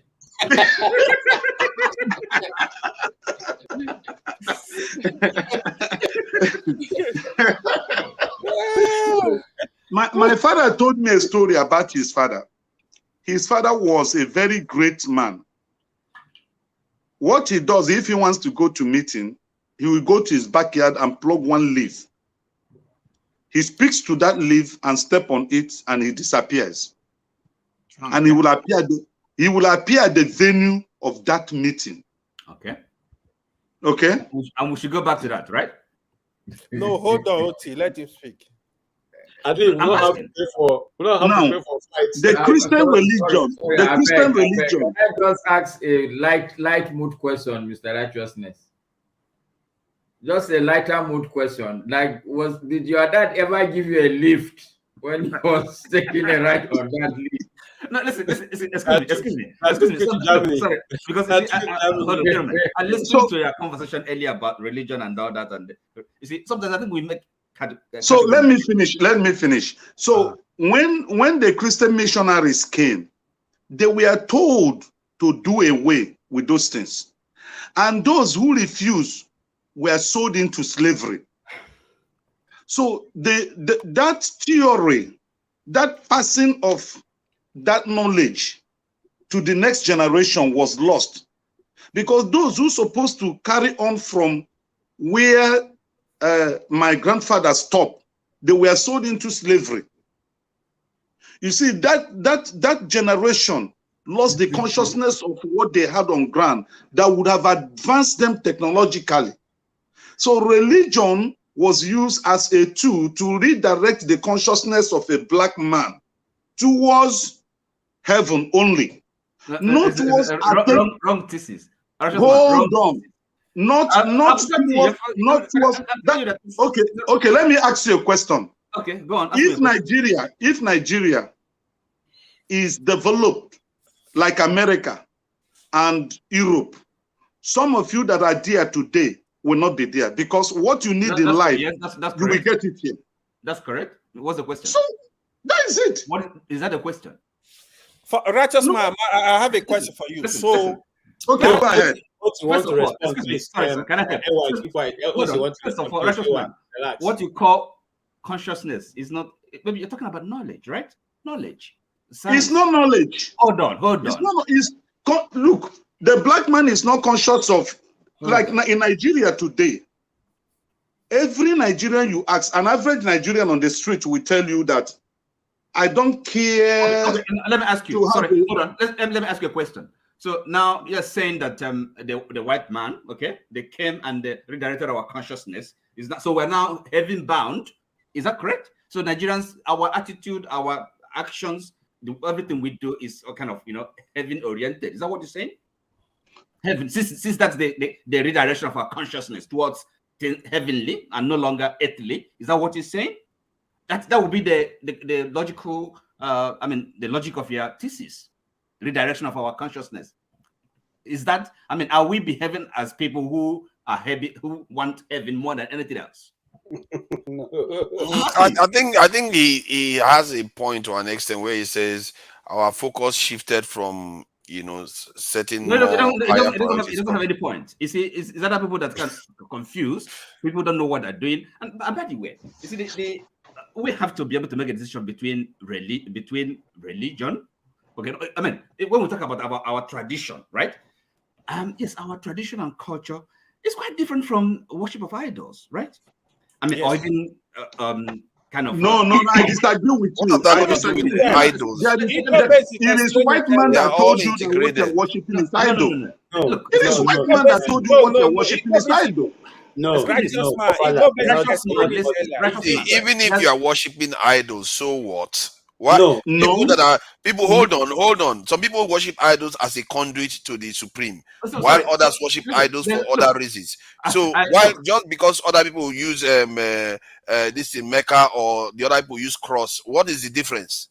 We are all doing similar stuff. We just like to act as if one is better than the other. There's a difference between Igbo culture, tradition, and idol worship. Okay, you have that should be clear to you, right? So I want to ask you a question. Okay, it is a white man that told you it's idol. Who calls it idol? What a white man worship to me is an idol. What a white man worship to me is an idol. No, sorry.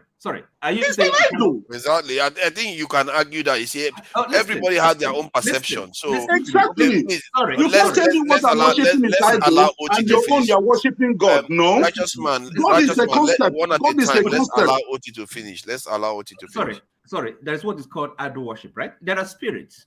Okay, it's even the Bible, right? Different spirits all over the world, principalities, forces, all these things. Okay, and you can worship them. You can find out what make sacrifices to them. You can serve them, right?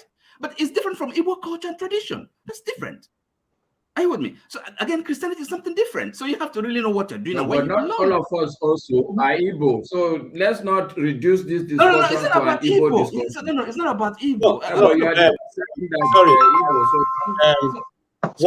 What he's trying to say is this. Masker is. I understand. I'm just saying that it should be broad, African. If we're talking African, that's why I'm going now. That's why I'm going. If you had allowed me, I would have gone there. Spirits are all over the world. Even here, you can worship spirits here, right? Okay. So again, if you're a Christian, and then you know what Christianity is about, right? And so. Okay. I don't know. Look, myself, I'm a Christian, okay? And I know why I'm a Christian, right? So it's again, you shouldn't really be having this confusion. Is maybe because maybe you haven't quite understood really what the whole thing is all about, okay? Even the Christianity. And again, the mistake we make, we think that this Christianity is something Western. It's not a Western civilization, right? The only thing that the West happened, Europeans happened to bring it to, come to Africa to preach, to evangelize, but it's not a Western. Actually, it is Western. When they made the capital, they put the capital in Rome and what are you talking about? No. If you want Western, why do we have King James version of the Bible? Okay, let me explain. Let's not do that. There's a reason why they call it King James or whatever. Version. They call it King James version. That is the version. Let me explain. Okay, sir, can I come in a little bit, sir? Can I just come in a little bit? So just give me like 2 minutes. It looks like this topic is getting people, and there's somebody in the backstage now. Put it straight, man. Put it straight, man. Just like Oti have said, we have discussed this in many months ago, and I said something very critical. That you see, when you take the thing we are doing now and say it is a white man's religion, you are making a big mistake. You are making a big mistake. The first university in the world was in Africa. It was a university that was in Ethiopia, and it's still there, except that it's still existing. The first people who knew how to use the Pythagoras theory and all the building structures came from Africa. So what happened now? The oldest printed Bible is situated right now in Ethiopia. The oldest. Can any of us here send our children to that university in Ethiopia? Righteous man, hold on now. I have to push that in. The technology you're talking about. The first university in the world is not in Ethiopia. I'm sorry. I'm going. Tell me where it's at, bro. Tell me. They are talking about somewhere in Morocco. Some people will argue that it's Timbuktu. Some people might No, bro. I'm telling you the fact. I'm just telling you. You're disputing what I said, which is fair enough. But I'm not asking you now to win your dispute. It was KJ that said it. Okay, no. KJ is the one that said the first university is in Ethiopia. No, it's not oldest. Timbuktu, yes. The oldest. Correct. Yes. The oldest. It's in Mali. It's in Mali. It's in Mali. It's not in Mali. It's in Ethiopia. Believe me. That's what I said. No, it's not in Ethiopia. It's not in Ethiopia. Okay, wherever it is. Why do you say that? It is there. The two oldest Christian nations in the world are Armenia and Ethiopia. The oldest but not in the university. Not university. You were I didn't say university. I didn't say. I said the oldest Bible. The oldest printed Bible is in Ethiopia. Oh yeah. That's even from university. I'm sorry to say. No, I didn't say university. Oh, okay. No, I'm not disputing that. It was KJ that talked about university. Yeah. So look at that. It's smiling now. University is where? I think Morocco. Some people disputed that is this in Timbuktu. Other people say it's Alexandria. So that's not. It's neither here or there. Okay. Now, for purpose of just ending this discussion, it's somewhere in Africa. So we are not strained to technology. We're not strained to all of this. And even as we're talking now, I know of people in Nigeria who are developing electric cars, developing generators that are working without any sort of energy. You just put the battery, crack them up, and they work 24/7.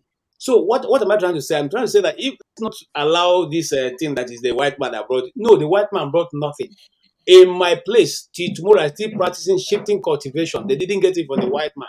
Okay, and if you notice the culture of some of us, it still dates beyond what the white man brought to us. I think us. If you misunderstood me. You misunderstood me. What I was saying is that we had this knowledge, but they brought religion to misdirect us, our consciousness. 30 seconds. No, 30 seconds. I don't agree. Here is it. Forefather, here is it. This is what I was trying to get to today, and I didn't like the way you got angry on me. What Mr. Oti said, I really agree with it. It was the same thing Igbo Bezi said this morning. I think in Africa, we miss the traditional religion and the African traditional custom. Forefather, you said they are one and the same. Righteous man said they are one and the same. I think that's where the confusion. I don't remember saying they are one and the same. Never. I never said so. I never said so. Don't lump me to something I didn't say. Because sincerely, I never said so. I never said so. Withdraw. I never said so. Let me finish. They are interrelated. Wait. Yes, you said it. I'm actually very confused about this when Africa are discussing their African religion and the tradition and culture. You know, like we need to separate this, except they don't understand what they're talking about. The way Oti said it, that's the way it should start. And that was exactly what Igbo basically said this morning. Sorry, AY. I think people have been harassing me at the chat. Righteous man, people want to know what your ISP is, your internet service provider. They want to know. Maybe the people in Nigeria, they think that maybe your internet is superb. They want to know who your ISP is. You don't have to disclose it. You don't have to. No, you don't have. You are not any spiritual internet. Spiritual internet. You know why they're asking that question? They know that I'm burning money. They know the time I spent here. They know what it costs. I tell you, an average of almost 10,000 anytime I join the platform. I spend nothing less than 10,000 naira. Wow. So, and Yeah, back here, thank you for making this sacrifice. You see, even on the ground with little that is present there, you are still coming here. We really appreciate that. Yeah, so for that, that's the reason why you should give him more time to speak, so that you have a.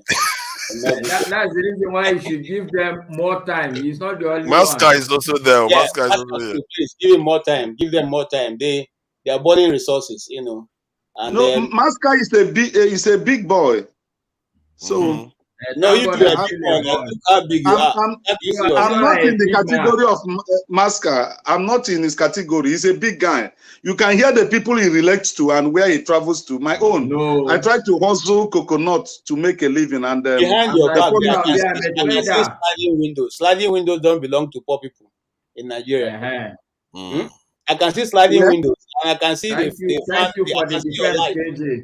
Yes. Thank you, my brother, KJ. So there are two lines of thought so far that we've talked about. The first one is that if you don't have any senses, it's tricky to say that you are actually conscious. And then what does that mean about what consciousness represents? Second one is about if somebody was fine and God-fearing and everything, had an accident, and their personality changes and they became more evil. So what does that say about how judgment is passed on human beings? Okay, is it can based I answer on that question, forefather? Because religion is very easy. Simple answer. It's not a complicated thing. Father, please help me thank Ovie. Ovie sent me money for data. Please.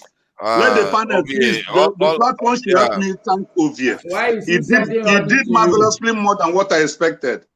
Oh, that's very nice of you. That's very nice. Thank you. Mr. Righteous Man, can you send some? Can I send my account number? That money doesn't belong to only you. That's a good one. You know, you have to share it among the groups now.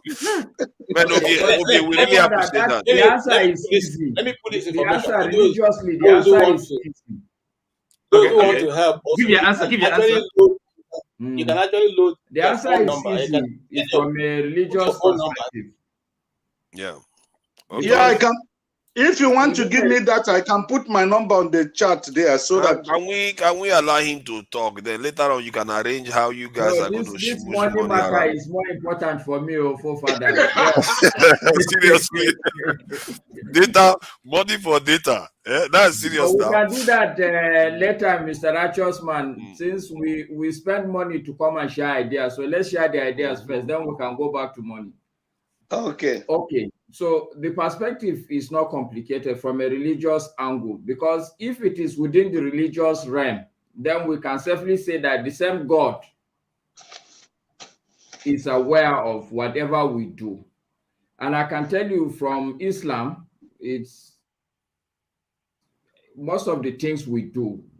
There's this thing they say, "Innamal mu'minina binniyat." Whatever a mu'minin, a believer does, it's actually your actions are judged according to your intention. If, for instance, like you're right, the man has lost his senses, he's not even aware of what he's doing. He's doing it without any intention. Then no, but it's aware. No. You are mistaken. You are mistaken my point. I need hold on. No, because he just stated where it is different. I'm trying to highlight to him so that he doesn't reach a different conclusion. Can I answer the question? A simple answer. Don't worry, we're not disappearing from here. He will answer. So the person, their personality just changed. It's not because they are not aware. They can still go and write the exam. So Father, when you say somebody's personality has changed, so let's go back and disaggregate the word you are using, personality. What does personality mean? That's okay. So I want to frame the discussion around the personality. Okay, if you say when we talk personality, the words we use, most likely he's a good person. And when you say somebody is good, what do you mean? His intentions are good. He means well for people. Okay? When you say he's a bad person, it means, so these are the words you use in describing personality. So personality even can be used and within the Islamic religious context, because whatever you do is based on the intention. What is the reason? What is the motive? What is engineering you to do what you do? Even if you are giving in Islam, even if you are giving people money all over the place, but the intention simply is because you want to compromise them, God is not going to grant you any blessings. Yeah, but this one, when you ask about personality, is basically the way you interact in the world. It involves your temperament, your generosity, and the way you generally conduct yourself in the world. And if that changes because of an accident, it doesn't mean that your memory changes. You know the people, but your attitude now completely is altered, and you start doing evil things because of it. Does that mean that that same person that was good before the accident will be judged harshly after the accident, No. even if they are conscious of what they are doing? The answer is no, Father. God will not judge you. God will not judge you harshly for biological criminal law. So okay, hold on now, OT. I know you are excited by you really want to come in, but I really would need to, because there are viewers now. There are viewers. We need to get somewhere. OT, come on, you can't do that. I will send you back to the view. You have to respect yourself. No, Father, there are let viewers. OT. No, that's not how it is. No, that's not how it is. That's not how it is. We have to conduct ourselves, get to a point. Okay, hold on. I'm not going to take your time now. You are doing it again. Hold on. Let me talk, please. I'm trying to get to a point here so that we understand something. What is the use of coming here if we just stunt the discussion and go another direction and we keep stunting it everywhere? We have to get somewhere here. I don't want to waste my time here. I'm not here to just have vain conversations. So when you said something about if the person because if the person has been altered, then the way it will be judged will be different. That is understandable. Father. So, and I can go further beyond even the religious realm. I can bring you an example that I don't know whether you're married or not, but I'm sure there are a couple of married people here. There are periods where women, specifically, if you've been married for a while, you will know that your wife, there are things she will do. If you are a mature person, you know that, okay, this is just a temporary thing. It's chemicals working. So you step back a bit. You are not going to judge her harshly. She will say something, you will gloss it over. So it's within the same context. So I am very clear that if you are honest that the chemical composition of the man's brain truly has been altered, then we expect him to be treated lightly. This is my answer. Okay. But so does that mean then from a philosophical perspective and from a religious perspective? No, I get you where you're coming from on that one. So because I'm just trying to flesh something out here. Does that mean anybody that comes into the world, is it their earlier state that is regarded as the original state? And if that state is evil, then you judge them based on that. But if that person is transformed based on an accident, the person's judgment, would it be better? Because you can say now that the accident has altered them to a better behavior. So would that person be treated as somebody that is good, but originally was bad, but because of the accident? You see what I mean? And if that is not the case, are we saying that if I go by your thesis that, okay, the earlier state is the one you go with? That's what you do. I'm going with your submission now. I'm going with your submission. I'm trying to go with your submission because because it's quite an interesting position. Yeah, it's my understanding. Yes. So that is implied. So are you suggesting, however, when you made that you're trying to, I'm just trying to, the best way to put it so that you understand. Okay, are you trying to say there is reincarnation? Because my Christianity, and I'm struggling with that as well. Not struggling, I'm trying to find the truth. That Bible tells us that when you die, it's it. You're not coming back here. You're not coming back. He didn't mention the word reincarnation. Whereas our traditional belief tells us that that when you die, you're likely to be born into the same family or another family. And there has been some proofs and all that. I mean, I've seen, not heard, I've seen a child born and they believe that it is this person that came back. Maybe this person had a mark on their body, and that child came and came. So how do you explain that? So it means that this world, this sphere that we call the physical sphere, is more than what we know and see. That's something beyond that we do not understand exists. It's just like in the past and all that. Like say 30 years ago, what mobile phone is will be if you told somebody that a mobile phone could do what it does now and the power of mobile phones, they will just tell you, you're I don't know what you drank or smoked. I think so the point there that could was be the question. there could be more in existence than what our Bible is telling us. There could be more, and Of even course. more so. I've started reading those books that they said that's been removed from the Bible, and it starts Apocrypha. a lot of things that Apocryphas, the Apocrypha. and and some things are starting to make sense to me. All right, guys, sorry, quickly. I don't mean to interrupt you. Good evening. Lovely conversations. It's not something I'm knowledgeable about, so I'm not about to contribute anything. I just came on board to ask Righteous Man the question forefathers asked, because he didn't get the answer for us. We're not particularly interested on how much it costs to buy data. We're asking because this internet is good. When we visit Nigeria, they buy you one internet, they give you one modem, it's BS, like it doesn't work. So we're just wondering that your internet seems really good every time you join. That's why we're asking the name. Is it MTN? Is it Nine Mobile? Is it just to know the name? That's what we want to know. That's what I came to ask, and I'll be out. Thank you, Righteous Man. Just Why the name. will you say you don't care about how I get my data? Oh, God. Okay. I'll leave you Righteous to Man, it. he didn't mean it If that that's the way. message you got from what I He said, didn't mean it that way. Righteous I'll Man. leave you to it. No, I didn't. That's not what I meant. What I meant is, calm down. The answer you gave us is not what we were looking for. We care. Sure. Just tell him you care and you still want the answer. Let's have peace. Exactly. Of course we care now. Now today we don't ask for people accounts. We go run data for you. That will not be You issue. say you don't care. You say We'll you don't run care. data for you, Righteous Man. You tell us the name first now. We'll run data. Don't worry. Okay, you want me to advertise the network? Oh, And no, the network don't advertise it. Just tell me. Don't advertise it. You asked a question. The what answer to the question you Okay, asked? I use this Airtel. Airtel. Okay, thank you. Drop your number. We go run data for you. Drop your number. We go run data for you. Airtel. Okay, I'll try it next time. All right. I'm Moscow too. I'm my brother Moscow. Moscow. You want make I buy data for Moscow? You want me to carry me? I beg. Folks. Even on that, there's somebody told me about TriMaster or TriStar or try something. I'm looking for that too. One that will be stable, because I need to do my work when I do come that way very shortly.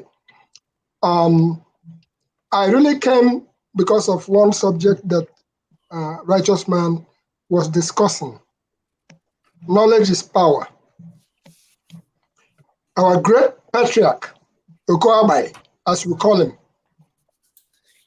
this is a man who I was very close to when I was young. He taught me a lot of stuff. But there was something he was talking to me about that was beyond my comprehension at that point in time. I'm sorry that I didn't hold him by the tail and ask him, let's go to the bush, even though he was so old and tall that he bent. But it was wisdom that was coming out of his mouth. Let me put it this way. He used a spoon.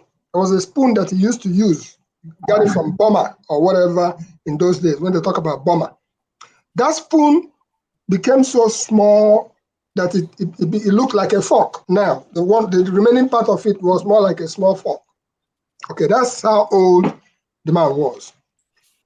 Righteous Man, he told me something about when they want to go to Abriba, for instance, Oti, you may be from that area. When they want to go to Abriba, that there is a performance, there's a ritual that they do, whether an Ajasco, that they will do certain things, and they will walk through a particular Ojonia, through a particular path. And when they get there, that they will rub their body on a particular tree. And when they do that, that they are off to their journey. And when they go, When they're coming back, they come back through the same path. And they come back safe. Like I said, I did not, because if I knew what I knew now, I would have held him by the tail as old as he was and asked him, even with your last breath, can you please take me to that tree? And I would have been able to mark what kind of tree that was. Some of those trees may still be in existence. We just don't know what they are. And I'm serious about everything I'm saying. Again, I talk in terms of practical things that I know about, what I have witnessed. We are doing Sunday school today. And when I tell my story, somebody said it was a movie, Nollywood, whatever. No, I'm saying what I know. When in the 70s, we were in secondary school, and I'll be very specific, you can go and verify if you wish, in Aba, the city of Aba, because of the way some of us grew up, what I used to do personally, I'm not telling you that somebody else did, was that I will put a marker of white chalk, cross it here, put yellow chalk, Odo, put red one, put everything. I will put Omo in my mouth, and I will carry a small jar. All that namas abracataba, all that namas, whatever you may call it. We will go to the stadium, Aba Sports Stadium. I'm not asking you that what I didn't do.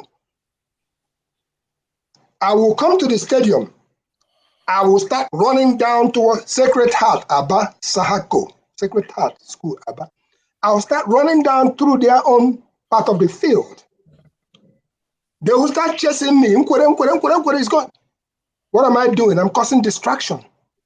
Even though we had excellent players from Igonichi Mezri, Pele, we had Idukako, we had excellent players. Our guys will score a goal. What has happened in the field? Because I will be going and I will do some assault, which I can't even do today. You go break west if you try them today.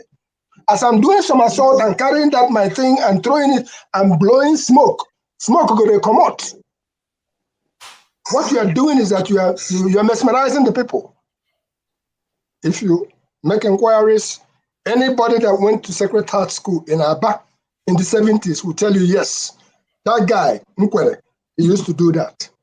Having said that, let me take it back to the modern religious, prayerful, fasting, the man which is in each and every one of us, depends on the chi or depends on the gift that you came with from nature. And you go and you fast, and you prepare to make yourself invisible in a path you are walking. It has happened to me in Lagos. I haven't tried that again in a long time. There are people you know who maybe they are looking for you. And you walk through the path of the same place where those people are. But because of the aura, John Abba, you may think about this. Because of the aura, because of what you have already prepared yourself with in the journey you're about to undertake, that person that is looking for you, you pass right through them. They won't see you. You're almost like invisible. It's happened to me, and I can attest to that. So since we are doing Sunday school, the bottom line of all this Sunday school is that do not underestimate the power of what your own hometown, village, tradition, do not underestimate what it has to offer. After all, you are seeing me, I'm seeing you. I don't know anything about that technology. They call it satellite. I don't know whether for your village or for my village where they go carry the stone, where they make a abracadabra, and then they threw it up there, and they hooked it up, and now we are seeing ourselves. I was talking to Zebi yesterday, and what he said was that, in my dialect, he said that when a native doctor prophesizes and the prophecy comes true, he got a pre-information about the person that he's talking about. And that is being practiced in modern times. When they come to you, they say, oh, your name is John Abba. Your sister died 3 years ago. Or because they have done their research. Now we have internet. Make things much easier. So my submission to us today, and in terms of what our great brother Righteous Man has said, yes, there are things that are still existing today. If you like, go try them. I submitted in this same forum last time. There is what we call Afifa and Joy here, that if you touch it, you get disoriented. Somebody was wondering, how can that happen? I still submit that. I know that one. If you follow me to the bush, I will say this one, if you like, and they try to justify it scientifically. It comes back to the white man telling us, una they do voodoo. Earlier on, I was talking about the part of Thunder, where they went and built a school. In 1961, the lightning passed through there, took off the roof of that school. Children were in the school. Obama, whom I know, a small child, he was brought home. He was all pale, white. What happened? They say, nah, thunder will strike them. I don't know if anybody has ever been struck by thunder. But you know what? In that place, it's called Opposite Primary School. The school is still there. Every now and then, the roof will be taken off. Why? Because it's directly in the path of lightning. So, my friends, let us consider what we have in Africa and what they are trying to tell us is all bad, but their own is good. And we are now sitting down and our own electricity is shining here. And that's why I will always invite you, join me. If you go to igbopessings.com. Let me ask you, can I ask you something? Yes. Do you know one Professor Ume? Which one? Umeka or what? No, from the first professor of estate management in Nigeria. He wrote the book After God is Dibia and the March of Igbo Civilization. He's a Dibia. Do you know him? Yep. Okay. Yeah, that book I've heard about that. Okay. I have two of them. I mean, March of Igbo Civilization, volume 1 and volume 2. So he's a Dibia. So of course he's well, I know what you're talking about. I don't know. I mean, so okay, good. All right, so the people we have now, all I'm saying to you is that if you have the luxury or the privilege of being with any of them, hold them by the tail. Let them give you certain secrets of life, which you can then pass on to your children, and you say, this is what it is, though, because for now, for tomorrow, the same secret is still there. You just have to abide by the rules of engagement. And if you so do, you are good. And if I want to take it even further, while we were in secondary school, and I quote again, Eziama High School Aba, which was formerly Apostolic Christian Grammar School, as a result of our own personal belief, I used to get, when they used to tell us about Mame Water, I used to get up at midnight and go to Aba Water side and start swimming at midnight. I'm looking for water, I'm looking for Mame Water. I never saw the Mame Water. I never saw one.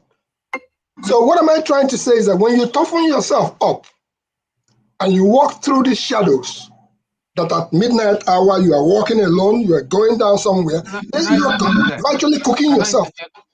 Can I interject there? Are you saying that Mami Water does not exist? Do I think it doesn't exist? Marmot. Are you saying it doesn't You mean water goddess? Water goddess for clarity? Mami Water, yeah. I didn't say it doesn't exist. I didn't say it, I just never encountered one. I used to look for them, and they never came my way. See, these things are they are spiritual beings. They have the ability to make themselves manifest in the physical if they want. It's not something physical. Even if you read tales from of sailors back 100, 200 years ago, they encountered these beings and all that, things do exist. There are a lot of things that we do have that exist, but we have lost all those arts. I mean, like, I believe very strongly that you see these leaves, they've got a lot of power in them, but a lot of things that the sickness we have today, cancer, diabetes, and all that, I believe we're so blessed in Africa, but we've lost the art. That art is lost. When you want to talk about leaves and alternative healing, They'll tell you, no. I remember, okay, there's this shop here in the United Kingdom. It's called, what's it called? Forefathers, what's that shop that sells, you can go in and, buy your multivitamins. It just got off my mind. Boots? Are you talking about Boots? No, not Boots. Not Boots. You buy vitamins. What's the name of this in shop? Nigeria or here? In the UK? No, in the UK. In the UK here. Vitamins. Something I heard. Something I heard. Hold on. I can't remember the name. I don't know. Yeah.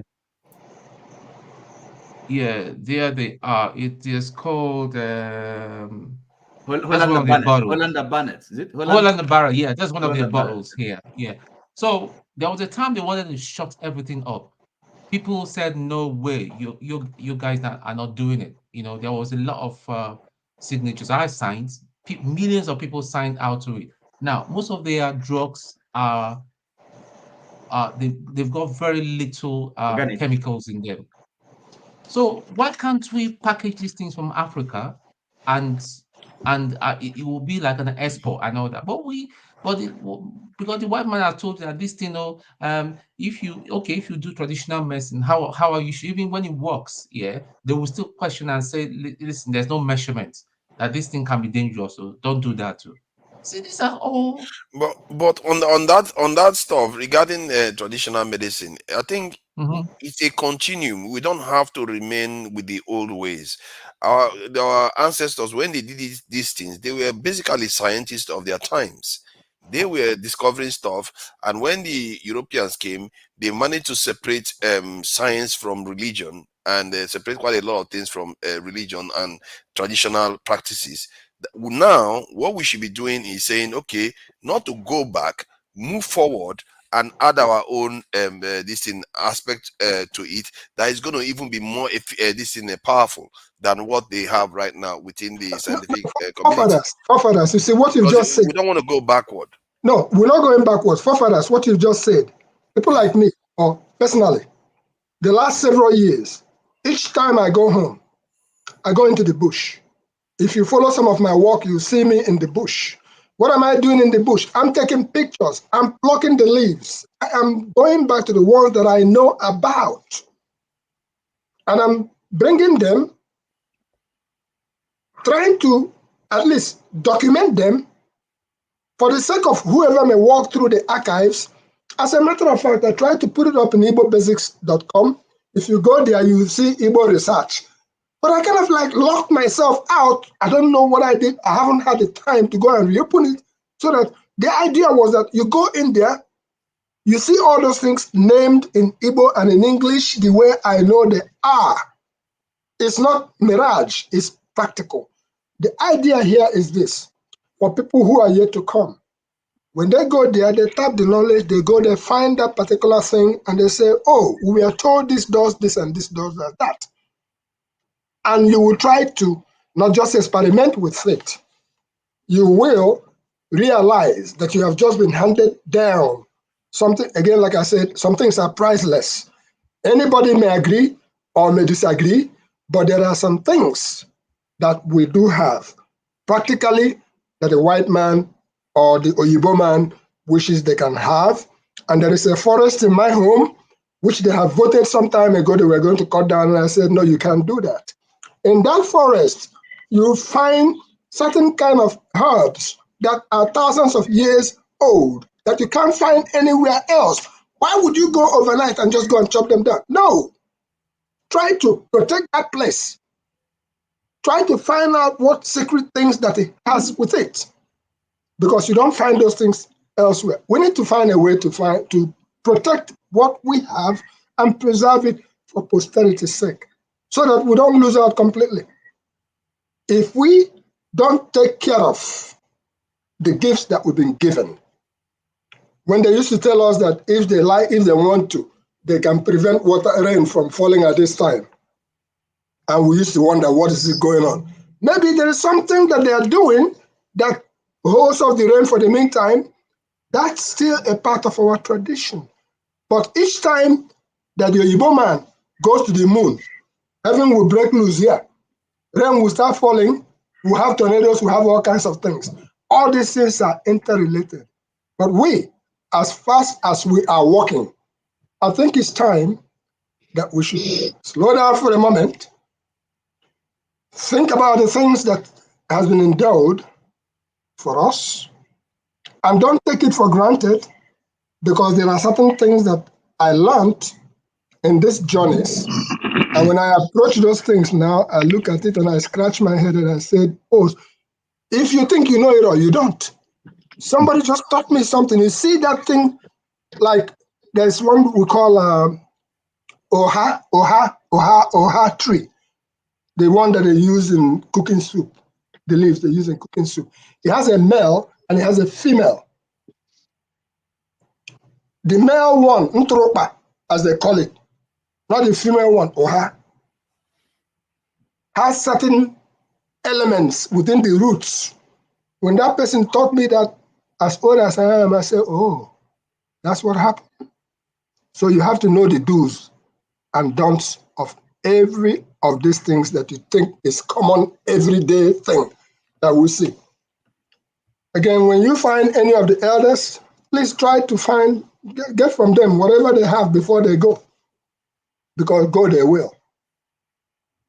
That's all I have to submit for now. My friends, there is a lot of goodness out there, but we should tell whoever we are living in their place, as you are trying to extract our minerals, our whatever we have, like we talked earlier on in this forum, when our guest was here, he was talking about the artifacts that we are taking away from our place. And I even mentioned Astro Minerals in New York. Google it, or you can go to New York if you live near there. Astro Minerals. The day I walked in there, I saw things that we don't even have. They've taken it and it's there on exhibition, and it's right there in New York. I said, oh, these are the things we take for granted. I didn't know that this is what I have it here now. So sometimes it's right in your face. And people like Jagon, I always submit that, my friends, we're here, Google us. Whatever you find, I said earlier on, the best things in life are priceless. Of what good will it do any of us to have knowledge and you die with it? Or you keep it on the shelf? Pass it on to somebody. That person may be able to use it and move on. Interesting, if I may follow. I haven't been here so long, but I've been looking on the background. I'm not quite sure how we got onto this subject, but a beautiful subject nonetheless. Sunday school. To carry on from where Igbo Basics kind of left off, I have so many things to say, really. So I'll be in and out, as it were. But just carrying on in terms of things that are good in the ground and things that have been there for thousands upon thousands of years is what we call zobo in Nigeria. You touched on something, Tone, earlier about the herbs, about the minerals in our ground and what we use it for. This is mine. This is my little product here. I don't know if you can see. It's called a HIT. It's the HIT is HIT, an acronym for hibiscus iced tea. Now, the hibiscus in Africa is the pharaohs used to drink hibiscus. The Sudanese have the most in the world, and the range of the product that we have in Nigeria is quite vast and varied, of all different colors and all different levels that it would do for the body. Now, we have these things in abundance back home, as we know, and they are part of our tradition. They're part of our way of life. They're part of our medicine. It's part of our spirituality. But I don't necessarily believe that it takes away from our understanding of where we are today. And hopefully those who are Christians or Muslim among us, Abrahamic religions, will have an understanding that these things do still tie in. And where they tie in, it's down to your research and understanding to find out. As you say, we are basically looking for truths. And as much as we can come to a certain position of truth, we must always submit that we are not know-it-alls. We must be humble in our knowledge as best we can. So yeah, it's been really interesting listening the whole day here and there to our guest earlier. I thought it was brilliant. I thought the show went pretty well earlier today as well. But in going forward, there's something that we have in Ifa, in the Yoruba dialect, whereby in the world, the only people that have it, this particular level of mathematics that Ifa offers, this particular level of science that the Ifa offers, is in China. They call it something in China, and I can't remember what it is, but I remember what it signifies. Is a lion over what looks like a ball or something, a kind of spherical thing, but it's quite cut, almost like a diamond cut all the way through, and this signifies exactly the same number sequences that the Ifa suggests. So in the world, it doesn't matter what truth we're dealing with, all are connected. And if we're dealing with the real truth, this is what we call enlightenment.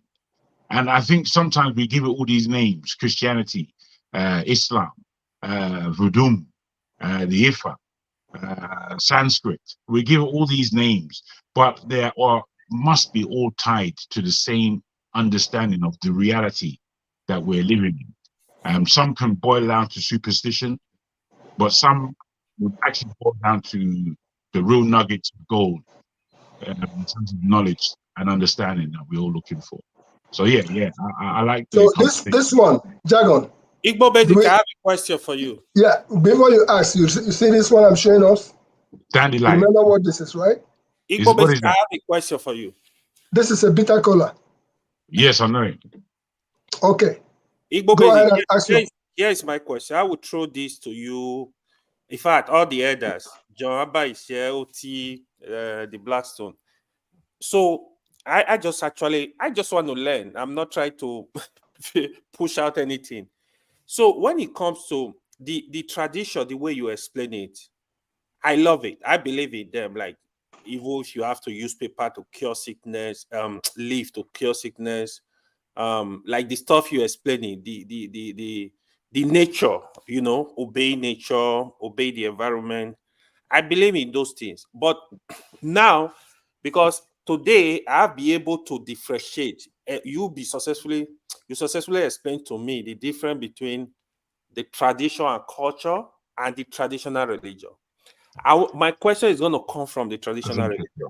So, what do you think happened? Do you think the people that were practicing traditional religion before Islam and Christianity, for example, why do you think they abandoned that religion? Most of them, majority of them, from history, they abandoned it, and they move it to the mainstream religion. What do you think happened? Do you think they were doing the right things? What do you think? Do you have I'd love to answer that question.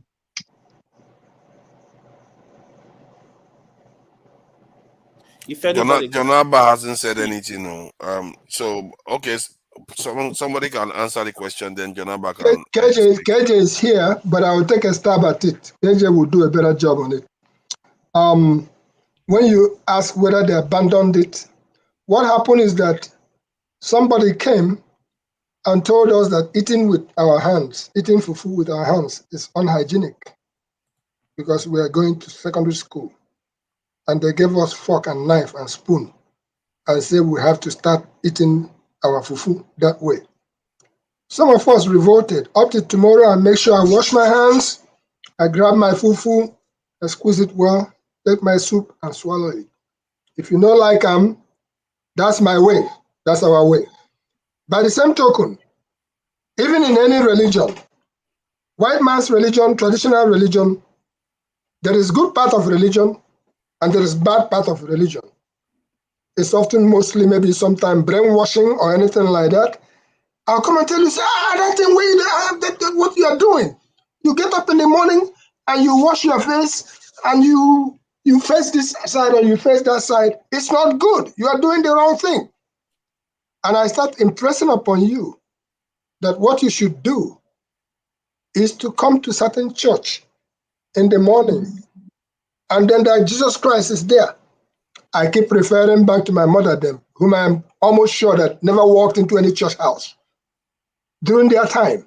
But those people were as pure as you can find them. They obeyed the rules of nature. They worshipped Obasidinelu, whoever it is up there. That's what they worshipped. And they follow the rules of the ground.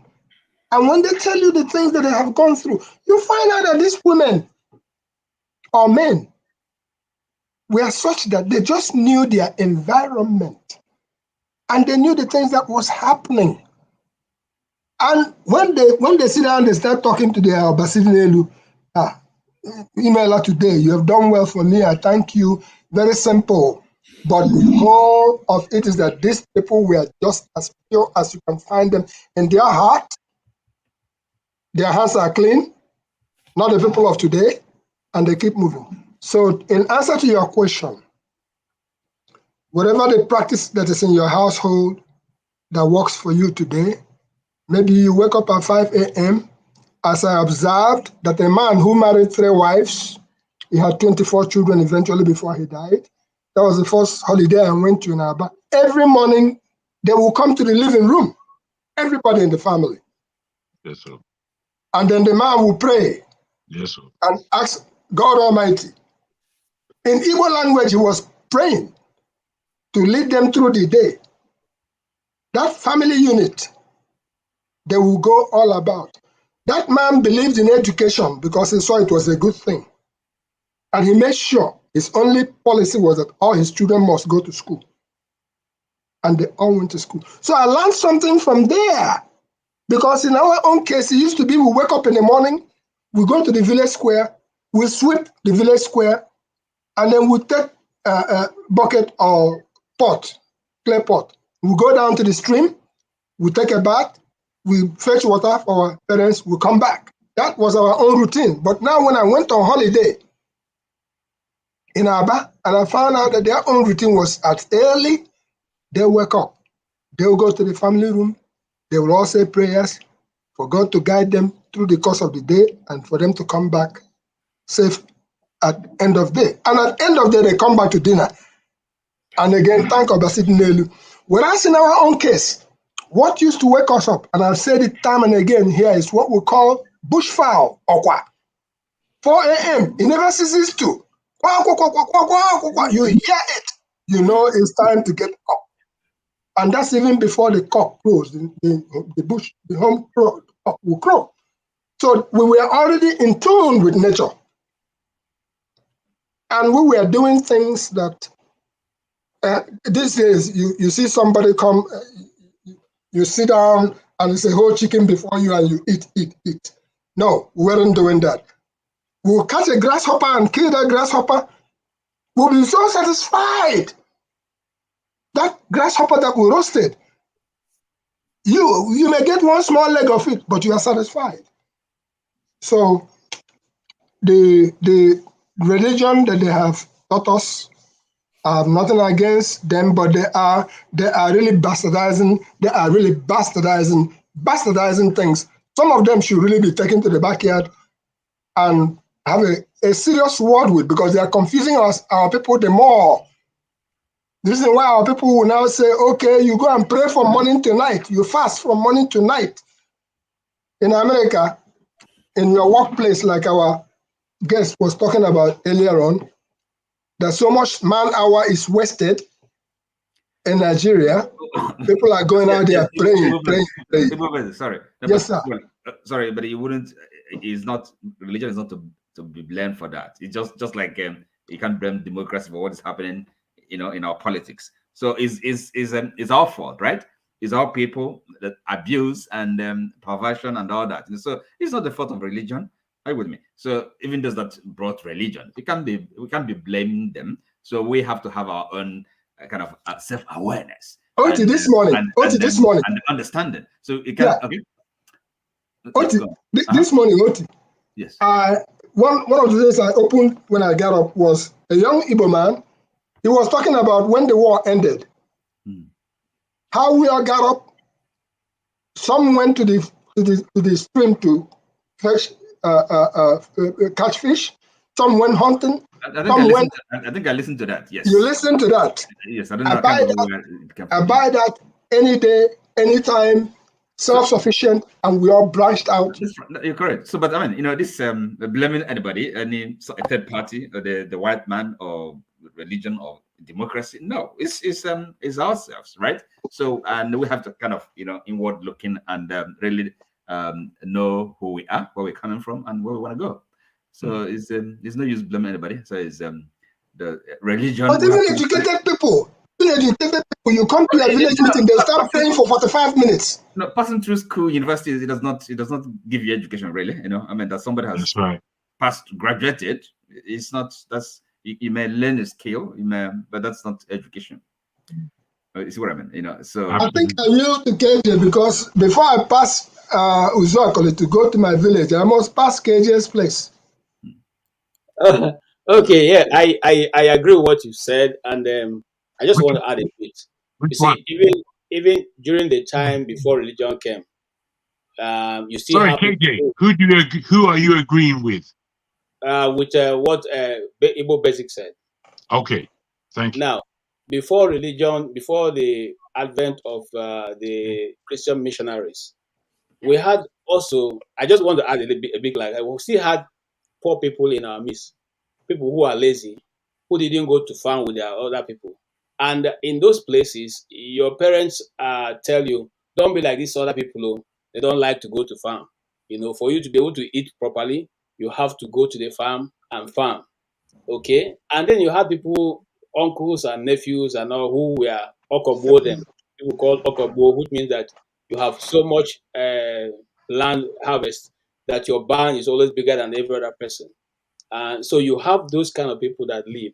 Now, so laziness, what I'm trying to drive to is laziness being in the church is not what has brought poverty or what has made people to be not able to feed or not able to do exactly what they should. It has always been there. Rather, this is what I would say. Because in every society where there is poverty, one of the things that strives a lot is religion. And religion can be taken out of context. Now, in the time before, like I said, before the advent of all these things, you still had the basic traditional religion, which had people who you are told, don't go to this man's house. Oh, Onyenshi, that is, he's an evildoer. But it's also a traditional religion. Yeah, it's also a traditional practicer. Okay, but they will tell you, go if you want to relate with these people. But they also know that these people are also traditional worshippers, but their own is they follow the law of nature. Do what is good, do what you want others to do unto you. So that was always in the society, in our own, our own communities, small communities. People are told, this man is not a good person. Not because not a Christian, not because he's a Christian, because they're not all Christians, but because he perpetuated himself in doing evil. So they call them Ndianusi, that is people of bad spirits. Okay, and they look at another family. They give poison. Yes, you can go to this person. In fact, before my dad died, because we didn't grow up in the East, when we go to the East, it tells you where you can eat, where they can offer you food, and you eat where you cannot eat. And so those even though they are relatives, they'll tell you, oh, don't go to this man's house because he's evil. Okay, not because he's a Christian. All right, they are all traditional worshippers, but they tell you to go to another set of people because they are good people. Those people want to see other people's progress. So, in other words, in those days, you didn't hear somebody like, well, let's go and kill this man to make money. That didn't come from the worship of, the advent of Christianity. Okay, that didn't come with it. It just showed that the decadence in the society is going to a level unexpected because of poverty, because of lack, because of, even, let me tell you the bad thing about this thing. Even if you are in Nigeria and you want to work, you don't even have the work to do. That's how bad it is. And so you're a young man, 25 years old, 26 years old, 30, 35, 40. You wake up every day, you put your hand in your head and be counting your ceiling. So how do I eat now? And then somebody comes up to you and say, let's do this. Okay? This person have done it, has money. That person have done it, they have money. Okay? And then what follows this character? Everyone in the street that you know who is of government or who is a pastor or who is, they all driving big cars.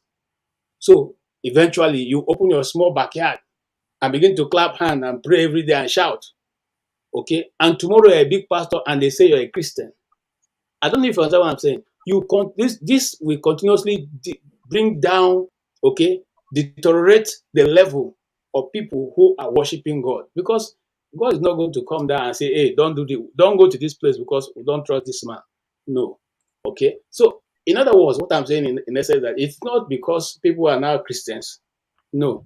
God says, I know those who are mine. So it's not a question of because you're just calling Christian, because it means that you're a Christian. No. He knows those who are his. The same way, there are people who I will not advocate that somebody becomes a traditional worshiper.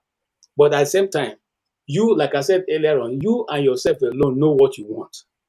And what you want, for me, I have taken the direction of what I want, which is what I believe.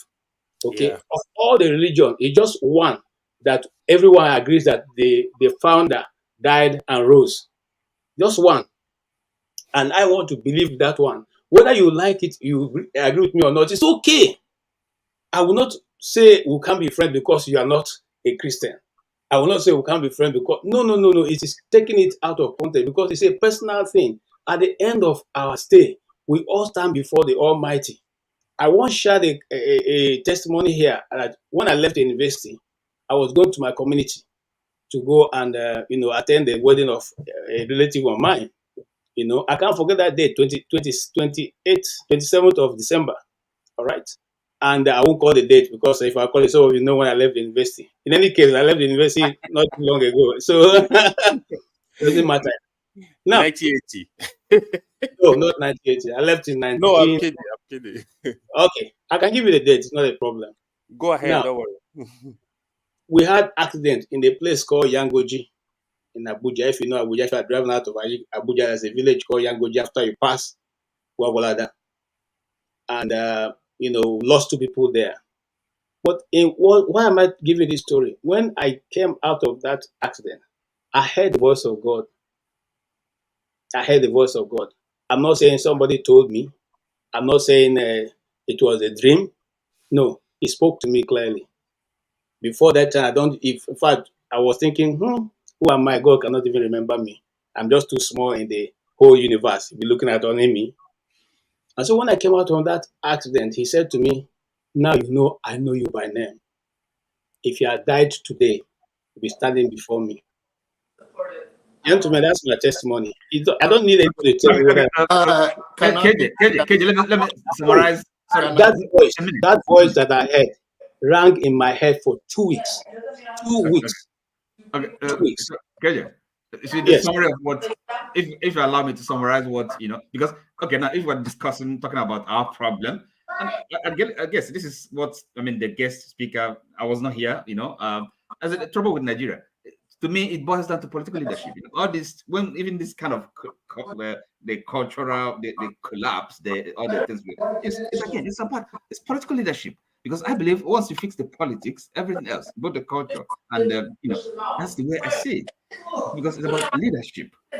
So that is, it's not Christianity is not a problem. It's not Christianity. So if you because people will always abuse things of when they say democracy and then we have election or these things. So when you have with the right kind of politics, you will have elections. Of the sort we had, or you start abusing democracy or condemning democracy. It's not the fault of democracy. It's not the fault of the system, but the individual, or maybe you said is the law, the lawyers. But it's just the corrupt system. And it can only be fixed through, again, political leadership, good leadership. If you don't get it right, forget it and everything else. I think I can come if you don't mind. I will be exiting soon. Can you guys hear me well? Yes. Okay. Now, I think we talk about so many things, religions, and the tradition, and someone like AY, a young man. To me, what I The would old man, no. yeah, no problem. I think everybody here is still young anyway. We are just trying to keep ourselves going. It's what you make out of religion, whatever you say. The only thing I was a little confused when we are talking about culture and tradition and religion, we are not drawing the contrast. There are three different things that are all different. There is no reason to say, I think even before the coming of whatever, whether it's Christianity, Islam, we still have our own religion. And that is what people relate to then as an idol, because our forefathers were worshiping image. And that image is what they believe in. And to what I say to people is that your conscience is the most powerful gift God has given to mankind. People norm it by power struggle and all of that. Or people use substance to numb their feelings and to carry out a diabolic or carry out atrocity, a very deplorable thing in a society because they numb it. If you do not numb your conscience and you are normal with a normal IQ, you know what is right or wrong. You know that. When you are cheating your people, when they give you the money to go and I'm talking about politicians now, or even a pastor. When you are collecting offering and the offering is meant to build the church, to make sure that the poor and the need are being reached out to, and you use it for your own personal thing, you know you are doing the wrong thing. You may justify it, but then that is you follow your conscience. And the tendency that you're going to be a Muslim, if you are born in a Muslim family, the chances of you being a Muslim is higher than you being a Christian. Doesn't mean that Christian cannot become a Muslim, and does not mean that Muslim cannot turn to a Christian. But sometimes we are a product of our environment. I met a young man yesterday at the warehouse, and what he was saying is that he retired from here and went to Nigeria, and he said if you send even 5 to 10 years old child, they will lie to you. They will, he was like, I said there's no excuse. So that is to say that training begins at home. So the thief in the office today is from one family that they do not correct, and then they become a product of your environment. There is no way, as someone say on this platform, that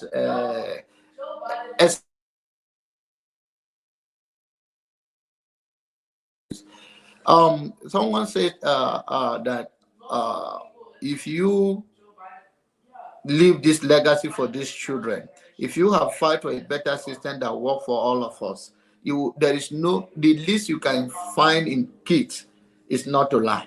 Kids tell the truth. So the environment is because the irresponsible in the society, the lack of truth in the society is what they're also a victim of. It's not intentional. There's no way a child really want to lie. There are people who have a lying spirit.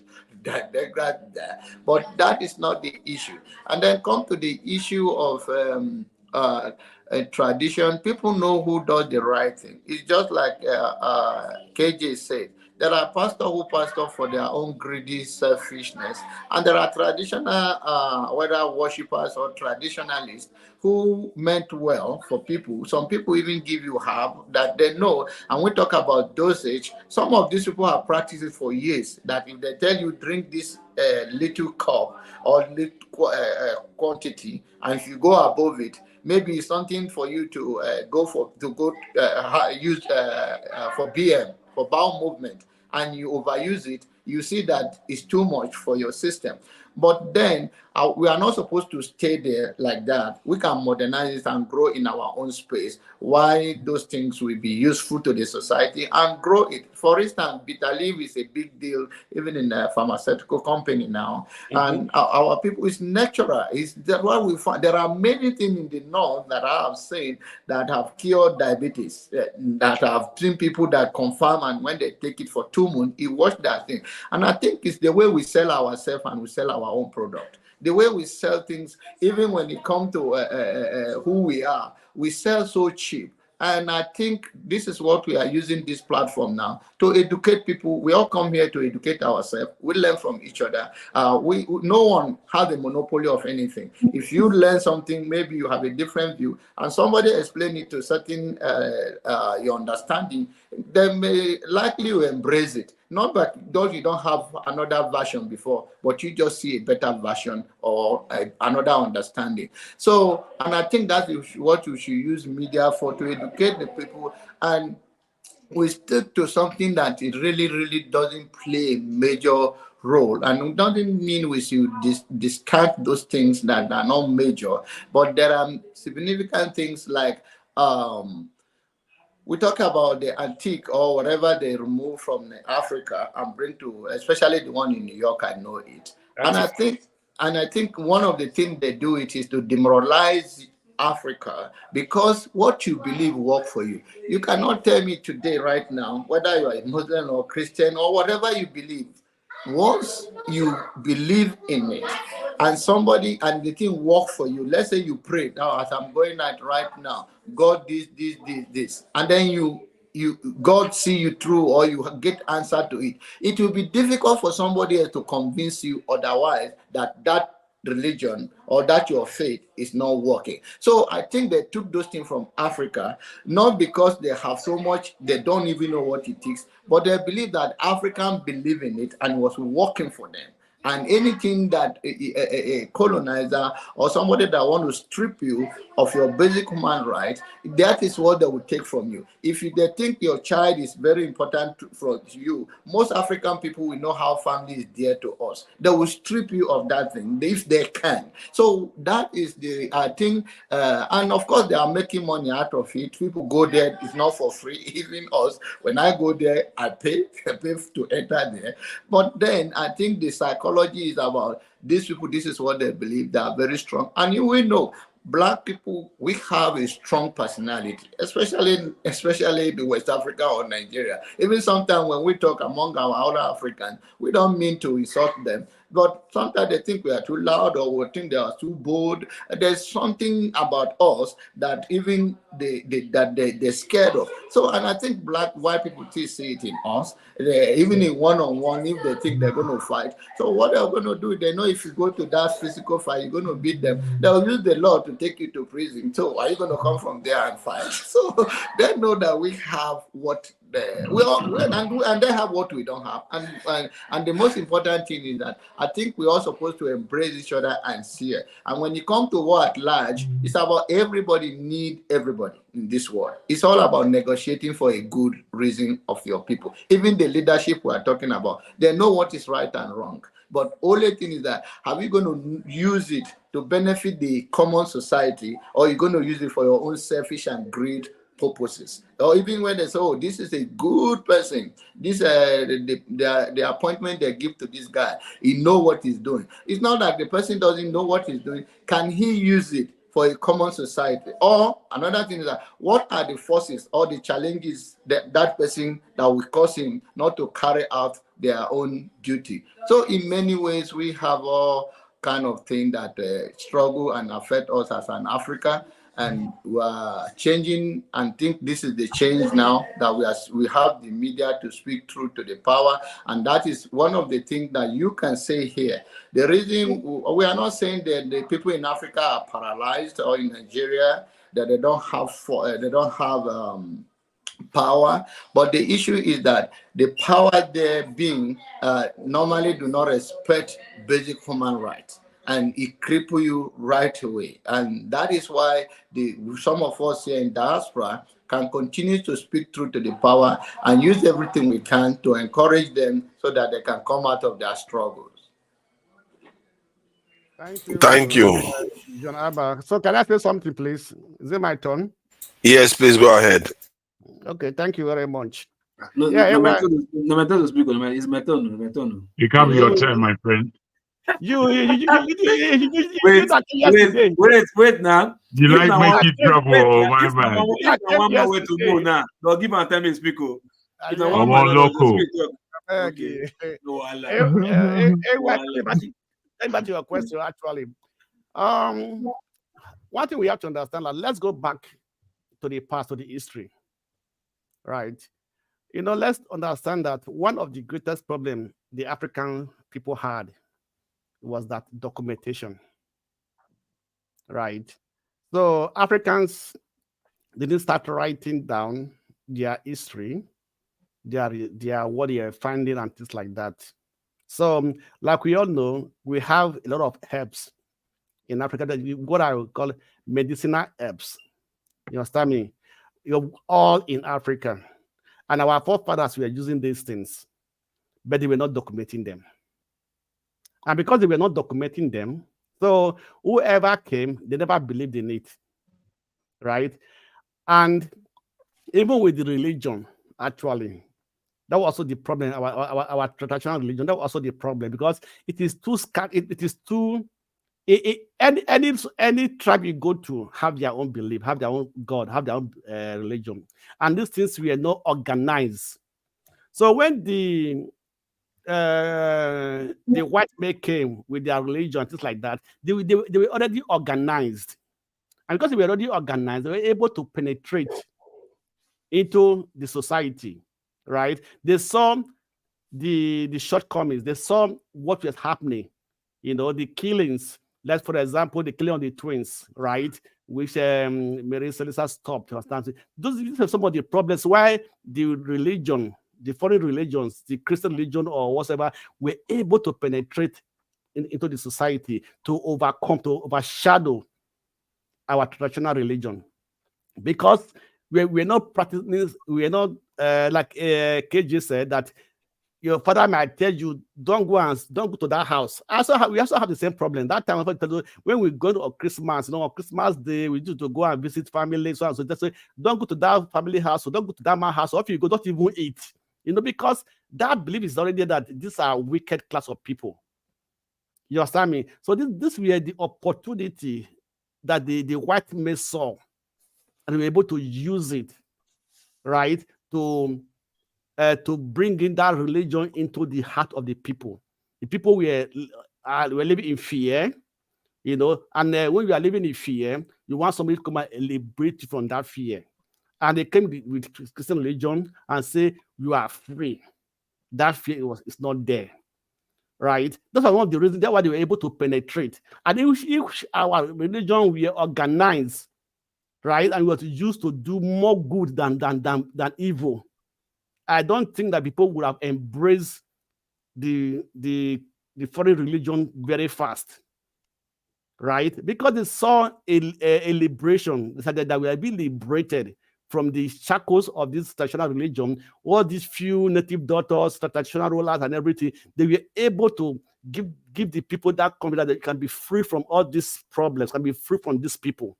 So that's one of the reasons why I see that they were able to overcome. The people were able to embrace this Christian, and they came with many other things, not only with talking and everything. They came with things that the people accepted. They came with education, they came with different things, and people accepted it. That was one of the reasons that we were able to penetrate. Now coming to our native daughters, we are actually using herb to heal people, right? In the 80s, we used to have a native daughter that used to do surgery, right? We used to do surgery in his place. But when the man was discovered, the government went to arrest him. So at the end of the day, they did not kill, they did not destroy that influence. Say, why must we do surgery? Let's look at our daughters, our pharmacists and everything. Nobody is looking into doing research, coming out with findings about these herbs that are able to provide healing for people, right? We know that in Nigeria, in Africa, there are many leaves that today that have been sought after, that people will just take for any type of sickness. It will provide healing. They will Hello, everyone. Yes, you are welcome. So at the end of the day, so our people also, our daughters, our own scientists, our professors, also creating an avenue whereby the foreign medicines are coming in. Why don't we invest and researching on what you have to come out with a proof that these things work. These are the sickness they can cure, right? Today, people buy what they call agbo, and people buy it, people drink it, and they get healed. Who or something, but at the end of the day, they're not documented. Even the doctors are saying they are bad. Don't buy it. They are destructive. They are harmful to you. But these are not supposed to be the way they are supposed to approach these things. Why can't you bring these people into a form of research? What is the idea? What do they find? Take all these things, take it to the laboratory, research on them, find out if they are truly doing what they said they are doing. So this is why the foreign countries, they do research every day. But in Africa, we don't do. We still believe on the research they are doing for us. We spend billions of dollars to import medicine into Nigeria, whereby we can also have our own medicine, right? From our own leaves, from our own herbs, from these people who say this can work for you, right? So how can they not overcome us? Because we prefer what they have to what we have. So when that is there, there's no way we are going to move forward. So we have to prefer what we have. Like I drink green tea. There's another tea here they call a 7 leaves tea, 7 herbs tea. You understand me? That's 7 herbs mixed together. These are all in Europe. These are herbs, whereby we also have in Africa. Hibiscus leaf and everything. There are different leaves we have, which are very healthy for us. But we, the Africans, we're not embracing these things. We prefer to have that Western culture, Western life, because you want to belong, we want to feel that they will accept us. So we are craving for to be accepted, stability from the Western world. That's why we are embracing whatever they have, and we are neglecting that which the natural things that God has given to us, which we can use in our own to develop our society, our country, and everything, right? So coming to religion, I believe one thing, that religion is something that everybody embraces. It doesn't have to be Christian religion, whatever I believe, whatever you believe in, what I work for you. The first thing is belief. I always tell people that a pastor that performs miracles is only because it has a closer relationship with God. You understand me? And so it's just a relationship with what you believe in that work for you, that give you that power. There's power in religion. There's power in belief. You can believe anything, and when you believe it, and you truly believe it from the depth of your heart, you have that power. People go for 40 days fasting. Even the native doctors, they do fasting too. They do everything to believe in that they are God, and they still get positive result. Not all native doctors are bad or are wicked. Some are very good. Some are positive. Some are real. Just like also the Christian, the pastors, also like the imams and everything. So when we believe, we can move mountains. We can be able to move mountains. It's the level of your belief. And I believe that, like what is being said inside that your thoughts create things. So what you keep on thinking of, what you continue taking thought of, is what you create for yourself. It's what you create for yourself. So that's the principle of belief. So if you are a Christian, keep on believing, trust God, and just keep on believing, and let your belief be to that level that whatever you ask for, you can get it from God. If you are a Muslim, Okay. same thing. I think we've shifted the argument from consciousness to tradition to all kinds of different areas. Yeah. We've lost, and I think that consciousness discussion was actually going really getting somewhere. But that said, I take your submission, the Blackstone. From what I've heard, from my own personal point of view, I think this is one of your most coherent and the strongest submission I've heard. I don't know, man. I don't know whether you are growing on us or something. I don't know. No, I'm not growing. 30 seconds, please. Yeah, go ahead. So I like one area I want to touch on. Oti, I'm not sure. I I've think been you are raised in that before. right? You can Please, question please, me. sorry. So one area I want to touch on is the area of the herbal, like the trees, the herbal medicine in Africa. I seriously feel like Africa actually failed in this area. Like what Mr. Blackto just said, we are supposed to do. In fact, by now, even our university, to me, they're supposed to have a department that deal with herbal medicine, doing research with our leaf that we are discussing here, because no this funds, stuff really work. Today, hold on. Today, no money. do you know that some of the a tree like moringa, it was when I got here I started using moringa. I'll go buy it and I'll be then my friend. I was talking to my friend back home. He was telling me, "Oh, we have moringa tree here." I'm like, "What?" I'm like, "Oh, the effectiveness is so high." Like, but we don't know all this stuff, right? The bitter leaf today, there is tablets for bitter leaf over in America. We don't make, I know we use bitter leaf to cook, but I think we don't do research in these areas enough to really understand the quantity, distinguish between the leaves, the trees, the hibiscus we're talking about today. Once they start using grammar to tell us hibiscus, this is there. Like our grandfathers. Hibiscus flower. We plant it in Yeah, our home. Hibiscus flower. So especially like it's getting worse with this new generation. Now they don't even care. Some don't even know. But we focus on buying medicine from the West, bringing them back, and something I tell my friend, I say, "Oh, if white were in Africa, they would have done way better with what they have." But AY, sorry. It's even right now in Nigeria, it's even worse because you can just go over the counter and just buy anything. Now, malaria and all this typhoid and all that, the kind of medicine that they buy, I was speaking to someone some few days ago. The person bought something for malaria and then she was reacting. She can't even explain why she was reacting.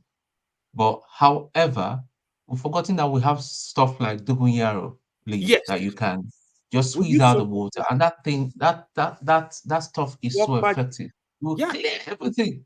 Yep. It will clear everything. Yeah, even the bitter leaf water that we even wash out. Do you know it's medicinal on its own? Yeah. So one last thing. I think on the side of the people that we're taking, there are families who say they can give this thing to people, right? I think they start abusing it. I see it. They are merciless. They are just totally merciless. You see, prison is hard, and you just left it. I think they start abusing it in form of I clap for you.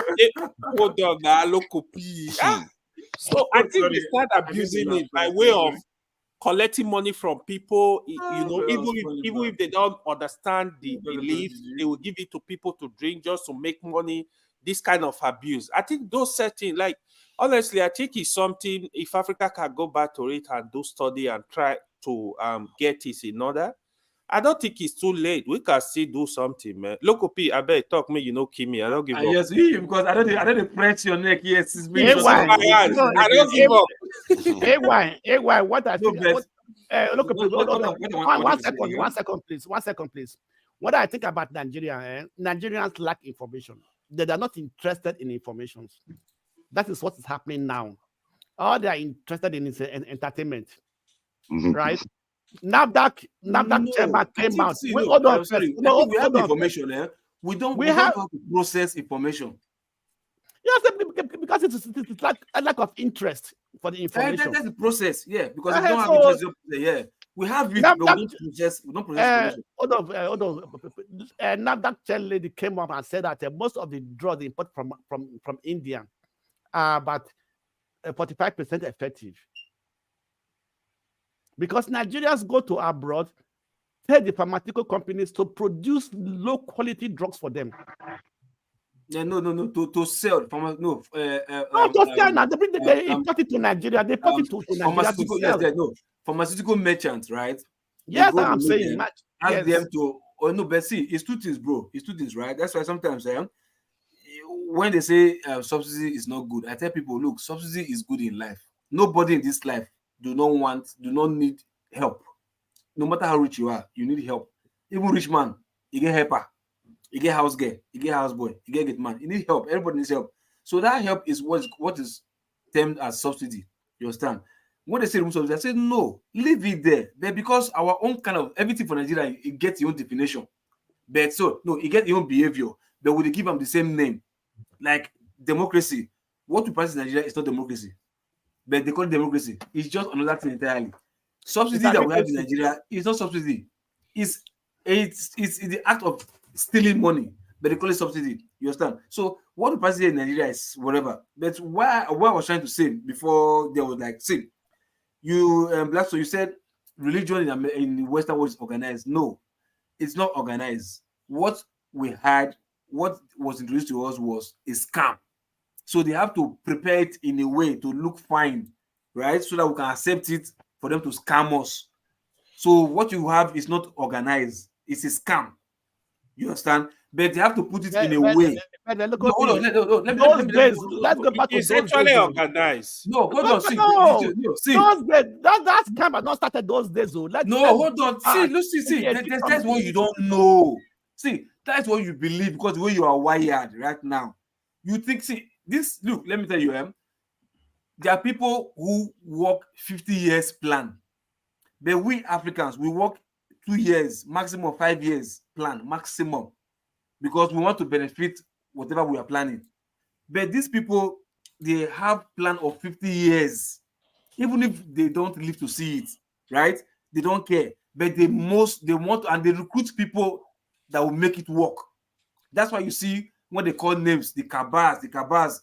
Why is it that every generation will have cabals? Don't they die? They die. But they recruit people who fall into the line of their 50-year plan and continue with it. You understand? So the thing you call organized right now, no, it's not that it's organized. Our own is not dirty. No, hold on. Our own is not dirty. But because what you seem organized. Look, can I ask you a question? Okay, let me see. I have to finish first now. I beg. I want to ask a question. Okay, please. Finish. I have a question for you. Let me finish first. I beg, please. You understand? What you call organized, it's just like scam, right? Why you think people fall for scam? Because it looks real. It looks so true. And that makes them fall for it and they end up being scammed. You get my point? That's how it is. So what you think? See, religion is personal. That's why I say salvation is personal. But if it's brought to you publicly and in a larger scale, there's something fishy about it. It's simple, not logic. But we don't like to read between the lines. See, everything in this life is there for us to see and learn, but we don't want to. You understand? So, and what you said, I want to say, I wrote some stuff down. You said simple concept when was President Achebe. So what I'm trying to say is like, right? See, look, issues that comes to Africa, right, which got to do with our drugs, our pharmaceutical, whatever, lives, whatever. Look, they tell you our orthodox way of doing things is wrong.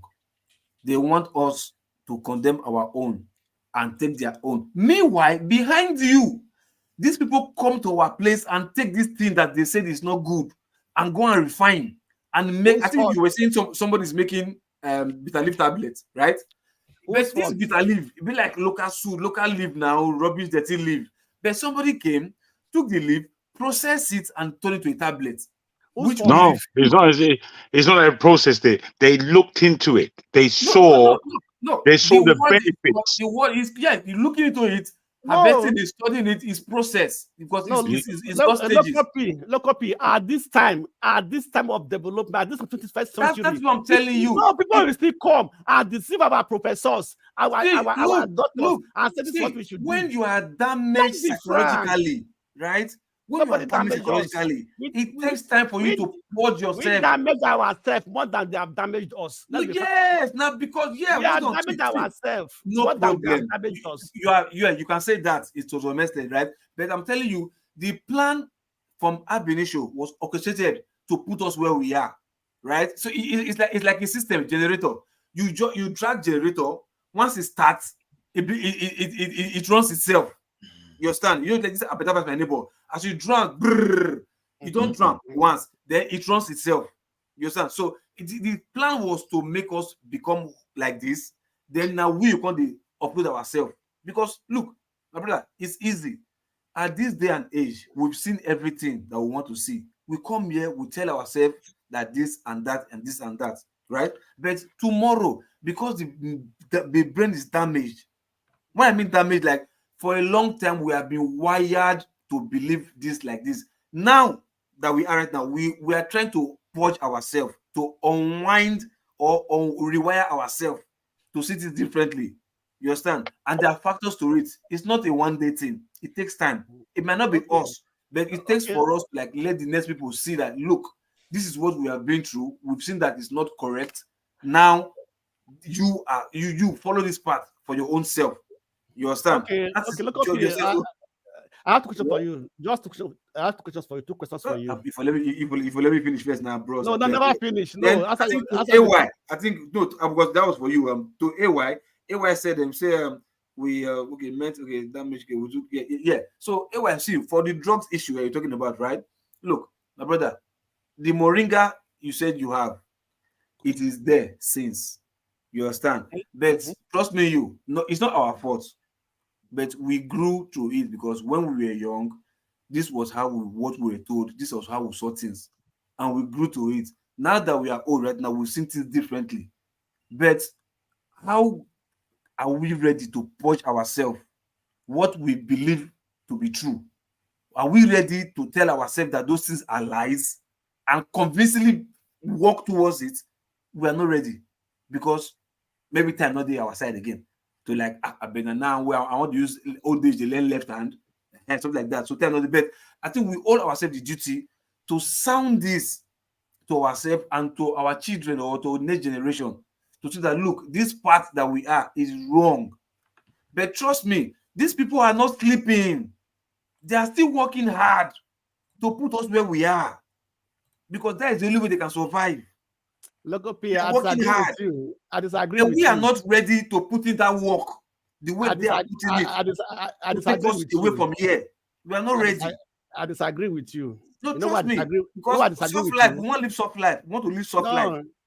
Did you do what I disagree with you? No, I do not disagree with you. Are there not African daughters who are doing research even in America? There is nothing that we stand if what let me stop you there.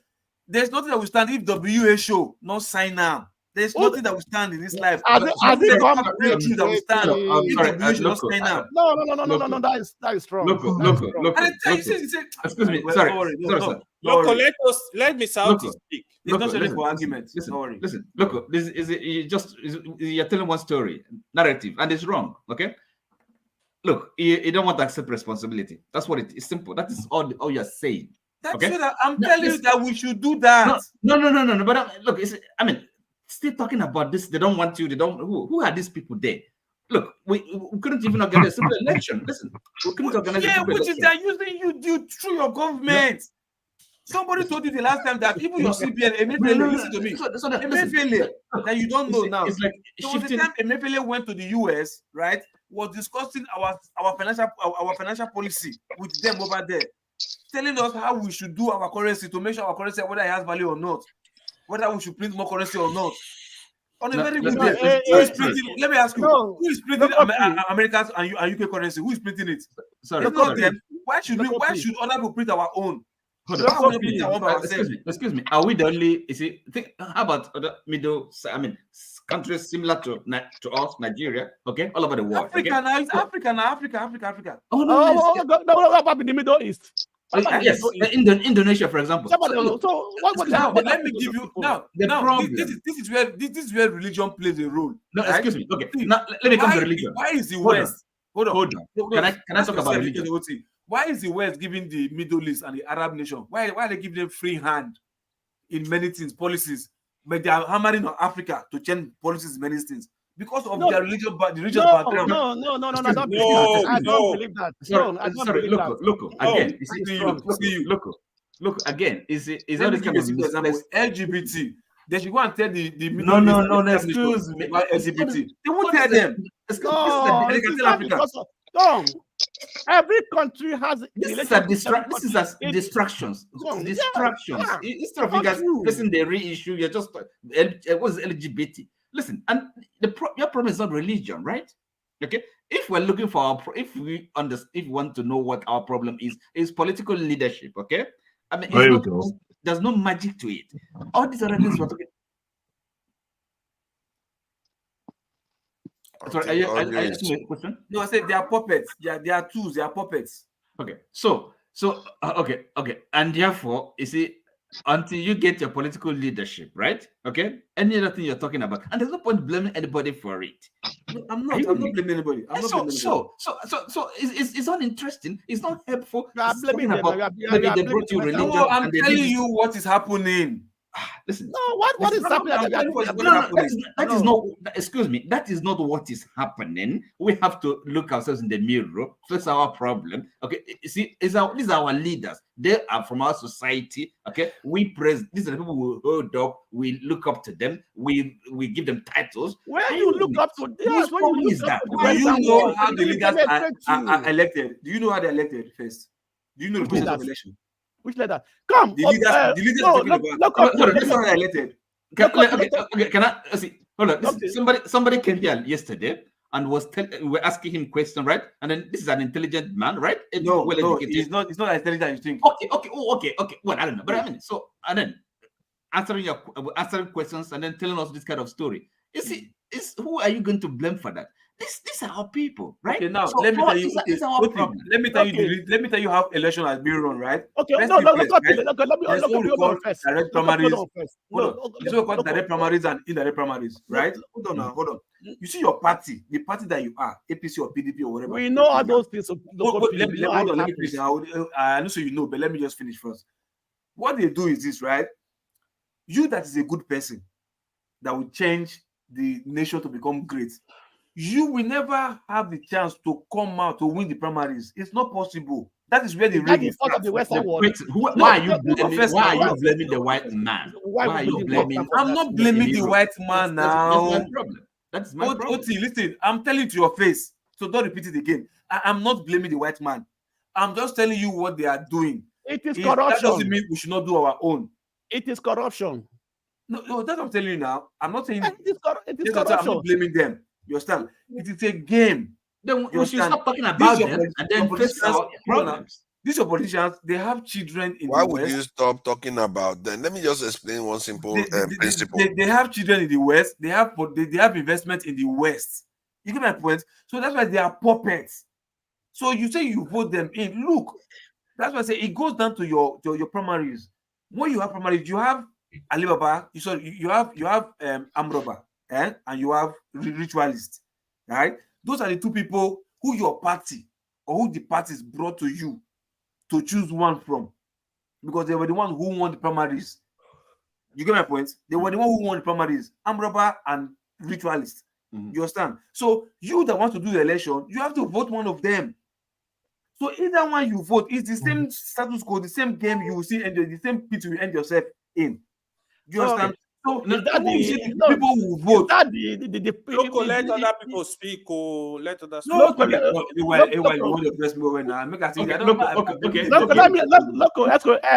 Hold on first. Loco, why must most of the Nigerian lawyers, why must they go to US and go and also register to be practicing in the US? Why what? Say that again. Most Nigerian lawyers, you understand me? Why must they go and be registered in one of the states in America to be a practicing lawyer in America? Why you jagba for Nigeria? I say why most lawyers. But it's not most. It's not most. There must be very few lawyers. I don't know what you mean by most. Okay, maybe few. Okay, no, because it's not. No, excuse me. No, let me finish. This is the relevance of that question, right? Now let me finish now. Does any American lawyer come to register in Nigeria to be practicing? Now give hold on now. That is the wired I'm talking about, right? When you are wired to see yourself as inferior, you go elsewhere to become superior. Yes, let me finish my statement. That is how we sell ourselves to them. Who you yield yourself to as a slave will become your master. So But now damage psychology already. It's a damage psychology. I agree with you. Because we are using ourselves as a slave to them, so they will always use us. So do not blame them for that. You and I are in Europe, right? You and I are here, okay? And excuse me, sir. We're here, isn't it? Are they in our countries doing this? So what is? I mean, talking about lawyers or doctors, I don't really see the point, because we know the problem we're facing, okay?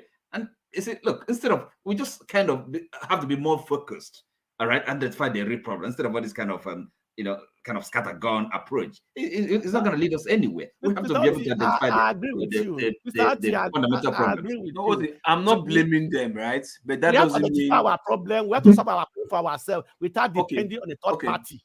Okay. Let me give you more instance, right? On the third party.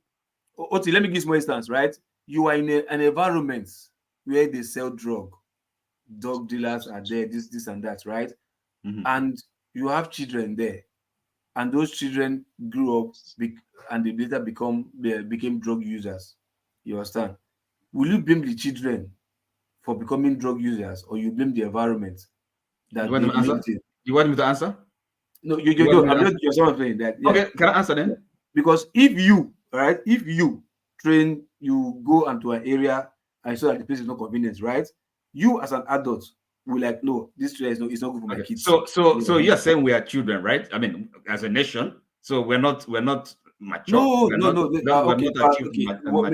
are taking my word literally. You understand? Because you are supposed to know that what I'm asking is hypothetical. Well, it's a metaphor.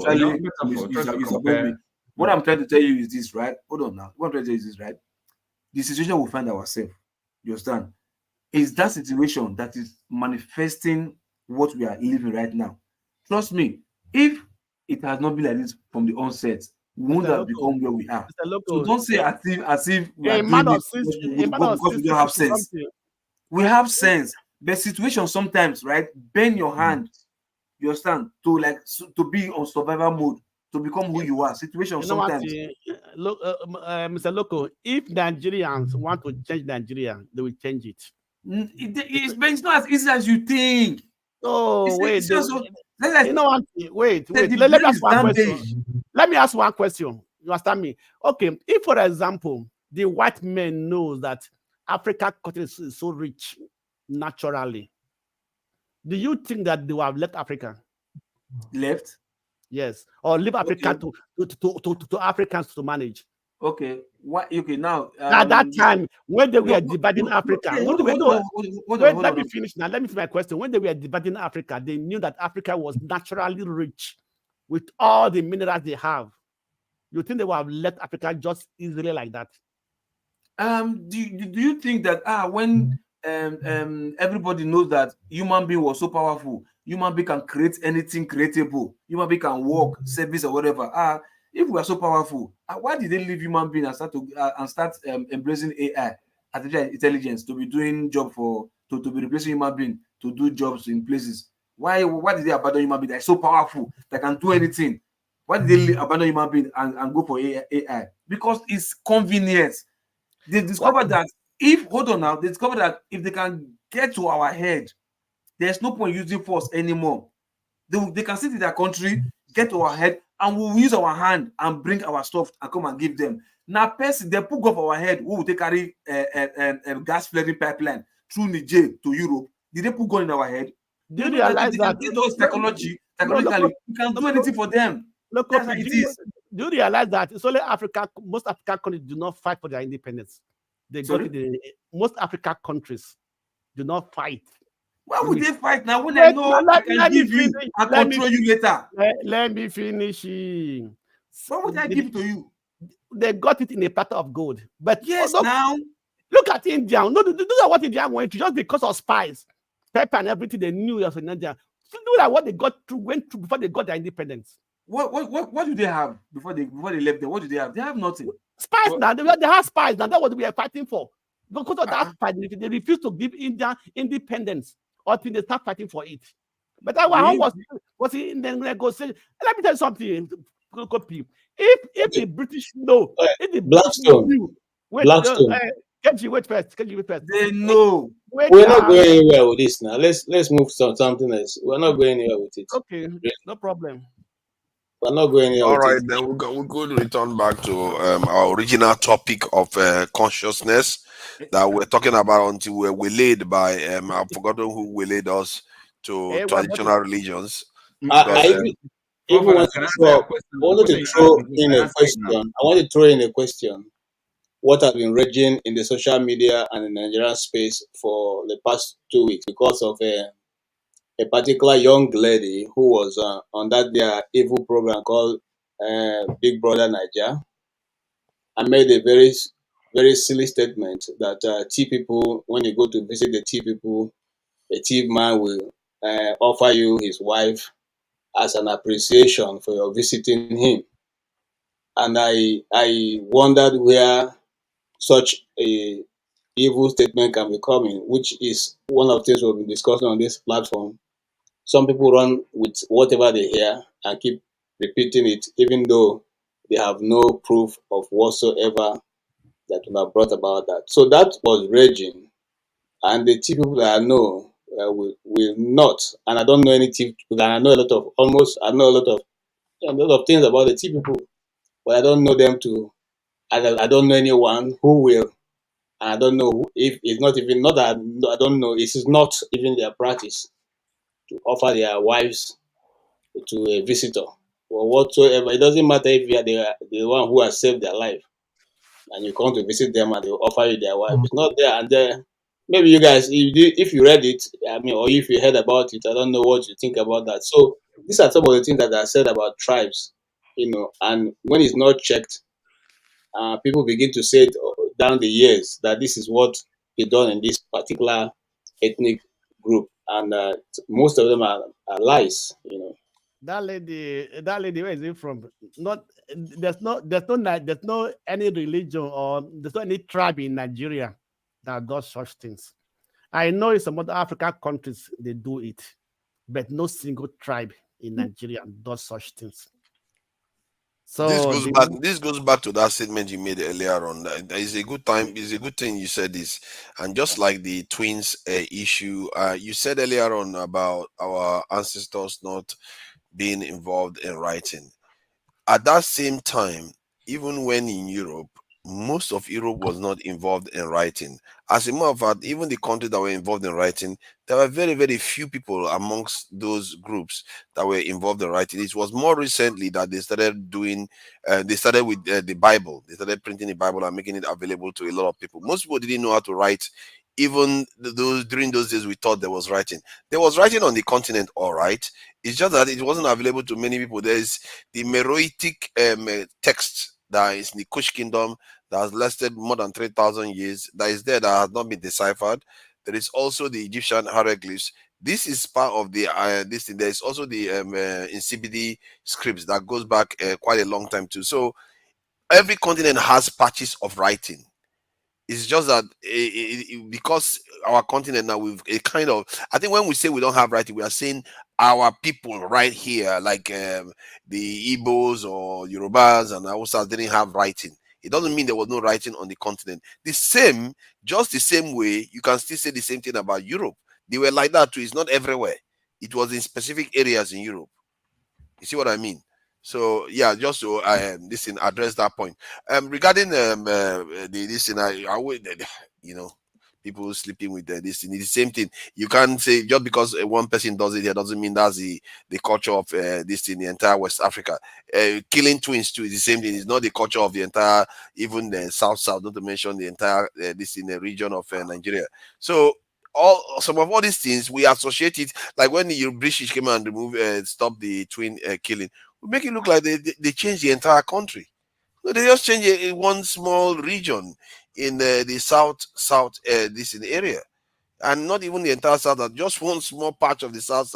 I make it look like they changed the entire south because of that twin this in the killing policy. So the point is that we have to be fair and use a kind of proper perspective when we are criticizing certain things within our culture, because you could run the risk of painting our own culture as being less than, or theirs was somehow inherently better. It's not. It's just that they were the ones that are engaged in the first world conflicts between themselves, and the British got a hold, and the Portuguese got a hold of the gunpowder, and they were able to weaponize it. Something that the people that invented it didn't even do. The Chinese invented it, and then the Europeans weaponized it, and they used it to conquer the whole world. Stuff happens in this life. When you are lucky, you get a lucky break, you get weapons that nobody can challenge you on. You go on to spread and conquer nations. That's what happens. How do you think all the nations in the world were created? When like the first this ruler emperor of China, he came along and suddenly he had a way of fighting that nobody else can defeat. Then he just went on rampaging and killing everybody, and united the whole place and said, "This is China, like it or not, it's going to be China." That's how most nations are founded. So, okay, this thing about this. Why did you bring that up? I don't understand. You know, can you enlighten me, KJ? Yes. Yes, I can't understand why you brought that up. You know, what is really I brought that up because there are a lot of myths about people, tribes, and in Nigeria that are not true. You know, and those things are let to go over time, and become a saying that neither here nor there. You know, I did my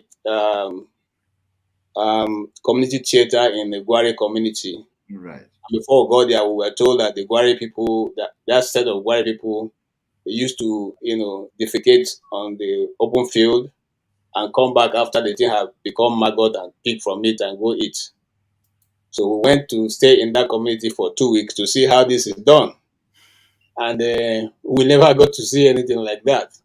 You know, so we only realized that they didn't have a system of building their toilets and latrines. So had to get an NGO that eventually built toilets for them and put pipe-borne water that they could drink. So that myth then was circulating in Abuja that this was how this tribe lived. I mean, we couldn't imagine it, but we never, like I said, we spent 2 weeks in that community, and we never saw any of them do such a thing. And when now, I'm coming. So down the years, and now we are sitting here now, and the girl comes to national TV and says that the T people, when you go to visit them, they offer you their wives. You know, which is totally unacceptable. Yes, and you found that noteworthy. I mean, something of something kind of contest. Yeah, so, you know, I don't know what I want to worry about what Big Brother has made. No, but yeah. Anyway, so far as and kind of you went off, and I think you have this kind of so. Forefathers, please don't talk about people that I think of begging and begging.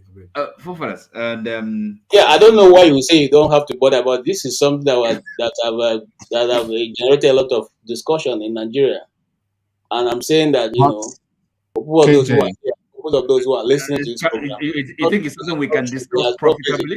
You think it's something we can discuss with with some with profit? I mean. I think when if it just is like true, let's say if topic it's true, so what is the significant if it was true? If it was true, what is the big deal? I'm simply bringing it up here because there's no truth to it. That's what I'm saying. Okay. And for us, you see, so now because I mean it kind of I can understand, we have to be proud of who we are, our achievements, but it's sometimes I think maybe kind of overplaying it, when you try to I don't know, as if yes, we cultures civilizations maybe if in competition with another, but as Africans, really, if you ask me, my attitude would rather be now what we might call the West, whatever achievements, I mean, for example, the rule of law and just for example, even the medicine and other things, other achievements.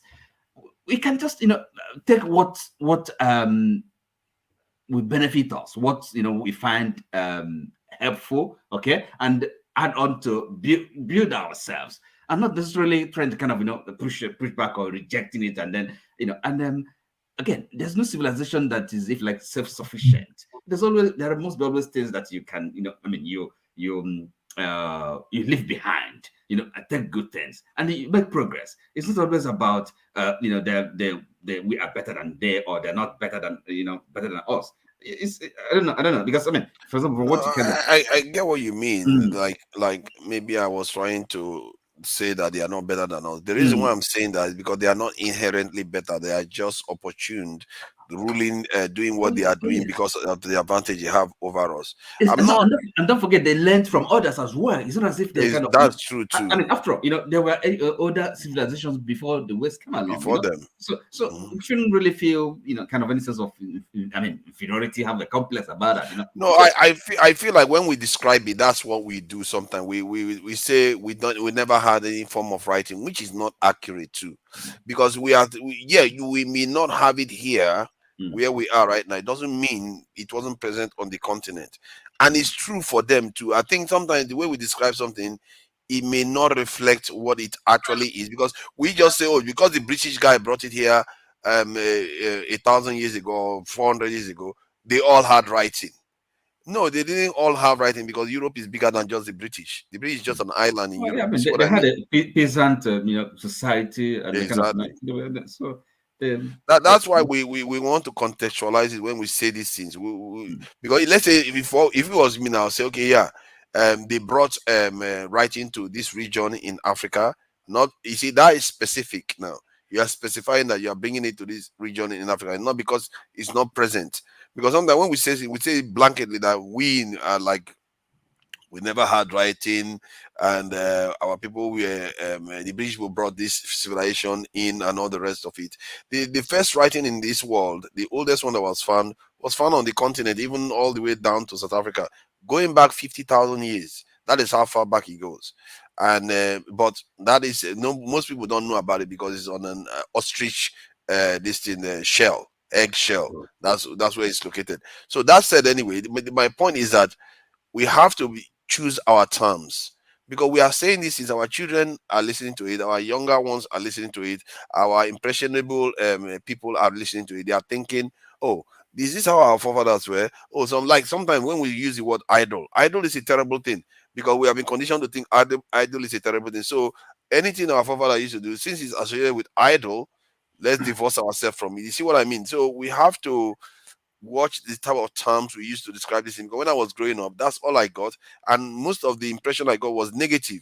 Even if, which is weird enough, even if when you are in Nigeria, you still see a lot of traditional things being done, and like masquerades and all those things. Those are not Christian things that we enjoy all the time, but at the same time we use terms to distance ourselves from it.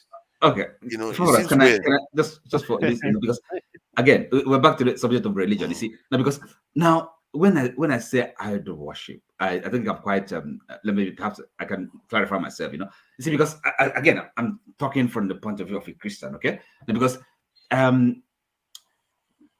again, tradition and our culture, it's quite different from religion.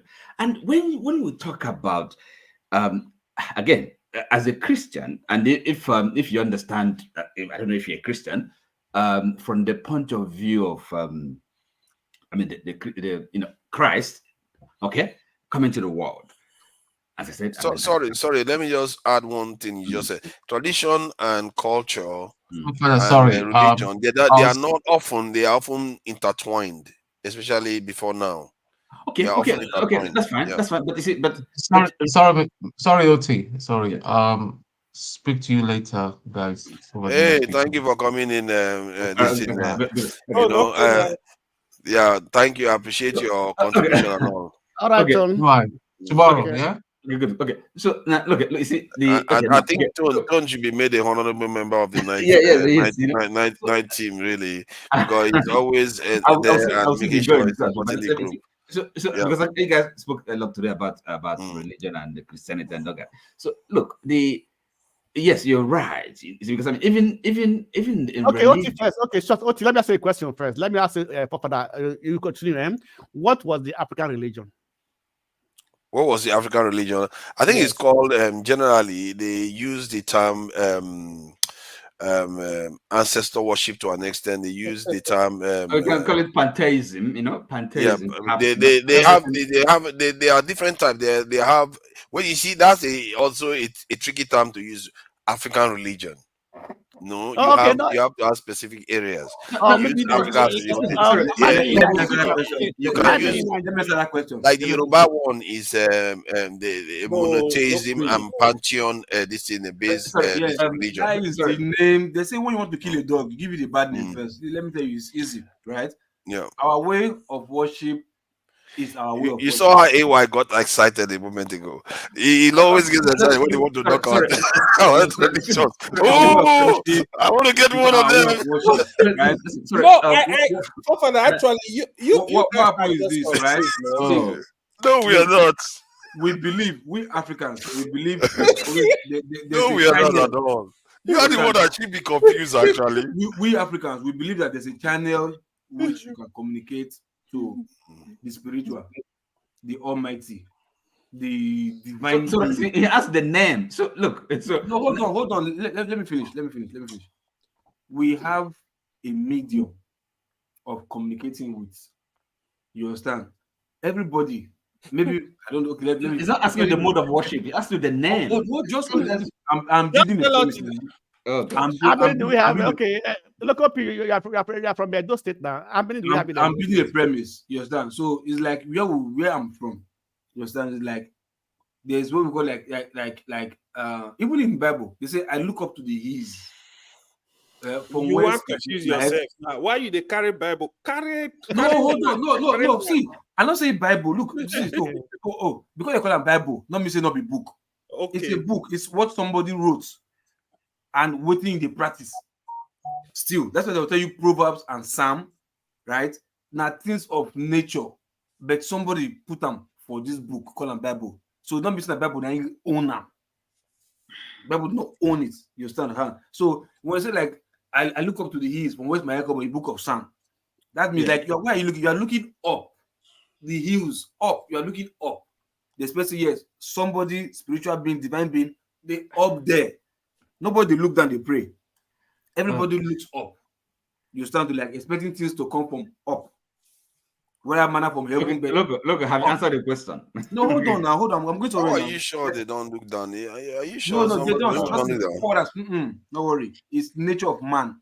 Forefather, nobody looks down, even when it's traditional religion. If you pick the color, exactly, you understand. Now don't look down. It's up. So what I said about my child, like even what we call like king of the skies, which was termed Ogiso in my tribe. You understand? King of the skies, they are up there. You understand? So our traditional ruler, we see them as a small god. We represent the king of the skies. You understand? Augusto was not the king of the skies. Augusto, we were the rulers before they changed it to Urban. But it was regarded as a god king. The Blackstone has started now. He started this road. He knows though. Hold on. So I'm giving you the name, right? So it's like that. So it's medium. Right now, you're like you pass. It's like a portal. You pass through a portal to get to your divinity, divine creation. Okay, you understand? So if you say it doesn't have a name, which this white people term pagan, demonic, they destroy it because they don't understand it, or because they want to destroy us, they give it a bad name to embrace theirs. You understand? Our own was not pagan. Our own was just a way of worship. It may not have a name, or it may have a name at that time. You understand? But it's how to commune with spiritual, your aura, your creator, your God. Okay, right. Okay, look, can I help? Okay, so you've done very well. Hold on. What you do that? It's either sometimes you look for a medium and you give sacrifice to. you give sacrifice to. Like your Abraham that you believe in the Bible, right? He did the same thing. He slaughtered sacrifice. You understand? To give to the gods. He passed through a medium to connect to the Almighty. You understand? Which tribes are doing, African tribes were doing. You understand? And these people, if they don't understand it, they have to demonize it. You understand? So asking that, what was it called at that time? You understand? Maybe our forefathers may not have the opportunity to tell us the name because they were also brainwashed or trying to be westernized at that time. Okay, You loco. understand? Okay, loco. So Loco. at that time, it was just how it was. Loco. Okay. Let's One not, was okay, not excuse me. Blackstone. So Yeah. let me. Okay, first of all, this question you asked, is it what is it? Are you asking it to question whether Africans, we Africans, had a religion or not? I want to get to you. No. What I'm yes. trying to, what I'm trying to ask is this, right? You know, okay, let me as Africa, every tribe have its own god or its own way of worship of a traditional god or things like that. You know, so that is why I said, okay, what was the like? African Let me say religion. now, Okay, African good. religion, Okay. or maybe Yeah, that. Let me just say that. Can I read this? Let me so put that- it. Wait, let me put it in a very simple way. Like in the Benin Kingdom, Yoruba Kingdom, right? They have different gods they worship, right? So Yes, all those are African religions. Okay, that's fine. religion. No, African it's not religion. It's not religion. Okay, it's not But African worship. a religion is a worship of the divine or the known. It's a religion. I mean, there's no point of argument about it. What is it? It is a religion. Listen, now, but the thing is this, okay? And I can only speak as a Christian, okay? Now, our forefathers, including mine, okay? I don't blame you then. It's not your fault. No, yes, no, I'll tell you. So our forefathers, including mine, worshipped these gods, okay? But then the thing about Christianity is this, okay? And well, of course, you may not accept it. It's not, you may not believe it. But I'm saying, as a Christian, if you're a convinced Christian, if you understand what it's all about, now, and everywhere Christ is preached, Christianity, this man came to the world, okay? The light of the world.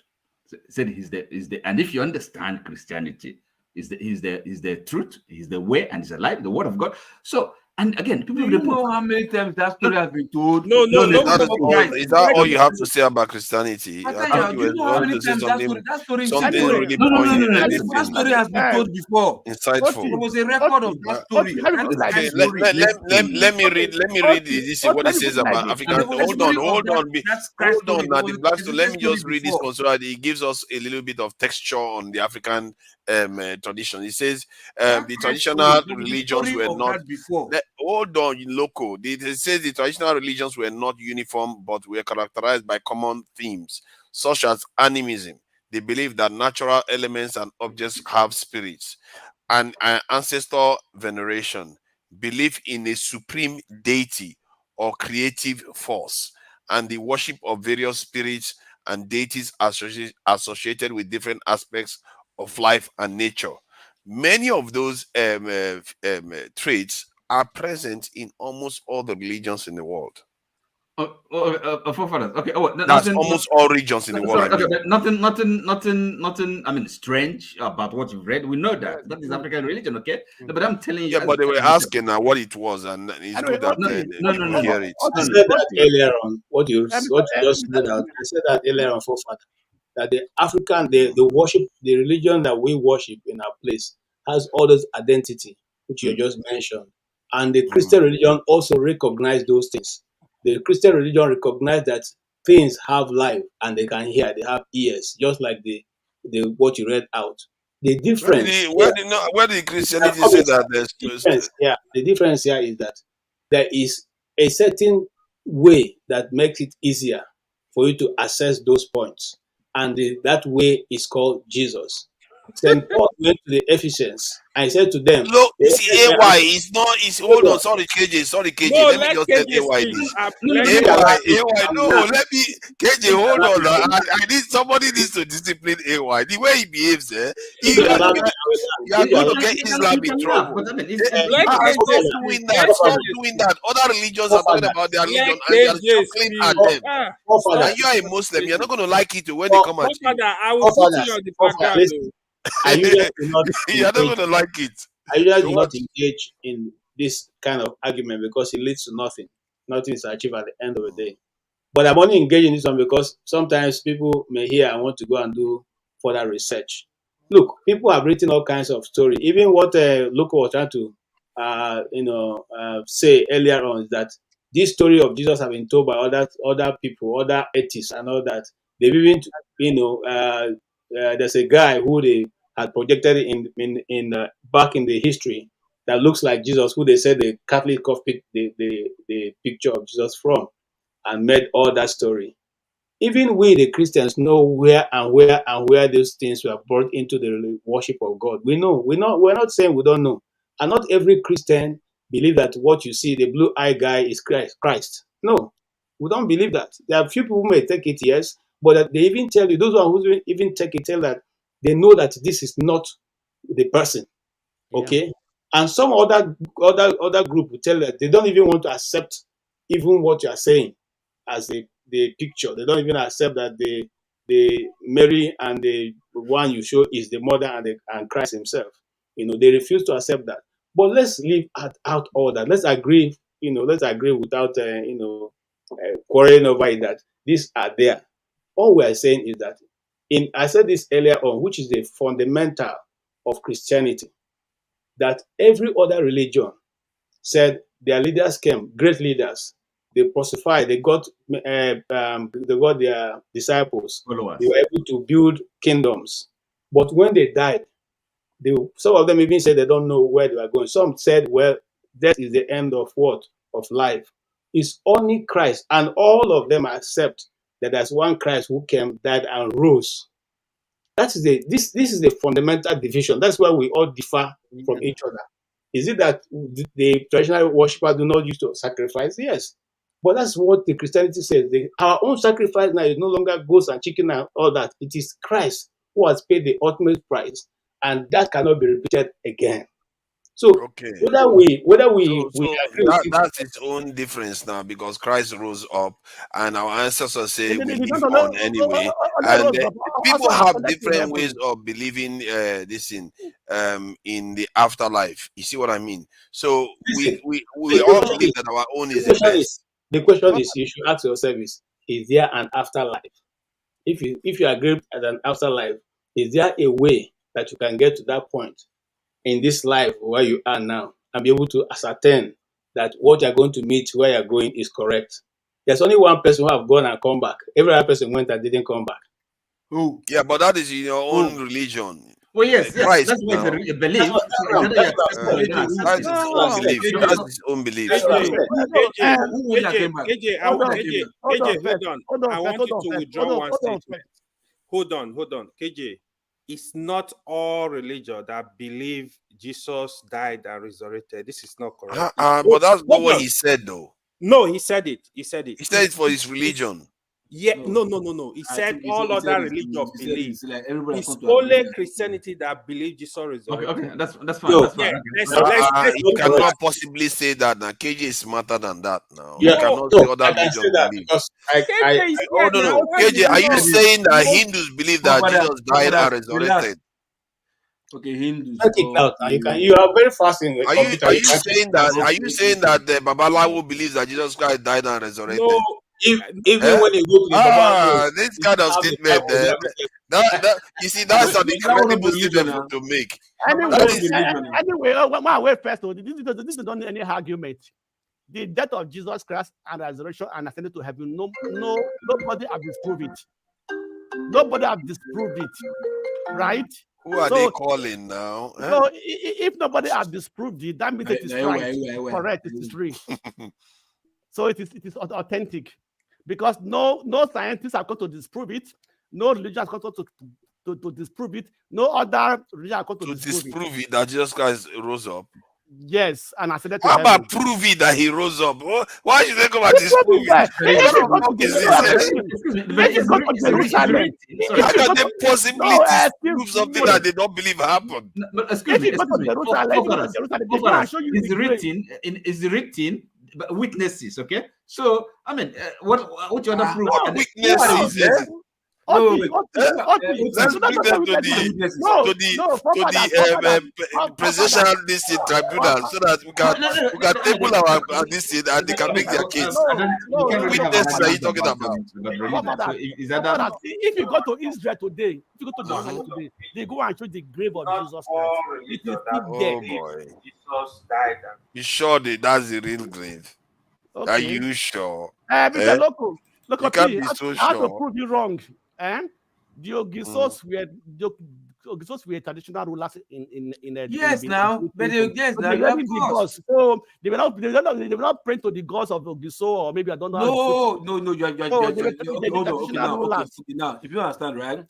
Ogiso is an they were like how would I put, they were rulers. Like gentlemen, I gotta go now. Okay. Thank you for joining us. Rulers, right? Ogiso is not one person. They were rulers, right? Good. So I'm saying they were the first rulers of yes, before Oromia came with now, hold on now. In case you don't know, every traditional Benin man sees the Oba as a god.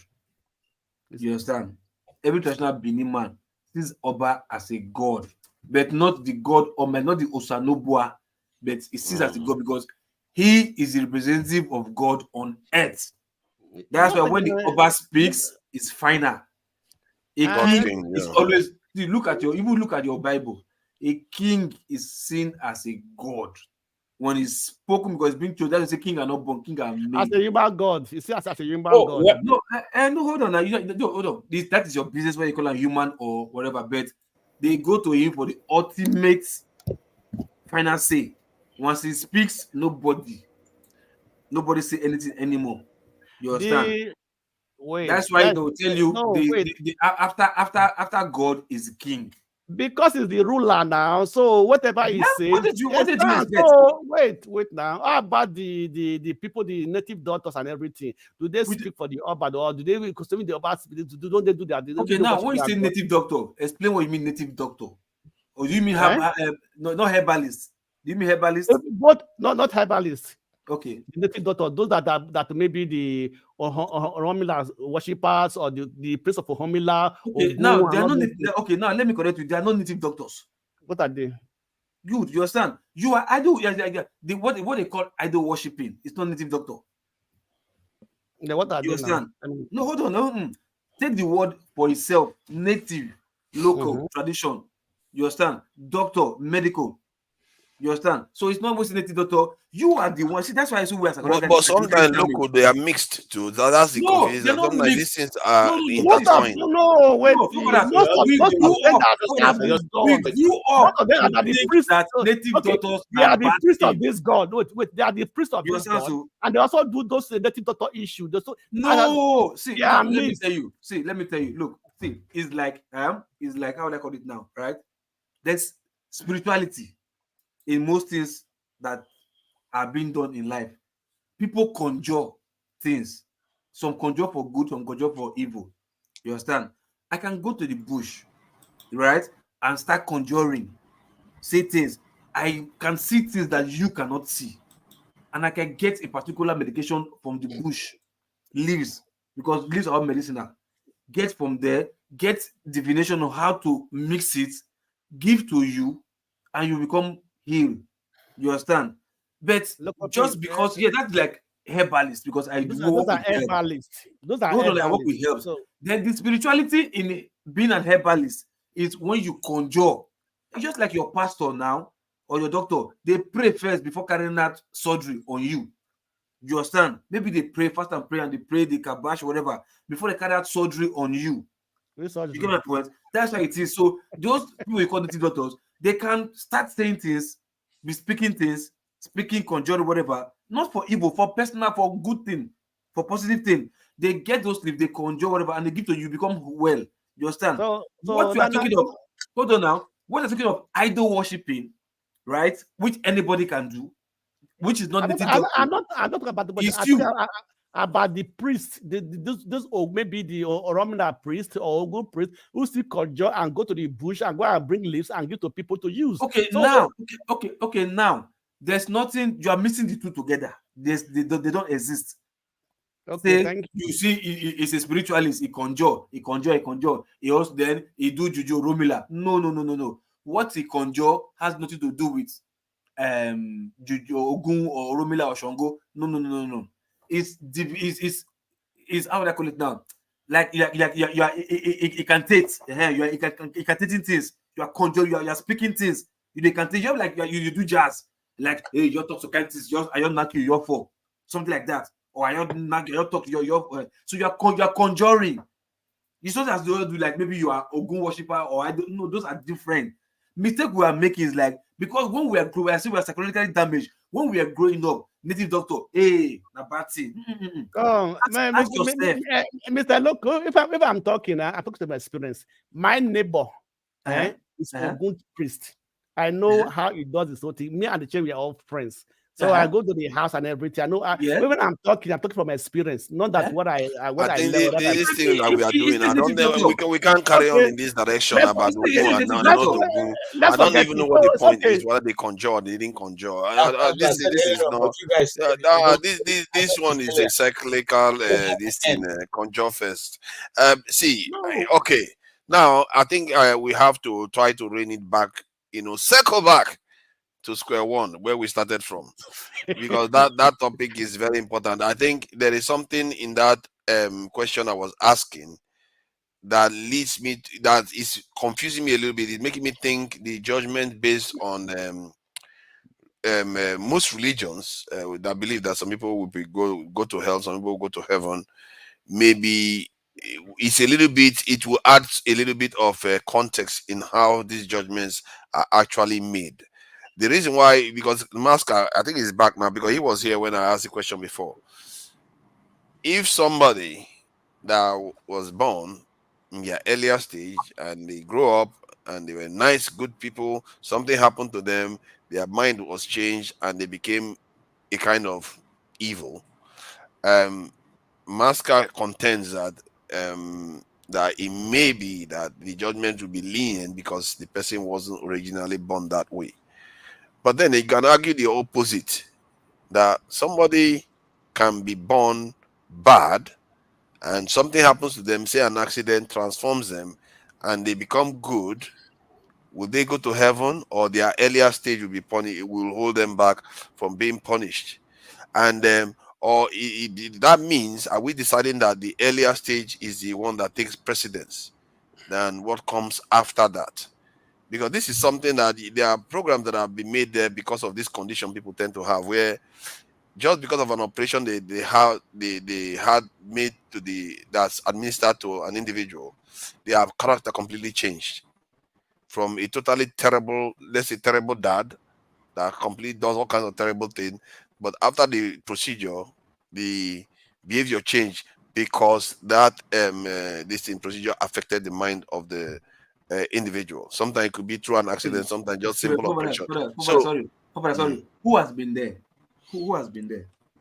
Who has been there? Oh, there are subjects that have been that have had accidents, like people that have had accidents that their brain has been altered. No, not there. What I mean, like, who was born bad and he got accidents and he later became a good person and he died and. No, he's just making a hypothetical case. No, I don't know. I understand what you're saying. Like, because my question, like, nobody has been there.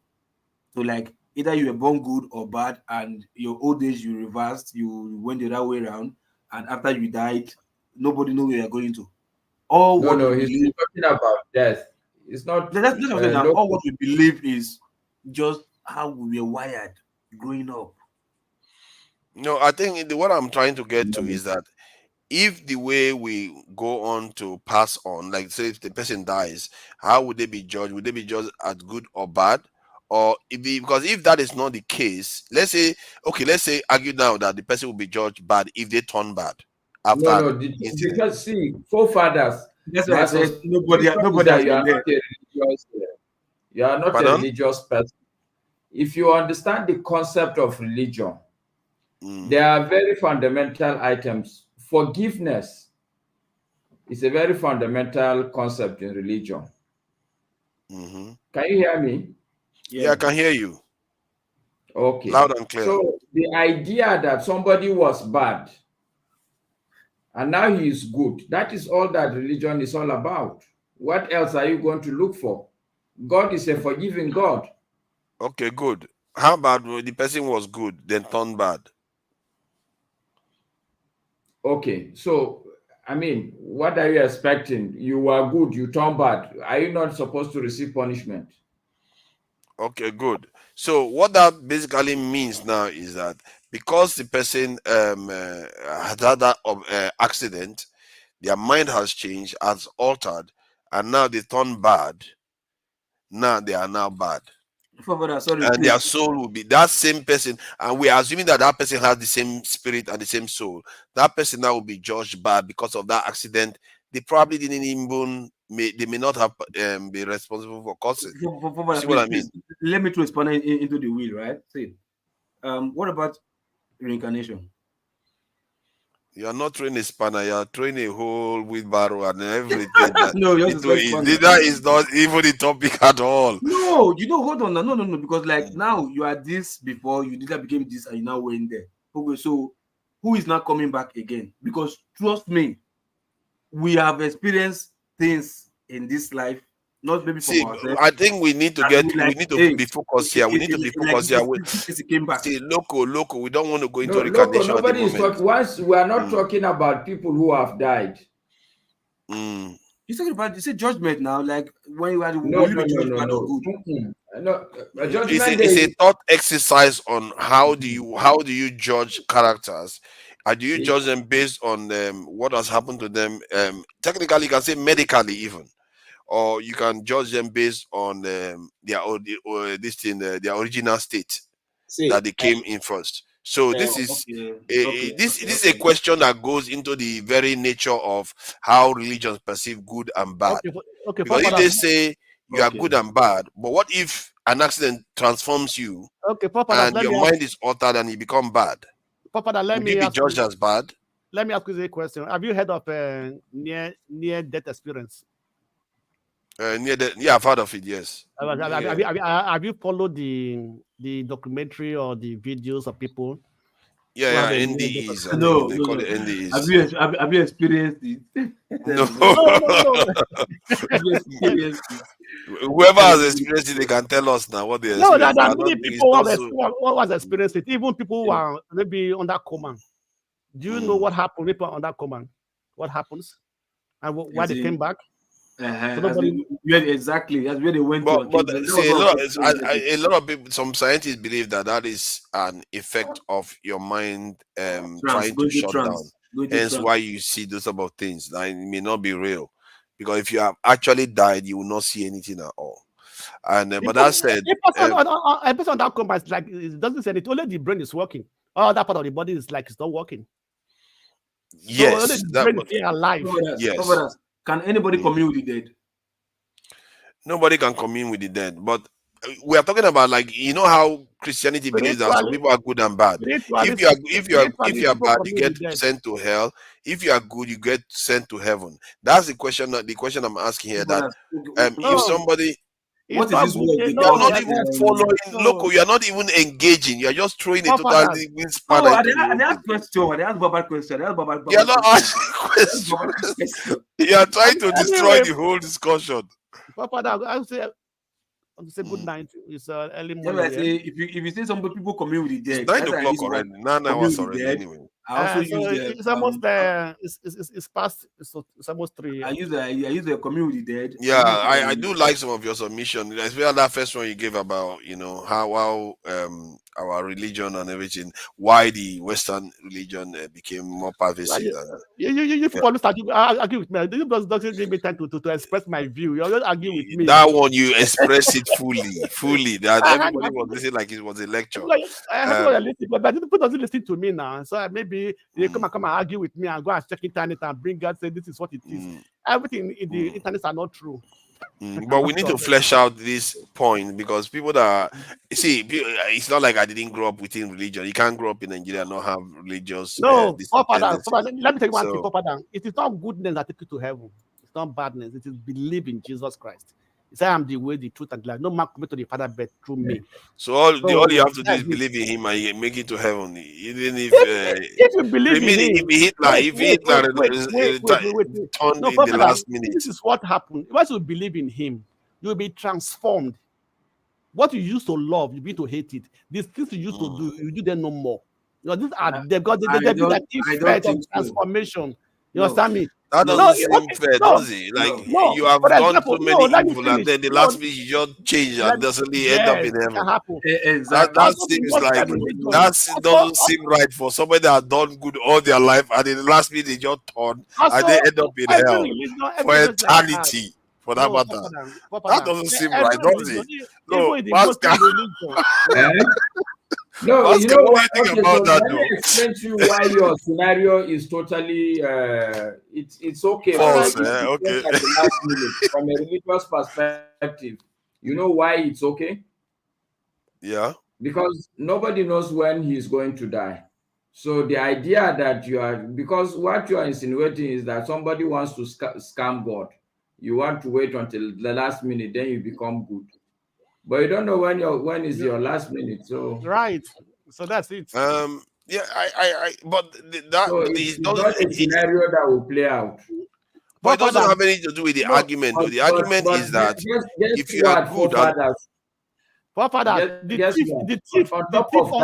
top of the fact that you don't know when you're going to die, the most important fact, which I've said it to you before, maybe you didn't listen, but the key thing is that, at least in my religion, there is that fundamental understanding that God can see your intention. He can see inside your heart.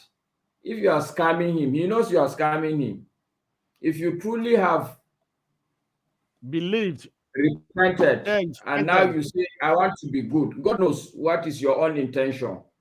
In fact, the question of consciousness that you raised is very important in this case, because some of the things you are doing, you are not even conscious, and God knows whether you are conscious. For instance, you splash, you are driving, you splash somebody water. Okay. I mean, you are not going to be conscious of that fact in some cases. Yes. If you do it innocently, religiously, God is not going to hold it against you, because he is the all-knowing, not any other person but him. He does so not now by that standard, somebody can do great evil in this world, thinking that and they are still doing the enter right paradise. thing. Yes. You see, that's a fair, consistent position, isn't it? That's I said it earlier on, that when you said that it means somebody can be bad and go to heaven. As long as in their mind they meant well. So you know that Hitler could go to heaven because he meant well for his people. Forefathers, you raise the issue of personality, which you should go back to also. Not bad per se. No, so he carved out the concept of personality. So for you to say somebody is bad and he enters heaven, then you are discounting his personality. Exactly. I'm looking at the action, the deeds. No, you cannot look at an action outside personality. I mean, on but hold on. That is a very, very dangerous statement to me, because if you look at that from that point of view, you could say Hitler meant well, but he did so many terrible things. So he could go to heaven by that standard. Sincerely, if you look at all the religion has not fought war. Which religion has not carried people into battle? Tell me that religion. In fact, some of the people are thinking that on the basis of this going into battle, they will go to heaven. Buddhist. I'm not sure. I'm not sure Hindus bother to go to war for conquest. Really, those ones don't bother. And Buddhists too is another one. They can't be asked. Exactly. They can't be asked. Like just because you're just so cursed with Islam and Christianity, we just believe that only paganism. That no, there are others too. That's no. This is the truth. Is right. When I say like your goodness, or sorry, your believing in Jesus Christ cannot take you there only, because I think there was a part in the Bible where he said, "Depart from me, you workers of iniquity," and then the reason was because he said when he was hungry, you didn't give them food to eat. when he was naked, when he was that, and all that stuff. And they now say, "Ah, Lord, where were you that I saw you? I did not do all this to you." What did he now say? At those times, those Christians, they believed in him. They believed wholeheartedly in him. But what did he tell them? Depart from me. Why? Because what you did not do to your neighbor that is there, you did do it to me. You understand? So you depart from me. But those people believed in him. And yes, what did he tell them? Guy, faith. Because you don't do. So the religion of a thing, right, is, I think it's all about principle of life. If you live life, life itself has a principle. If you just follow that principle of life, I think you are good. That principle of living life, if you can follow it, forefathers, I think you are good. Mm. Can I add my piece before I leave? Alaba, don't worry. Yeah, don't. They think we are going to fall for that one. We are not falling for that. I'm not saying Mascot. We are not falling for that. We're not falling for that today. We are not falling for that, Alaba, today. Mascot, you wanted to say something? Oh, Mascot has frozen. He wanted to say that I shall Alaba should talk. That's what he wanted to say, right, Mascot? It's all good. It's all good. He's going to come back to it. I wanted to tell forefathers that even Jesus Christ, the people who killed him, he said, Father, forgive them, for they do not know what they are doing. Yes, he said so. But still, then what is the point of worrying about doing good or bad? As long as you still make it one way or the other. The question is whether you know what you are doing is evil or not. This is the question. This is the same question. Okay, but that is it. That it means a lot of people will go to heaven at that rate. Then most people believe what they are doing is for the good. We want everybody. God would rather everybody goes to heaven. Why are you not? Why are you? But that is not the narrative now. That's not the narrative. Why do we say the world is evil when there are so many good people believing that they are all doing good things? No religious person, no sensible religious person will tell you the world is evil. Because the world is created by God. They said the world is full of sin. No. I think when they say the world is ruled by Satan, so you can as well as it's evil. That's one. But that doesn't mean because the world is evil, everybody in it is evil. No. I mean, but is that not part of the statement in is that not part of Islam to where they talked about like the world being full of iniquity and sins? Of course, there are sins or whatever. That makes it evil. They tell you the heart of man is wicked. So it's evil. It's not good. Whatever. Islam does not say that the heart of man is wicked. Okay, so non-Muslims can go to heaven too, eh? So does Islam believe that non-Muslims can go to heaven? Like all the people now around the world that didn't know about Islam. Non-Muslim? There is nothing like a non-Muslim. It's either you believe or you don't believe. It's not what I mean that the one that don't believe now, they want. But if you have not even encountered Islam, you are not going to believe now. Why would you believe? Like Indians now that believe in Hinduism, they are not Muslims, are they? They are non-Muslims. Okay, so I think you are dragging the discussion all over the place now. No, I'm not dragging it. Just engage the point. If Indians don't hold on, local, please, because I'm quite interested. We've run all over casting this thing on your throne of this thing. So let me just get this few minutes in. If Indians don't believe in Islam or they don't know about it even, and they are focusing on their own thing, so they all do go to heaven because they are good, isn't it? Only God will answer that question. You said if they are good now they go to heaven. No, but I'm not God. If God sees that they are good, now they are going to go to heaven. Let me tell you also from my religion. Only God knows who is serving him. No man, only God knows. No matter how that is not the question I'm asking. I'm asking that if they are not Muslims, would they all go to heaven anyway as long as they are good? And I'm saying that only God will their own religion. Alaba, please now let Mascas.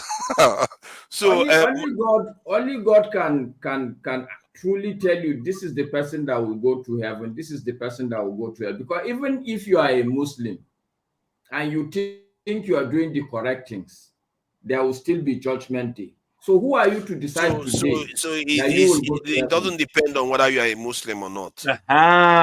Well, okay, so let me tell you. You see, you need to understand. Hold on now. Try to be straightforward with me. Hey, Master, You're trying to be technical. Religion is not technical. Yes, no, because I don't all these shifty answers. We need straight answers here. Religion is very forefather. Religion is very technical. So there are a lot of concepts that work together. If you take one concept and you leave the other concept, you miss the whole point. Now, so your argument is you want to make going to heaven a linear discussion. If you do good, you go to heaven. Okay? But the reality, that's what you said now. That God decides who is good. That's how you go to heaven. No, that's not what I'm saying. You said it. What I'm saying, okay, no, see. It goes back to this issue of consciousness. You say your intention. That's what you said. And that God looks at your intention and whether you are good. If you are good, you go to heaven. Then I said that is not dependent on your religion. Then that's where we are still dancing around. If it doesn't depend on your religion, it means you don't have to be directly Muslim to go to heaven. Father, I think if you are asking questions to learn, you will learn. I think you get confused. You allow the person. You are this guy. You have been all day. Why are you so sore? You are That's not the question. You just let me explain it. Let me explain. That I said is the principle of life. You understand? Because you can't tell me all Muslims or all Christians or all Hindu or all Buddhist or whatever, right? Hold on, come in. Like, it's among all these religions, it's only one that will go to heaven. The rest will not go.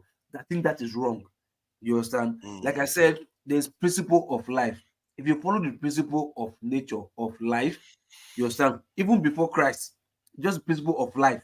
If you follow it to the latter, you understand? You will definitely go there. You get my point? Hold on. See. You keep taking us out of the where we are. I swear, it's just Okay, let him finish answering the point. Then let me break it down. Let me break it down so you understand, right? Look, Omolulu has to say something. See, AY, please answer quickly. Then Omolulu goes. Then Alaba is still waiting. So Alaba, I see you there. AY, please go ahead. The question you are asking, right? So you need to first of all, what is Islam? You need to define it. So you need to define what makes you a Muslim. So people that are believers of Islam, isn't it? That makes you a Muslim. That's where the problem is. Oh, they're not believers. Oh, you missing it up. So are you saying I'm a Muslim now? Hold on. So first of all, you need to define who is a Muslim. What is Islam? So Islam is actually believing in the oneness of God. You can define it that way. Like, you have belief in the oneness of God. So I say Muslim, I believe if you associate partner with that God, calling other stuff God, you are not a believer. So non-believers don't go to heaven. I don't know. You gotta meet God. Your Bible have to. You mean that Islam doesn't tell you whether non-believers go to heaven or not? So if you cannot generally say, because who is a non-believer? Okay, it doesn't. Okay, hold on. You will be a non-believer. Idol worshippers. You will be a non-believer. Hold on. If you are confused at the point of death. Now, because a non-believer today can be a believer tomorrow. Oh my God, this guy, man. Stop waffling around it. If you're a non-believer, can you go to heaven? Because Master is arguing that if you are good, you can still go to heaven. Hold on. If you are only God knows who's going to heaven. It doesn't matter what they call themselves. Good. Yeah, he knows. Yeah, that's true. Is it principle of heaven. life? So does that mean that you don't have to be Muslim to go to heaven? That is the point I'm making, so that some people can stop trying to combat people. You just enough with your point, forefathers. Let me talk. We have to make a point. We have to get somewhere. Forefather, in Islam, we don't say, if you don't pass through Prophet Muhammad, you're not going to go heaven. Have you ever heard? We don't say stuff like that. Yeah. No, not Muhammad. If you are, the question. You see, you just answered a totally different. You just stated a totally different thing. The point is, if you are not Muslim, are you going to go to heaven? The Islam say that. Who is a Muslim? That is what you need to define. Hey God, you just said it just now. Adherents of the one true God and this thing, believer in the faith, isn't it? And people that believe in Islamic, this thing, follow the Quran and all the rest, good behavior You and all make that me stuff. forget That's all my what. points. But if you don't worry, you forget everything. So you see, AY is Let the one Alaba that speak. is AY has his last I will stock. Is make I begging talk. for I will Tola to forget come all and my rescue him. points. AY is I begging for get Tola to very come and few rescue him. principal So points where let I want make. Let Omolulu has to Alaba speak. speak. It's Ewa, Omolulu. It's Fofana, let's Omolu is Omolulu. still busy going up and down. He's not ready yet. Omololo, please go ahead before Alaba takes it back, because you're not going to see it again by the time I'm it's ready. done. Yeah, please go ahead. I'm ready. Thank you for your patience. Thank you for your patience. You've been very patient with us. Yeah, Okay, please good go ahead. afternoon and good afternoon from Yeah, here welcome, and morning, welcome. wherever you are. Yeah, welcome. And I'm Omulu by name. Honestly, like this topic is so interesting, especially for Your audio, since you've been here, no problem now. Your audio is not working. Are you in Nigeria? yeah. I will say No, it's not that in Nigeria. yes, I can hear you. Yes. No, Yes, it's I in can hear you. Australia. You are in Nigeria? I've been listening to No, what a lot of. I'm in Nigeria. Yes, I'm in Nigeria. I'm Igbo self. Oh my God! If you are in Oh, Nigeria, Igbo are Kamo. you in Nigeria? So, It's Australia now. Australia, those areas. no, I'm not in Nigeria. No, I'm not in Nigeria. Oh, okay. Okay. Nothing to be sorry about. In But your Nigeria. network is delayed. Maybe you should log in back. Yeah, maybe you should go out and come back in again. Your this is delayed. Can you sign out and sign back in again so that the delay goes away? Alaba get the opinion. Correct. Is your TV? Turn off your TV too if it's on. Alaba get the opinion. Sorry about that, Omololu. So let that Alaba seems to be destined to speak Okay, first. let me start my own Yeah. before I forget. Number one, only God knows who is going to heaven. Only God knows who is serving him. That's a basic Yoruba proverb. Number two, I think when we are growing up, we are born into each of our religions. So we think it's only our religion that exists. As soon as you get older, you start seeing the world in its bigger sphere. Alaba, sorry, hold on. Let me just let Omolu know. Omolu, you need to sign out and sign back in again so that the delay will go away. Okay. Leave the studio and come back in again. Yeah, come back in. Okay. So meaning that I Okay, need to leave Alaba. the studio, right? Yeah, leave the studio and come back in again. Come back. Just leave and come back in again. If you're on a computer, just refresh it and you should be back in. So the only God, as we grow, you see there are many religions. You might say 5, some might even tell you 5,000. But this is my own humanity view of religion.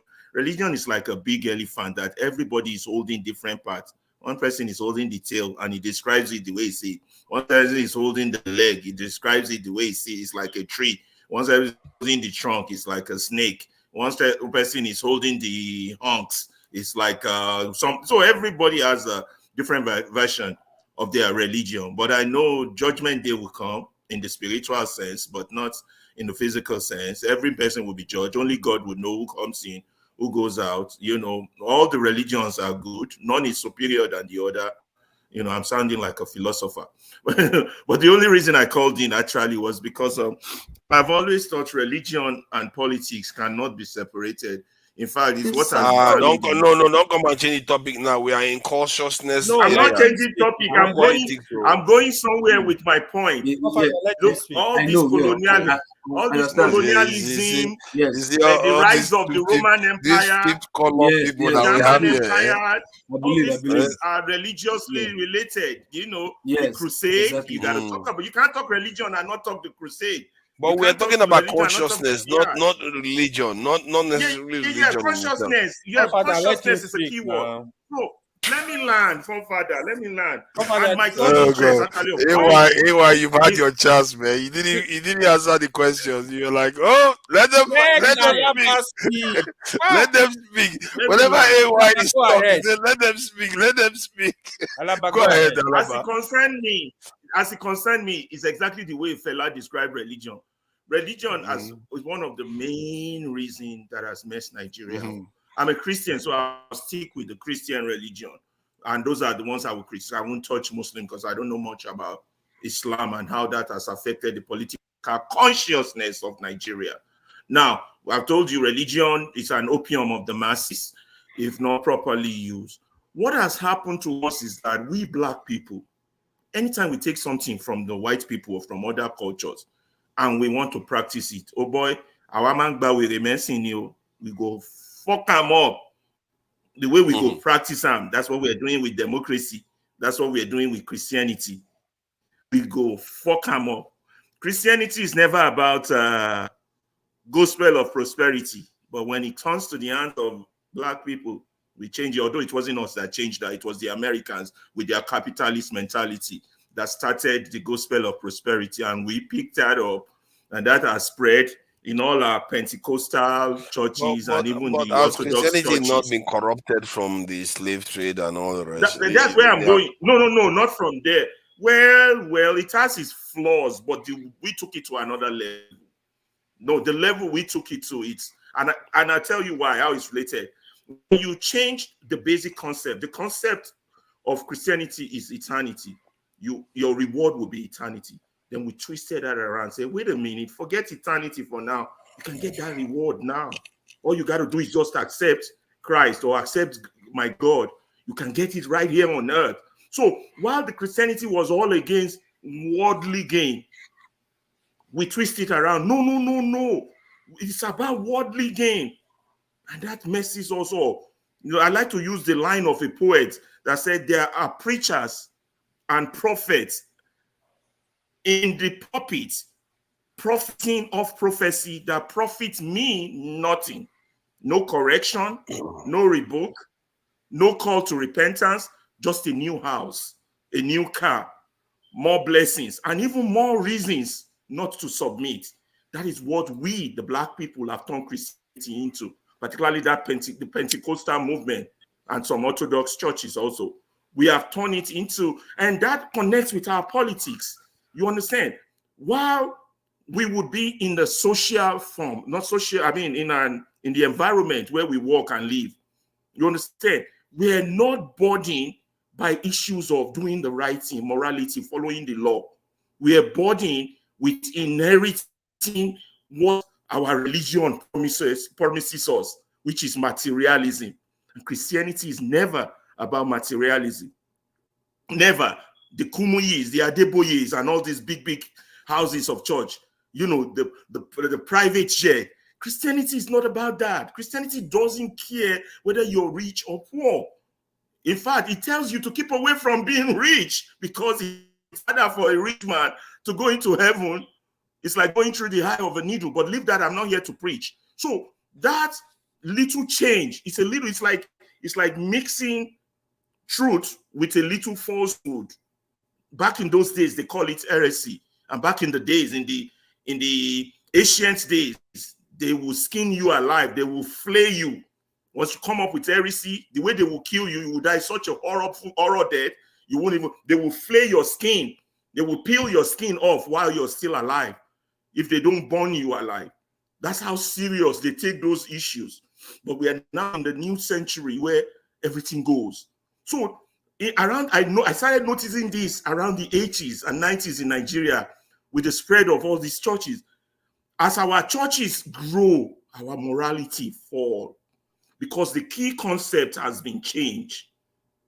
They have changed. Instead of gospel of eternity, it's now gospel of prosperity. Let me ask you a question. Let me quickly ask you a question. Yeah. What you are saying, right?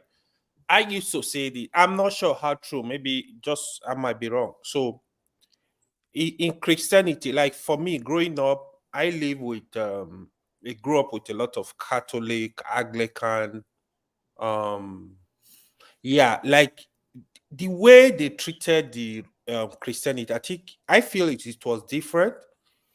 It was different. When the Pentecostal are now coming up, I think they pushed toward materialism so much. They pushed toward, yeah. So those instead of Catholics, service to humanity. That was why people like us were able to attend Catholic schools free, able to attend free schools. But now look at their own schools. Instead of service to humanity, it's now service to self. And these are everything that Christ speaks against. So that little change, you all didn't see, but it has a geometric rise in our misbehavior and indiscipline. And you understand? And it affects our politics deeply. So whether you're a chairman or CEO, your brain has been reprogrammed to collect bribe rather than do the right thing. You understand? If you're a chairman, even though you go to church every day, in fact, you now go to church on Sunday to thank God for blessing you for the bribe you receive. No, it's true.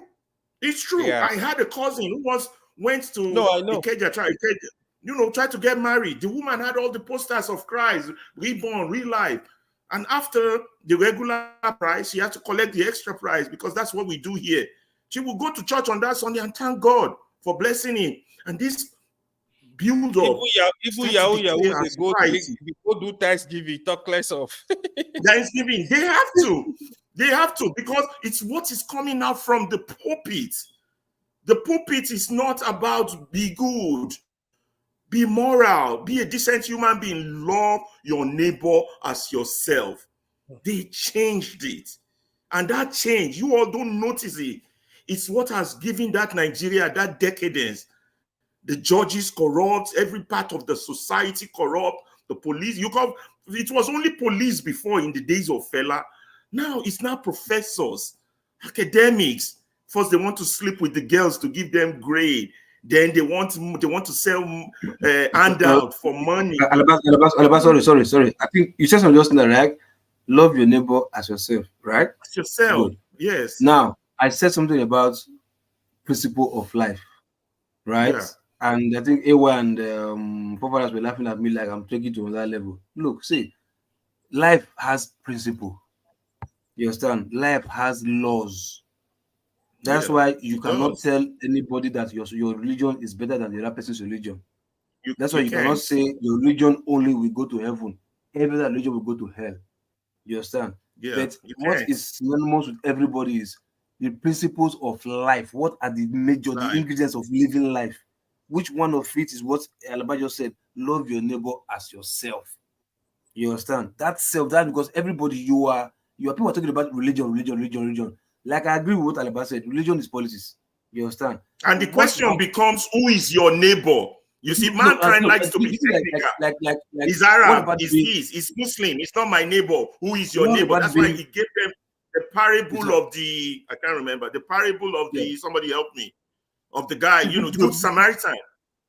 The Good Samaritan is not the neighbor of a Jew, but guess who helped him? The Good Samaritan. You understand? They hate each other. The Jews and the Samaritans hate each other.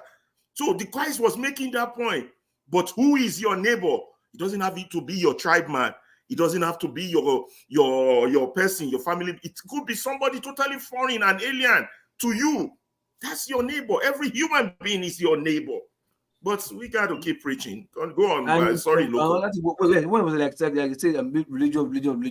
You want to be religious. What about being godly? Why are we focusing on religious like that? What about being godly? You said that you are being created in God's image and likeness. Then be godly. You understand? Since you are created in His image and likeness, just be godly. Why do you want to be religious? Why do you want to be? Do you know why we want to be religious? Do you know why? Because it's profitable.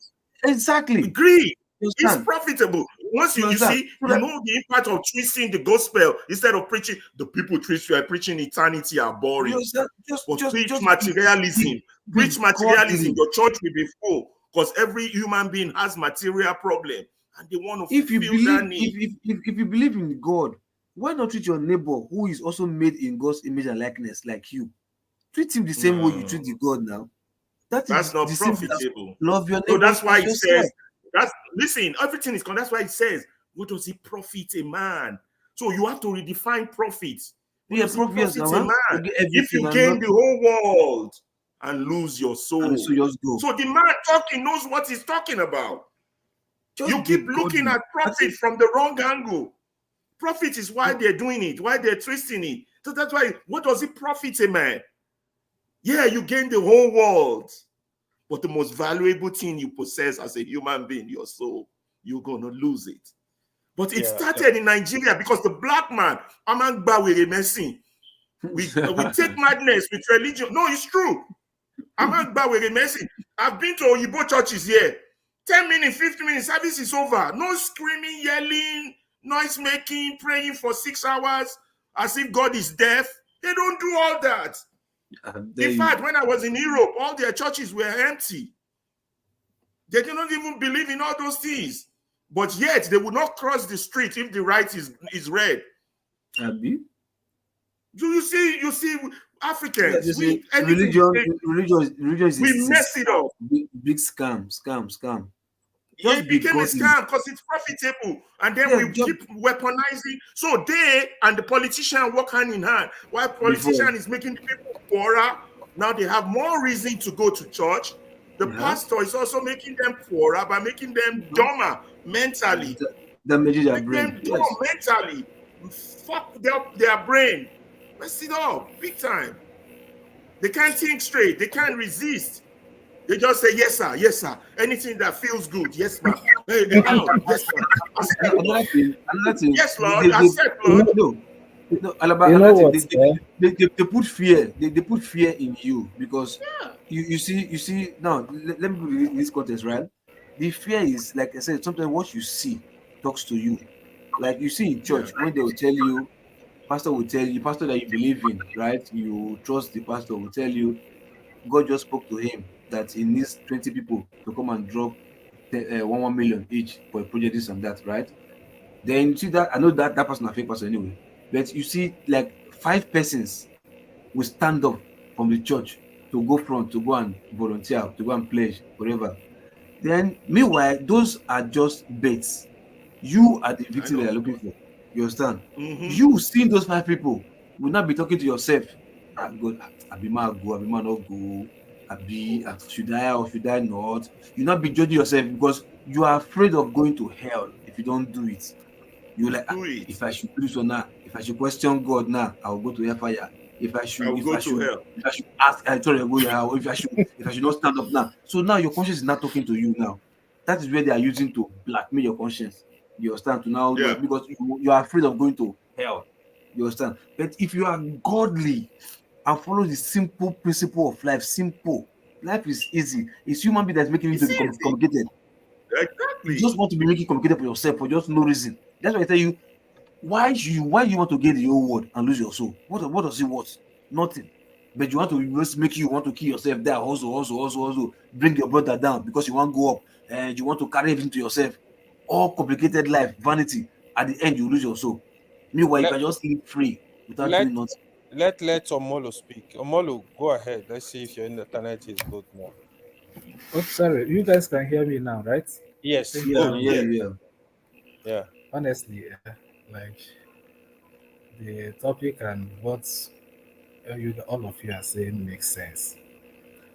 Like what Loco is saying is 100% right.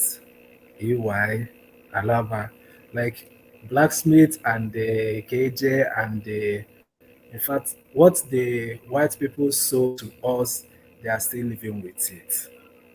You see, like what these people did to us. What I believe is this: the Christianity that we practice here, we practice in Africa, it seems like it's different from what the white people are practicing. And not just that, every religion has their good side and bad side. Because what I'm saying is like religion is being transformed. Like I watched a documentary of a residential school in Canada. It's an indigenous school. Atrocities that they committed in that place were committed by Catholics. I'm a Catholic, born and brought up. And it's just because of like sometimes like as you are growing up, you will start gaining that consciousness. What they told you, you'll be like, no, that's this thing that they told me or what I'm being indoctrinated to, you'll be like, no, there some of this, or if not most of them are false. As you are growing, you start seeing that what you were told, like what I was told about religion, African religion, and this, the way they portray it, make it look evil. That is not true. Because why I'm saying this is this: there are some Christianity is not the only religion. There are some other religions that you see them they intermarry, like Hindu, they intermarry with. I got friends that are from India. Like I asked the guy, "What religion are you?" He says is Christian. Your wife is what? He said your wife is Hindu, and they live like. In fact, they put religion far aside. They never brought religion in what they are doing. So I'm still like, imagine like this life without or this world without religion. World without religion, we will still live like happily without anything. If there is no religion in this life, believe me, we will live. Religion, religion made us to like it's put us in a cage. In a cage. If there's no religion, honestly, we will live our normal life. Nothing will change. Believe me. Whether you think that maybe it's religion that brought okay, sorry. Whether you think it's religion that made you to be where you are today, or that made you to embrace or see civilization, is not true. Religion or no religion will still live our life. But the thing is, like, they used religion to enslave us, like to put us in a cage. Anything that you want to do, you find out that maybe your brother will be like, no, now you are going astray, or what you are doing is against the Christianity or whatever. Like, as in you bring yourself down again. Like, okay, I've lived in South Africa. South Africans, like I would say that 80% of them are not Christians. Most all of them practice what? Like I'm talking of South Africans, not like immigrants or migrants.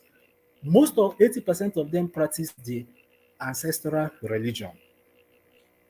Most ancestral religion, okay, while I'm out of South Africa, I come to embrace that ancestral religion. That is not wrong. That thing is not is like in fact that is religion is a way of life. And you can the way what these people did to us, they made us to see that what we are doing is not good. Now you must live or accept their own way of life or their own culture. You have to throw yours away and accept theirs. But it's not true. The country that I'm in, they have like I think it was 2 months ago. There is what they call Matariki. That Matariki is like the god of the weather, like sun and moon. Like in fact, it has religious thing, but it's not Christian. And the country they made that day to be a public holiday. So now my question is, these are the people that brought civilization to us, but they still keep theirs.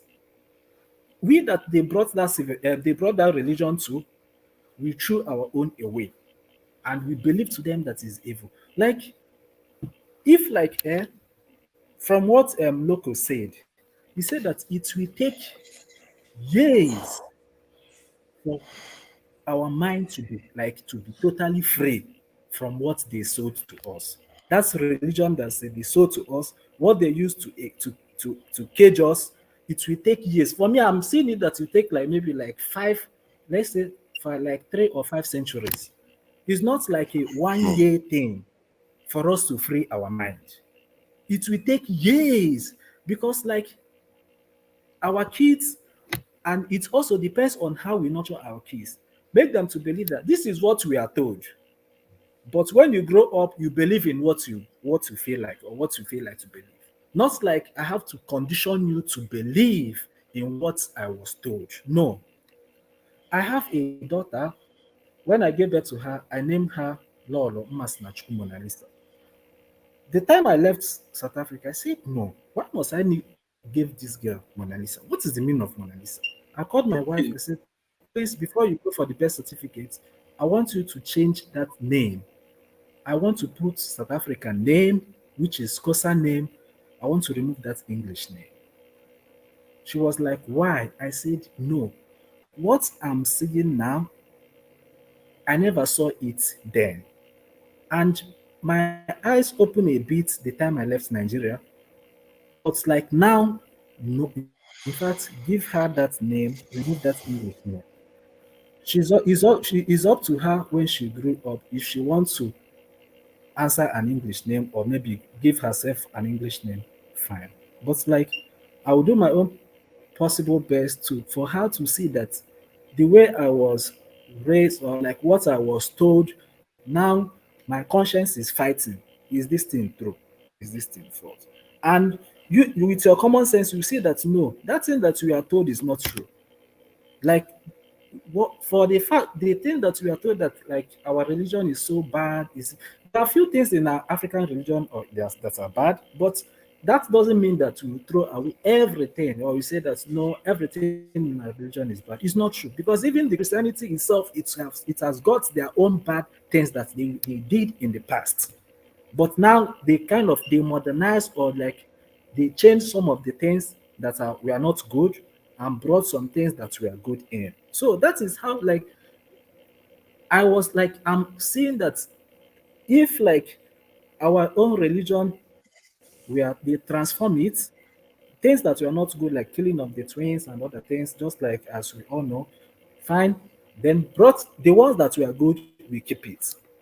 It will help us. In fact, it will change how it will make us to be free easy from these people. But for the fact that they use that religion to cage us, bring us down, it will be very difficult. Because even if you are telling your own brother that no, you know what, that this thing that these people said about Christianity or our religion is bad, that is not true. The person will never believe you. The person will be like, no, you are devilish, you are this, that. So the best thing you just would be like, just like leave the person, stay with your knowledge, but please don't force me to believe in what you believe.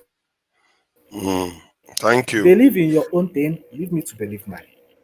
Know that Thank you. in Nigeria, in Yoruba, that they intermarry. Marry with a Muslim. Yorubas, most of them, like, it's common to see a Christian marry with a Muslim. But it's not common in the East to see a Christian to marry with a traditionalist or African religion. Because of what? In fact, anything that is not Christianity is evil. Even if when maybe let's put it this way, even if like when you're maybe like a priest or a pastor or whoever that is doing wrong, you see the members, they will be following the person foolishly. You are saying that this person is what this person is doing is totally wrong, or he's been accused of doing this. Use your common sense. You think the person is right or you think the person is guilty or not? You want to hear his father is pastor or whoever. In fact, let him be free, and of which is not applicable here. Whether you are a father or pastor or bishop, whatever, once you committed any crime, the law will go for you. They don't care. You understand? So that is just it. Honestly speaking, like I pray or I wish in time to come, like most people will have that religious consciousness and know that so many things that we are told about our religion, culture, and way of life are false. These people, they won't know our life more than we do. It's us that know how we live because our lifestyle is different from European lifestyle. We cannot be them. It's better for us to embrace our own, polish it. If they want to learn our own, they will learn. If they don't want to learn our own, they should stay. We won't force them. Exactly That's what it. Father has been saying. Thank you. I think I would like to use that to round that topic down because clearly nobody is answering my questions. Clearly, AY is running the other direction. and asking people to answer for him. What am I going to do? What am I going to do? But there is news. There is news. There is news coming in that the French troops are leaving Niger. Very good. Yeah, they're going to be leaving by December. They should be out, except they are waiting to overthrow the government before December. But they say they're going to leave, but they're going to be pulling out by December. So that's good news. They finally decided that, okay, we are not going to be an invading force. They probably calculated that if they attacked the Nigerian regime, it's going to be bad news for them. All the other walls are going to fall. They knew that. So No, now I they are think, pulling out. Or they are delaying, maybe before that December they find some loopholes to overthrow the That's my fear. That's my fear. We don't know whether they are going back home. That's a different thing. They might just move from Niger to Chad. This is the nonsense or to Benin Republic, because they already have troops in Benin Republic. So that is something we don't know, because they kicked them out of Mali and Burkina Faso. They went to Niger. So kicking them out of Niger, they might go to another one again. That is the sad tale, and our fellow Africans are the ones giving them space to occupy. But at least it's good news that they are leaving Niger. They are going to leave them to their own fate with the Americans, by the way. So the Americans are still there. You see, So I would like to round let me up say something. this thing, though. Yeah, go ahead. So I will just the round up. SDP presidential candidate that came on yesterday, he made mention about like Tinubu be in the influenced by the Western group, right?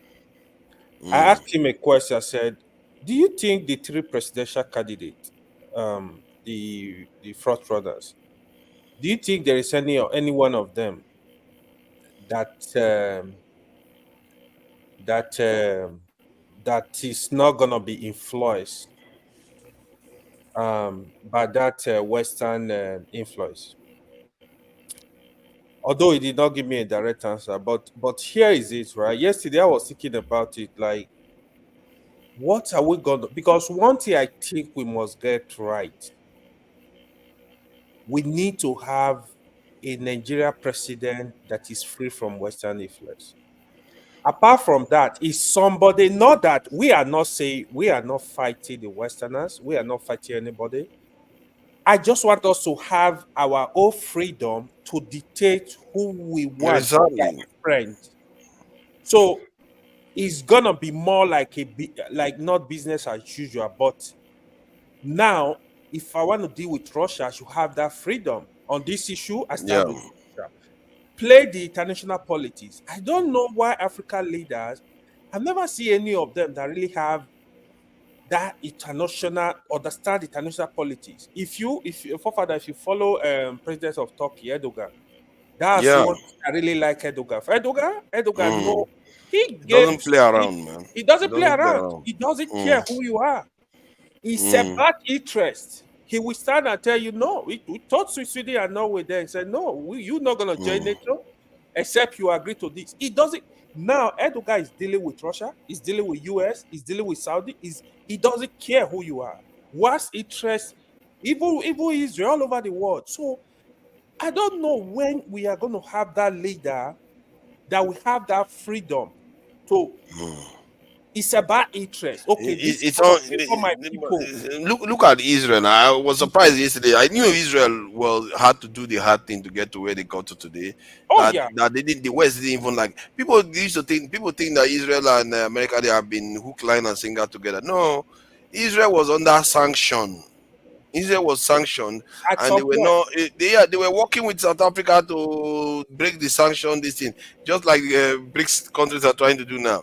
They were under sanction. They had to cooperate with. I think some people argue that Israel transferred the nuclear technology to South Africa. Actually, so they were working very, very closely together with the apartheid regime in South Africa. So now when you look at it, you think, oh, Israel has always been close to the West. No, they had to depart from the West, because if they were doing everything the West said, they would not be where they are today. Yeah, because even this idea of us or African leaders, they are beggars, most of them, because what you get, you can't talk, you can't.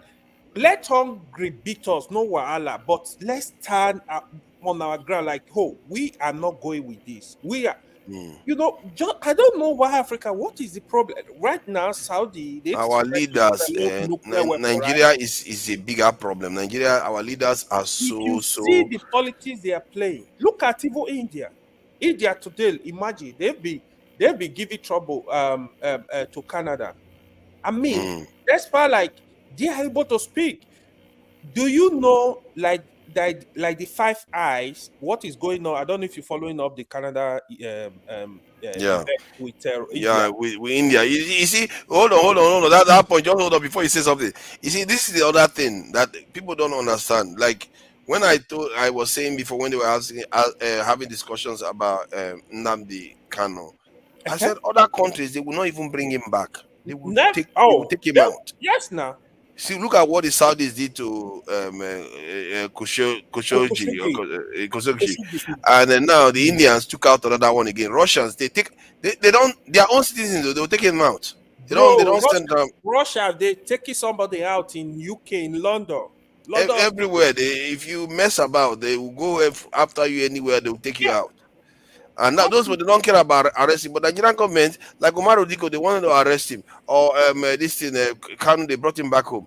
Nigerian government are not compared to other the way other people are a lot stricter. Yeah, a lot of people are a lot stricter. They don't take nonsense. If you go against the law of the land, like you are doing, come on, like what Nnamdi Kanu did, that guy they buy in Canada, he did not even do half of it. Half. Yeah, like, that's true. But what I wanted to tell you, the information on ground, right? The Five Eyes, they share intelligence. America, Canada, Australia, New Zealand, UK. Yeah. This is the biggest intelligence collaboration in the world. But despite they have the report, even America are involved. Now, you see the way they are supporting Canada. Canada, they are their biggest highlight, but because of the interest in India, they still they are not trying to open the door completely. They're like, yeah, we support, we know what is going on, you know. Yeah. So the thing is, what I'm saying in essence is you need to stand as a country so people will know you have something to offer. They know if they lose you, they have a lot at stake. So if we don't develop our country to that extent, where countries that want to deal with us, we feel like, oh, don't touch Nigeria, man, be careful. You got to lose. If you don't develop our country to that extent, they will just be taking us to kalo, like Kalo. Yeah, that's what. Because if that is true now, because if you look at even all the countries that fought against them in the Second World War, they went on to develop them. Yeah. They even went on to develop them. That to let you know that they even respected them more than they respect us. We that didn't even fight them. We fought for them. We fought for them in the Second World War. We went and joined them, their wars against to help them win the war. What did they do for us? They are developing China, this in Japan. Japan they nuked twice. They had to nuke Japan. They helped Japan develop. They've helped South Korea develop. They've helped Taiwan develop. Germany, the Marshall Plan in Europe. They did all that. But what have we got? Because we didn't do anything for ourselves.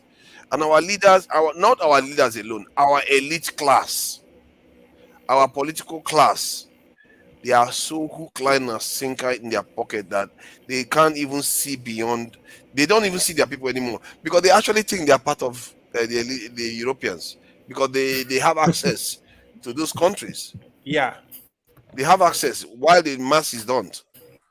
That's the problem. It's very sad though. Like, man, I don't know how a whole country, like, even a man, even if you want to be a man that have family, you have a wife, you don't let another person control your house, talk less of a country. No. You will not let somebody else to come and dictate for you what you're going to do in your family, in your house. You know, it's sad though. Our leaders, they are way too weak. A lot of people are so happy with the speech. I didn't know that actually was that good. The Guinean president, his speech. A lot of people were happy with it because of the way he called out some of the things that were going on, and the way he did it was not like being bitter. It's almost like the way we discuss it. Like, it's not because we hate the West.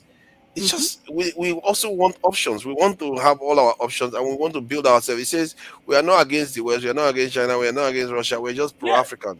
Stop, stop making it look like we are pro-African. We want to help, and he didn't just say pro-Guinea, pro-African.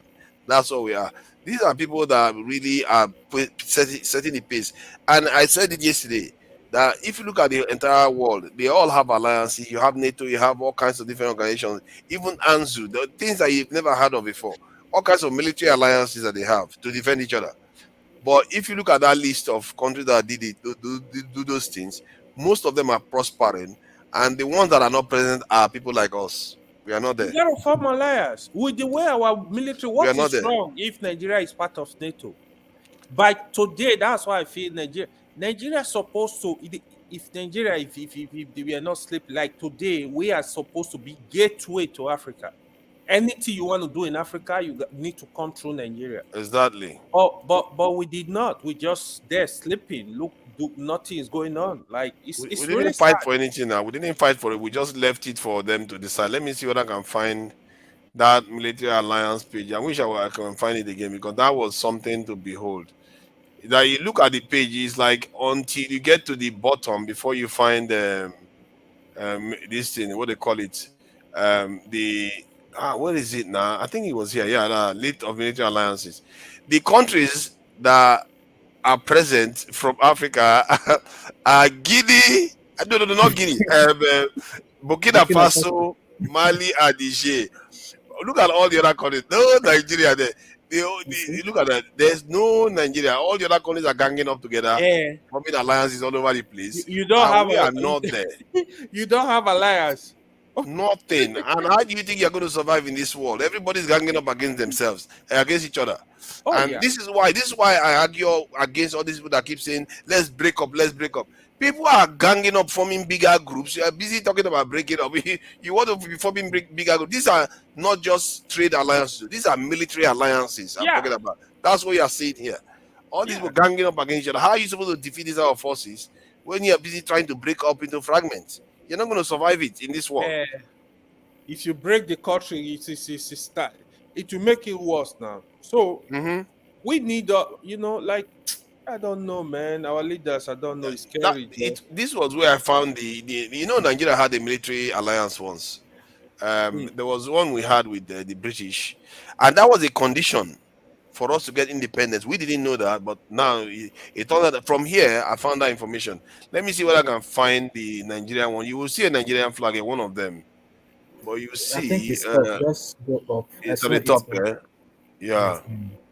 See, it's there. Yeah. You pass it. I went past it. Yeah, that's it. Yeah. Anglo-Nigerian. This is 1958 to 1962. 62.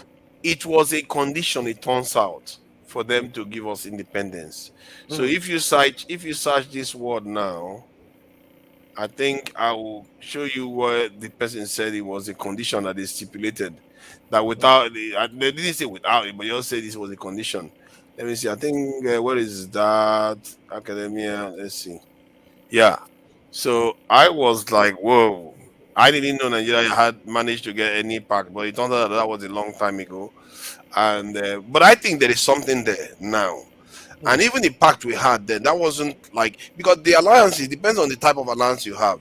That mutual defense is the best one you want, where if they attack you, the other guys will come and back you up, and if they attack them, you go and back them up. That's the best ones. So look at that. You say the British government only agreed. That's the kind of NATO. Now that's what most people have. The mutual defense, that like the Burkina Faso one now, and the Mali and the others, is for mutual defense. That's how it's supposed to be. So the British, they say the British government only this one surprised me that time. Only agreed to Nigerian independence once the colonial secretary and the minister of defense had secured a Nigerian commitment to defense agreement in 1958. That is the only time. That was the only reason why they agreed to it. Otherwise, they would not agree to it because they felt like they were going to be losing too much. In my mind, I still think that they still have something over our leaders. They still have something because it's too uniform. Like all the way from Nigeria to South Africa, our leaders are just not speaking their own voice. They are not speaking their own voice, and something is off with them, and we don't know exactly what it is. We probably need to dig deeper because this one is just me just finding it from checking list of military alliances. Maybe if we dig deeper, we're going to see documents that reveal the reason why our leaders are the way they are. You know what? Like forefathers, you know, there are like one thing that I am thinking is this: like most politicians, most of our leaders, if you're not in politics, you may not really know what is going on there. But you get to know when you are in that system. Like there is what something Coco said the other Loco said the other time. He said that the the political system in Nigeria is like they will make you or to work in line with that long-term goal of cabal. I think it's either local that said it or AY. Like they will make you to be abide by the long-term goal of if it is 50 years goal, they will channel it, make you to believe, like to work towards the goal. Otherwise, they will kick you out. So most of these are leaders like it's difficult for them to be free from these colonial masters because the way they condition them, they are conditioned that you must be puppet to They are us. colonizers, not colonial masters. We don't want our children to be hearing that. Okay. They are colonizers. I will be correcting this every time anybody says it because No, we like want to change. We want to move away from that word. those colonizers, the way they condition our leaders that they must be subject to them.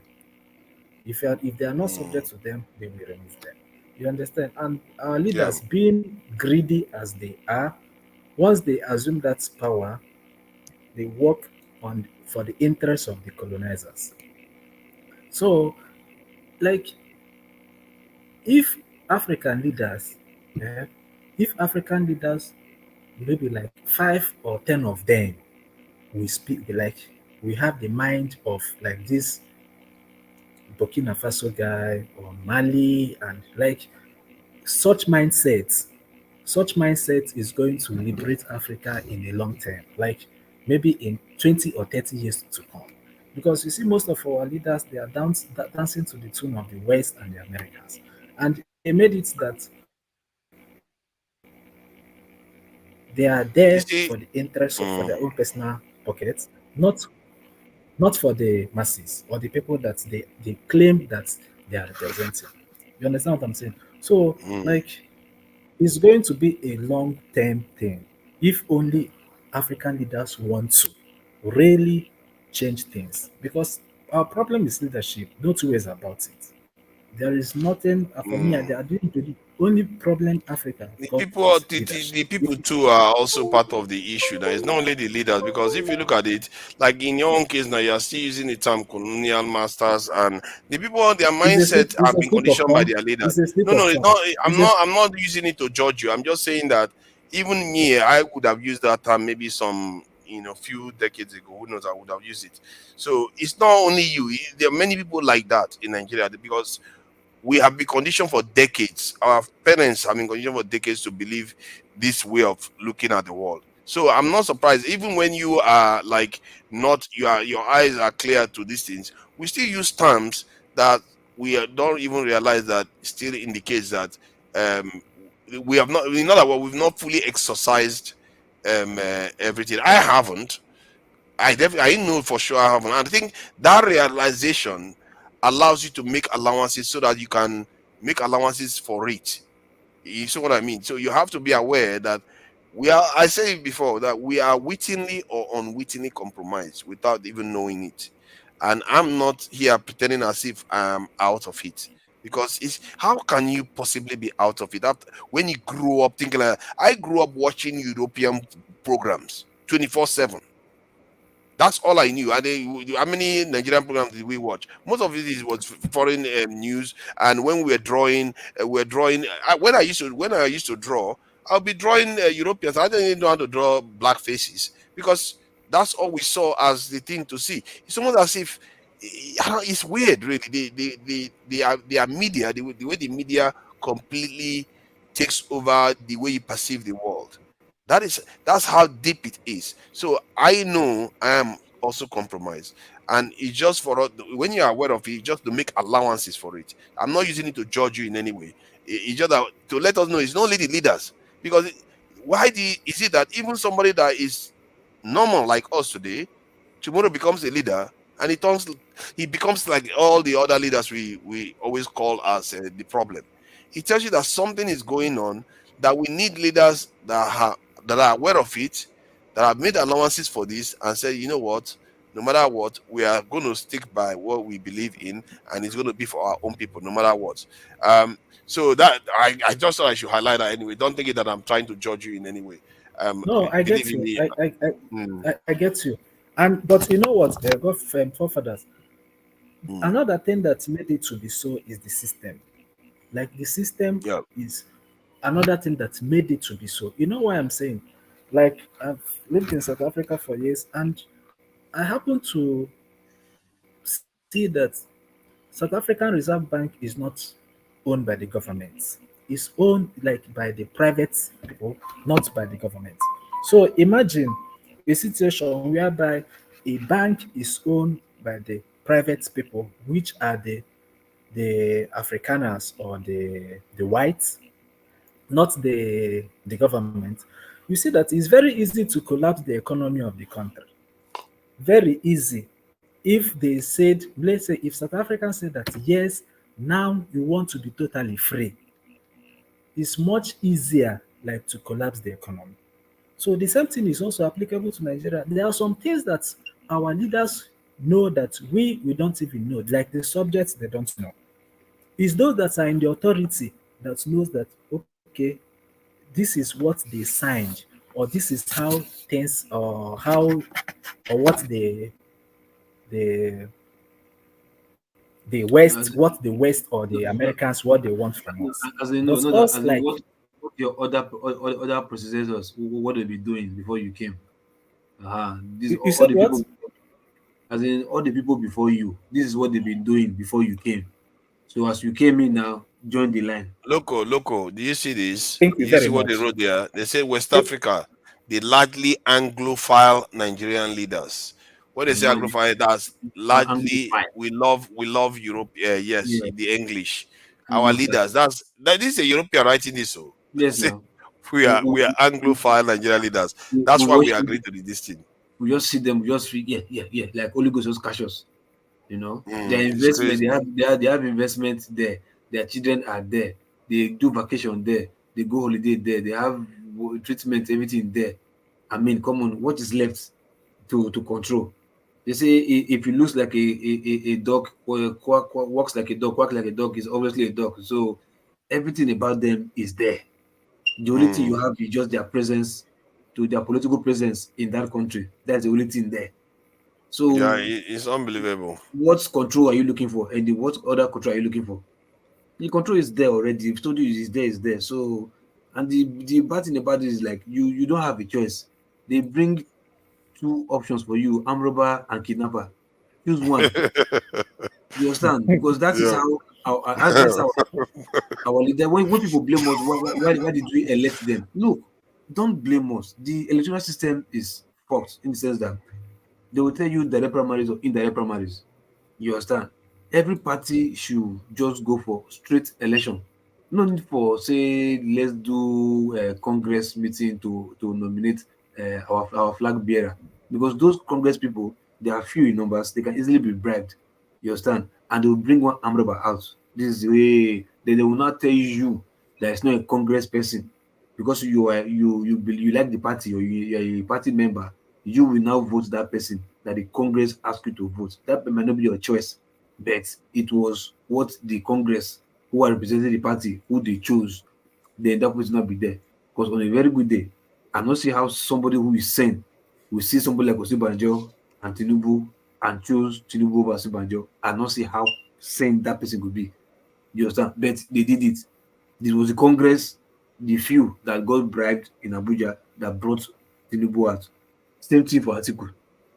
You understand? So, and Obi might be slightly different because of the political or party prostitute that he was, like thinking of where will I go? Where will I see more customer? Where will I get more votes?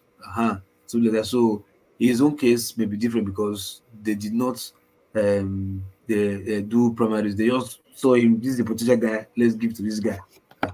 But regardless, It's not so. Your description of P2B doesn't seem a bit fair, but I guess it's all right. No, yeah, no, because why I say so because we did not see the chance to see the real him. Like if he was a long-standing member of the party, maybe we would have known how they did their nomination. If it was the same way APC and PDP did their nomination, you understand? So that's why I will just maybe you are looking for where to find relevance, and you will so we did not test you in that party to see if the same process they use in nominating PDP and APC, if it was the same style labor used. If not, we would have like, at the same style of winner. That's why I can cut him some slack a little bit. But we know say they be the same. Yeah, you were saying something. I think I wanted to highlight something that I was reading just now about the French. Listen, the person that wrote this stuff was making it sound as if the French were some kind of they knew that the French it was a new colonial stuff. But when they talked about the defense agreement that the French put in place, it was like, oh, the French were going to come and rescue the Nigerian Africans, francophone countries when they are attacked, and vice versa. But the only reason why they are coming to rescue the African francophone countries is because they are assets of the French. But in the case of African countries helping to defend France, like now, if you attack France, those francophone countries are obliged to defend France. So they are going to defend France, not because France is an asset to them, because France has put in rules to favor them. And the problem with what the French put in place was that they make it sound as if it's mutual gain, but it's basically one side saying, give me everything you have, give me your defense, give me everything, and don't develop your own defense capabilities, and let's leave it like that. That is what makes it very, very bad. And that's what makes it, because when you hear where the guy was saying something about the relationship between the francophone countries and their defense military relationship, it sounded as if it was like benign, the defense pact. It's not the proper defense pact because it's one-sided. That is not a good defense pact to have. So, but I think if you look at the world now, what it indicates is that if you want to succeed, you have to have defense alliances. You can't just do it by yourself. And this is why I keep watching Nigerians. You know, when I said if Tinubu says he's going to, if he does his defense policy, I'll forgive him all his sins. And one other area people need to watch, if your country wants to get out of a mess, watch the alliances they form. If they don't form alliances like this, you're not going to get out of it, because how are you going to defy the West? You have to form an alliance either with all West African countries, because I was talking about it yesterday with that. Why is it that Nigeria is not forming an alliance with all the Western African countries? And I think the Prince Adewale was saying that is because the Francophone countries have issues, the French have issues with it. Then we're like, but why did Nigeria not break that control of the French to have alliances with? Because now they are doing it themselves. They have to do it themselves. That's why you have Mali, Burkina Faso, and the others ganging up among themselves now, because Nigeria didn't do it. But weirdly enough, as we speak, the Tinubu, if I'm not mistaken, he is in France right now, or he was just in France yesterday, and today they made the decision to leave Niger. And the ambassador of France is going to be returning to Niger tomorrow. So that is interesting, the timing that this occurred. But we don't know whether it has anything to do with the kind of agreement they've had with Tinubu or not. The reason why I'm highlighting that is because I did say that one of the things Tinubu could do is use this as a leverage to tell the French, take your knees off the neck of the African countries. Then we might still consider supporting you on the continent. Maybe that could be one of the ways Tinubu could get the French to do what they want them to do. But I don't know. That's just a conspiracy at this stage. Until we hear Tinubu say, yeah, I did this, and we made sure that the French left the country, and now it's for you guys to transition to democracy and all the rest of it. If he says that, I'm quite likely to believe him, because even I suggested that is a potential thing that he could do. Because why invade Niger? You should be asking the French to leave the country. Leave the country, stop exploiting their resources, allow them to develop as they are meant to develop. But we don't know. And one other thing that I thought I should highlight too is that they said Biden didn't meet Tinubu. Yeah, he was supposed to meet him So maybe there are some things Tinubu is saying that he doesn't like. Like, Tinubu said something that he was going to do, he may do things that are unpopular. People are assuming that he was referring to Nigeria. But he was at the UN when he was saying it. So, and he was saying it in the context that some people seem to have been, they seem to form themselves in such a way that it's going to keep our countries underdeveloped and poor. He said that at the UN. And if he's saying that and he's saying he's willing to do things that are unpopular, he said that to the Secretary General of the UN. So that tells you that maybe Americans are not liking the way he's sounding. That's why they didn't meet him again. Now he's gone to France and the French troops are leaving. We don't know what is going on. And I wish Tinubu made that type of speech to Nigeria, talking to Nigerians, telling them that, it looks like some of the things that is going on, some people are ganged up against us. We need to find our way in this world.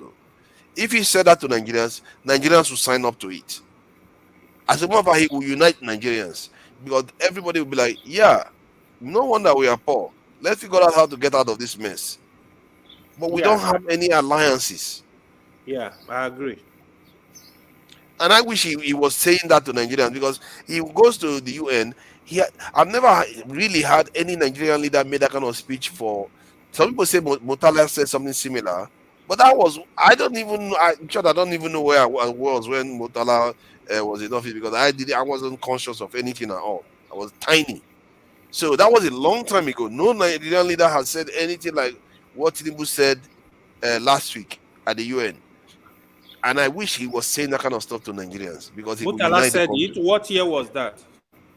They said Murtala said worse even.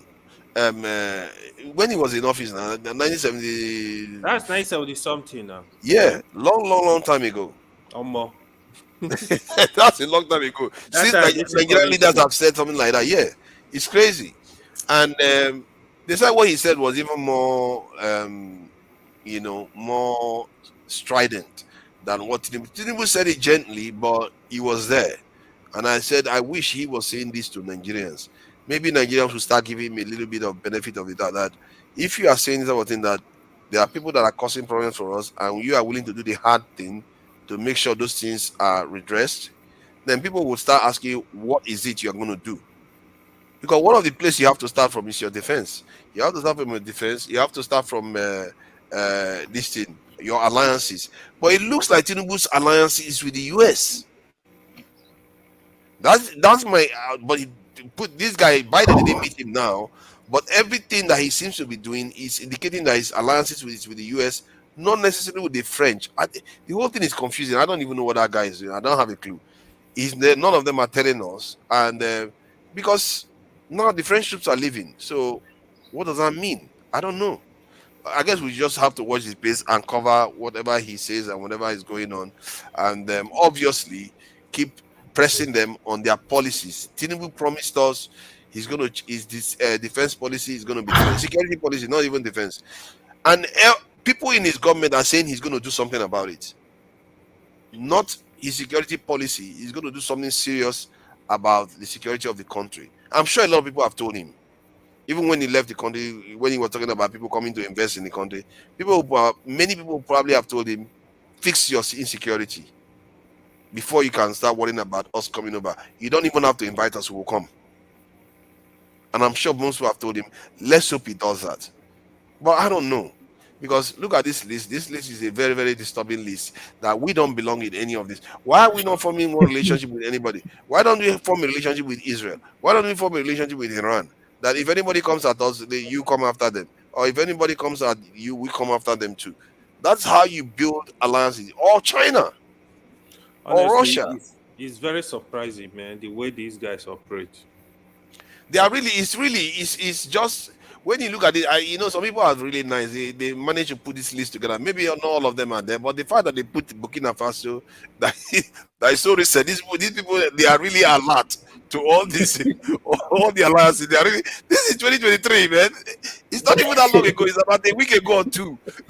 They signed this alliance, and they've already put it there. They are alert. They are watching what is going on. And do you know that such alliance will modern African countries to be having that consciousness of that they are like these things are needful. Maybe in time to come, you see that maybe one or two francophone countries will join this alliance. They will bring in one or two francophone countries, and it's not that I like this. I don't see why Nigeria shouldn't be part of an alliance like this. I'm telling you the truth. It's Because the French that is killing us. The French is one that is killing us. Nigeria should own West Africa by now. Because if you look at it, every region in Africa has standby force. I was like, what is the point of having standby force when you don't have a defense pact? Because defense pact means, as a matter of fact, if you have standby force, it's going to even prevent coups. Because any constitutional order that is attacked, the standby force goes and stops it. If any of that nation is attacked, let's say America goes and attacks Liberia, all West Africa will respond. That's how defense pacts work. In other words, it makes your country automatically bigger and stronger. That's why they form NATO. That's why they form NATO. That's why all these crazy alliances are all over. Look at them. They're just busy schmoozing with each other, having alliances after alliances. Some of them, they have double alliances. As if they don't already have alliances. They sign another one on top of it, and sign another one on top of it again. Double alliances. That's because they understand that if they don't gang up, then some of that bigger entity like NATO is going to come and knock them down. Or look at it, you have NATO, you have the Five Eyes. What is the point of the Five Eyes if you already have NATO? And then they have what they call the ANZU, where that one also includes Australia, New Zealand, Canada. It's like, what is this? Defense alliances on top of defense alliances. It's unbelievable. Yeah. Those one you don't play, man. Like those alliances are leaders, strong. those leaders or those countries, they are not playing. Their leadership have seen the importance of this alliance. But as for us, our leadership, what they are running for or what they put their mind on is not for the interest of the country. But these ones, they have seen that no, without alliance we are going nowhere. We need alliance to develop or to get certain things that we want. But our leaders, no, they are still like dictating to the tone of the West and the Americans. If they want to maybe they want to forge ahead or to grow, and something like this I would say something like this, alliance like this should be a stepping stone. Understand? They need to start from a place like this. So, because if you once you have alliance, you have that mindset of you are free, like that freedom mindset. But when you don't have alliance, that means you are subordinate to someone, and the person you are subordinate to will condition you that no, don't go and join these people or don't go and form something like this. You understand? Look at another one. Look at another 5-power defense agreement. I see they need any more. Australia, Malaysia, New Zealand, Singapore, like all of them are already on. Singapore literally is with Israel and America, and yet they still slap it in there again. They just keep having one on top of the other. Taiwan, United States. Let me see this one: Bahrain, Kuwait.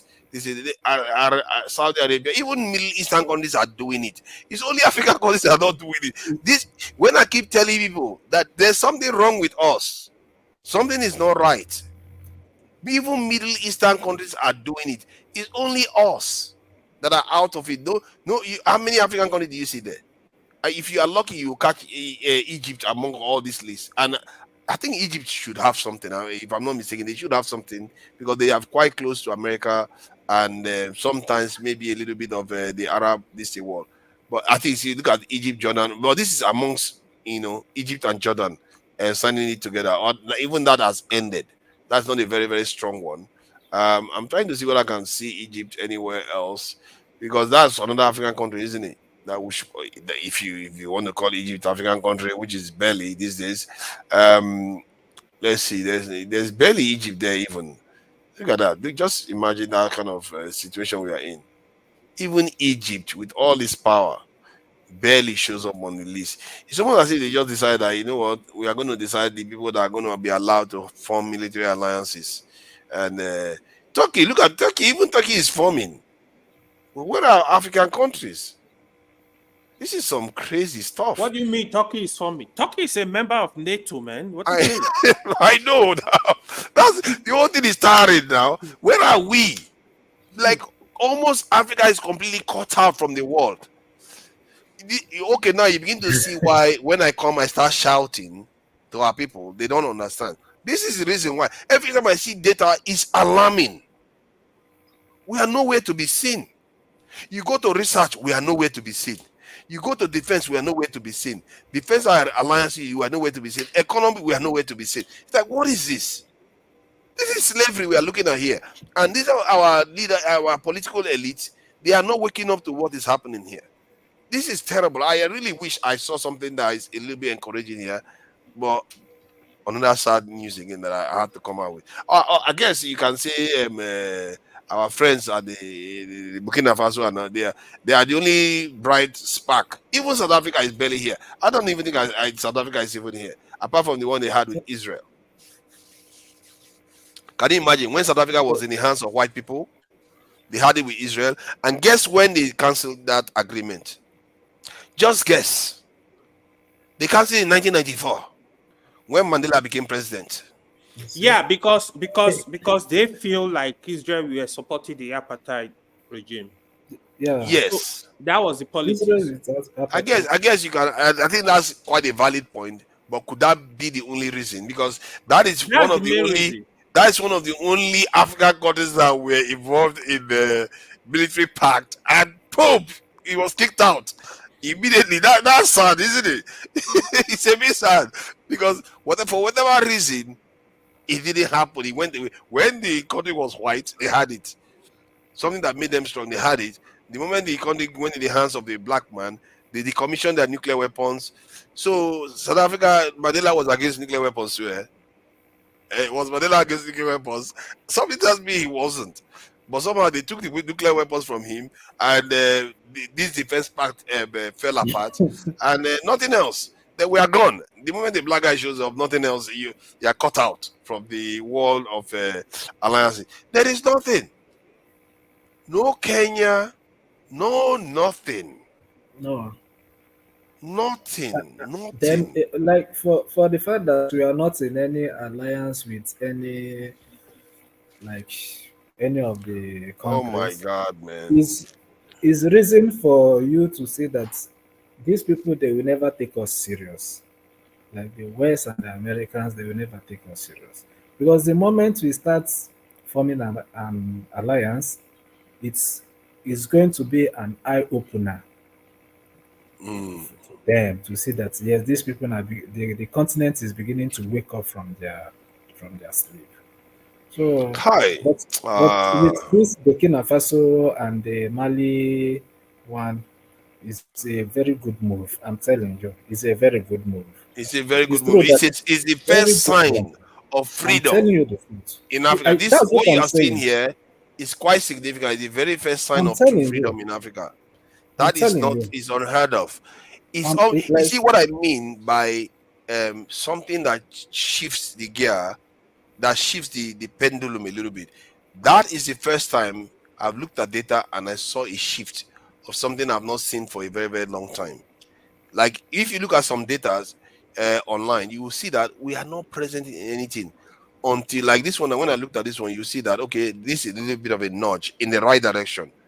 Let's hope that they don't destroy it. Because after all, Nigeria was once present on this list in the 1958 to 1962. So, but we fell off again. So, and that wasn't even a proper one because that was with a colonizer. What is the use of having that?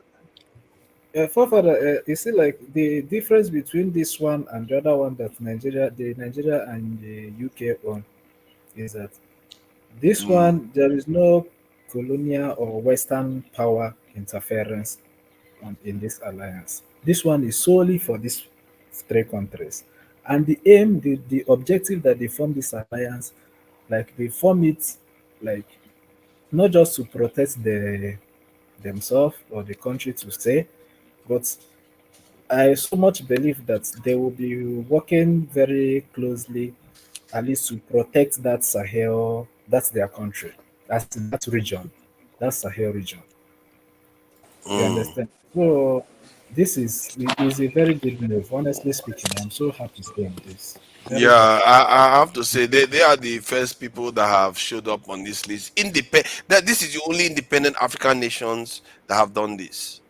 That's Honestly no speaking. African. That's for a short period, and these people have held the record here to show I'm up on telling this you, they list. break record. It's unbelievable. It's That's unbelievable.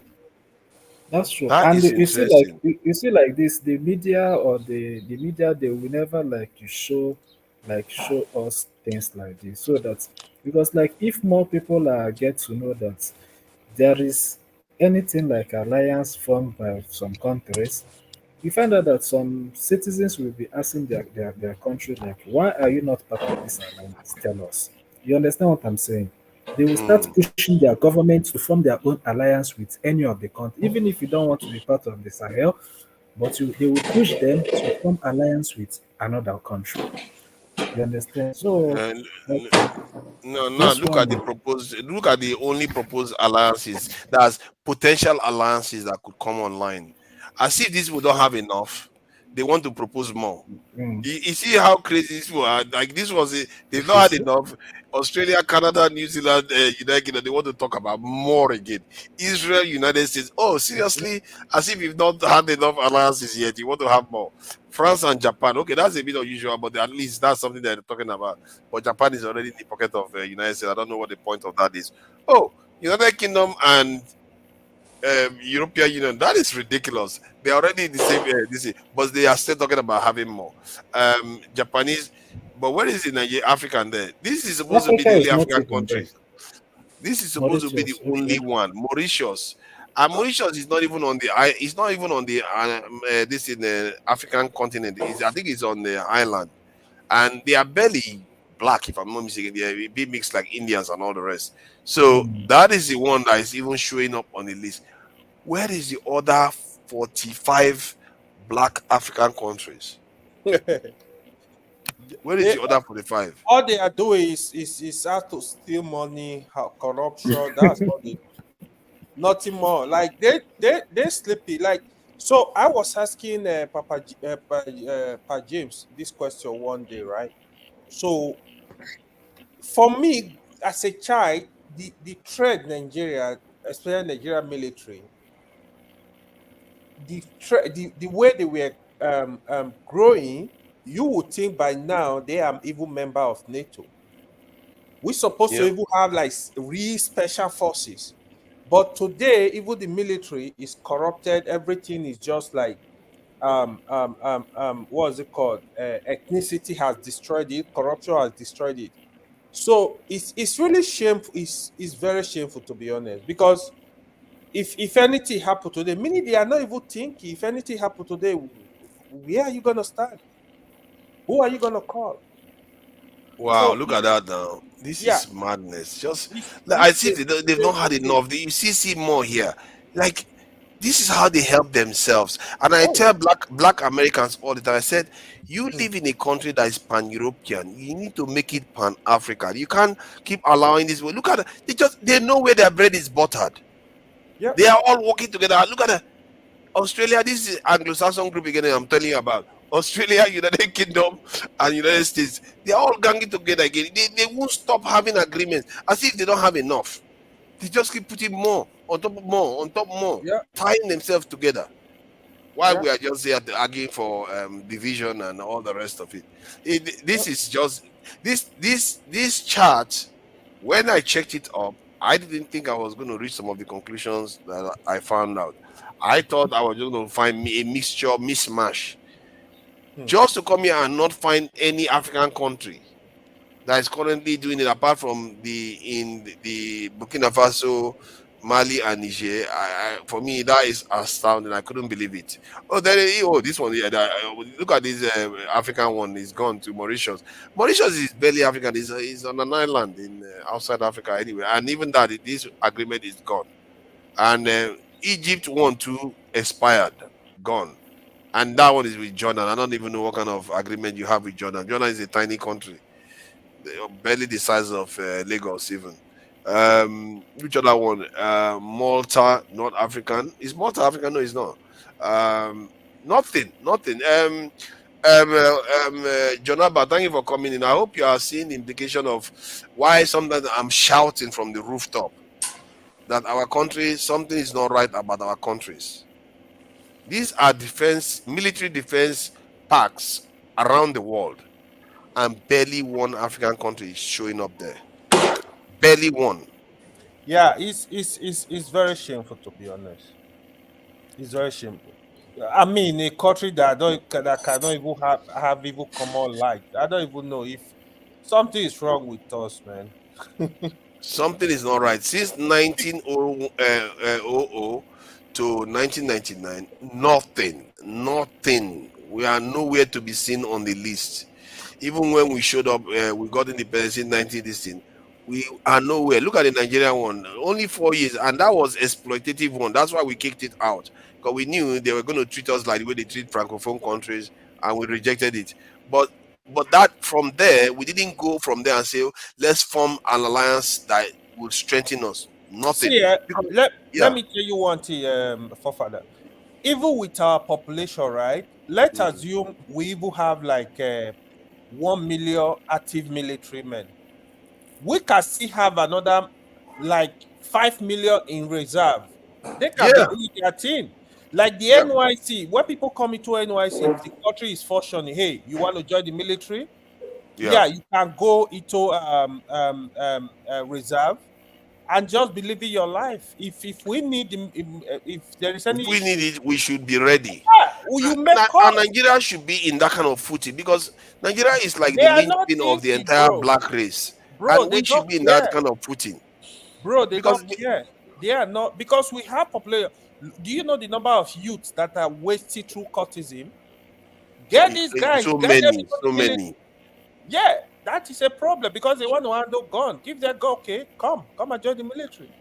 But today, nothing. Nigerians, they have some very skilled people. I had this experience recently where a Nigerian was called to Ghana to just come and compete with the Ghanaians there, and he went there. He just beat everybody. He won the competition. He just beat everybody. Bro, he won the competition. I won the award. Like, no, we have the resources. That is one thing that get me pissed off. Even when I see, and that was in tech. That was in tech. We are not. Yes, this is not anything. We have everything now.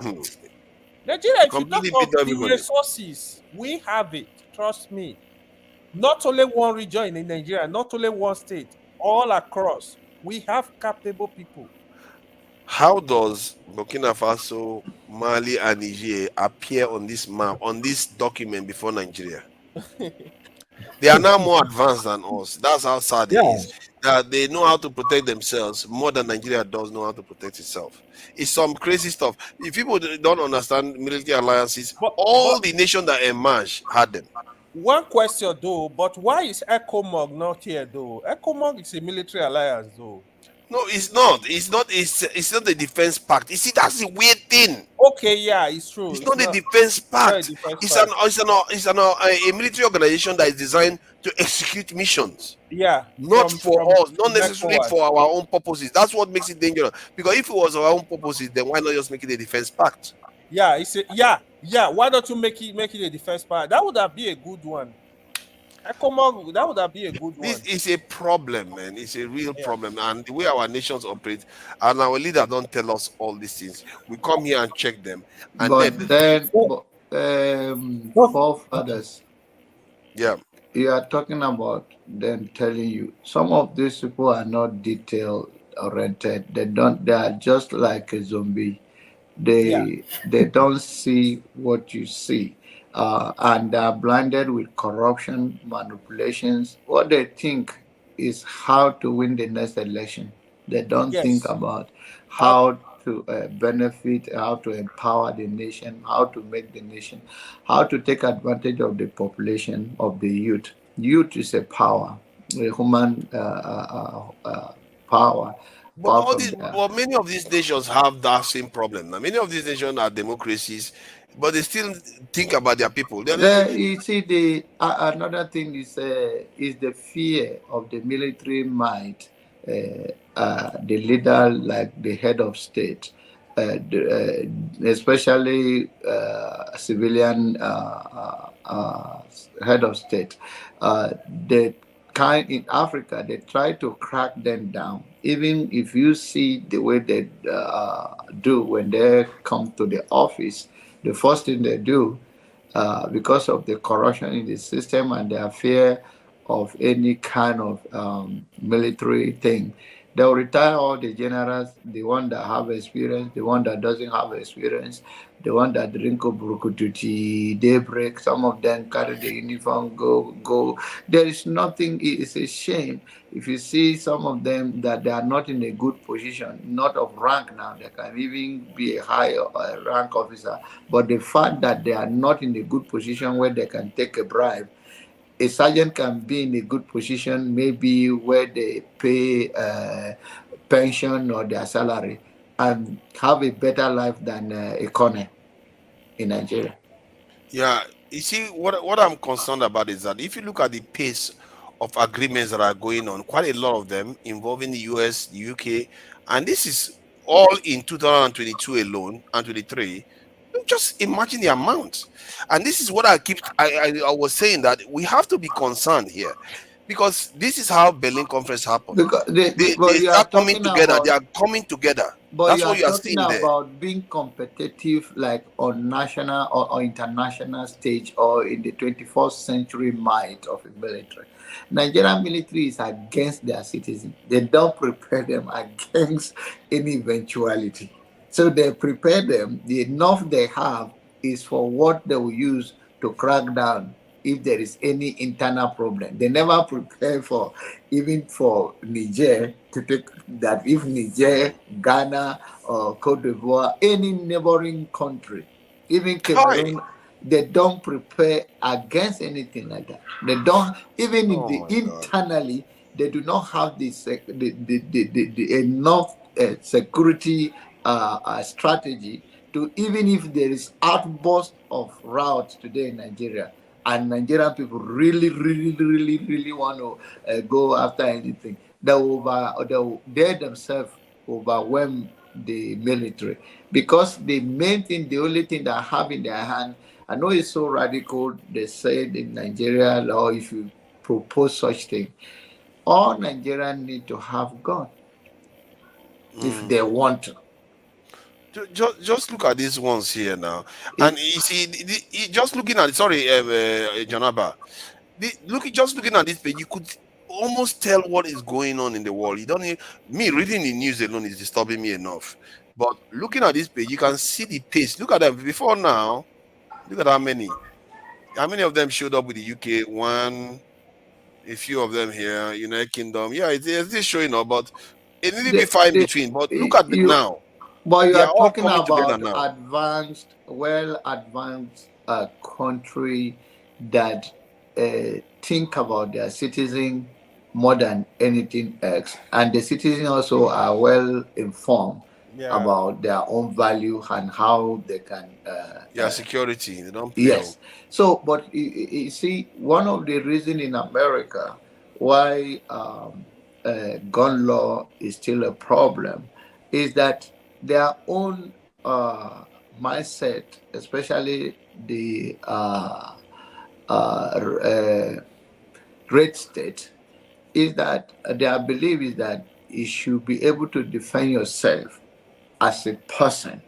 And if anything, there is outburst war against any nation, even if the soldiers in the war front are overwhelmed by the military might, the citizen can defend themselves. That is why you see it's a very complicated thing that even the politician cannot solve it.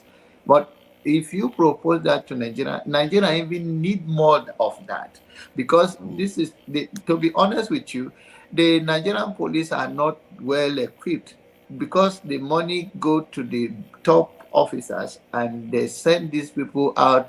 Some of the things they hold in their hand, that mantle or whatever they are carrying, sometimes they don't even have enough, except the special force. They don't have any bullet in it. Unbelievable. Father, somebody is in the backstage. I think you want to come in. So yeah, somebody's in backstage. Yeah, I saw him now. So Kifaru, you have to put your camera on, no, Kifaru. Why do I need to put my camera on? Sorry, it's not, because this is not streaming only on my channel. That is the rule, man. It's streaming to another channel that you know, the Dr. Damage's channel now. That's where it is. That's why you normally you put your camera on before now, so I'm not sure you are. There's one person that is not on, but no, that's Loco. Loco normally puts it on. He just went to do something. That's why. Very good. Welcome, Kefaru. Welcome, yeah, you are in Italy now, isn't it? You are based in Italy. No, I'm in the UK. I'm in the UK. Yeah, right. Don't mind him. He's in Italy. Just go up on that. But you see, this is a really very important conversation. You know, I'm just looking at that military alliance now. I had no idea that Who's comparing himself with me there? Who is that? Niger. The guy, you're past my own, so I don't compare yourself with me. No, you're past my own, so okay. Why do you sound so aggressive that they don't compare themselves with you? Why? Yeah, so that military alliance, that is something.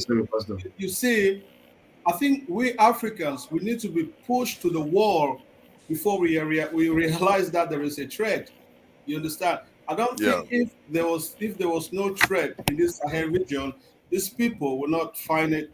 They will not even think that we need an alliance. But just because they face this imminent threat from foreign military, that's now when they say, okay, we need to create this alliance. Most African countries, we don't see that we have trade. Okay, as the border was just saying, Nigeria does not see that. Oh, we don't have any threat from anybody. So why do we need to even invest this much money in the military? We don't. There's no threat, but that's just the truth. Who's going to attack Nigeria, the neighbor? No one. No one is not going to attack Nigeria. And Niger is not going to attack Nigeria. There's really little threat. I think Nigeria should be like internal security. I think that's what like most people will agree. The internal security is most important for Nigeria. But the military alliance, I think we need to be pushed to the wall. Maybe if England said, okay, we're coming to attack Nigeria to take all your oil. Maybe if they say that, that's when Nigeria will say, okay, maybe we need but why do you have to wait till the last minute, like a beer of this in ABA of what they call it, Ethiopia, that started saying the citizens should come and join the military when the war started with the Tigray. That's when he started calling them to come and join it. He should have gotten a strong military at first. That's the fact that he didn't have a strong military could have led to that problem in the first place. Why do our leaders always wait until something goes wrong? You have to see the world for what it truly is and learn from it. In a way, God is giving you a chance to do it at peace. When you're at peace, why are you waiting until somebody wants to kill you first before you decide that, okay, this is the time for me to start hurrying to go and secure myself? Because military have to have training. They need time. You have to prepare them. Maybe even send them on exercises so that they can be strong. Not when the war has started, then you go and say militia, the citizens should come and conscript and join the army. How are you supposed to fight then? Especially in this modern conflict that is happening these days, you're not going to have a lot of chance to survive it. And that is my problem with our approach, isn't it? We should be looking military alliance doesn't cost us anything, does it? It doesn't cost us anything. It's just saying that we're going to protect each other. Yeah, go ahead. Forefather, just like what you pointed out the other time, you say that you are still asking, like you still want to know what is the problem with our leaders. You see, like this Sahel Alliance for Burkina Faso and Co. Do you know that, like, if it was when they were still eating with the French, they would not form this alliance because of what some of the things that our leaders want to do. They take permission from the West and Americans.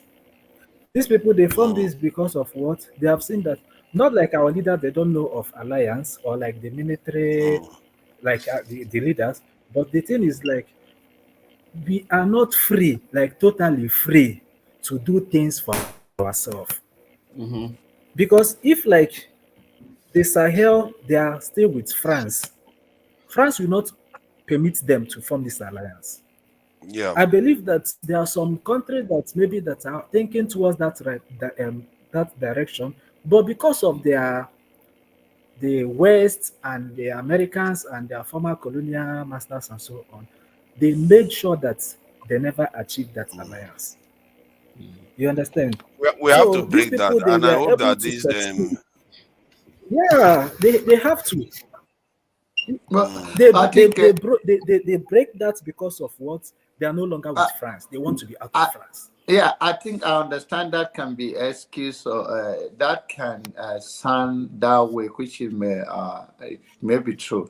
But then, a nation, a sovereign nation, we are not even prepared for a common flood in Nigeria. The military cannot, the Nigeria, even if there is, where you see here, where the National Guard will come out, we are talking about external threat. Internal threat, they are not even prepared for it. So what you are saying is a different level. So let's start from the primary level about how do we even secure.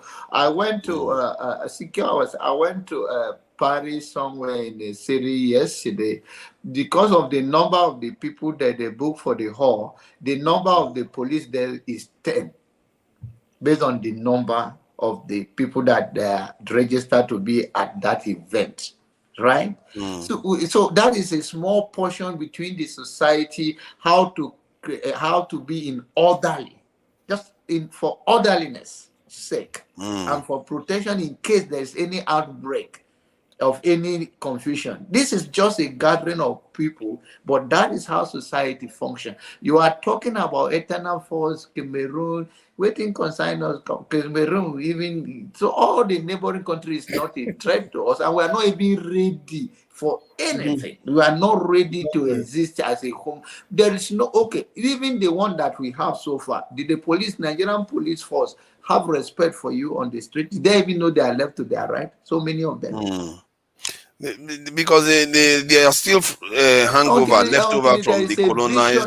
Until it's what we have, it's all once again, all go to the leader that have a clear vision. These people don't see what they see in Abuja. Someone is worried that I'm wearing a winter coat. Why do you think I'm in the house? They've started picking on you already. Oh, don't worry. You're welcome. Winter coat. So that these chat people, they don't let people rest. Don't mind them. So when we have internal crisis, when we have anything, we are not ready, and we are not even. You guys, what you guys are talking is so unique that we are not even there at all. We are in a country whereby police will say because of your look in your own country, they tell you you are a Yahoo boy, just because of your look. This is not that you steal anything. Just because you decided to dress. Yeah, so we are but not there are Yahoo boys now. It's not like you guys are talking about internal aggression or external aggression. Yeah, but Tinubu did say that he was going to do this thing. He was going to fix it. Let them fix our department. Let them fix it. Let them fix the little thing they can fix to make sure police is working. Police department is working well. Let them fix make sure that army stop taking bribe. go back to a base of securing the country. Not now that army want to take a ride because they do not even pay them well. So for them to travel from Calabar to Lagos, they have to put their uniform to stand on the road to get a free ride. This is the way they are. That is the level of the way. Did you think if they are well taken care of, you want to come and stand on the road begging to enter Ogaka so you don't pay? Do you even want to even use your uniform? To be fair, though, that could be a one-off or kind of occasional event, not something that happens regularly. That said, No, I get where it you're coming happens from. regularly. What are you talking about? That It's you are very traveling on the road, common. you will What are not you see saying, police. Father? You will not see police and soldiers standing trying to take a ride. Those Yeah. are the- Oh yeah, I've seen police, but soldiers, I'm They not so are sure. there. No, They even say soldiers. Even they are there. soldiers. They are The one, everywhere. but if they live in barracks, Now, why would they be taking this thing? I took off one day. I took off from Lagos, from Abuja, and we are all healthy people, about 5 of us. I'm the smallest in size, right? And I already told my friend to come and take me to the airport. But the previous journey, I stayed too much in the airport in Lagos before I got to Abuja. So I say if I go now, they'll say they talk all those nonsense every 1 hour sometimes, depends on the airline. So I said, okay, let's go on the road. We left Abuja 3 a.m. All the police on the road, my guys, very dangerous thing to do. All the drink they have in the car, maybe some drink that they were drinking. When we call even police checking point, soldier checking point, they do not even ask us anything. They wanted the drink. So if we were armed robber, that is all. We can go free because we give them a gogoro or give them some drink or give them some pure water.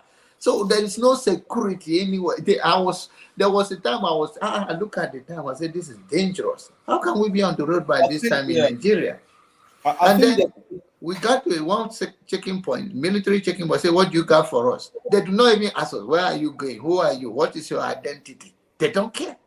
Just imagine. I think they are probably bigger criminals than that case is not only particular in Nigeria, even in my country, it's the same. You understand? Which country is that?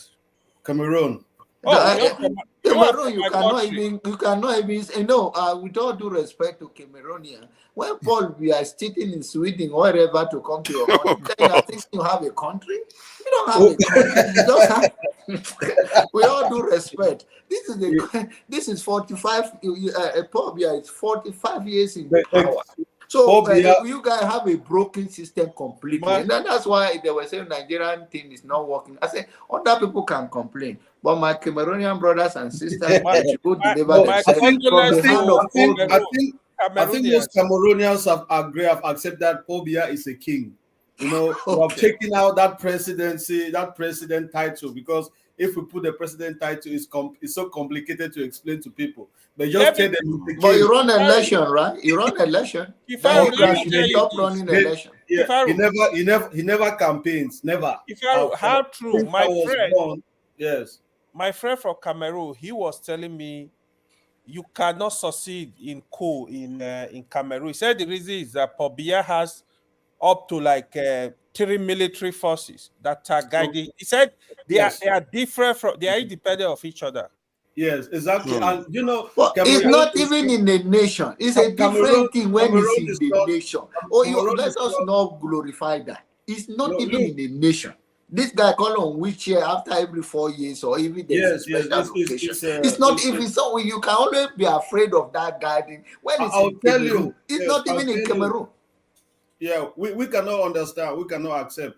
It's only the military that can stage a coup in African countries. Civilians, you don't dare.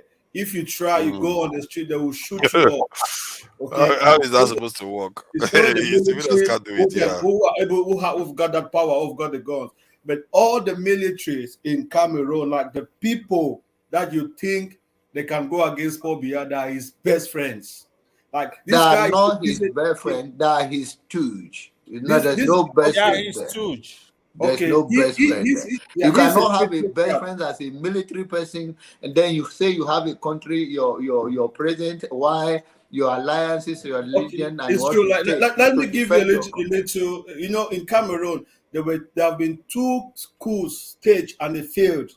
And that was the biggest mistake that happened. There was one coup in 1984, long time ago, and some other one close to that time. When those two coups fails, that man became a tyrant because he knew the only way for me to remain in this power is to lock myself completely. And that's what he has been doing. If you know the number of people that are in jail, that are in exile, yeah, you know, they said.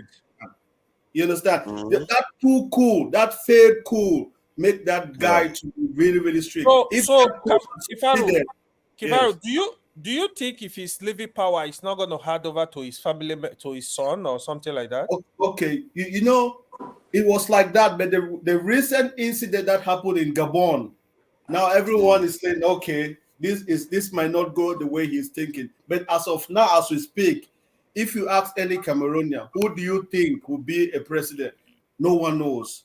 You understand? Because like, if just take for example, all Cameroonians, like more than half of that country has known that man as a president. Because taking the consideration that like the average population of Africa is within their 30 years. So all of them were, when they were born, that's the only person, including myself, who saw as a president. So those people in their mind, they don't even have the concept of someone else being the president. Is even in Uganda, Museveni. So yeah, but they were saying the son, but that guy, he's not that kind of person that loves politics. You understand? You don't even see him. We don't know about his lifestyle. He has his timber business. He's not even involving himself in all those political things. If it was someone that was really, really involved, people will be saying like, okay, maybe, but it's going to be really, really it's going to be problematic when this guy leaves power because there's a lot of hate. Like the people in the north, they don't like him. The Bamileke people, they don't like him. You understand? So, but what you like, you gotta do when he's dead, he's dead. So they have these Amazonian people that don't like him. You understand? Yeah, so when this guy dies, if they don't take care, that's where that country will completely collapse. You understand? Because that power that people have been so scared to fight is no more there. So I think they have lived in fear. The Cameroonians have lived in fear about their torrent. That have crippled the nation, and that fear is determining whatever they do, and that is what we're going to live for now. Or they'll have to live with it for now. But I encourage my Cameroonian brothers and sisters that they have to change the narrative in Cameroon. And we are complaining about Nigeria. At least we have election every 4 years. This is the first time I said they shouldn't have election in 2027. Because there's no need of wasting all those millions, and then the same guy is going to be there. So what is the reason? Why can't they just give us those money that they are saying that they're going to use for election? But apart from that, at least every 4 years, we have the courage to have election, no matter what. There's a clear message. We are not where we're supposed to be, but and also this is the reason why I encourage all Nigerians, the younger one participating in election. You have to keep pushing and pushing because those that hold you hostage, they have more resources than you and they will use it to cripple you. But it is your basic human right to resist it and to be wise about your business so that they don't kill you in the process. The reason why so many of us are speaking from abroad, it is because it's much better if we can do more from here than be in Nigeria, except you belong to 1% of Nigeria.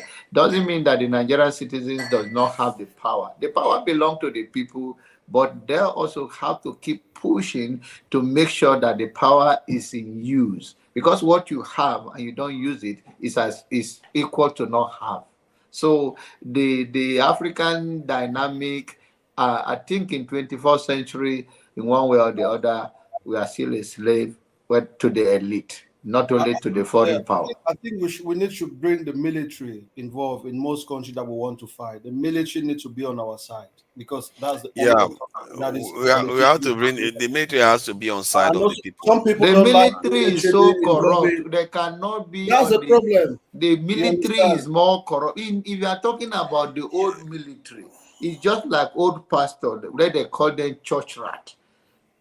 You see, you already said there is the military right now. Yeah, but Jonaba, though, yes, I agree with you, but there has to be still good people in there. It's not uniformly corrupt, isn't it? Yeah. And The even if you are military- corrupt, when we say corruption, is the fact that maybe you take money from this thing. That doesn't mean it don't mean well for the country. There are many of us that some of them mean well, most of them mean well. But do you think that the politicians don't mean well? It is about greed. It's not about not mean well. They mean well. Even No. What I mean by that is that if they are given the opportunity to make decisions based on that intention to mean well for the country, they are going to take it. No, that is because of the corruption. Which opportunity do we give to a military man than to empower them, give them the tools to use to protect the civilian? What do you need? You want them to become the head of state? Is that what you are talking about? No. The idea is that if they understand that their role would be more professionalized, if they understand that what they are going to be doing, they are actually going to be doing the duty of protecting their own people. This is not even about greed anymore. This is about your own people, your children, your children's future. There's a way you convey it to them, because The if you look top at military other people, countries, their children's future is not there. They're all in abroad anyway. I get what you mean about the top ones, but like these 4 countries that have removed the French influence from their countries, they were once elites too. Yes. They decided that they are going to turn. So there are people amongst them. You have to form your own column. Every military has their 5 columns. So you can even say a military is full of columns. So you have to create your own. And the one that you have, because you believe you are doing the right thing for the people, the force the force should be on your side. Because you are generally talking about the old military people. This compromise one, they even before they are given appointment, they already blackmail. Yeah, but we just demonstrated that 3 countries in a row or more turned. It's not because they don't have bad military. It's the military that did it. They turn against the abuses of power in their country and trying to free themselves from the being taken advantage by other foreign. Isn't that what you need for our country? That's a bigger problem. That's a bigger problem to deal with. I think that is Nigeria where our countries are bleeding from. of resources it's a lack of management of resources. So what we need is not a military. We need a visionary. Oh no, I'm not arguing for a military regime. I'm saying that if the military is on your side, when you want things to happen, they will help enforce the rules. Just like you have corrupt military officers and police officers that are helping the government right now, and some of these politicians to cheat the system, they could also help stop them from cheating the system. You see what I mean? You can check them. Because you can't just leave them to carry on doing what they are doing, the wrong things. You don't have to overthrow the government. They are not that trained, and if they are not that trained to know their awareness as a military, whether it's under any other force, they are not that trained to understand even their basic human right. The one I've spoken to some of them though. Many of them sound like us here. No, don't. They are just talking now. Let them go maybe they are just talking, but they sound like. Okay, what is stopping? If somebody's just talking, you can tell when they are the ones starting what it. Is stopping them now? That is nothing. What is stopping them? What is stopping them is that they don't have the support. Trouble. No, it's not that Nigeria or anybody in Nigeria or any part of African country, because we have African brother now on the platform. Not that we don't know what is the cause or we don't have the knowledge of it. Is that the power that is being that you're going to go against you? There's nothing wrong to. It's a check and balance, and that's why all those institutions exist. So that it not become absolute power, there should be check and balance. The military, the judiciary, and the rest of them. So they cannot function independently in Africa for now. We see what Niger is doing. Niger is doing great to me. I think African countries, either we believe or not, we still have so much influence from the West. Okay, and they give us.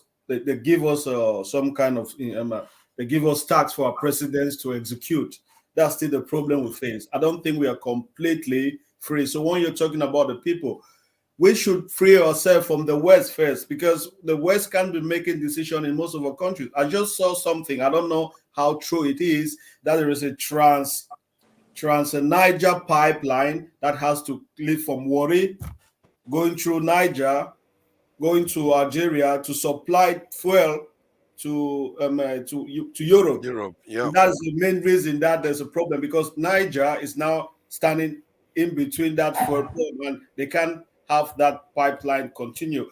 That's why Nigeria, who's the main, that's the main source of the oil, has a problem. That's why Tinubu needs to fight to make sure that that pipeline passes through Niger without any problem. That's what some people say. I don't know. But if we can still be in that position where the West was still fighting to satisfy the West, then we are not really free yet, no matter what we do.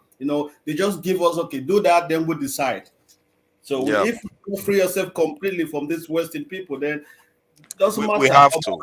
We have to. And I think that is one thing, but let's also talk about Nigerian resources within Nigeria. How do we manage that? Well, we will understand the foreign affairs in our country, but the what we have so far, how are we managing it? There is no reason. But everything we are working for is ending up in their accounts. That's the problem. We are working. Our people are working very hard, but it's ending up in their accounts. Whatever we have right now, how did we use it to empower? But that is what you are seeing, though. What you are seeing right now in Nigeria is what you should expect, given what we are spending on our economy, what we are spending on our defense, what we are spending on. Check how much other countries spend on their economy. So you are not saying that corruption have not eaten that fabric that if we have everything secure, stop giving our crude oil and all of those things without us manufacturing or be able to feed ourselves. That is a major problem. I think the reason why let me add something. I think the reason why you are pointing at corruption is a symptom. It's like a man or somebody that doesn't secure their house. They leave their window open, their doors open. Then when a criminal comes and steals from the house through the window, then they say, oh, the window is the problem. But the door is also open. So, but the reason why you are talking about the window, because that's the one the criminal is using.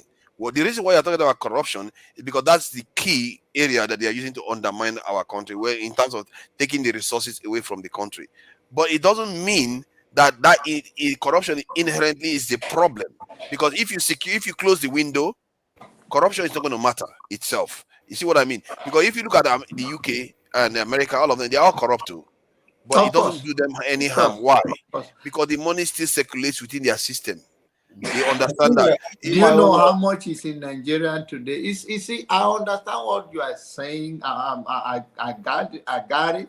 But this is the little we have. Let us say we don't even have oil today, right? Let's stop up oil. We still have enough resources in Nigeria that if we focus to empower ourselves, there are more resources in Nigeria. Whether you talk about farm product, we have all it takes to be independent regardless. It's still do you know how many things get wasted in the middle belt alone? The food that get wasted.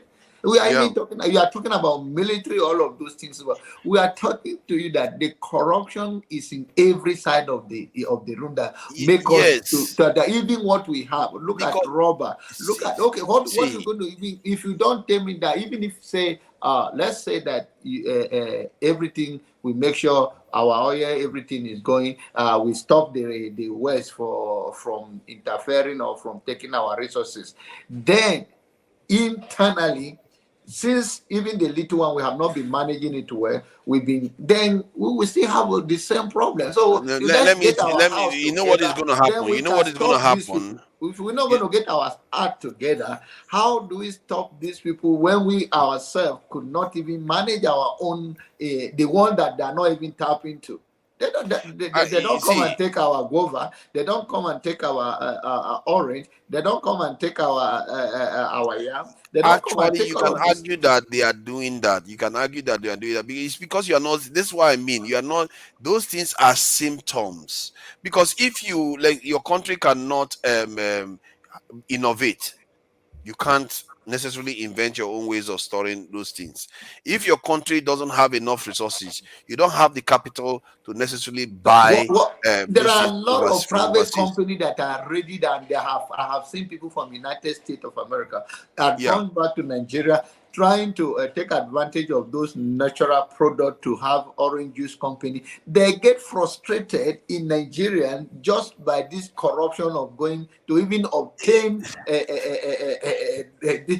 obtain license. They will drag you. You stay in the hotel till maybe you move up and down, whether by NADEF, whatever the company that is supposed to get. So there are a lot of internal corruption that if we don't solve that problem, even if we block all the military thing, all of this thing, the way to stop. See, let me explain the way to solve that problem. Can I just say something? Go ahead. When it comes to corruption in Africa, I think most of the time we Africans, we think corruption is a system that can be stopped by an administration. Corruption in Africa is a cultural problem. That is the root of corruption. It is cultural thing. Even without no government, people in your village with no concept of government corrupt. So fight corruption at the level of the government. Corruption can be fought easily with simple technology. That corruption of accountability, that one can be fought. But the corruption of the mind, that is a cultural thing that needs a complete different revolution to train people that doing this thing is wrong. I think that's the bigger fight to have, because children from like 2 years old, they want to cheat you. They want, it's a culture that we need to fight, and no government or no political degree will stop it if the people within themselves don't see that it's wrong. So that is the fight that that's the biggest fight. That's the root cause of corruption. That's just what I wanted to say. Yeah, it's become a way of life that is become normalized. And it's become like so what we are saying is that, of course, there is no we should do everything to make sure our stuff belongs to us, we manage it well and all of that. But then the mindset also, we have to change that mindset that it's okay. A police that is taillight is not working will pull you over. That does it, not even taillight is not working. They don't have a taillight in their own pickup. We pull you over for not having a taillight for not having a taillight signal in your own car. This is the high level that we do not. Before you do that, then you should have your own working, and then you can to fight that corruption. We need like really drastic measure in Africa. Yeah. Like measures that people there is corruption everywhere, but there is consequences for actions. Exactly. But where there is no consequences, it becomes a way, it's a norm in the society. Sorry to cut you short. Like in China, there was an incident. Some chemists, those chemists were producing baby milk. They had to enhance it with some protein powder so that it can pass the test with fake stuff, and it was discovered, and these people were shot. They were killed like that so that people could see that you can't do these things. But in Africa, you can do something like that and you can bribe your way out and you go free. So we need like really drastic measures to start fighting at really, really top officials, so that when you see corruption like this, they will kill you. That the consequences should be massive and really, really heavy. So people should get scared. Nowhere in the world that there is no corruption. Anywhere in the world. But at least you have some certain fear that if you are caught, there is consequence. Yes. But when we normalize it, it becomes a way of life. That's a different mindset. You have to change the mind of the people. Because it's one of us that lead the country. It's not the outsider. It's not the people. We are talking two different things altogether. In the country, where what it can benefit the country, let's say 3 children can play soccer very well, and because they are from the same mother, and they can bring championship to the nation, they can say, no, we only need one from this area. The other, your talent, keep it to yourself. And it's so, and not only that, you are even lucky if you get there, if you have a good push and have a good manager. Otherwise, the best brain in Africa is on the street. They don't even have that opportunity to serve. What hinder Nigeria from hiring the youth? to be in the military, the best. What is hindering them? Why can't they do that? Why we have unemployment? Why can't we hire them even to build our road? If we think there's nothing to do, why can't we hire them to build our bridges? Why can't we engage our youth in many other stuff that we know for sure they can do better? Africans don't value our own. For some reason, we say anything foreign as better. Yeah. We demonizes our own thing. Whatever we have is not good enough. I think at the core of this is, if you stop the bleeding, you can't treat a patient that is bleeding. If you stop the bleeding, then the healing commences. This is why I said we are talking about the symptoms most of the time, and they laugh at us. Actually, they even say it all the time, like, oh, you are corrupt, that's why you are not doing very well. So that you keep chasing your tails, not knowing that it's the bleeding that is causing the problem. Because if your natural resources, all the hard work your people worked, is ending up in their accounts, and then they are instituting policies to keep you underdeveloped, so that most of the stuff you buy it from them. So is them that determine how you have to have a good road in your country? Oh yes, so you don't know how it works. I will do it to you if you give me the chance. Like one of them is if you don't have enough resources, if I want to prevent you from, because to get enough money to do all the roads in your country, you need to do value-added manufacturing, isn't it? You see, let's do one major road that we know we can afford. We have major roads. Come on, you know that we have roads. Why the major road that there's no pothole that people are dying? Seriously, are you telling me Nigeria doesn't have roads? To Lagos? That's what you are talking about. Yeah, we have roads. We have roads that are actually functional. You know that Lagos is not a city for nothing. I'm talking about Ibadan Lagos road. Is that the road you are saying that we have? Yes, most of it. 90% of it. Hold on, you're not being fair. You're not being fair. 90% of it is tarred. I'm being fair. I travel on the road all the time. Are you telling me 90% of those roads are not tarred? There are potholes everywhere. There's no maintenance from Benue or from Lagos to Lagos to Enugu. Go travel Lagos. I've done it before. I've done it recently. And I think you didn't do it recently.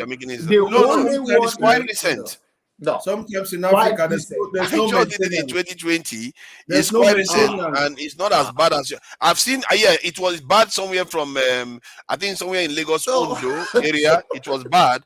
But it wasn't. It was tarred. When we say it was bad, they were fixing one other side of the car. This in the motorway, and then the vehicles are traveling on the other way. For how long? I don't know how long. But when we say, hold on, you are saying back right now the road is still going to be the same. Part one, there's another one, and purposely some of those roads are done like that so that the police can stop you there. Custom can stop you. You are doing that thing now where you see bad things everywhere. What you see right now in Nigeria is what you should expect, given what is spent on the economy. This is what you don't understand. So the economics, you say police should be stopping you every mile. See, of course, the money. Why do you think the police is doing it? Because they don't have money. Why do you think they are doing it? The system is being starved. So the poor people that don't even have a job. Forefathers, you said you don't have money. When you are going to become a police officer, do you know your salary? Do you accept that they're going to pay you this amount of money before you become a police officer? They don't have a choice. They even have to bribe to join the police. If you don't like the pay, why do you go join the police just to? Because life is hard.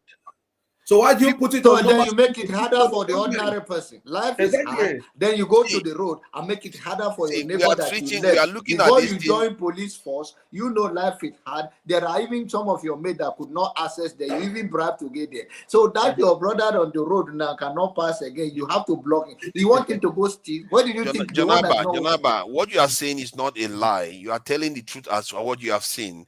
But you are looking at it on a micro level. If you look at it on a macro level, you are going to see what created the problem. You see what I mean? What you are saying is correct, and what I'm saying is correct. It's just that why you guys are not in bed. Yeah. The family want to take over now. They want to take over. They are trying to unseat him. he's trying to fight for his seat. Anyway, there was a good conversation, but I just think we Africans, we should be more involved in politics, because just because we are not there, these old people are not competent, just feel just go and fill those seats. I think everyone in Africa must have a political party that understands and try to change it. If we don't do that, then we just allow incompetent people to be in power. Let's get involved in one way or the other. Let me finish the point I was making. I think Jonah Balasa was saying you were correct with what you are describing, but you have to look at it on a macro level when I talked about the bleeding of the country. Because if more money is going to the economy, guess what happens? The new recruits, or maybe even the old recruits, that get slightly more money, and money is entering. The trader has more money. Everybody has more money. If you have more money, you are less likely to want to bribe anybody, and you're less likely to want to take bribes. All that low-level corruption that they call horizontal corruption goes away. Now it becomes only top-level corruption. And top-level corruption is very, very hard to get rid of. But as long as the resources is being spent within the economy, guess what is going to happen? The economy is still going to grow.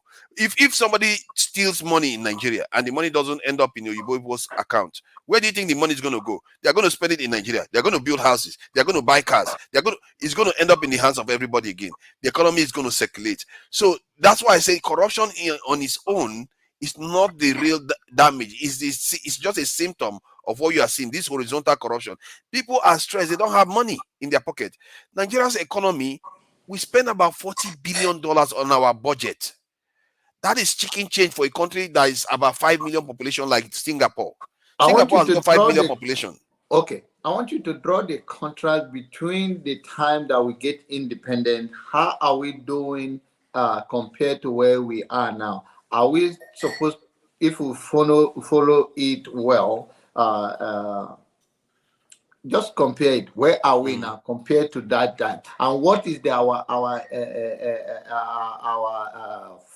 our income or the source or the resources that we are using to maintain? Are we better than now? Our road, our employment. I understand we already increased in number and all of that, but how compared to? I think Nigeria GDP per capita, you can look at it through Nigeria GDP per capita, and even then you have to be careful because the currency fluctuation, GDP per capita, you have to look at it based on currency fluctuation, otherwise one can miss the point. Let me pull that up so you can see. Oh no, that I don't know. I shouldn't put 2020, 13, 23. So yeah, it goes up. That's GDP per capita. It goes up and it comes down. And let me see if I can share it with you so you can see what I mean. It goes up and it comes down over different governments and stuff. So that's it there. So as you can see, this goes all the way back to 1960. So sometimes it's even lower in the 60s. Then it went up again. And we got richer in the 1980s or so. That was during the oil boom in the 70s.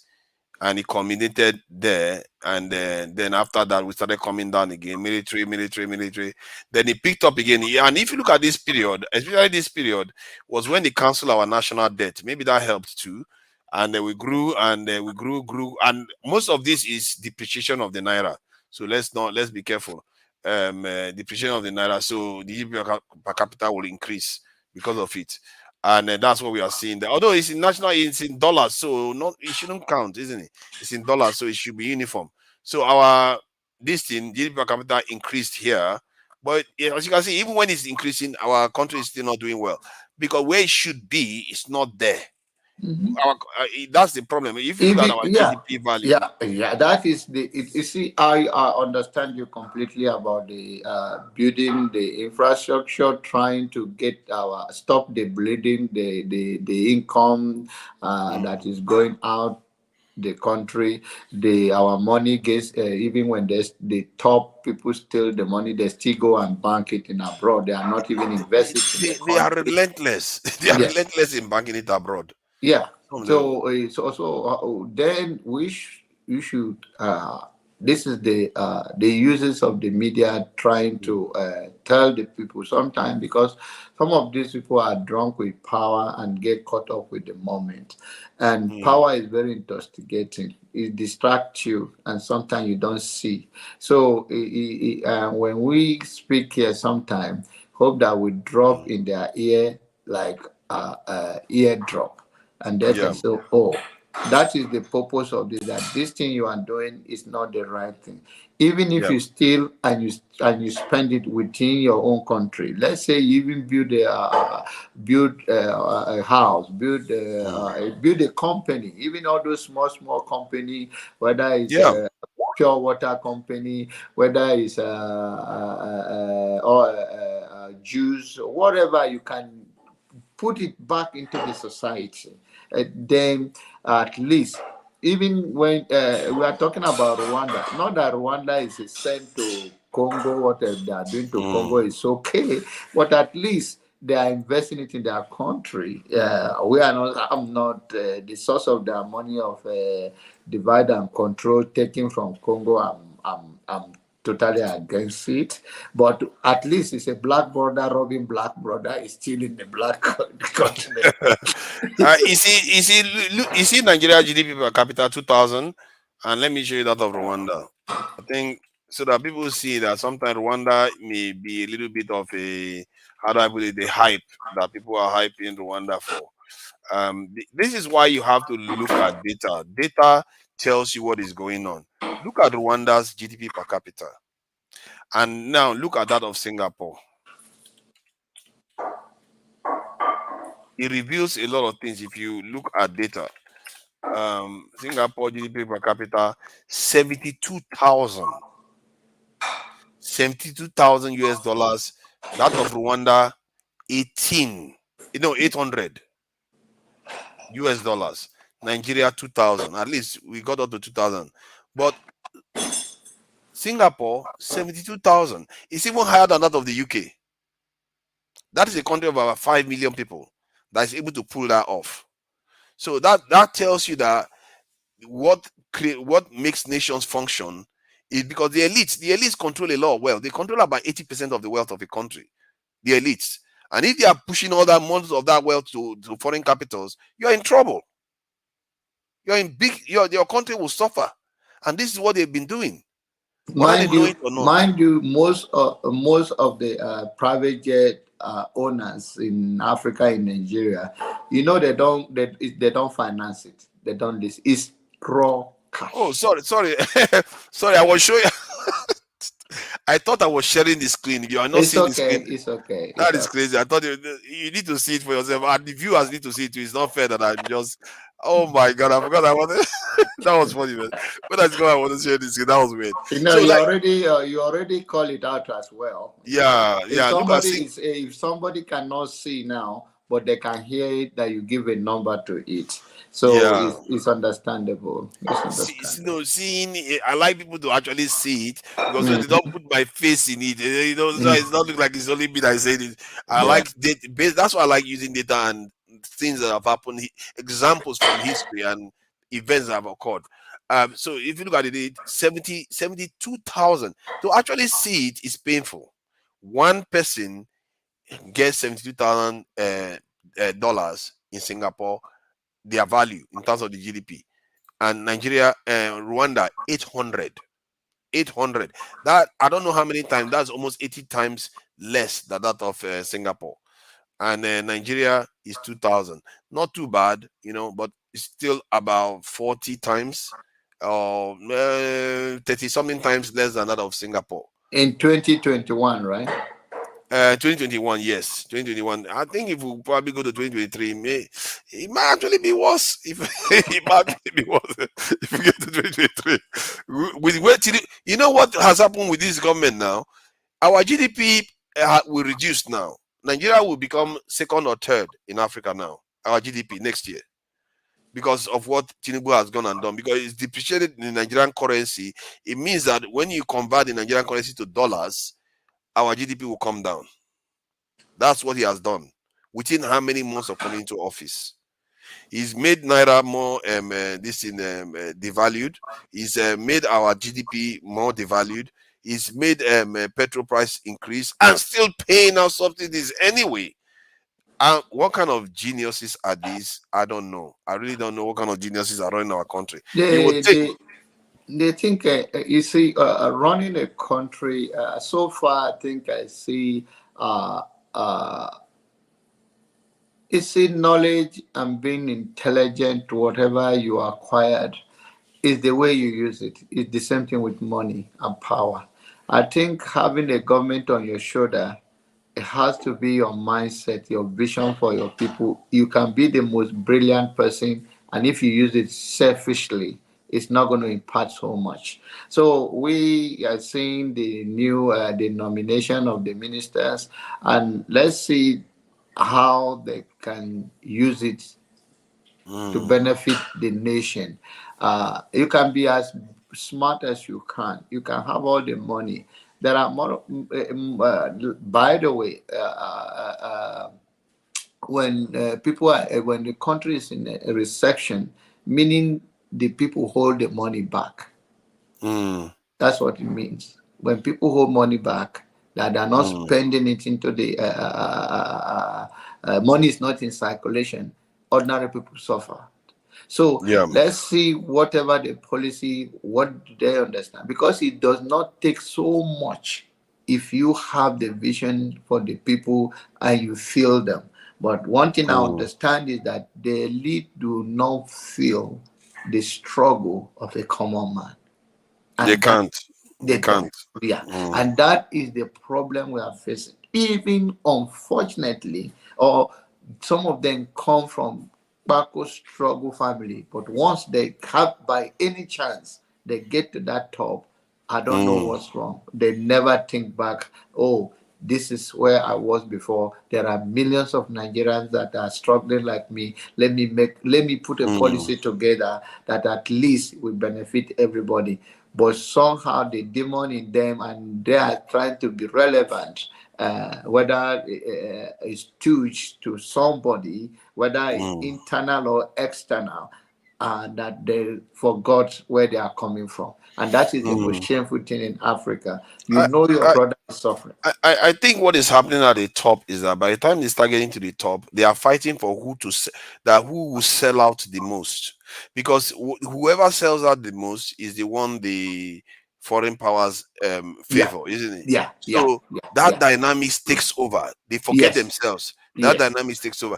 I think was it not Adewale, the Prince Adewale that came in yesterday, former presidential candidate, that said, whenever you want to appoint CBN chairman, head of CBN, you have to send him to Washington for them to tell him what he's going to do and what he's not going to do.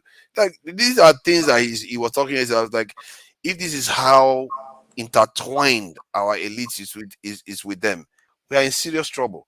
How do we that is a extricate ourselves? mind-boggling. That is the whole. That is disturbing. That is something worrisome. Some of this he said yesterday. So we are not operating. I was disturbed.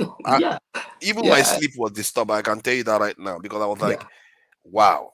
That kind of mindset is hard to disentangle. You see? And so I think until we get people that has vision for the people and ready to face their challenges. So if I do one term, I do one term, but I want to change this dynamic. Even when I leave, I want history to judge me for what I have done for the nation, and not to subject my people to any manipulation. If this allow themselves to be compromised or blackmailed so they can use something to drag them back, they want to make any step, I think when we overcome that, then we are talking about a sovereign nation. But for now, with all that we are all saying, and we can get involved, but how many people do you going to convince? When you win a political office or get to the top, the people around you, they think you are there to serve them. Your community will think you become a governor from this area, and we have the biggest thief in the community that will bring the money. That is the mindset. And that is not a vision. That is a narrow vision. And the many people that have created what we are enjoying today, they do not even have 3 cars or 2 cars. They live, But this hunger and thirsty in us that cannot be satisfied by vision and for the future, that all we see, we don't see beyond our nose. All we see is ourselves and our stomach. And that is the big problem we are having. And that's why we are quickly, they compromise us quickly. And before you know, you are a stooge somewhere, you receive a call, you just stay like you froze because you don't even know who is monitoring you. And when they know that, okay, this person is up to good. And I hope that the youth will come out to back anybody that they think has their future in there. It can channel their destiny by putting some policy together that can help us to build the nation, but not those people that they don't even know when they wear pants or where the pant they wear is backward, or see somebody tell them that your baba, the pant you are wearing is upside down.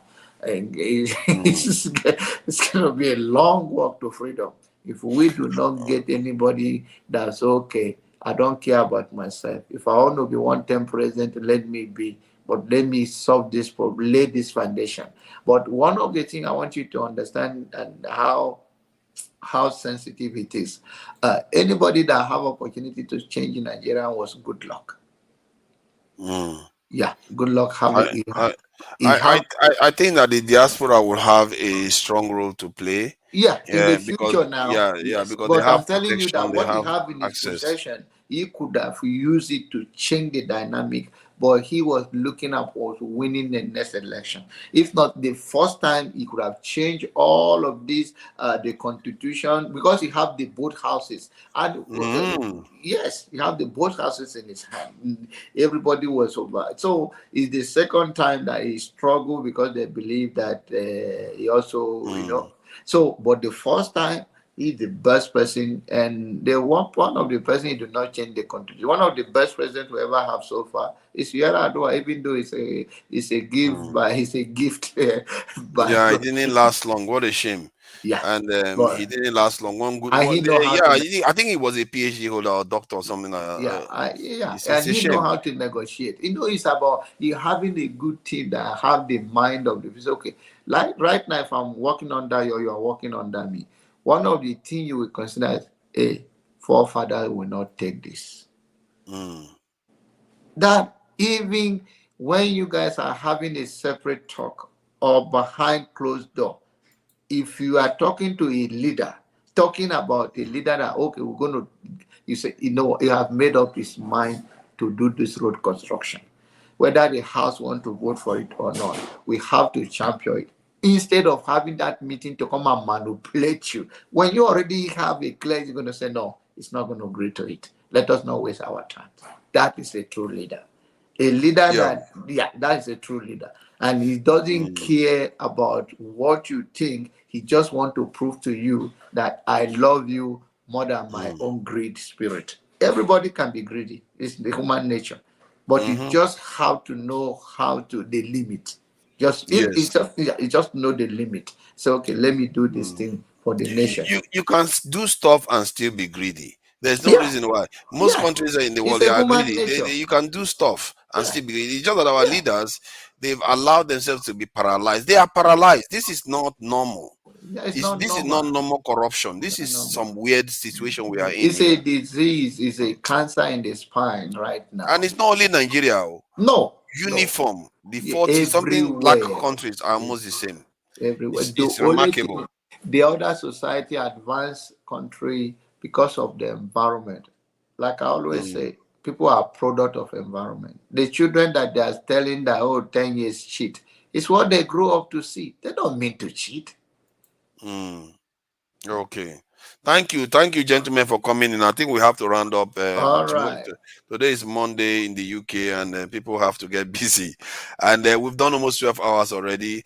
And I really appreciate you coming in, Jonaba, and Omulu. Thank you for coming in.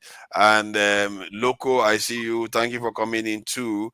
Let me say some good distinct greetings to some of the people on the chat before I round up. Olga, Tima Jack, Oladipo, I see you there. Nwachuku, I see you there. And Chioma, I see you there. Christine, I see you. Who else? Eddie A, I see you there too. Kando, you have always been supportive. And let me go, and let me get new names. Rachel Hunter, I see you there too. And what you said something about, she does make some strident comments actually. Let's see. Who else is there? Just something, I missed that one. Adel Bomo,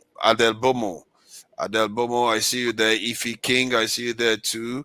And Just Jamaica, I see you there.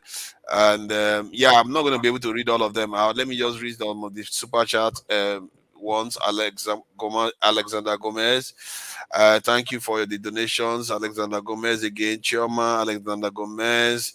Clapzal, thank you for the donation. Henry Johnson, thank you for the donation. Igbo Basics, thank you for the donation. Alexander Gomez. One man went to Mo. Victoria, Alexander Gomez. Black Experience. Alexander Gomez is really, really supportive. He supports all the platforms. I've never seen a Nigerian that just goes. He's so supportive. He doesn't necessarily take sides. He just supports the Nigerian platforms. One has to, people have to, remember him from that. I really appreciate the work he's doing, and all the people that donated, I appreciate you all. And when you see your leaders behaving like this, you need to start giving them a side eye and start wondering why are they doing this type of things, and maybe you should be questioning them too. I think it was you yesterday, Jonaba. I don't want to stress this point. You were asking the prince about why they were wearing those headgear. I was expecting you to say, why don't people get rid of it? Because I want to know. Yeah, he said. Yeah, he answered it. Even though I didn't answer it, I asked him that way. He answered it that he cannot even bend it. That and he said that the issue is that they feel that it's like even though it's not of respect. Yeah, it's a sign of respect that even when the UK have already thrown it away, it's like it's not even for respect. It's for press. That is not for respect. It's for oppress. It's just exactly. It's not for respect. It's for oppress. So because that wig it look weird in 24th century. You can't believe how many people that were complaining about it on that day when they were reading the judgment. And it turns out that when I was asking one of the OB lawyers, Ozakome, he was on the platform. People were asking him about the election. That was the question I asked him. I said, do you support the banning of this headgear or phasing it out? He made 1,001 argument why we shouldn't phase it out. It's like, are you serious? What is that? Ozakome, I don't know whether you know him. Ozakome is a lawyer for the OB campaign. So he was on a channel and he came on just like Prince yesterday. And I asked him that question about the headgear, that what are you supposed to removing it? People were furious with me. They said, there's an election issue and you are busy asking this question. I said, yeah, because that question tells you the mind of the people. Exactly. Tell you the tells you something about their mindset. He tell you the mind of the people. He tell you how locked up we are, how our judiciary system, even the people that that introduce it, they are not using it anymore. It's like I don't understand, and he tell you how the judgment will come from them. Something is not add up. So I don't understand. That's why I asked that question now, because if his mindset is like he made a lot of effort to defend it, that's even worse. Yeah, to just say he could have just said, it's a message of the power. We are still working on. No, he made a lot of effort to defend it. Yeah, like wow, it's oppressive. It's oppressive. They want to be different. When you see them on the road, they want you to respect them because it is everybody can wear suit around. Yeah. Why not put one black afro that you want to have respect? But you have to have a Uyiboma head on your head before you have respect. Is the value we attach to things, as I summarize because of our running out of time, is the value we add to things. We think that good can make you a better person. You think the house